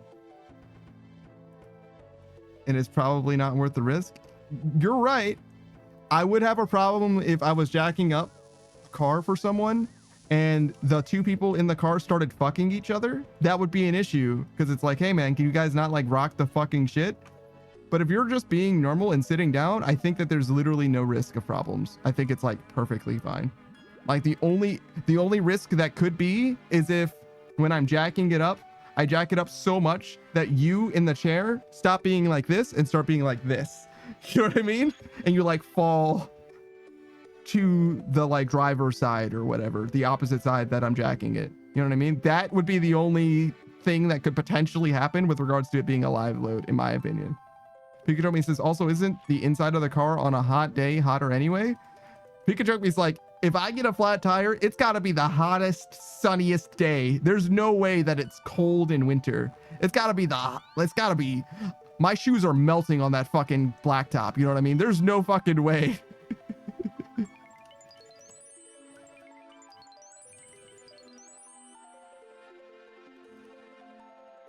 Pikachu says, but yeah, but I'm thinking like, what if you wiggle and wagon?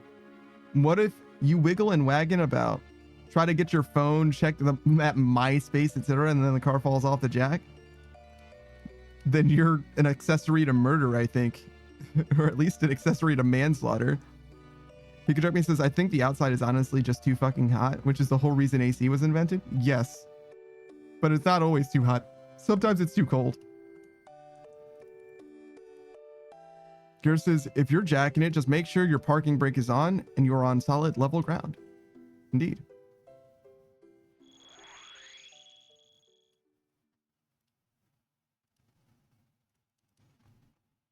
I've never had, I don't know how to drive a manual transmission, actually. I've never had to mess with, like, when I park, I put the car in park, which is the parking brake. You know what I'm saying? Like, that's, I don't know how to do it any more parked than that. I think. Maybe I do have maybe I have an emergency brake. Maybe I have a parking brake as well. Am I stupid? Maybe I actually do, and I just have never used it. I don't think so. Maybe there is one there. Yeah, I've never used it then. But I guess it would be there, just right next to the gear shift. I'm like literally I'm trying my best in my mind to be like, is there a parking brake there? Yes or no in my car?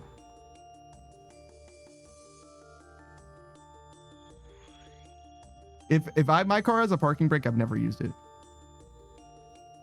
Yours says, is there a level or a mysterious pedal? There's definitely no mysterious pedal. But is there a lever? There could be a lever. It wouldn't be next to the gear shift. It would be on the passenger side of the car. Not like the passenger side. It's in the center console, but it's on the passenger side of the gear shift.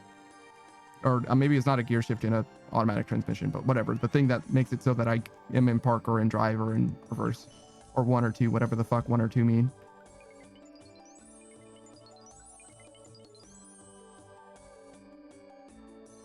Pikachu says, thank fuck we live in an age of climate control, am I right? I imagine we would have acclimated to it just fine otherwise. think it would be just less of an issue. He says, I also don't know how to drive a manual transmission, but I always have the fear that my automatic transmission will still roll backwards when I go to put it in drive. Pikachu says, my car definitely has a parking brake. I just never use it. I just put it in park. Yeah. I think that that's my situation as well. It says, you probably have a parking brake, bro. Yeah, no, I probably do. Curse says, yes, Perndle. I fucking love Perndle.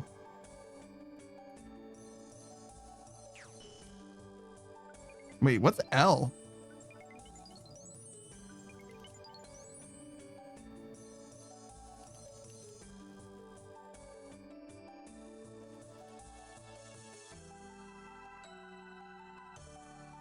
Low? I see. For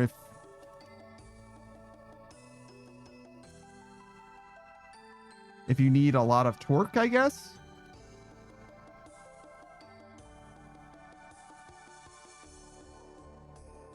Why would you need that?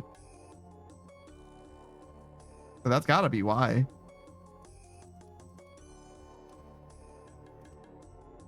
Pikachu says, mine's actually on the left side under the steering wheel, but like the trunk release and stuff, mine is definitely not there. There's no fucking way it's there.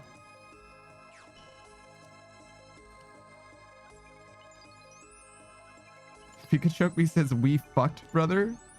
Pikachu says, many drivers of automatic transmission vehicles exclusively use the park setting, neglecting the parking brake. While this is a common practice, experts advise that it is not the safest habit and can lead to unnecessary strain on your vehicle's transmission.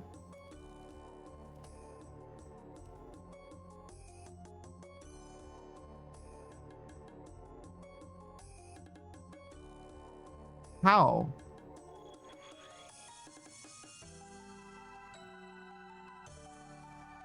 Pikachu says, when you shift your automatic car into park, you're engaging a device called a parking prowl.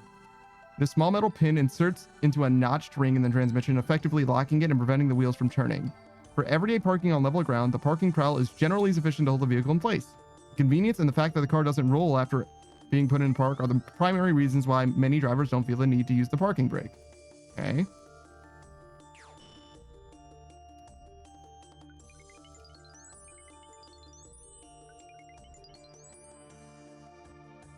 It's the next thing that I care about, I think.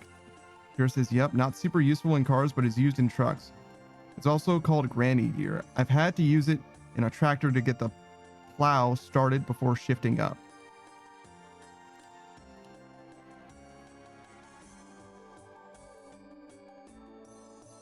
I can think of cases where I would want to use low gear, but not in a car is the thing. Not in my sedan.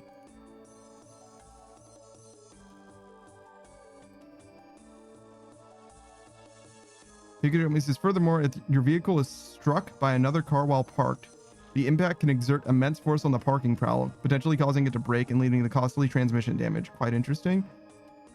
I mean, yeah. But like, the implication is that I'm not going to... in a circumstance where I know for a fact that someone is going to smash into my car from behind or from the front, I suppose I would put my car in neutral moments before I get hit. I guess. Sure. But I don't think I give a shit about my car's fucking... I'm sorry. Parking prowl. I don't think that's the thing that I'm going to give a I think the car that's barreling towards me is the priority in that moment, weirdly enough. Pikachu says, because I actually smashed into some dude's truck when he was parked like a few days ago after I got my learner's permit. Oh, wait. Not a few days ago. This is a long time ago. Sorry. Pikachu says, but because I actually smashed into some dude's truck when he was parked like a few days after I got my learner's permit, and I knocked that thing way the fuck out of its parking space. Bet I broke the shit out of his parking prowl. Yeah, if he had one. Yes. Pikachu says, I bet that shit would have hella stayed in place if he engaged the parking brake. Yeah, probably. Probably. Jesus Christ, dude. That's fucking awesome. Did you just like leave?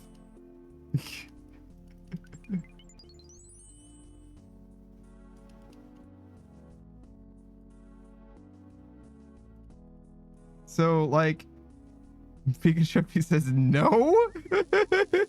No, I didn't just leave. I don't know, man. Maybe you did. Maybe you're like, I don't know, it's probably fine. It looks fine.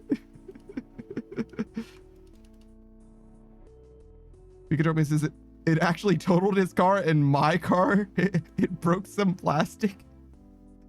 So the parking prowl was not the concern for him again. Pikachu says the difference was fucking staggering. Yeah, man, sometimes. Sometimes that's how it goes. But yeah, I don't think that I get the importance of, so am I like wearing down my parking prowl? Is that what's going on? Is that why I'm worried about this? Why does the parking brake make a difference here? How does my transmission do better by virtue of me using the parking brake? Pikachu says, I felt so bad. He had to like leave town the next day and stuff, but he was the nicest guy ever. And ever since then, you've driven so much safer. You know what I mean? You just want to make sure you don't fuck up nice guys' times.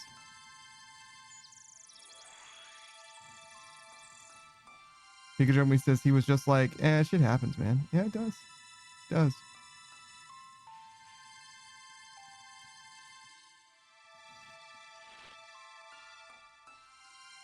He's like, this is what insurance is for, man. Like, what am I going to be mad at you? The shit's done.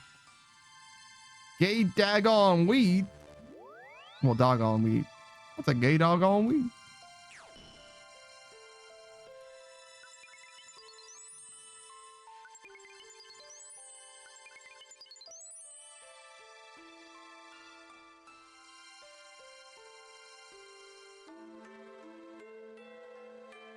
Pikachu says it's just a lot of stress on that small component, I think, and I think it risks breaking and getting it stuck in the transmission, where otherwise the stress rests on the parking brake. I think it's a shared load, but sure.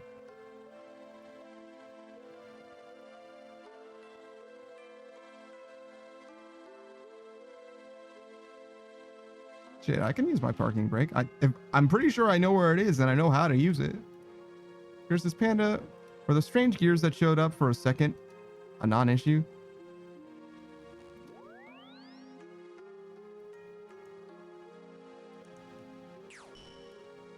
What?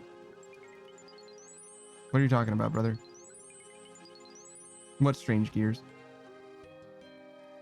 Oh, the Fugi thing? Yeah, no, it didn't do anything.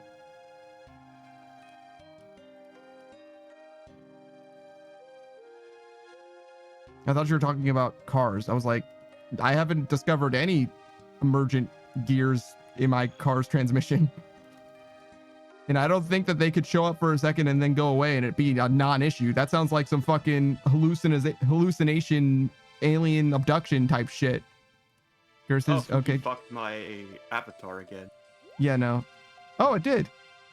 Did it just happen just now? And did I just miss it?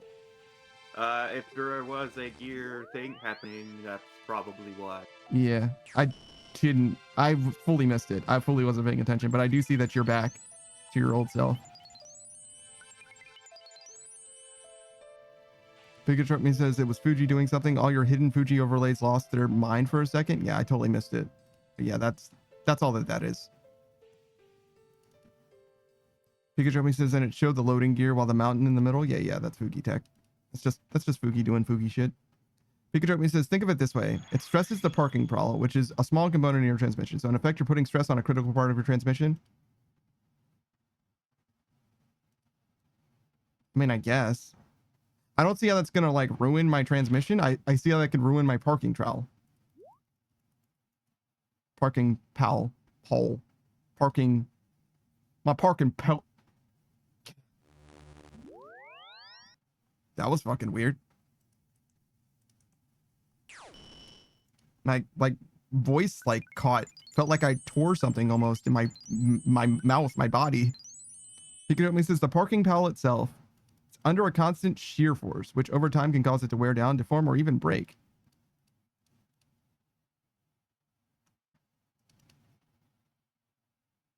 The pole itself is mounted with the transmission housing, so the force is transferred to the case itself. Parking pole, sure. The transmission linkage. When you shift out of park after the car's weight has been resting on the pole, the the parking pole. You might notice that it requires more effort and makes a loud clunk or thunk. That sound is the pole being forcefully disengaged under load. This repeated shock is not good for the linkage components or the transmission. So when the stress is specifically on the pole, its failure or repeated shock of disengaging it under load impacts the health and longevity of your entire transmission, a very complex and extensive component to repair. So what you're saying is it might just be like a little dongle, but like it is not as easy as just replacing the little dongle. Pikachu says the parking pole is your parking pal. It does kind of seem that way, yeah. But you shouldn't rely on them. Pikachu says the parking brake or e-brake, part of your car's braking system, which is entirely separate from the transmission. It uses a cable to mechanically clamp down on your rear brake pads or shoes. So what you're saying is, for years with my last car, I would park somewhat facing downhill. Not like extremely downhill, but like my front tire was probably like 6 inches below my back tire or something like that. So it was like downhill, but not like a lot. And I would literally never use my parking brake. Literally never once. And the transmission for that car definitely super mega fucking died. Such that it would like had trouble going up and down hills. Well, not downhills. Downhills were fine. But up hills, it didn't want to do. And also its top speed ended up like getting nerfed into like granny gear territory. Are you telling me that this might have something to do? That like the fact that I didn't use my parking brake literally ever might be a factor in this equation?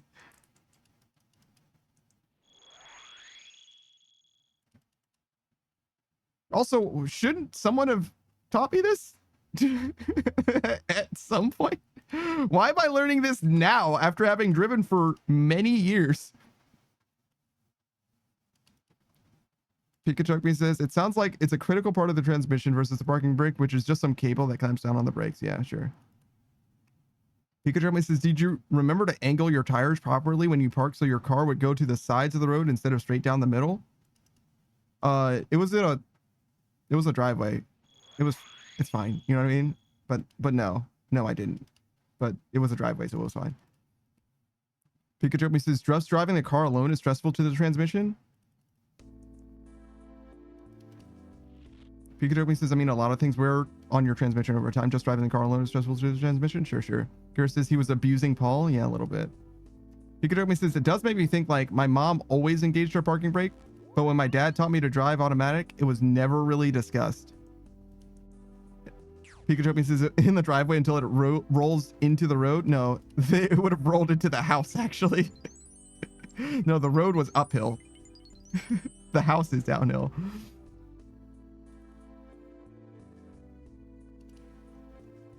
What a way to learn what a parking pole is. You know what I mean? Could you imagine if that's how that turned out? It's like, oh, surprise.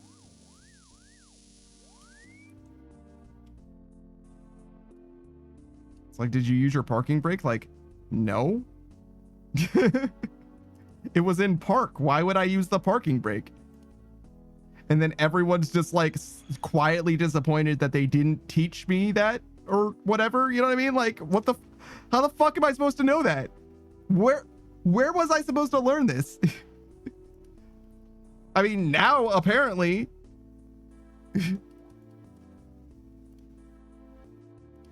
As soon as I said I don't have a parking brake, I was like, wait a second, I bet I fucking do.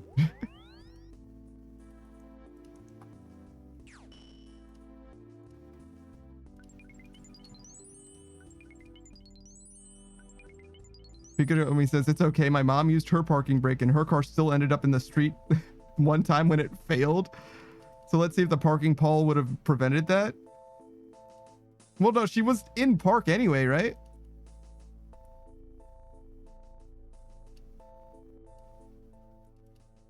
Did she leave her car in neutral with the parking brake on when it rolled down the street? Because that's fucking crazy. You better use the parking pole when you're in park. When you intend to leave your car alone, you still put it in park. You don't leave it in neutral, but you just engage the parking brake as well. Pikachu says, do manual cars still have park? No.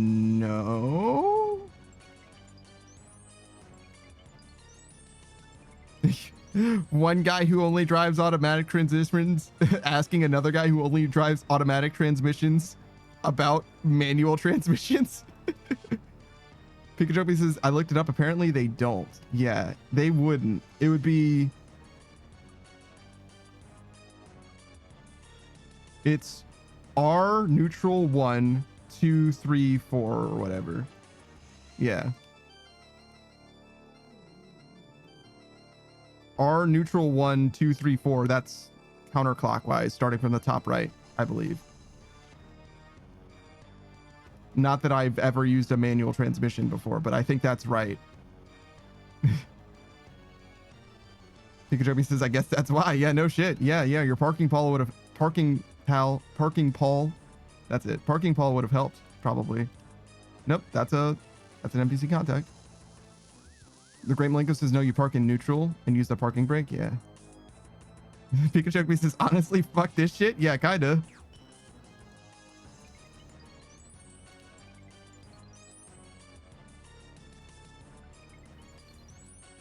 The Great Malenko says, so I went and picked up a car to Derby and I just drove it home with only the e-brake as my brakes. Yeah, that's definitely not good.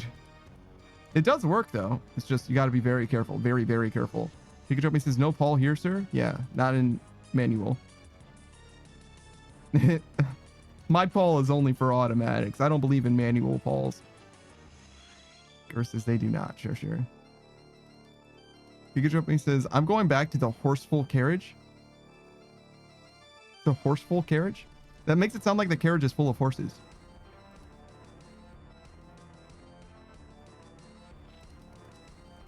As opposed to a horse-drawn one. I mean, you could have a carriage full of horses that's drawn by horses. Here says you should also park with a manual in reverse if facing downhill.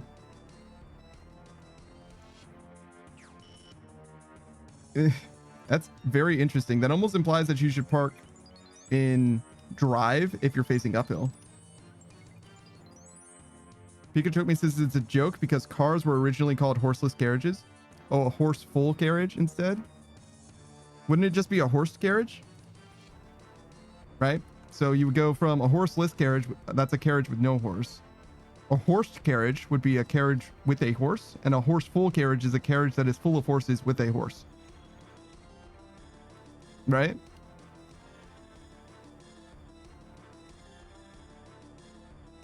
Pikachu says horseful carriage sounded funnier. Indeed. The Great Malenko says, I'm gonna fix the brakes, obviously, but I had to get it home and I didn't want to pay $400 for a 30-minute drive to get it towed. Oh, again, no, I understand. I don't even think it's necessarily unsafe. Brakes are brakes, but you have to be very, very, very careful with the parking brake. It's definitely much more an emergency brake or a parking brake than it is, or it's definitely much more a parking brake than it is an emergency brake, I guess is what I mean to say. It's not very good. I mean, it's good. It'll slow you down, but it's not going to slow you down in a way that is like good. You know what I mean? It's not going to do what you want it to do the way that you would want it to do. Pikachu says it was a design choice, you could say. Just let it roll to a stop, you know, or bail out. Tuck and roll. Great Malenko says it mainly slows you down. Doesn't everything? That would be a brake, yes. But like, if it like locks your tires up, that's bad, is the idea.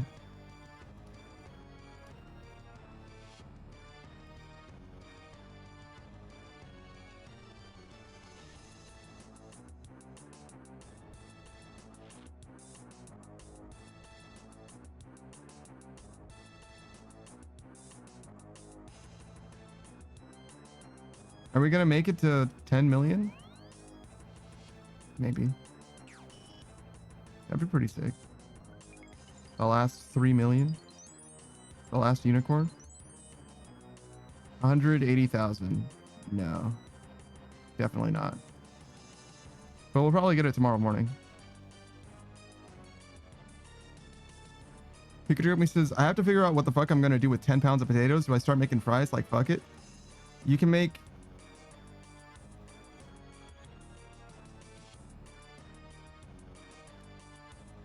pierogies? You can make pierogies with potato dough and mashed potatoes.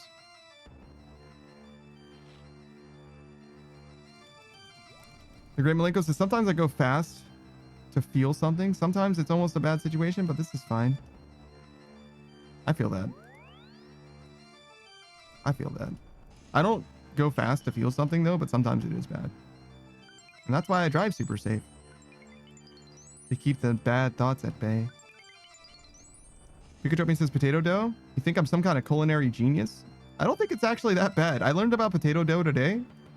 But yeah. It doesn't seem like it's actually crazy or anything.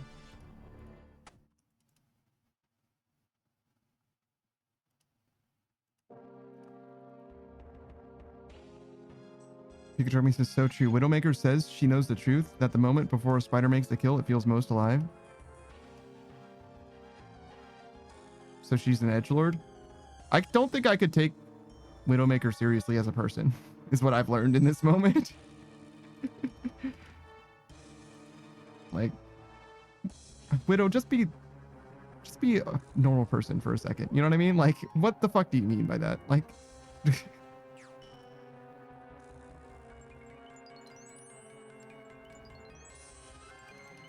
Pikachu says she killed her husband. Yeah, whatever. You know what I mean? Like, that doesn't mean that she's allowed to just be cringe all the time. Like, could you fucking not for a second?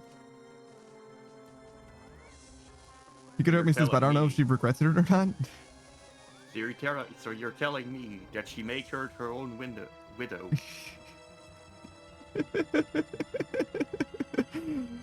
Well done, Saku. Well done. Yours says, I owned a motorcycle to feel alive. I get it. True. The Great Malenko says, that's why she's Widowmaker, no? Well, no, she could have killed anybody's husband. No, that's why she's widow, not Widowmaker.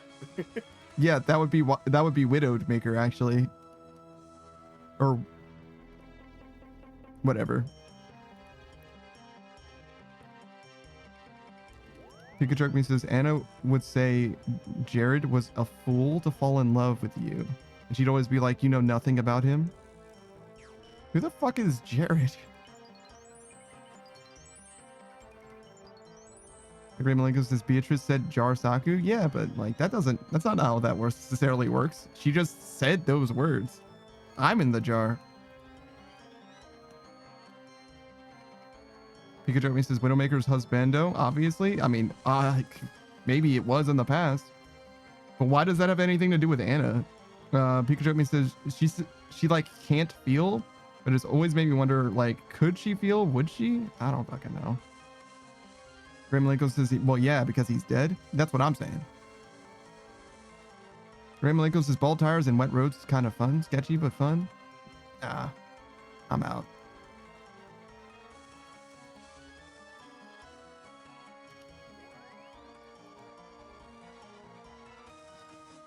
Pikachu says, because she's telling Widowmaker, like, your husband shouldn't have married you. He was a fool to love you.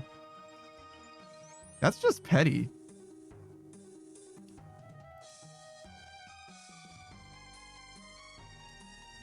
I thought better of Anna before now.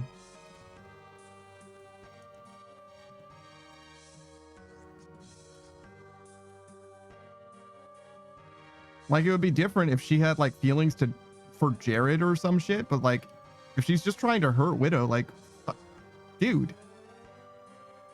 Like, if you think they're a bad person, that's fine, but like, do you have to like make them feel bad as a person? Like, no, you could be like, you've done terrible things. You know what I mean? Like, it's like, you've done terrible things is way better than I can't believe that your husband chose to marry you. It's like, what the fuck? Like, why?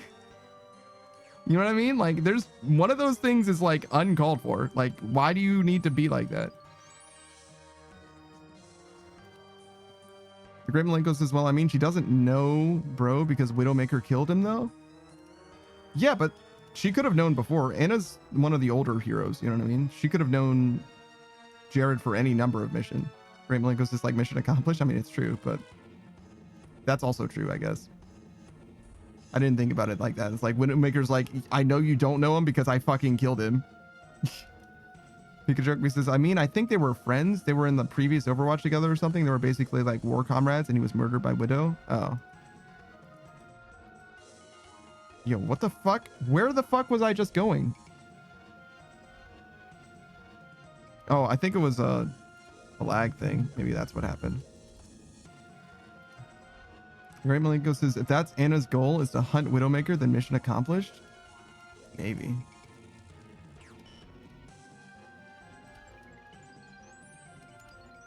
I forgot who Anna was. Or is.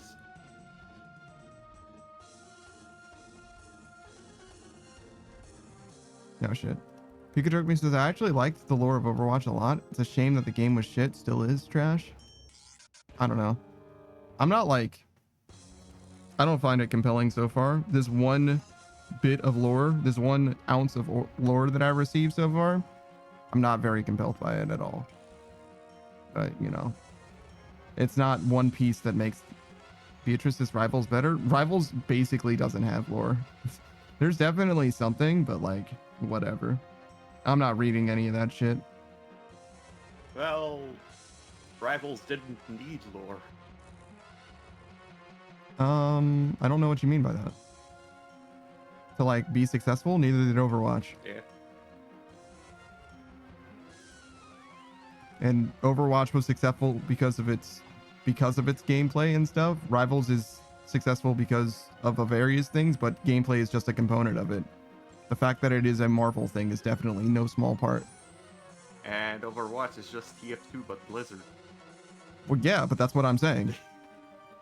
Like, in one case, you're leaning on just the tropes of a game, whereas in another case, you're leaning on the tropes of the game, and also you have these pillars of media in Spider-Man and etc. You have a bunch of characters that nobody gives a fuck about as well, but like, you also have those things. So like, Marvel Rivals definitely got a free boost in a big way.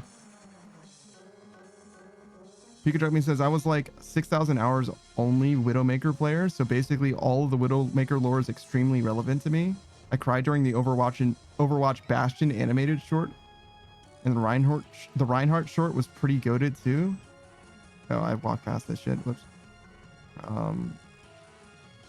I don't know. I never really thought about Overwatch lore, but I also never saw any of the shorts or anything.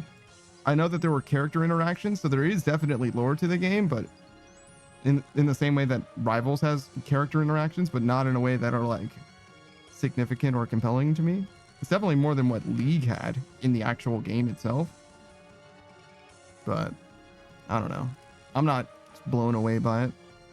And also League threw away all of its lore, so I definitely care a lot less about lore just because League was like, you know what, we're gonna do a completely different thing. We're gonna throw out everything that there was, and this is where we're at now. Like, I don't even know why it's called Summoner's Rift anymore, to be honest.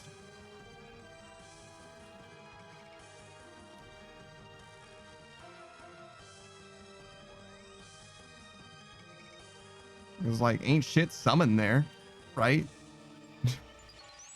They removed that lore. It's not a thing anymore.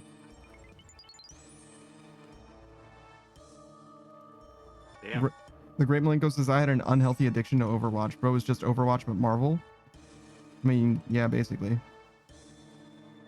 I mean, to the point where like a lot of characters were like too similar and are still perhaps too similar.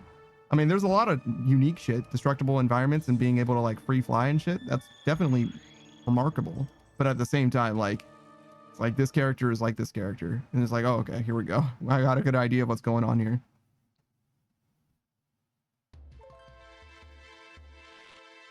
Pikachu says, I ate really rough chips yesterday and it messed up the roof of my mouth. I still feel the pain, brother. The most first worldiness problem. Brother, that sucks, but at the same time, bro, like, I don't know what to tell you, man. You know what I mean? It's like, but doctor, every time I do this, it hurts. And the doctor's just like, stop doing that. Like, you shouldn't have done that, man. Like, you know this though. Like, I don't know what to tell you, man. Pikachu says the chips were too rough for my fragile mouth. Yeah, no, the food hurt me. Like, damn, bro, that is rough, but Bro. Ray Malenko says Penny Parker is definitely a diva ripoff in quite a few ways, yeah. But also, it's Penny Parker and also the Hulk, you know what I mean? Gur says Riot MMO is going to succeed for at least a little while because of League and Arcane, like Rivals start. Maybe. I didn't know that the MMO was like actually in the works, like actually going to happen, but I definitely know 2XKO is going to get a big bump for the same reason. The Great Malenko says fucking Punisher is just 76. Yeah, without a heal.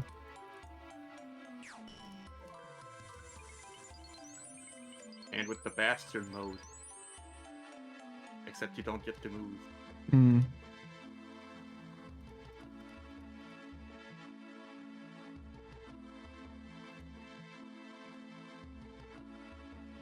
Here's his time for some mouth training. Yeah, that'll help. That's what he needs.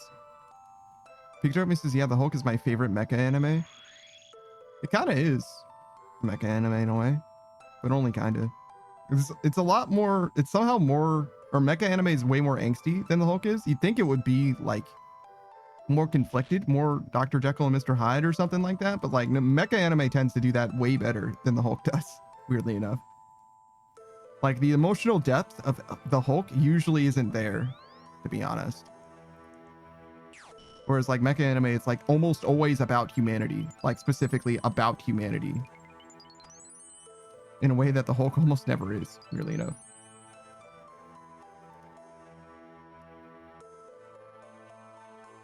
Beatrice says, are you a pro at mouth training? To Gur? Gur? Yeah, sure, probably. I mean, he'll take your money to train your mouth. The Great Malenko says Scarlet Witch is Reaper / Moira for the primary attack. Also a little of Sombra. Great to jump into backline, do some serious damage, and phase out. Sort of, yeah. Sort of, yeah. I mean, to a certain degree, you can describe any character as a combination of any other character. Like, if I used League of Legends characters, I could probably describe any character's kit in any game. You know what I mean? If you gave me all of the League of Legends roster, I could probably get most of like anything, like sorted in some capacity. You know what I mean? So like, I'm not sure if I fully agree with the Penny to Diva comparison. Yeah. I would say, mechanically speaking, that's more so Hulk to Diva. I think it's both, but yeah. The ultimate that Penny has is very similar to Diva's dash. The like flak cannon is very similar to Diva's auto attack. But like both things are true. The Hulk thing is also totally correct, right? It's like they mixed and matched different characters. They're like fused and split. But yeah, you're not wrong, but I don't think he's wrong either.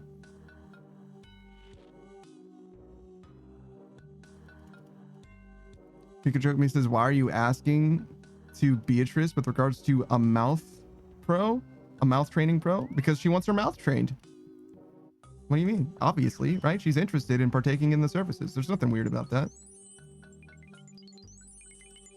Beatrice says, no, I fucking don't. Oh, I'm sorry. She doesn't necessarily want her mouth trained. She wants to hire a mouth trainer, right? It doesn't need to be for her specifically. Beatrice says, I'm just trying to learn Gur lore, goddammit. She's interested in some mouth training, but maybe not for herself. The Great Malenko says, there are many similarities between characters and it turned me off Rivals. Yeah, fair enough. And the Great Malenko says, I definitely agree with Saku. So yeah, the thing that you're saying is definitely true as well. Pikachu says, you think they just like dump all the abilities into a pile and they're like, okay, we have to rip off all this shit, decide who's getting what? No, I think it's more that they're inspired by something genuinely, and they want to use ideas that work, that feel like they should be a part of the game. You know what I'm saying? And then they just incorporate it into a character's kit that feels like it all goes together. And for the most part, it does kind of make sense in Overwatch, as much sense as it does make sense in Rivals, right? Hulk becoming Banner makes a ton of sense, and Diva becoming, or going from piloting the mech to becoming Diva also makes a ton of sense, right? Like those things are fine independently, So I think that it's just that they're implementing the character to the best that they can, to the best ability that they can, in a way that is also familiar and in a way that is known to work, right? I think it's a combination of things, but I'm also, you know, somewhat naive in some ways, right? So, but yeah, no, I don't think that it's a problem, and I don't think that it's even like, oh well, we have to meet all these. And I would even go so far as to say, when it comes to Overwatch in particular, if we want to say that Marvel Rivals and Overwatch are like 1-to-1 and one is definitely a ripoff of the other, you could go through and map all of the abilities, right? And say how many of these don't show up, right? And if none of them don't show up, then you actually have something. You have an argument to be made there, but I don't think that you're going to land there. I don't think you're going to get to that point. You know what I'm saying?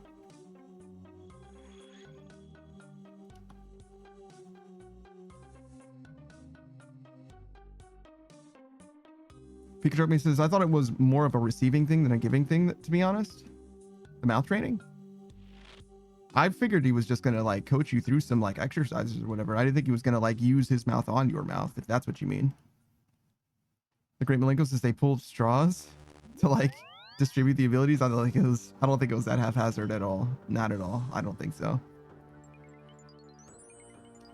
I don't like that Mantis has to crit. That's the one thing that seems like almost anachronistic. Doesn't make sense to me that there's like a crit mechanic. That seems like out of place for her. Curses, I assumed she was implying that I experience in training my mouth, which in spicy food I do 100%. Okay, that's not what I was thinking was happening. I thought it was like a mouth hardening experience, if that makes sense. The Great Malenko says, it would be different for me personally if the Overwatch devs made Rivals. In what way? I mean, it would definitely be different, but in what way do you mean specifically? Like the game would be better, definitely, but probably would also be less effort. Like it would probably like mechanically work better in some ways, but it probably would be also less of a, you know, innovative space or whatever. You know what I mean? It would be like as boilerplate as they could go for, probably. Great Malenko says, like how I feel they ripped abilities. So you would feel like it would be less of a ripoff if the same devs literally made it, maybe. I'm still not I'm totally sure what you mean. Okay. I don't know. To me, if there's a good idea in anything, especially in gaming, you should incorporate that good idea if it lends itself to your property. If you're working on something and you hear about a good thing and you can incorporate that good thing, you should use that knowledge. I think it's foolish to not use things that are good ideas, period. Pikachu says, I thought it was implied that you had experience using your mouth. I think that everyone does. Generally, at least, right? I'm hard pressed to think of someone who doesn't have experience using their own mouth. Pikachu says, for activities? Oh, specifically. I'm sure that Gert can do stuff. I believe in him.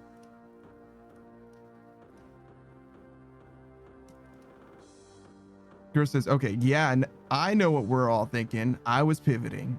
Oh, I see. Fair enough. Screamride says, I guarantee you do not. I don't even know what I'm thinking. Then doesn't that mean that it's more likely that he knows that what you're thinking if you know that you don't know what you're thinking? Yours says maybe not, but I do think about you today. But I did think about you today when I was looking at some huge ass chickens. It's like, I am honored. I wish that my chickens could live up to the glory of those giant ass chickens that you saw. Great Malenko says, I feel like Rivals is literally just Overwatch but Marvel, and that's my stance. I don't think so. I think it's got a lot more going on than that, but it isn't a terribly unique and inspired game, but it does have its own stuff for sure, in my opinion. I got you. It definitely has it's definitely heavily inspired by Overwatch, but I'd say the same is true from Overwatch to TF2. And I don't think that Overwatch is just TF2, but, you know, my OCs or whatever. Like, it's got its own stuff going on as well. I think that they're probably similarly distinct, except that Marvel characters are established characters, and I do think that the Rivals team did I would say even a good job trying to implement them in such a way that is true to the characters from someone who doesn't know the characters, right? At least most of the characters. Like, I don't know much about most of them. I've never heard of Luna Snow before that. Or Cloak and Dagger for that matter. Even though Cloak and Dagger is actually in a lot of different stuff, I found out after the fact. Well, maybe not a lot of different stuff, but it is in a few different things. But I'd never heard of them before.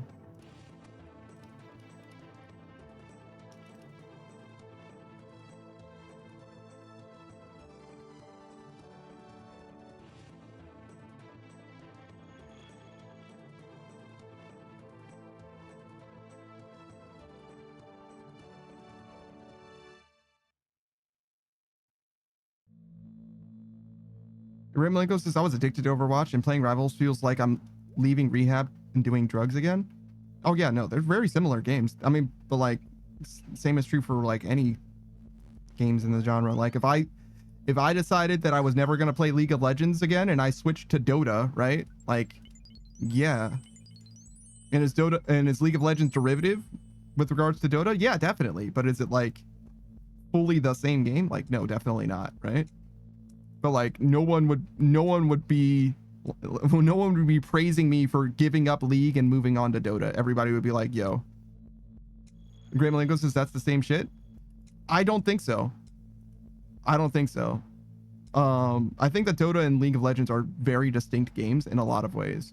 Perhaps it would be easier if we were talking in terms of like fighting games, right? Tekken is a very unique fighting game. There isn't very much that's like it. Most similar are like your Virtua Fighters and things like that. And I think if you went from Tekken to like Street Fighter, no one would be grateful that you kicked your addiction to Tekken. Everybody would be like, yo, you're just playing a different fighting game, even though those two games have really no lineage with one another whatsoever. It's just, I think that you would get the same amount of like disgruntled, you know, you're just back on the wagon or whatever. Gray Malenko says, I'm an active Tekken addict, bro. Yeah, I know. That's why I'm using Tekken as an example. Great Malenko says, I'll never kick this addiction. Yeah, I'm speaking hypothetically, right? But like, if you disagree, then you disagree, and that is what it is. I don't think I'm going to be able to sway you. And likewise, I don't think you're going to be able to sway me. That's fine. Great Malenko says, I make money on Tekken. Yeah, that's fine. That's not the point at all of what I'm saying. Beatrice says Dota and their turn ratios. Is it hard to turn around in Dota? It's crazy. Pika Choke Me says more like back on the shaggin' wagon. Am I right? No, you are definitely wrong. You're very wrong. You've never been more wrong in your life. Pika Choke Me says I would praise you. Okay. I stand corrected. You've been more wrong one time in your life. Pikachu says, I'd be like, you finally saw that this was a better game with way more depth than that Riot Games slop. Yeah, okay. I stand by what I said. You've been wrong one time. More wrong just the once, though. Pikachu says, it's called a turn rate, ma'am. Wow. These nerds are trying to out-nerd each other.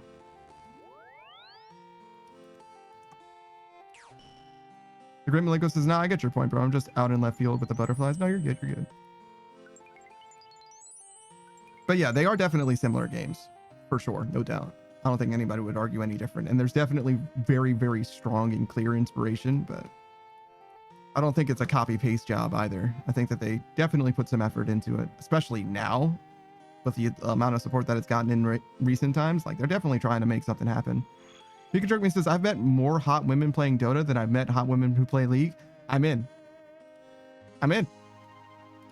Why didn't you lead with that?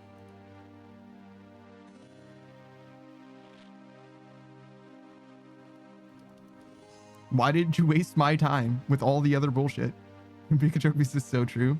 Here says, if you call it Blink instead of Flash, I'll be a little sad. I call it both things, to be honest.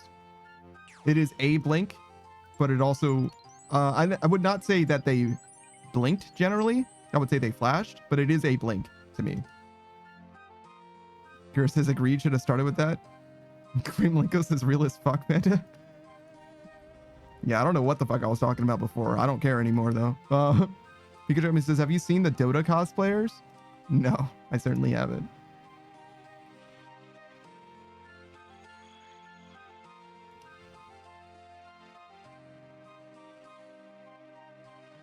I don't know. Cosplay has always been one of those things where I'm like, cosplay is cool and it's like a very cool art, but I've always been the kind of person that's like, first of all, if you're cosplaying, I'm never gonna speak to you because you're way too intimidating.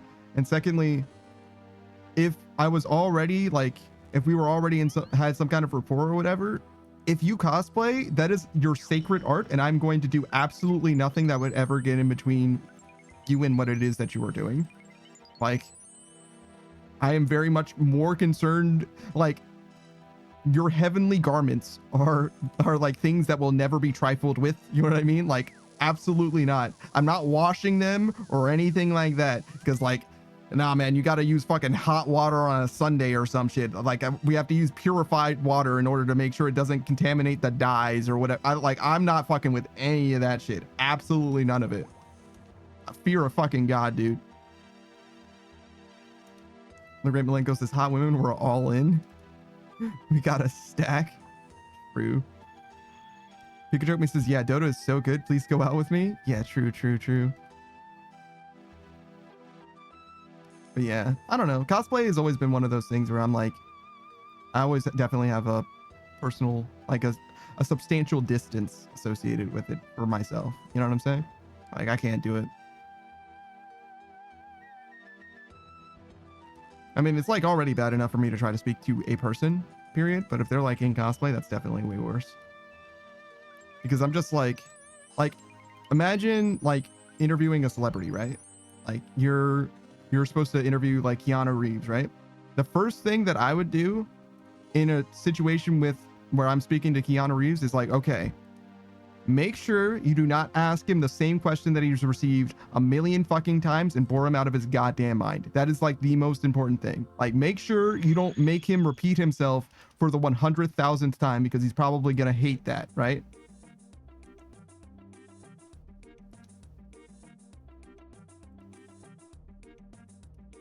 And with that in mind, if I'm speaking to a cosplayer instead, it's exactly the same mentality.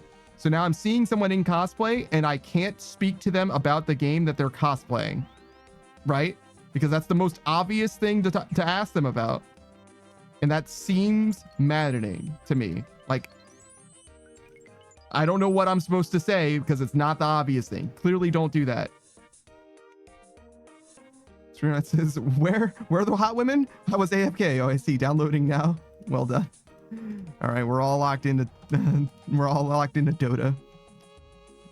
Gur says, TF ulting in onto the Dota Rift. Good question. I assume it's some kind of a rift. Yeah. Pikachu me says, my last experience was a cosplayer. With a cosplayer. My last experience was a cosplayer has in uni. That's definitely not quite right, but whatever. With my last experience with a cosplayer was in uni, and I was like, I like her Hatsune Miku cosplay, and then she said thank you, and something that implied she was still in high school, and I was like, yeah, anyway, I gotta go. True. She's like, oh yeah, no, I'm looking forward to graduating and going off to my college. And Pikachu was like, so I was running away that way. Goodbye forever.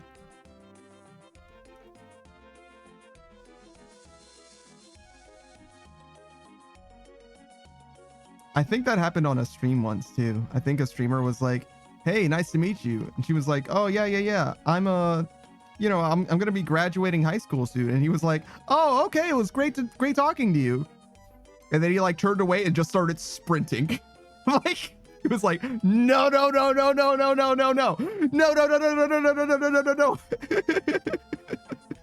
Pikachu says, I need a Hallmark card for this. That's a ripoff, bro. Those things are so fucking, that's the most expensive paper you can fucking buy. I fucking hate that shit. I fucking hate Hallmark.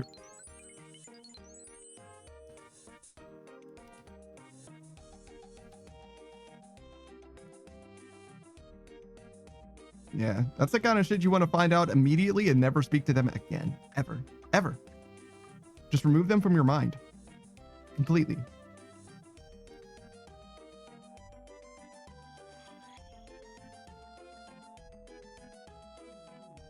Pikachu says, maybe if I buy this card, I'll be absolved of sin?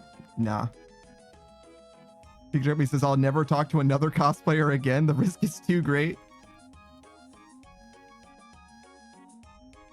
You gotta look for eye wrinkles. You know what I mean? You need to look for smile lines. Smile lines, I'm in.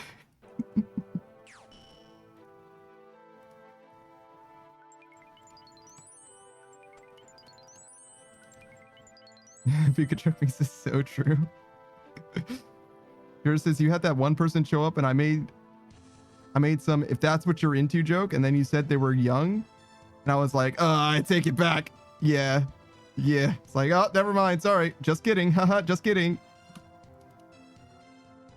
Pikachu says now we just hag max. It's literally optimal anyway. It's optimal play for those of you who are meta seekers. You know what I mean?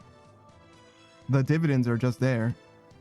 You're telling me that I get a mature, well-established lady that knows what she wants? Like, I don't see a problem here.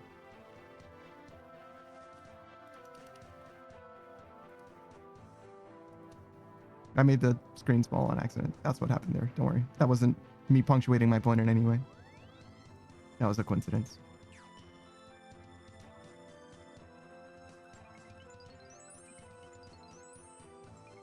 Versus Discord cougars rather than kittens. Fucking abso-fucking-lutely. Yes, please sign me up. I'm in. Pikachu says the problem is she'll probably die before you will. We'll consider it a race to the bottom then, Pika. Pikachu says, and then you'll only have sadness and money. That would suck.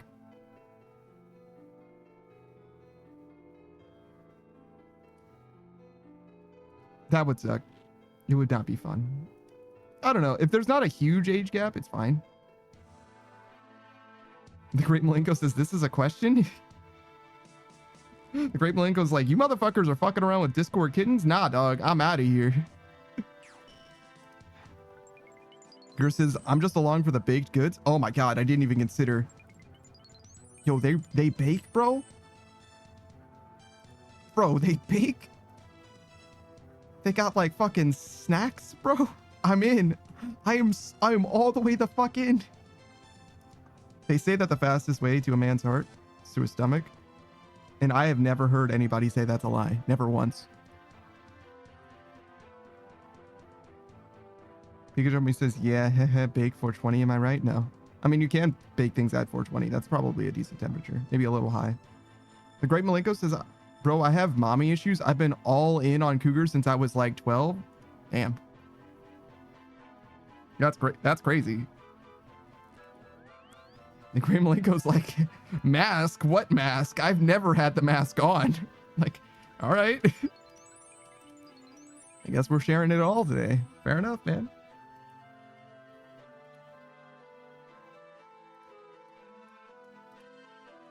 I'm going to be honest. When it comes to ladies, there's no wrong answers.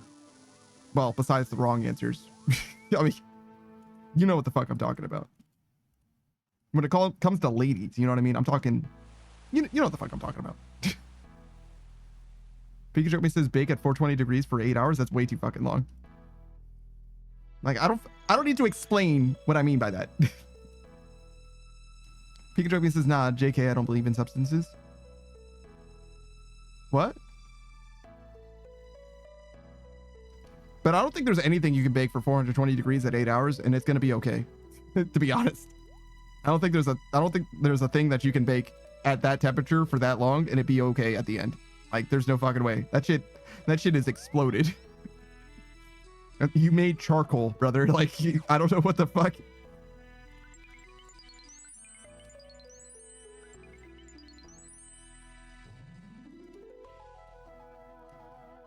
Maybe you can smoke something? I don't think so. Grim Malenko says, when it comes to ladies, there's no wrong answers. No, wait. Yeah. Like, come on. You know what the fuck I'm talking about. You all know what the fuck I'm talking about. I don't need to explain this. Even we are not that degenerate. Even we. Beatrice is panda sus. All right. You're right. I wasn't talking about Beatrice. She never counted. Pikachu says, real talk though. I want to know why, like, you can bake a cake for, and hour at 350. My can't bake a cake at 2100 degrees, 21,000 degrees for a minute. You can and you can't. if this is a real question, it's because it's a chemical reaction that takes time. So you can cook things you can cook things faster, hotter, but typically they don't cook evenly is the biggest problem. Heat transfer through a medium is only so fast, right?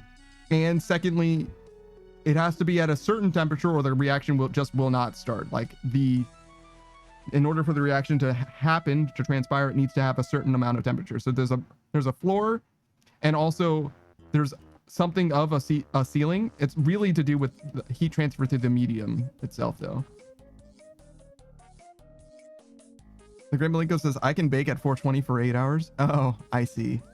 I didn't understand the first time. But the Great Malenko made it more clear to me now.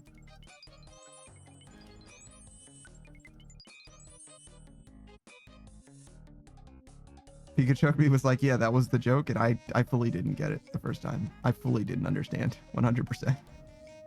I am dumb, I guess is what I'm saying in so many words.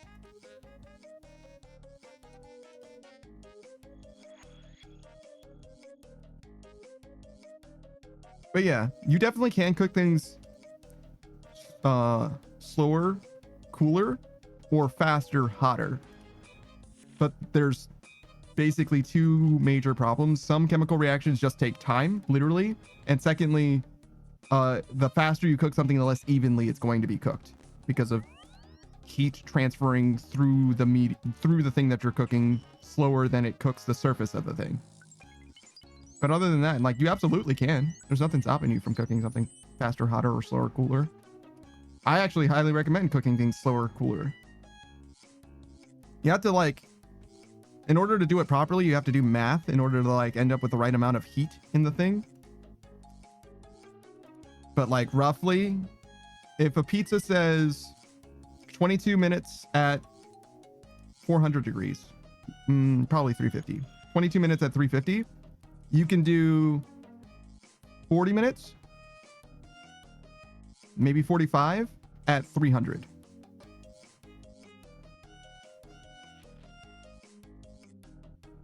It'll end up about the same, except one will cook it less evenly than the other. And you want a nice, well-done pizza, generally. But yeah, I don't have like a good way of knowing how to do. I just kind of fake it, and it works out. Be careful though with like chicken and stuff, obviously, but you can do it with chicken as well. Like, technically, like, one of the things that they do, or they say with chicken, is like the color of the meat has to change or whatever, and that's technically not true. What it needs to do is be a certain temperature for a certain amount of time internally. And if you cook anything at that temperature, say it needs to be, 275 or something like that, right? If you cook it at 275 for 10 hours or whatever, the whole thing's going to be 275 by the end of that or whatever. Like, that's a long enough time that, like, no matter the size of the chicken or whatever, it started at room temperature, like, it's going to be internally the temperature that it needs to be. It's going to equalize and it's going to be fine, even if it doesn't look cooked. But I don't know what exactly the guidelines or whatever, like, whatever the temperature that it's supposed to be internally or whatever, that temperature is sufficient technically to cook it by itself, but you don't want to do it any less than that, obviously. And obviously, the lower that temperature is, the longer it's going to take for it to cook, right? Yours says, I have no desire to make a pizza take any longer than necessary. I like for my pizzas to be very evenly cooked. And I also cook my pizzas on aluminum foil rather than just like straight up on the like the oven rack. You know what I'm saying? If you put it on the oven rack, then it will cook a lot more evenly for free, right? And the dough will actually end up being a lot more crispy. But if you put it on aluminum foil like I do, you're gonna have a big problem with the dough being doughy instead of being like crisp if you don't try to cook it more evenly. And if you cook it on aluminum foil like I do, then you have a plate. is the other thing. That's the biggest reason why I do it. Well, initially I did it because I was like, man, I should really clean this oven. But I did eventually clean the oven, so I don't need to do it for that reason anymore. And honestly, that was like more being paranoid than anything, because like realistically, if you're cooking stuff like hot, which you probably are in an oven, like there's not going to be very much microbacteria that you need to be worried about. Like you scrub it down or whatever, but like, you know what I mean? Like when I first moved in, it's like it was probably fine, to be honest. Beatrice says, have you ever tried a pizza stone? No, I do not know what that is. I have fully no idea what that is. Pikachu says, what about that guy who cooked his meat by slapping it? I have heard about that. I didn't ever watch the food theory on it, but I would defer to whatever food theory says, probably. That's called an appeal to authority.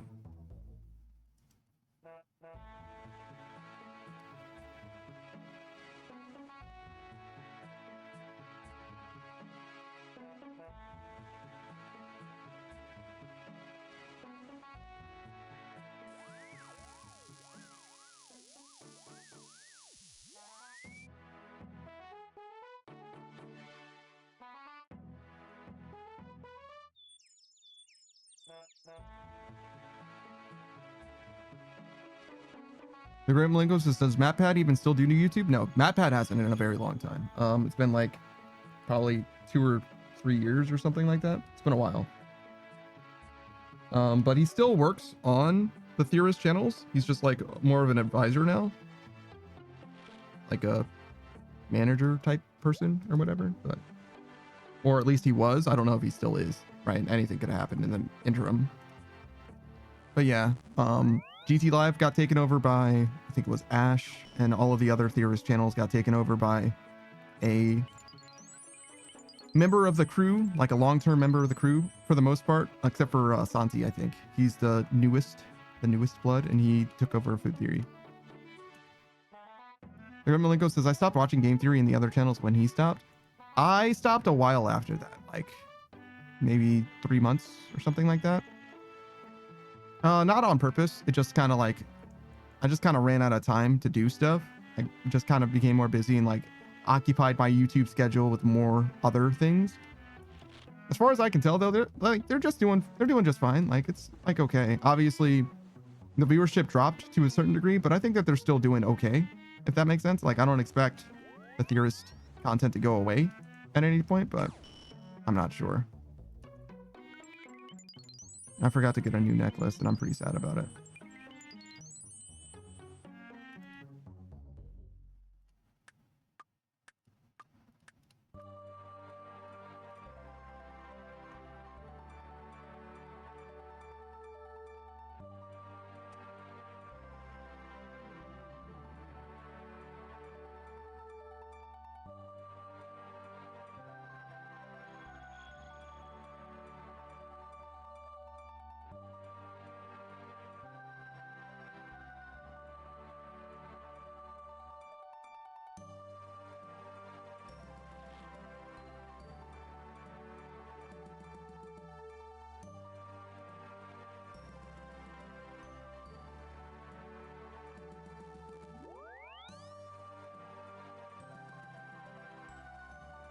What?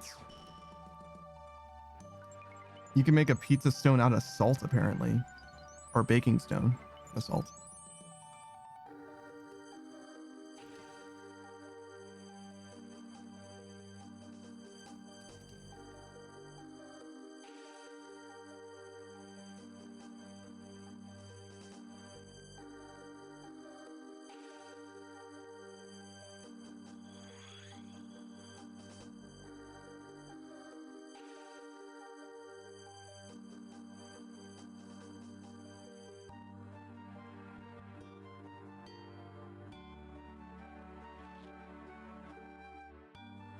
Oh, what?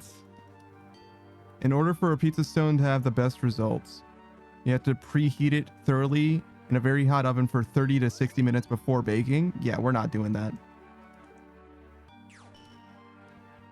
Because I said that thing, I said what I said about like cooking it slow and all that. But to be clear, I do not preheat my oven. Ever. Never. I'm like, no, no, no, no, no. We're not doing that shit ever.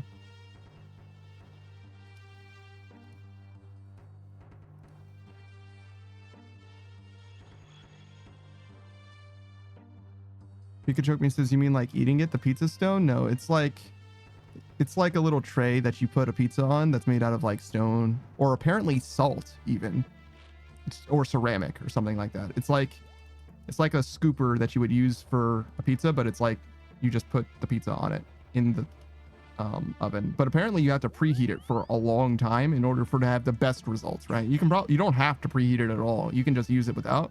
But like, I'm not ever doing that shit. You're out of your fucking mind. I got a fucking $10 pizza here. You know what I'm saying?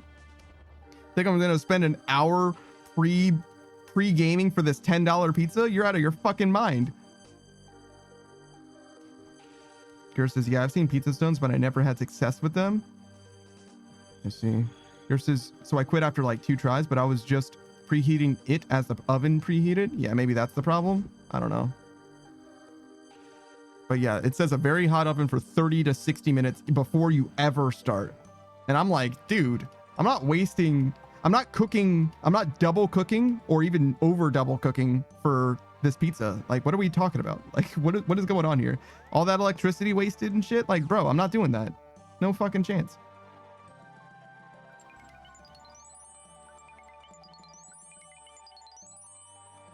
Big Jummy says it has to have the heat to give the heat. Yeah, it seems that way, but nah, I'm good. I'm good. I got anything else to do. You know what I mean? Pikachu says, why use an oven for 30 minutes when you can use a microwave for 3? Because the oven makes it taste better is the main reason. It says because it's disgusting. Pikachu says it's so optimal. It depends what you're optimizing for. If you're optimizing for time, I agree. If you're optimizing for taste, I disagree.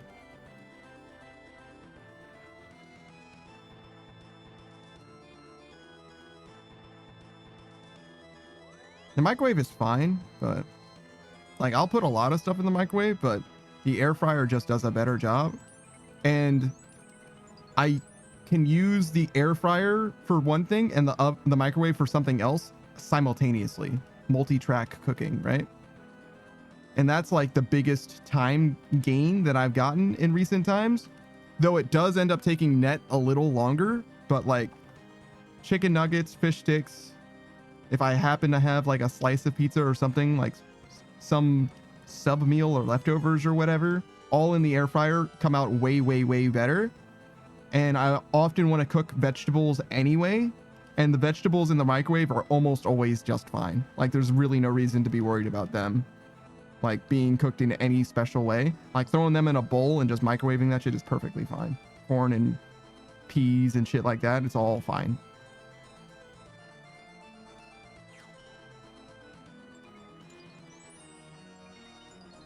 So yeah, just depends on what you're optimizing for.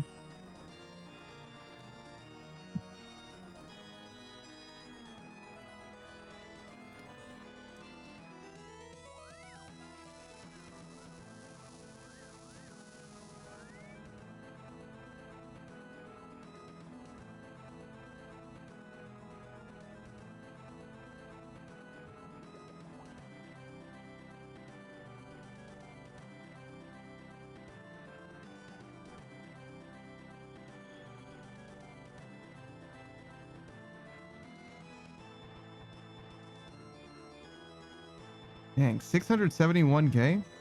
We're doing quite well so far today. And this is just the post EDF. We did a little bit before as well. I don't know how much, but like 2 hours or something like that. I guess 150k. So yeah, we're doing great. I guess we're gonna do more tomorrow morning though.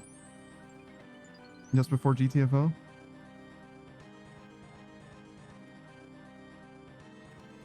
I mean, this is the only thing that we have left, unfortunately.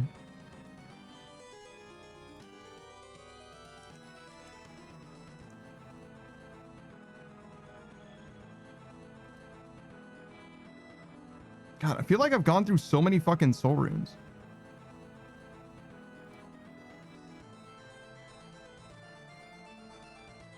Yeah, I purchased 73,000 soul runes. Which means that I've gone through at least 50,000 soul runes. At least. I had some to start with as well, though. So, like, goddamn.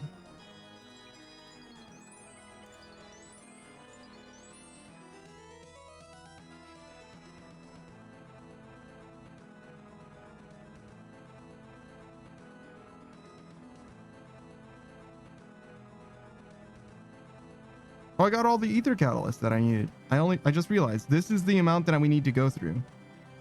If we use all of this 124,000 ether catalysts, we'll be 99 rune crafting.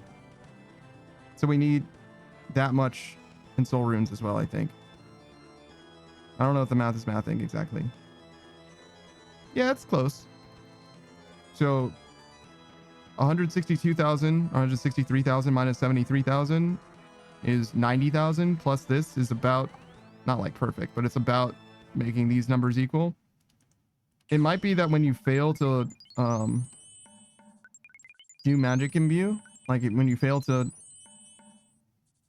make ether runes, that it doesn't cost you your ether catalyst or something. I don't know. Seems like those numbers aren't quite the same. And it also could just be that I ended up getting some ether catalyst from this buy. That would also make it so that I end up with a few extra ether catalysts or whatever. The soul rune should be dead on the money, but the ether catalyst can be a little weird. But I tried to get the right amount with the buy offers.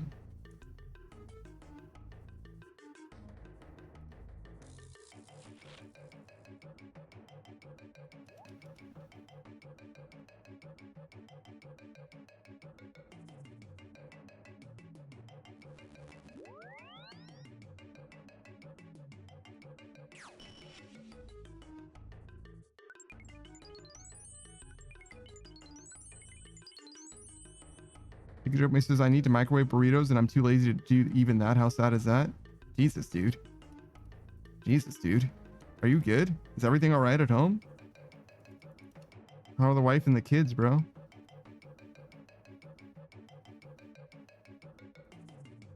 Is it that you're too lazy to, or that you like genuinely don't want it though? Because I've definitely had the mindset that like, Pikachu says, yo, core memory unlocked. Oh shit. I've definitely been in a space like mentally where I was like, I'm too lazy to do this thing, right? But it wasn't that it was like laziness. It's that I really, really hated the idea of like eating some particular thing. And it was like I'm too lazy to do this thing. And it's like, no, I don't want to eat this. I genuinely just don't want to. And what ended up happening is I like genuinely starved myself for like 3 days because I was like, if I eat, I have to eat these leftovers, right? I have to eat these leftovers. And I didn't want to eat those leftovers. And I was like, well, that's the only thing I'm going to let myself eat. So I basically just starved myself for like 3 days straight. And when I realized that was happening, I just threw the leftovers out because obviously, well, first of all, the leftovers weren't going to be good for much longer anyway. And secondly is like, I'm literally torturing myself for no reason. Jesus.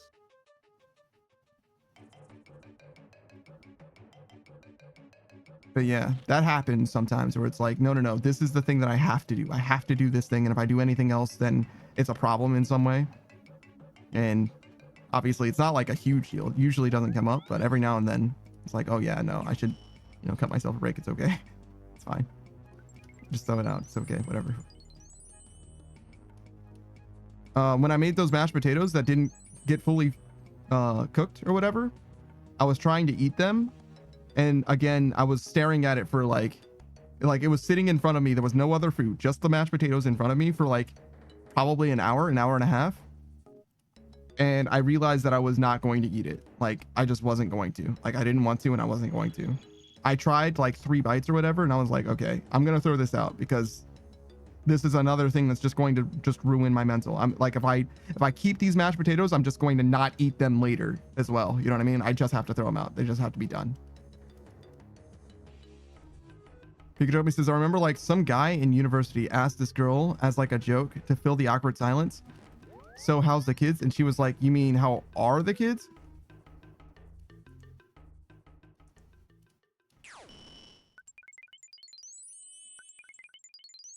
Pikachu says, and that was the day we learned she was kind of a bitch.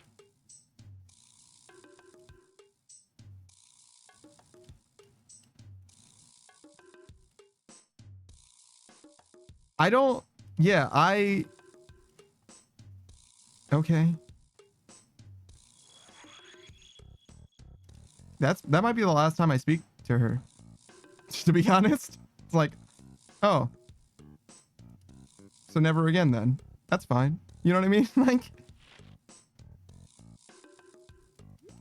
it was a slow lesson for me, but eventually I did learn it, right? When someone shows you who they are, listen. You know what I mean? They're not lying. Probably. You know what I mean? Like, it's okay. Just listen to them. They probably mean it. It's okay. People are complex things, and there's a lot of things going on, but they're probably not lying to you all the time. It's a lot of effort. It's really hard to do. It's possible. Probably not. Pikachu says, you expect great things, but some people suck. It's true.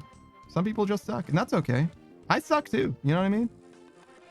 I suck all kinds of things. What? No, I'm saying what you're saying.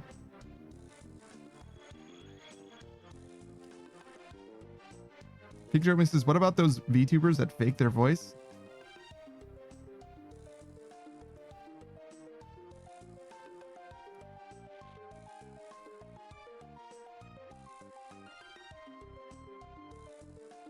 Maybe we should not talk about that. I have very strong feelings about that. But I am the type of person, I'm the type of streamer, at least presently, with the way that I live and conduct myself, as I'm sure you're well aware.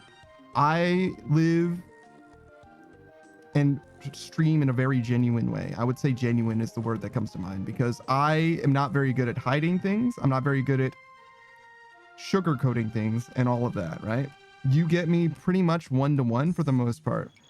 There are some things that are different about me here than you would see me elsewhere. That's because when I am here, when I'm on my stream, I am comfortable and I'm able to speak my mind, and I don't feel like I need to censor myself or be more polite than I normally am or anything like that. I feel like in a lot of ways you get the most genuine me here right now, because if you speak to me in person, I'm going to be reading the social cues that I can. I'm going to be interpreting them to the best of my ability. I'm going to try not to burden you. I'm going to try not to bother you. I'm going to try to make sure that you don't hate me, right? And that isn't me being the most me. That is me being less me than normal, I would say.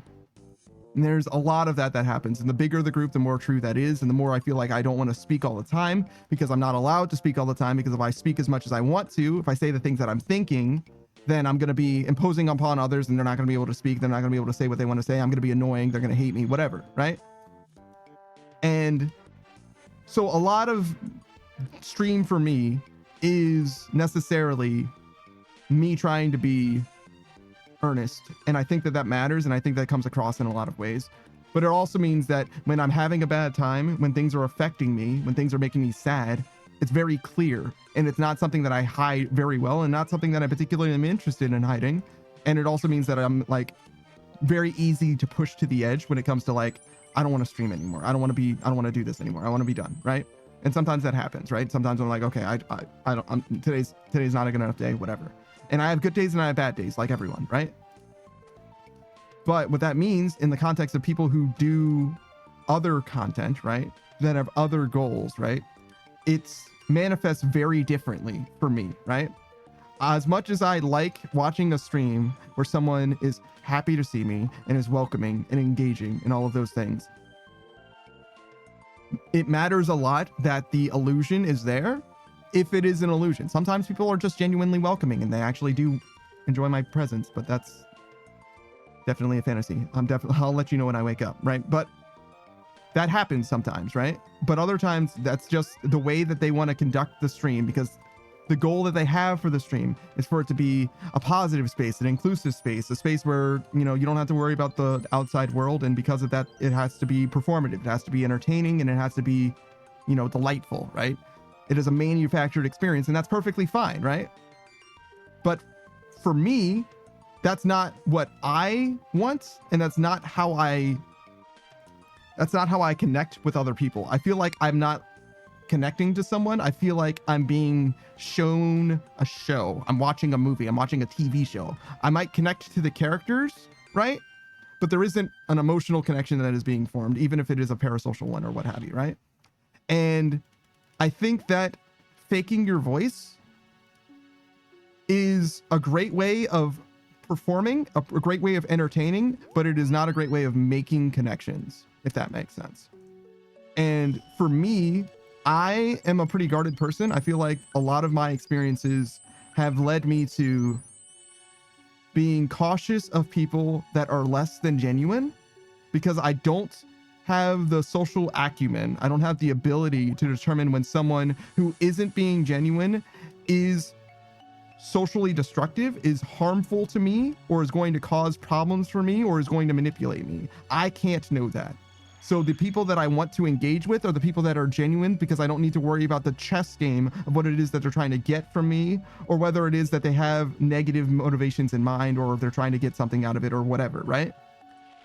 Because while people can play those games and not be bad people, I can't play that game of chess at the level that they can, and they will definitely just dog walk me for free. So, in short, I don't like it for me, and I don't like to experience it as a whole. Beatrice, thank you for the hydrate.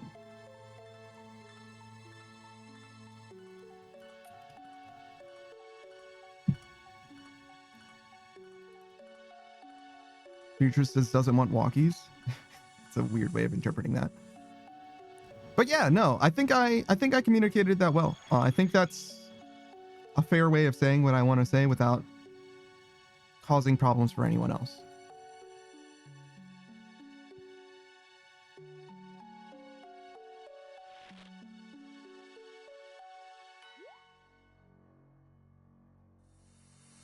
That was weird. I got kind of stuck for a second.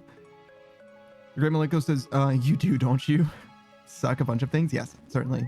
Anything you want. Not you specifically. I mean, anything other people. Not what you want. I would suck what I...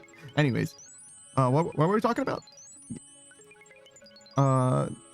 Pikachu says, they're lying pretty good a lot of the time, in my opinion. Yes, definitely. Definitely.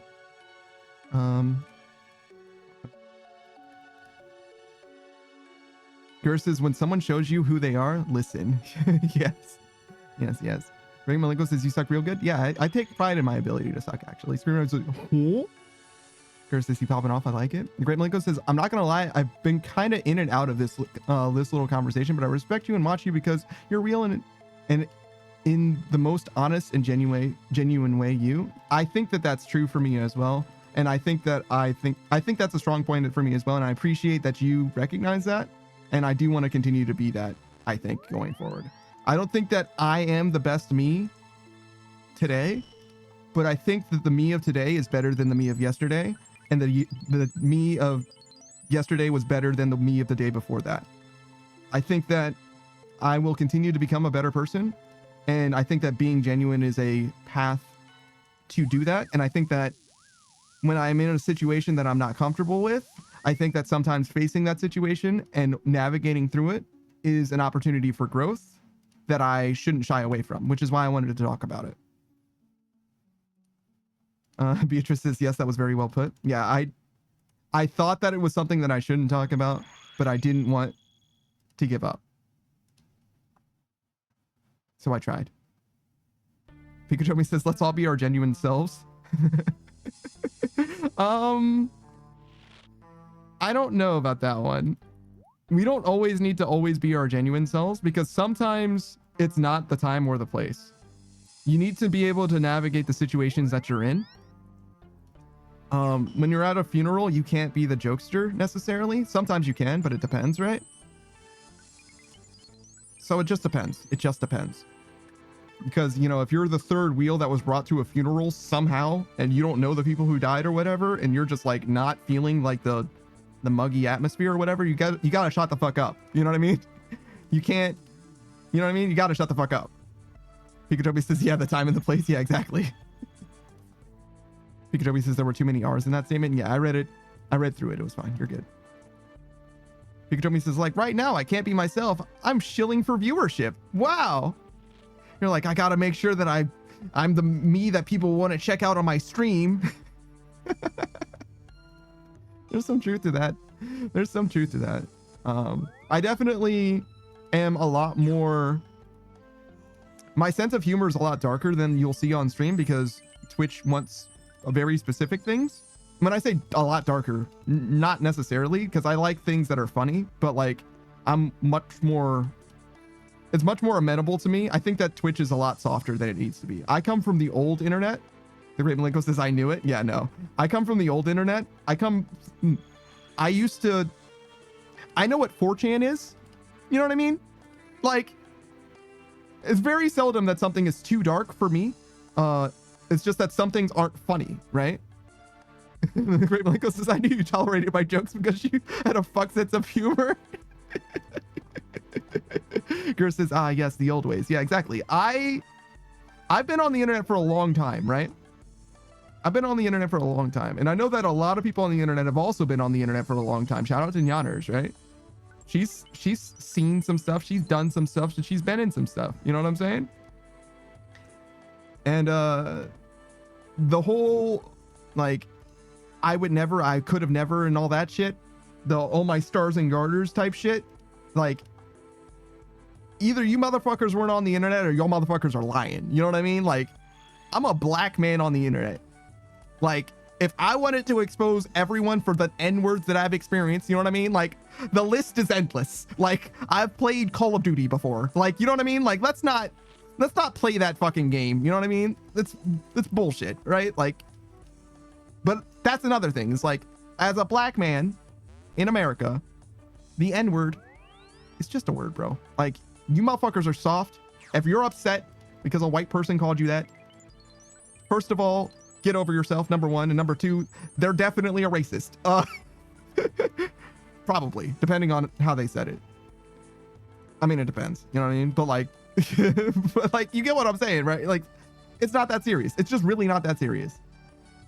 Beatrice says hard R. It depends. It depends. If you say it with hate in your heart, it doesn't matter what you say. You know what I'm saying? If motherfuckers call me boy, right? Like, that's fucking extremely mega racist. And it's not because the word boy is racist.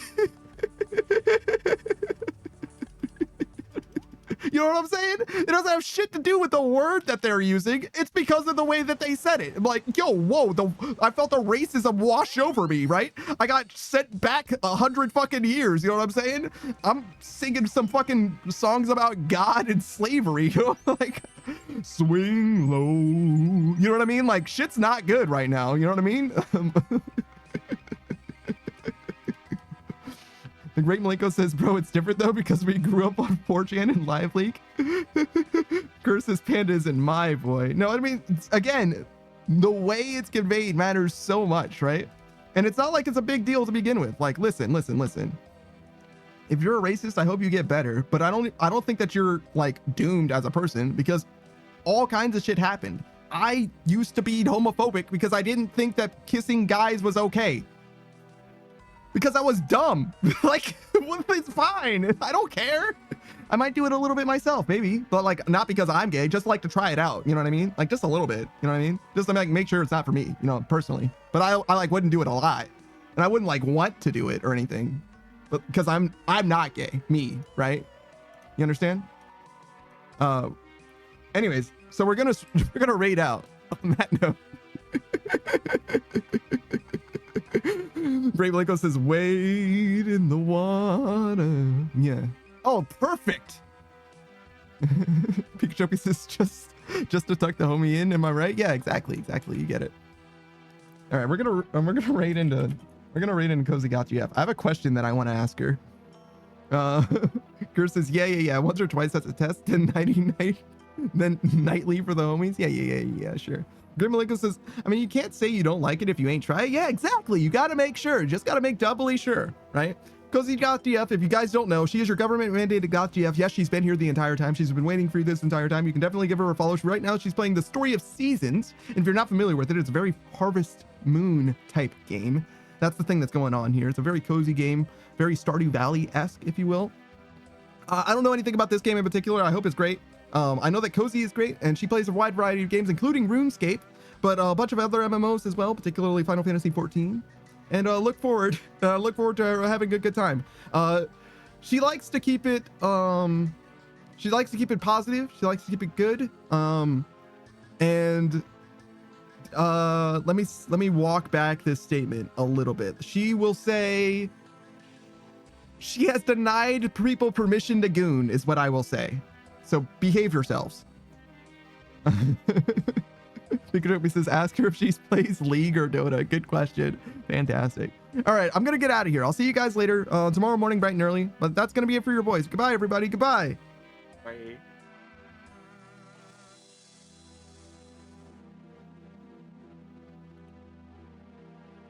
All right, end the thing.